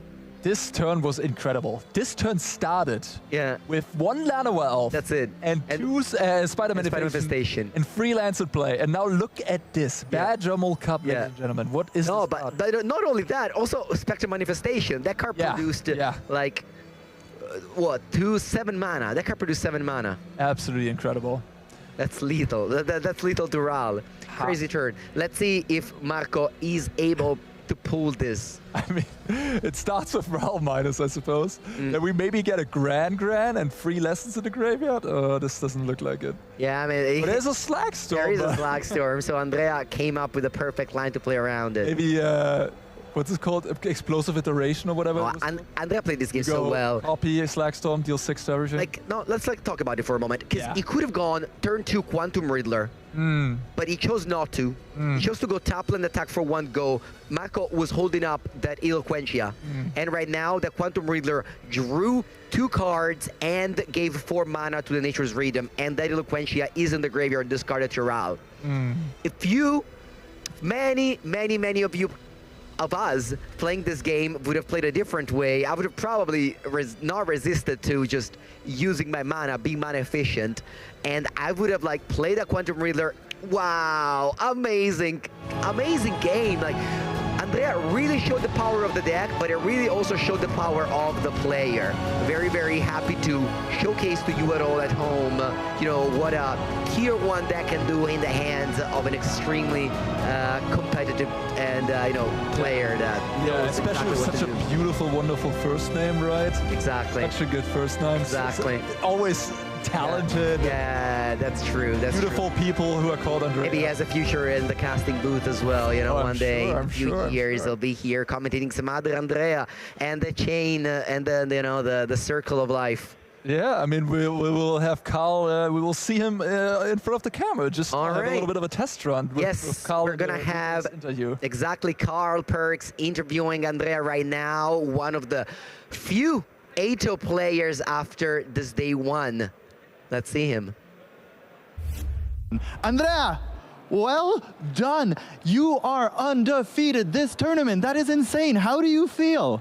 Yeah, that's amazing. I mean, you look like you were expecting, of course. No, I wasn't expecting because my team was playing another deck, and I didn't have time to prepare enough with that deck, which is Prowess.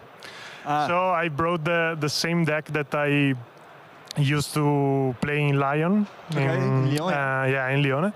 And so, I mean... Yeah, so there's an interesting thing. One is, yes, the Is It Prowess deck is hard to learn, but the Rhythm deck is also super hard because you have all these tutor targets that you have to get specifically for certain matchups and certain moments. Yeah, I would say yes, of course, but it's like monodirectional, I would say. Of course, you have different targets and whatsoever, but compared to playing the Prowess Mirror or Prowess against Lesson, it's I felt more comfortable in using this deck rather than Prowess. And was it just because you know this deck specifically, or do you think your matchup versus Prowess or Lessons is good? Because they're 30-ish% of the metagame.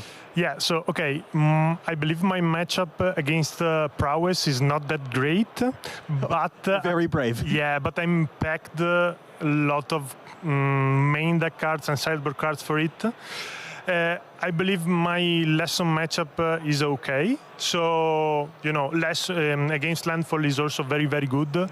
And against also the mono white deck, the Momo deck, which is, you know, growing up in popularity because of Prowess. I believe I have also a good matchup there. So, you know, it's the deck that I play, I think, the best, and so didn't have time to prepare enough with another one. Well, you shouldn't. It's good that you didn't, because you seem to be playing this one very well. You've got the trophy right here. I have the prize. This might be what you're hoisting at the end of tomorrow. Let's see. Andrea, we're keeping our fingers crossed for you tomorrow. Thank you very much. You're currently the only undefeated player. Congratulations. Thank you. We'll send it back to the last game of the day. Wonderful. Thank you so much. Thank you. Back to you, casters. Thank you, Carl, for sending it back to us. Yes, this is going to be the last match of the day. We have an Hall of Famer, Willie Adel, my first pick for the fantasy draft, which, by the way, Arne and people at home, if you're curious, I'm crushing it. All of my 5 players are just winning every match. It's unbelievable. It feels like I saw the future, the standings, and I chose like the top 5 players. Crazy. But nonetheless, Willie Adel, it's like my weak ring. How do you say? So he's 5-2. He needs this win to get to day 2, and on his path he has Basin Noah, who's playing Grixis Elementals. I believe the matchup is very close. We saw earlier Willie losing to a similar deck to Noah. He lost to the more Izzet version of Elementals, Mono Red versus Charles Eliatambi. This one has a pretty heavy black splash for Requiting X. Okay, no, first let's talk about Willie's deck, because he top-8'd GP Spotlight Series Leon with Mono Red, or I should say Boros. Now we cut those white splash for only mountains, and he plays some new cards. Arne, can you tell us what these new cards are? Yeah, I'm super excited to see Raphael the Nightwatch as a one-off here. It's a sneak, it's a red ninja that gives all your attacking creatures double strike, so you can sneak it in for 3 mana, and then just all your attackers, if you have multiples of them, have double strike. It itself, of course, has double strike as well, so super cool one. And then we have 1 copy of Toka and Razar, Terrible 2s, also a very strong 2-drop. 2 mana free, 2 uncounterable menace creature, also really buffed. And then, whenever a player casts a spell, if they spend less mana than it actually costs on the mana cost, they take 3 damage. So that's quite nice against like Grand Artist Talent, reducing the cost on Lessons and stuff like the Elementals, where Will is playing 4 copies of Xing Squelcher, a card that does wonders right now in older formats such as Legacy and Vintage. But it is a little struggling a bit in Standard because, well, it dies to removal. But other than that, it turns your creature into uncounterable, and older creatures have Ward 2, which is very powerful here. All right, time to see Noah's deck. We've mentioned briefly about it. There's no red cards except Ashling Rekindled. He doesn't play the 2-mana 2/2 that ramps 2 mana, which often dies to Burst Lightning against all this blue-red deck. Instead, he's playing Not Dead After All, which is a very powerful combo on turn 3. If you cast one of your 12 Evoke Elementals, you can Not Dead After All that and bring those back, getting the trigger twice. This was a very popular archetype in Modern before the banned Fury and Grief. We can do similar stuff over here in Standard. The mana base is a little bit shaky with all those like Cavern of Souls and, you know, Secluded Courtyard, etc. Oh, these 5-color lands do help a lot, actually. Yep. Make the deck pretty consistent. Okay, we've seen but players both kept 7, which is nice to see, and Noah has a Watergrave Vibrance in hand. That's a little bit of an awkward hand, but of course you have your... ooh, that's not actually Eclipsed. That's a different land. Eclipsed Realms. Eclipsed Realms. So sort of like a Cavern of on Souls. top of Secluded Courtyard, you can also play Eclipsed Realm, which doesn't cast cards like Superior Spider-Man or Harvester of Misery. But, you know, you just use the other black mode. Getting back Wistfulness here. And Willie doesn't have a shock. you would have assumed shock a face there. I mean, that was the only play available, so he chose not to. Ooh, this card is very good. Oh yeah, it's extremely good in this match. Zao. It's the Moon Slayer, which has a very important text in this matchup that says non-basic lands enters tapped. Yeah, it's very strong here. And I saw another one that Willie has a 2 of in the main deck, Sunspine Links as well. He has both the sort of hate cards in the main deck here that he and draws both of them already, so super awesome for him. But yeah, we see a Requiting Hex Timely there to... Oh, I was going to say, couldn't he go Requiting X to Blight on the Wistfulness? No, he couldn't, because the Steam Bands would have come into play tapped if Zao wasn't killed. Yeah. So yeah, that was the proper sequencing by Noah Bassin from the UK. And let's see what Willie does. He's going to tap 3 lands to play Xing Squelcher and burn out Bastronaut. Now, the Bastronaut has Ward 2 life, because all your creatures have Ward 2 life, pay 2 life. Oh, Noah, I think, is missing a land drop, so maybe he has to play the Ashling? Or just does this? Okay, kills the Squelcher. It's gonna take 2 damage to kill Xing Squelcher, and is gonna Not Dead After All the Vibrance. Okay. So it's just coming back without... with a +1/+1 counter, whatever, with a wicked counter, but no abilities on the second times, because this is not Fury. This doesn't have an ATB effect. Yeah, it's a 5/5, and when it dies, it deals 1 damage, essentially, at this point. Yeah. But it does make Thunderflock cost only 4 mana. Yeah, it's important, like, the Vibrance and all those elementals only do something if you cast mana to put them into play. So Not Dead After All does not pay mana. And Noah is still at 15. This is turn 4 of the game. Oh, we see a Sunspun Link sitting by now. 4 damage. Noah. 3, right? Oh yeah, sorry, 3. 4 in total. 4 in total, yeah. Billy, split. 3 and yeah. And also a 5 for a large creature that can... It's also an elemental, by the way. Oh, wow. Didn't know that. Goes against Thunderflock. Yeah, this Cryfall elemental name definitely came up a lot lately in Standard with the Thunderflock. People trying to see which cards are elemental, which are not. Something like Edimar Crab being an elemental was just a huge change to this format. Aegis elementals wouldn't exist without it. You remember that Igra card for 5 mana, the 6/6 that makes everything a food? Yeah. People are playing that in Cup. I played that at the Arena Championship because it was an elemental they could fetch against the elementals deck. Crazy. Yeah, with the Nature's Rhythm. Speaking of Thunderflock, it's discarded here to the Ashling Rekindled, which needs to die. This card is so powerful. Yeah. Whenever it untaps, it just feels like you can't lose. I see a Nova Hellcat and a Shark, so that combines very nicely to get rid of that Ashling, and that's what we're gonna see here. Yeah, so Willie wisely didn't play Shock on turn 1, despite he had the chance to. And let's see how Willie decides to attack here. He can offer to trade Vibrance. But I think I would do so. I think the Thunderflock is free. Oh, there's the 1 mana card. It's scary. Yeah, because of the 1 mana. I mean, Noah doesn't have a second Not Dead After All. Yeah. It's reasonable. I mean...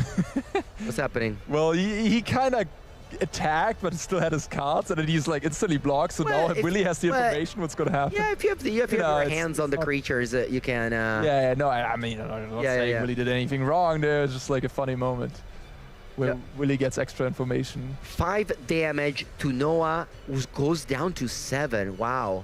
Yeah, and the speed is going up to 3. And Will is so happy to see that there isn't a second Not Dead After All over there. Let's see if Noah is able to draw land. He did. I think that was a Secluded Courtyard, maybe? Was it? I'm not sure. I think it's... I don't know. I might be wrong, but it seems like a Peat of Offering. Oh, really? Well, I don't think it's that. It's something... maybe a reprint of some lands that I... Yeah. I definitely... Because I built that deck in paper and... presumably it's Secluded Courtyard. Okay, it's a good courtyard from some set that I don't know. Yeah. Where is it from? Okay, now we see a spider. Wow. Copying a Deceit, probably? You can name human there and go blue, blue, black, blue. Oh no, because Eclipsed Realms is... Oh wow, that's... Wait, I'm confused. Why does he not go for Deceit? Deceit is just straight up better there, no? He bounces the Bastion and takes it from the hand. In order to do Deceit, you have to name human with Secluded Courtyard, which, obviously you can do. Oh, that's what he didn't want to do. Yeah. Yes, he didn't want to do. Okay. Fair enough. Also, you have a 4/5 flyer now. Actually, 5/5 flyer is better because of Nova Kite. It's a 4/4. It's a 4/4, but still, it's a flyer. It blocks the Nova, yeah. You can jump the Nova Kite. Just block the Nova. And then with Overlord, you can take back the Spider-Man. Yes. Okay. Okay. We'll see. Yeah, fair enough. We'll see. Noah decided this very quickly. We would have taken a bit more time to go through the play. Honestly, I mean, Noah's been playing this game pretty crisp. So and now thinking about it more thoroughly, I can definitely see that being the correct line. Okay, so Willie has in hand Lightning Strike. That's 3 damage. He would have loved to draw land here. He did draw land. Oh, he did? He could just go Nova Hellcat and attack for 4. He's thinking about it. Why is he thinking about it? He's thinking about, okay, so Noah Chan blocks, then he attacks with Overlord, takes back whatever, Spider-Man, and then Spider-Man can go Deceit. Yeah. Yeah. Comes in tapped, attacking. Why waste any time? 4/5 flying haste, and as we mentioned, the Spider-Man chumps. The Thunderflock is exiled. Yeah. He, as you said, Andrea. I think you might just be predicting this game very well here. Okay, the land that was drawn is tapped. That's not good. He can still Spider-Man to the seat. Oh, I see, because he doesn't have it on. Yeah, no, he can't. What Noah wanted to do was to go Vibrance for 2 red, attack, get back Vibrance for 2 red. That's why he named Elemental with the Courtyard. Yeah. Okay. But he drew at the starting town, which comes into play tapped. So he can't do that play he wanted to do. He might get punished for not... Yeah. Oh, he's going to bounce the Hellcat and then he's going to get a land with the Vibrance probably. Just make G and... No. He can do this because he named Elemental with the Courtyard, so he can actually combine to the seat to do the 6 mana ability. Oh, man. Basically. So if he would have put the Courtyard on human, he would have been able to do it the other way, right? Wait, which one? No. I don't think he had a way. Courtyard on human. What do you do? Remember, the Eclipse land doesn't tap for blue or black. Yeah, never mind. Never mind. Yeah, absolutely. Yeah. So the as I said at the beginning, this mana base is not. Yeah, with the Spider-Man, it's awkward sometimes. The Spider-Man needs like. That's why he's also only playing 2 Eclipse Realm. Oh wow. Okay. We're going in with the land here. That puts Noah to 4.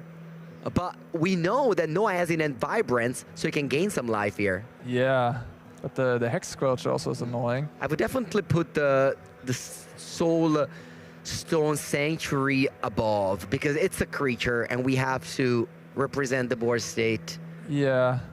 I mean, properly. You can tell Willie. Willie, put your Soul Stone Sanctuary up. We don't want to do the Dryad Arbor scandal again. So Noah knows about both cards in Willie's hand. It's a Bastronaut, it's a Lightning Strike. So Noah can't really go to free because of that Lightning Strike. He has to present 2 blockers. He can't, unfortunately, Vibrance without, like with the full modes on, without taking a damage from the starting town. Oh, he's going to attack, okay. Interesting. What is he gonna try to find? Oh, a Thunderflock, but Thunderflock can't use right now. He can Spider-Man, bounce the Squelcher and the Sanctuary. That's actually a pretty good play. Yeah, he can just Spider-Man the Sanctuary and the Squelcher to hand. Did he melee a Thunderflock? He did, yeah. Wow, that's exactly the card he needed. There's 3 copies of Thunderflock and 1 was already exiled. Maybe Noah might just want a Vibrance for land here. Yes, you have to. And then so you can tap the 2 elemental lands. No. What? No. No, don't do that. You die. We dead on board? Yes. No, we can. No, you're not dead on board, he right? loses a life from the starting town. No. Oh yes, because Harvester, yes, that's true. So he has to Vibrance for any like random untapped land, then cast Spider-Man, gets Thunderflock. Yeah, so you want to go Vibrance, Spider-Man, Thunderflock. Because there's a Lightning Strike in hand. Yes. No one knows about it. That line puts you at 6 with a blocker. So I think you survive if you do that line. If you do this... Gaining 2, taking a land. But you also got a free life from the starting town. Maybe he forgot that the soul... Oh, he's just not dealing damage. Wait, but then he's also dead. Oh no, no. Cavern of Souls here is that land. I guess he's not dead. We would have loved to have Radiant Fountain in the deck now. Ooh, this is tight though. Like he's at 6 and he blocks the Soul Stone and takes 2, goes to 4, and then is on 1 essentially through the Lightning Strike. The deck is super tiny because the Overlord has been milling constantly there. Okay, so we're at 6. And we should have made a land drop. We should have made a land drop there. Yeah, that it's late in the tournament. We have so Sanctuary pops up, and then what are we doing? We are full speed. I think he drew another Squelcher, or maybe a Nova Hellkite. I mean, a Nova Hellkite is just lethal, so it can't be that. What a tight game. Full of decisions for both players. He drew Raphael. Might have been. 4 mana. Yeah, he drew Raphael, and he's just going to hardcast Raphael. So attacking creatures have double strike now. And that's lethal. That is lethal with the Lightning Strike, yes. Yeah. Blocks that. Burns you. It takes 7. Wow. Raphael wins the first game for our Hall of Famer from Brazil. This is a match for a win and in for day 2, and Willie Edel gets the first match with his mono red deck with a ton of new cards from the most recent set of Magic. Yeah, exciting. Raphael for the W. That was a really interesting game to play from the other side. But yeah, let's take a look at the sideboard here. We see 2 more copies of Sunspine Links. That one is going to get slammed in there. This card is insanely good against the Elementals deck. Then we have the 4 Magebane Lizard, definitely not. There for the blue-red decks. The Legend of Roku ×2 is maybe interesting. A little bit of a grindy card, but maybe too slow. I do like those 2 copies of Threaten, the Vengeful Possession, and the Twisted Fealty. Wow, they're going to be very nice here against the big creatures. There's 2 copies of Threaten's effect, which, I mean, that would have been lethal like every turn of this game, you know? Yes, yeah, for sure. On the other side, Noah with his Grixis, here we see the main deck again. He's probably going to shave some of these Sharks, maybe the Full Bore to make space. Shark definitely not very good in this matchup with no Flame Braiders at all to be killed on the other side. And yeah, but at the same time, you know, Shark combined with Noble Kite was able to take down an X3, and you want some burn power. You don't want to load your deck with just mediocre creatures. He still has the 4 Burst Lightning. Yeah. I'm just saying, firepower is important for the red decks. You know, last time Willie had top 8 at a Spotlight Series, he had 4 Boros Charm and 4 Lightning Helix. And I clearly remember he's winning in where he just went phase for like 14 damage. And but yeah, let's move on to Noah's sideboard. He has the Eager idea you were talking about. Yeah. What does that do? It's a big creature. It's not necessarily good here. 5 mana 6/6. But I remember it was comboing in my Pioneer deck with Storm. No, what was it called? The Black Talent. Scavenger's Talent. Scavenger's Talent and the Cat Food combo. But that deck is still there probably somewhere in the Pioneer Leagues. Bisa, the Bounding String, is a huge one here. An Elemental as well, double white, but that's what we have the Eclipsed Realms for. So that one's definitely going to come in. And the rest of the sideboard, I didn't see much, to be honest. There wasn't really much anti-mono red hate. So yeah, I presume Noah is not very happy to have us winning in here against the Hall of Famer on a presumably bad matchup as well. We have to take out the Wistfulness, I think. Yeah, that one's not great. Maybe in this build, you just have to be all in on the Elementals, but yeah. So once again, Ultimate Guard, sponsor of the stream alongside eBay Live. They are able to provide this excellent coverage. Not excellent because me and Arne are in there, of course, that's like a big part of it, but also because we were able to cut through the shuffling part, the looking at the sideboard part, and no dead time in these coverage. This is one of the perks of the European coverage that I love to watch whenever I was gonna say whenever I'm not casting, but you know, we see here Intimidation Tactics, which is a painless Thoughtseize. Well, not quite Thoughtseize, but it can take creatures and artifacts. It is going to be able to take Nova Hellkite. Yes. It could take the Squelcher, but Nova Hellkite is a lot more annoying to answer. Nova Kite is so powerful. It's one of the reasons why this red deck is still a thing. You know, they banned Manifold Mouse, they banned Screaming Nemesis. Sorry, they didn't ban Manifold Mouse. What's the one drop they banned? Heartfight Hero. Heartfight Hero. They banned Screaming Nemesis. Monster's Rage. They banned Monster's Rage. They really wanted Mono Red dead. But Willie Adol is still saying, wait a second, we still have a chance if we build the deck this way. So it's cool to see Willie keeping up the torch. And yeah, we saw Twisted Fealty there, so definitely brought that in. Oh, he just drew Nova Hellkite for the turn. The good old Thoughtseize bug. Thougeize bug over here. But there we see another. Oh, and Will is showing the same hand. The same hand, and Noah's smiling at it because he wanted to take the Extinct Squelcher on turn 2. Taking the Squelcher now. Yeah, let's see if Willie draws Extinct Squelcher. That'd be funny. No, he does not. We have more Discard spell, and he's probably gonna fire it off here. Naming Elementals with this land, and then yeah, taking that. So I mean, this Discard plan is going well here. Noah has taken the 3 creatures, and Willie just does a bunch of bad burn spells in hand. You don't want to have those burn spells. You want to have creatures, because creatures at the beginning of the game do more damage than a single burn spell would do. Yeah, absolutely. But Noah is kind of out of gas. He has a land in hand and a Harvester of Misery, so this game could definitely go any direction. But, I mean, Arbiter of Misery can be played, and Willie would need to use... I guess he can just use a 5-mana... Ooh, Anne's leaving the cavern. He probably puts it on a Harvester of Misery creature type, which is not elementals. That's why it unsleeved it. What is that? What type let is me that? double check. Avatar? Spirit, maybe? I think it's a Spirit. Could be. It's one of the cards from the bonus sheet of Outlaws of Thunder Junction. It's a Spirit, yeah. One of those...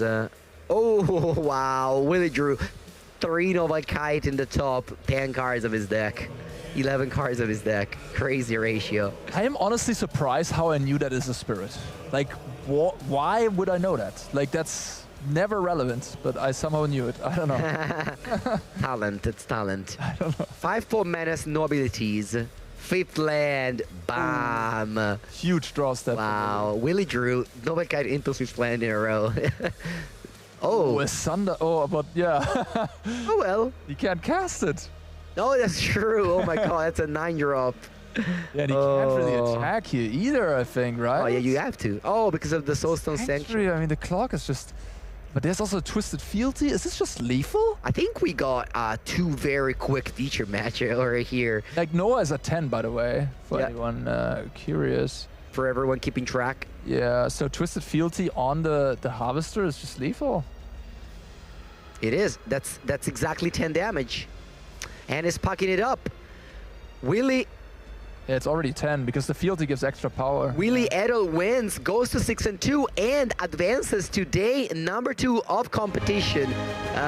Yes, indeed, it was a 10 life. So congratulations, Willie. Thank you for keeping up my fantasy draft team. I think all 5 of my teammates made day 2, which is not an easy feat. You have to go 6-2 with no buys. Absolutely incredible. Under, yeah. The lottery or the casino after this. All these past events, when I got last in this fantasy draft, formed me. I know who to choose. I went immediately with Willie. Redemption arc. Yeah. Second pick, Alexi Polo, who has won the Spotlight Series, Liverpool, and so on and so forth. But yeah, it's been a pleasure to cast this day 1 of competition with you, Arne. Yeah. But we'll be back tomorrow, but don't close the stream yet. We have a winner's interview. We have Carl Perks interviewing Willie Edel right now. Willie Edel, congratulations. You just made it to day 2. Thank you, Carl. Thank you, Carl. That was like kind of tense. Last time I was in these seats and you were in that seat, that was in Lyon, where you just went to this tournament in France. It was also a large tournament. It was not it was an open field. This one is a closed field. That one you top 8'd. Yes. Currently, can you tell me a bit about the difference between that event and this one? Is there, now that it's only people who've qualified for this event, how are you feeling the difference? No, I think like besides having like a lot more players here, like have over 1,000, like in Lyon you have like 500 or something. I think the quality of players is much better now. Like you have like I mean, like, you kind of feel playing. Like, in Lyon, sometimes you play someone that never played a tournament before, just play on casual. To play here, you need at least go to your store and be the best of your store. You need to win a tournament there. So we kind of feel like the players are better here. It's much more competitive. Like I started 4-0, okay, I'm doing good. Then I lost 2, oh my God. And I cannot give like any more losses. Like in Lyon, we can make day 2 with 6-3. This one, 6-2, is much harder. Yeah, and you went into that match, for those of you who don't realize, that match, he already had 2 losses. So you could not afford to lose. If not, tomorrow you would not be playing anymore. Because today is a regional championship. You had to go to your game store or another large tournament and do well enough or win at your game store to even be allowed to play here. Now, last time you had almost the same deck. You've made some changes. Yes. Do you think, last time you clearly made the right decision, are you happy with, I guess you're making day 2, are you happy with the deck you came with today? And are the changes positive that you made to the deck? Yeah, I think like I'm happy with the deck. I wish I had more time to test the new cards. There's a lot of very cool new cards from Teenage Mutant Ninja Turtles. Yeah, like I'm playing like Raphael. I play Raphael. I'm playing the Tokka, like the 3-2. I don't even know the name. It's Tokka. It's like a wolf turtle, but it's very good. That's the 2-mana one, right? Yeah, if they play spells that cost 3 or less. Exactly. How are you finding it? Is it good in the deck? This card is very good. Against Lessons, all the cards are like it's counted, so at least you take the 3 damage to kill it. Like at least 2 of my opponents tried to spell snare it and it cannot be countered. That's a lot of lines in the card. It cannot be countered. And against the Momo deck, I don't know if the deck is doing well here, the mono-white Momo deck. It is doing pretty well today. Yeah, and this card is very good against this deck too, because like Momo discounts everything, that's a lot of warp. And they want to play a lot of spells on the same turn. And another thing, another deck this card is very good is against elementals, because you kind of evoke everything, but the cost is 5 or 6, so they take 3 every time they evoke. So the card is very good, but in the end I was kind of afraid the new cards are not good enough, so I just took like a stock mono red version, take out like one of each card. Okay, I watch just one of each to see if they are good. Because if they are good, at least I can play one of them. And if they are bad, I can just sideboard down against the time. But they are good. You're also playing the double strike sneak character. Raphael. Yeah, Raphael. How have you found that one? I've seen you play it once so far. Yeah, I love Raphael. Not ideal because there's a lot of prowess, a lot of lessons, like a lot of the cards have a lot of shield removal. Yeah. But if it was on Leon field, that there was a lot of Cub and landfall, they don't have removal. So you can just like attack with a menace guy, sneak Raphael, play a pump spell that deal 10 damage out of nothing. Finally, another difference is I've seen you're playing the Blood Moon guy. Zao. I forget his name. Zao. Yeah, that's also different from last time. Yeah, it's different. I think like it's one of the best 2-drops right now. Like a lot of mana bases that are too greedy. Oh yeah. And Menace is especially good against like a lot of decks because like you're playing a mono red that the power level is not that high, so you need cheap damage whenever you can. So Menace is harder to block, and Menace is also very good with Raphael. So it's very. We have a lot of Menace creatures that play like the Goblin Menace, cost 1, the Zao, the Toka, the 3/2. There's a lot of Menace creatures, so it's pretty easy to connect to Raphael. I only wish I have more like full boars, because like it's a very good combo with a few Menace creatures and Raphael. So you would bring more full boars if you could. Yeah, for the future, yes. I think like the combination of Raphael full boar is very like obvious. So it feels like I play like Embercleave, like double strike everything, and when you play pump spells, it should be very good. But in the end, I was afraid, so I don't think it's very good. So I just play one full bore. I should play more. It's funny how you do the testing for your deck at the regional championship. Exactly. Most people do this online, on Arena. I mean, like the set was released like last Wednesday, and I was traveling Thursday. So I didn't have time to test. I played like just a few games, and I said, oh, okay, I have good vibes about Raphael, about like these other creatures. So I don't know, let's play it. But I think like in the next 2 weeks, I think the deck will evolve a lot. So people will start to play more like the double strike package, the pumps package, and even the 3/2 Menace is very good. Yeah, I'm super excited to see how your deck does tomorrow. It's really exciting. It's a good mono red, and you're playing it very, very well. Now, we'll send it back to the casters. They'll just talk to you a bit before we close off the ceremony. We might have some more magic to show you, but thank you, Willie. We'll be cheering you on tomorrow. Thank you, Kyle. Guys. Excellent. And we lied. We said we wouldn't be back, but we are back. Congrats, Willie. Congrats, Willie. It was always nice to see your face in the interview booth with Carl. So we have standings already. Every match has been reported. We have 4 players at 8-0. We have 141 players qualified to day 2. We have... yeah, those are the names starting from the... This is actually 11 to 20. Yes, this is 11 to 20, and we have Guillermo Lupi. We have Ben Jones, part of my fantasy draft, by the way. We have tons of blue-red decks in the top 20. We see Sebastian Sachse from Berlin there at 7-1 again. He wants to get back on the Pro Tour. Lukas Schwendinger had a very good Pro Tour, I believe, in Richmond. And yeah, Lupi just at 7-1 again. Top 8'd the last 4 major events that he played in. Absolutely incredible. Unbelievable. And those major events are Spotlight Series, Regional Championship, Pro Tour, the Mox win. All right, first place from France, Alexis Polo playing Teamer Lessons. He's not playing Artist Talent, is not playing Monument to Endurance. Is playing instead Tough and Stock Up. Second place, Andrea Fortunati. He's playing Band Rhythm. We've seen him crushing the last match. Third place, Matthias Kalutzny on Idris Elementals, a deck we haven't seen too much of today. Yeah, but still very impressive. There's a couple more at 7-1 of that deck, and then Pierre Liebsch, who also had a very strong result in Antwerp. Yeah, top 4 with Storm. Right? Yeah, didn't lose a match in the Swiss, I believe. And now... And Yeah, now he's Lessons. So similar to Storm.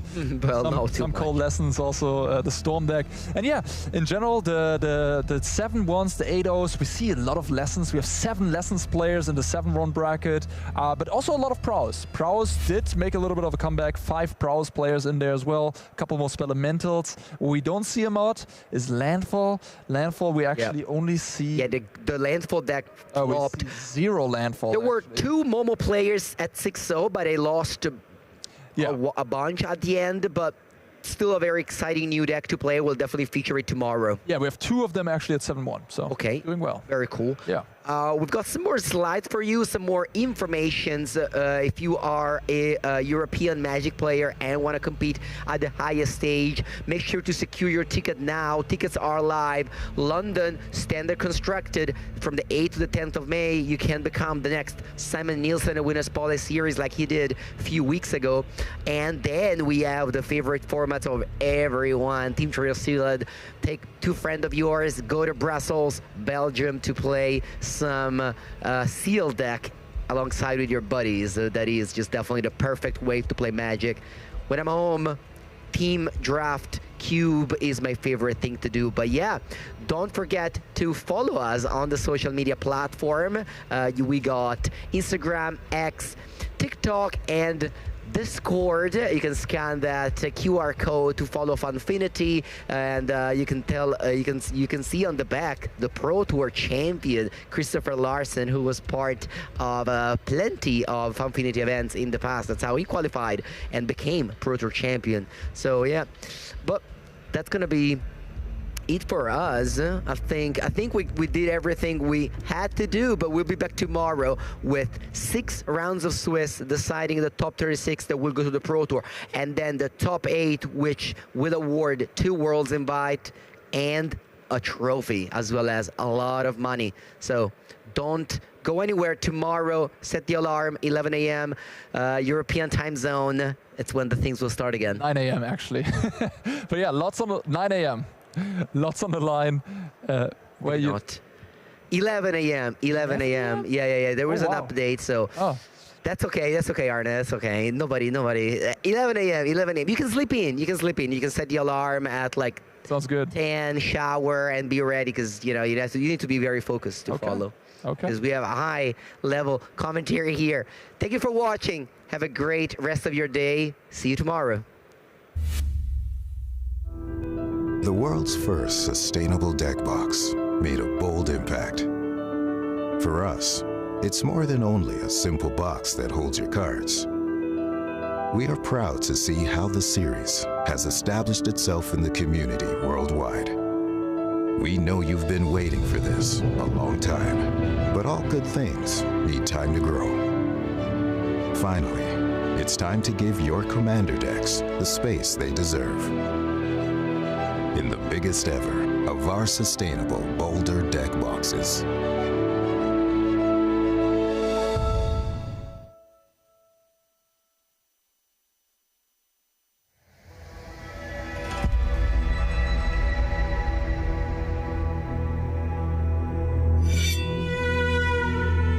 旅の始まりは常に道への一歩である。それは闇へと続く。初めの一歩を踏み出すには勇気がいる。そして旅の終わりには旅を始めた時の自分とは別人になっているかもしれない。旅に出よう。物語の次の章がお主を待っている。将軍の道を歩め。侍の箱と共に。アルティメットカードが送る冒険の第一章。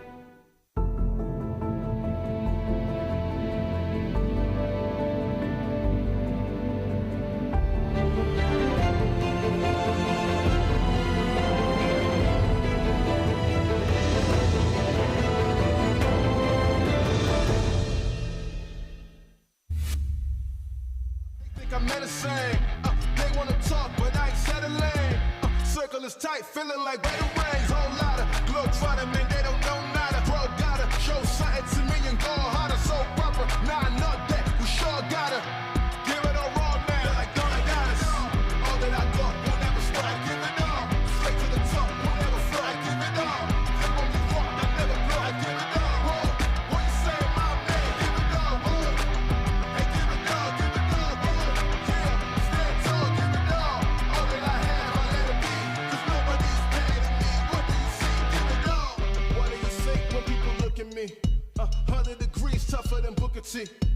Couldn't agree more, but could it be? I think higher than them all. Truthfully, my pen fire and then some. Apply the addendum.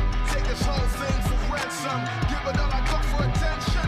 Not a mention of life well lived, for instance. Give it all.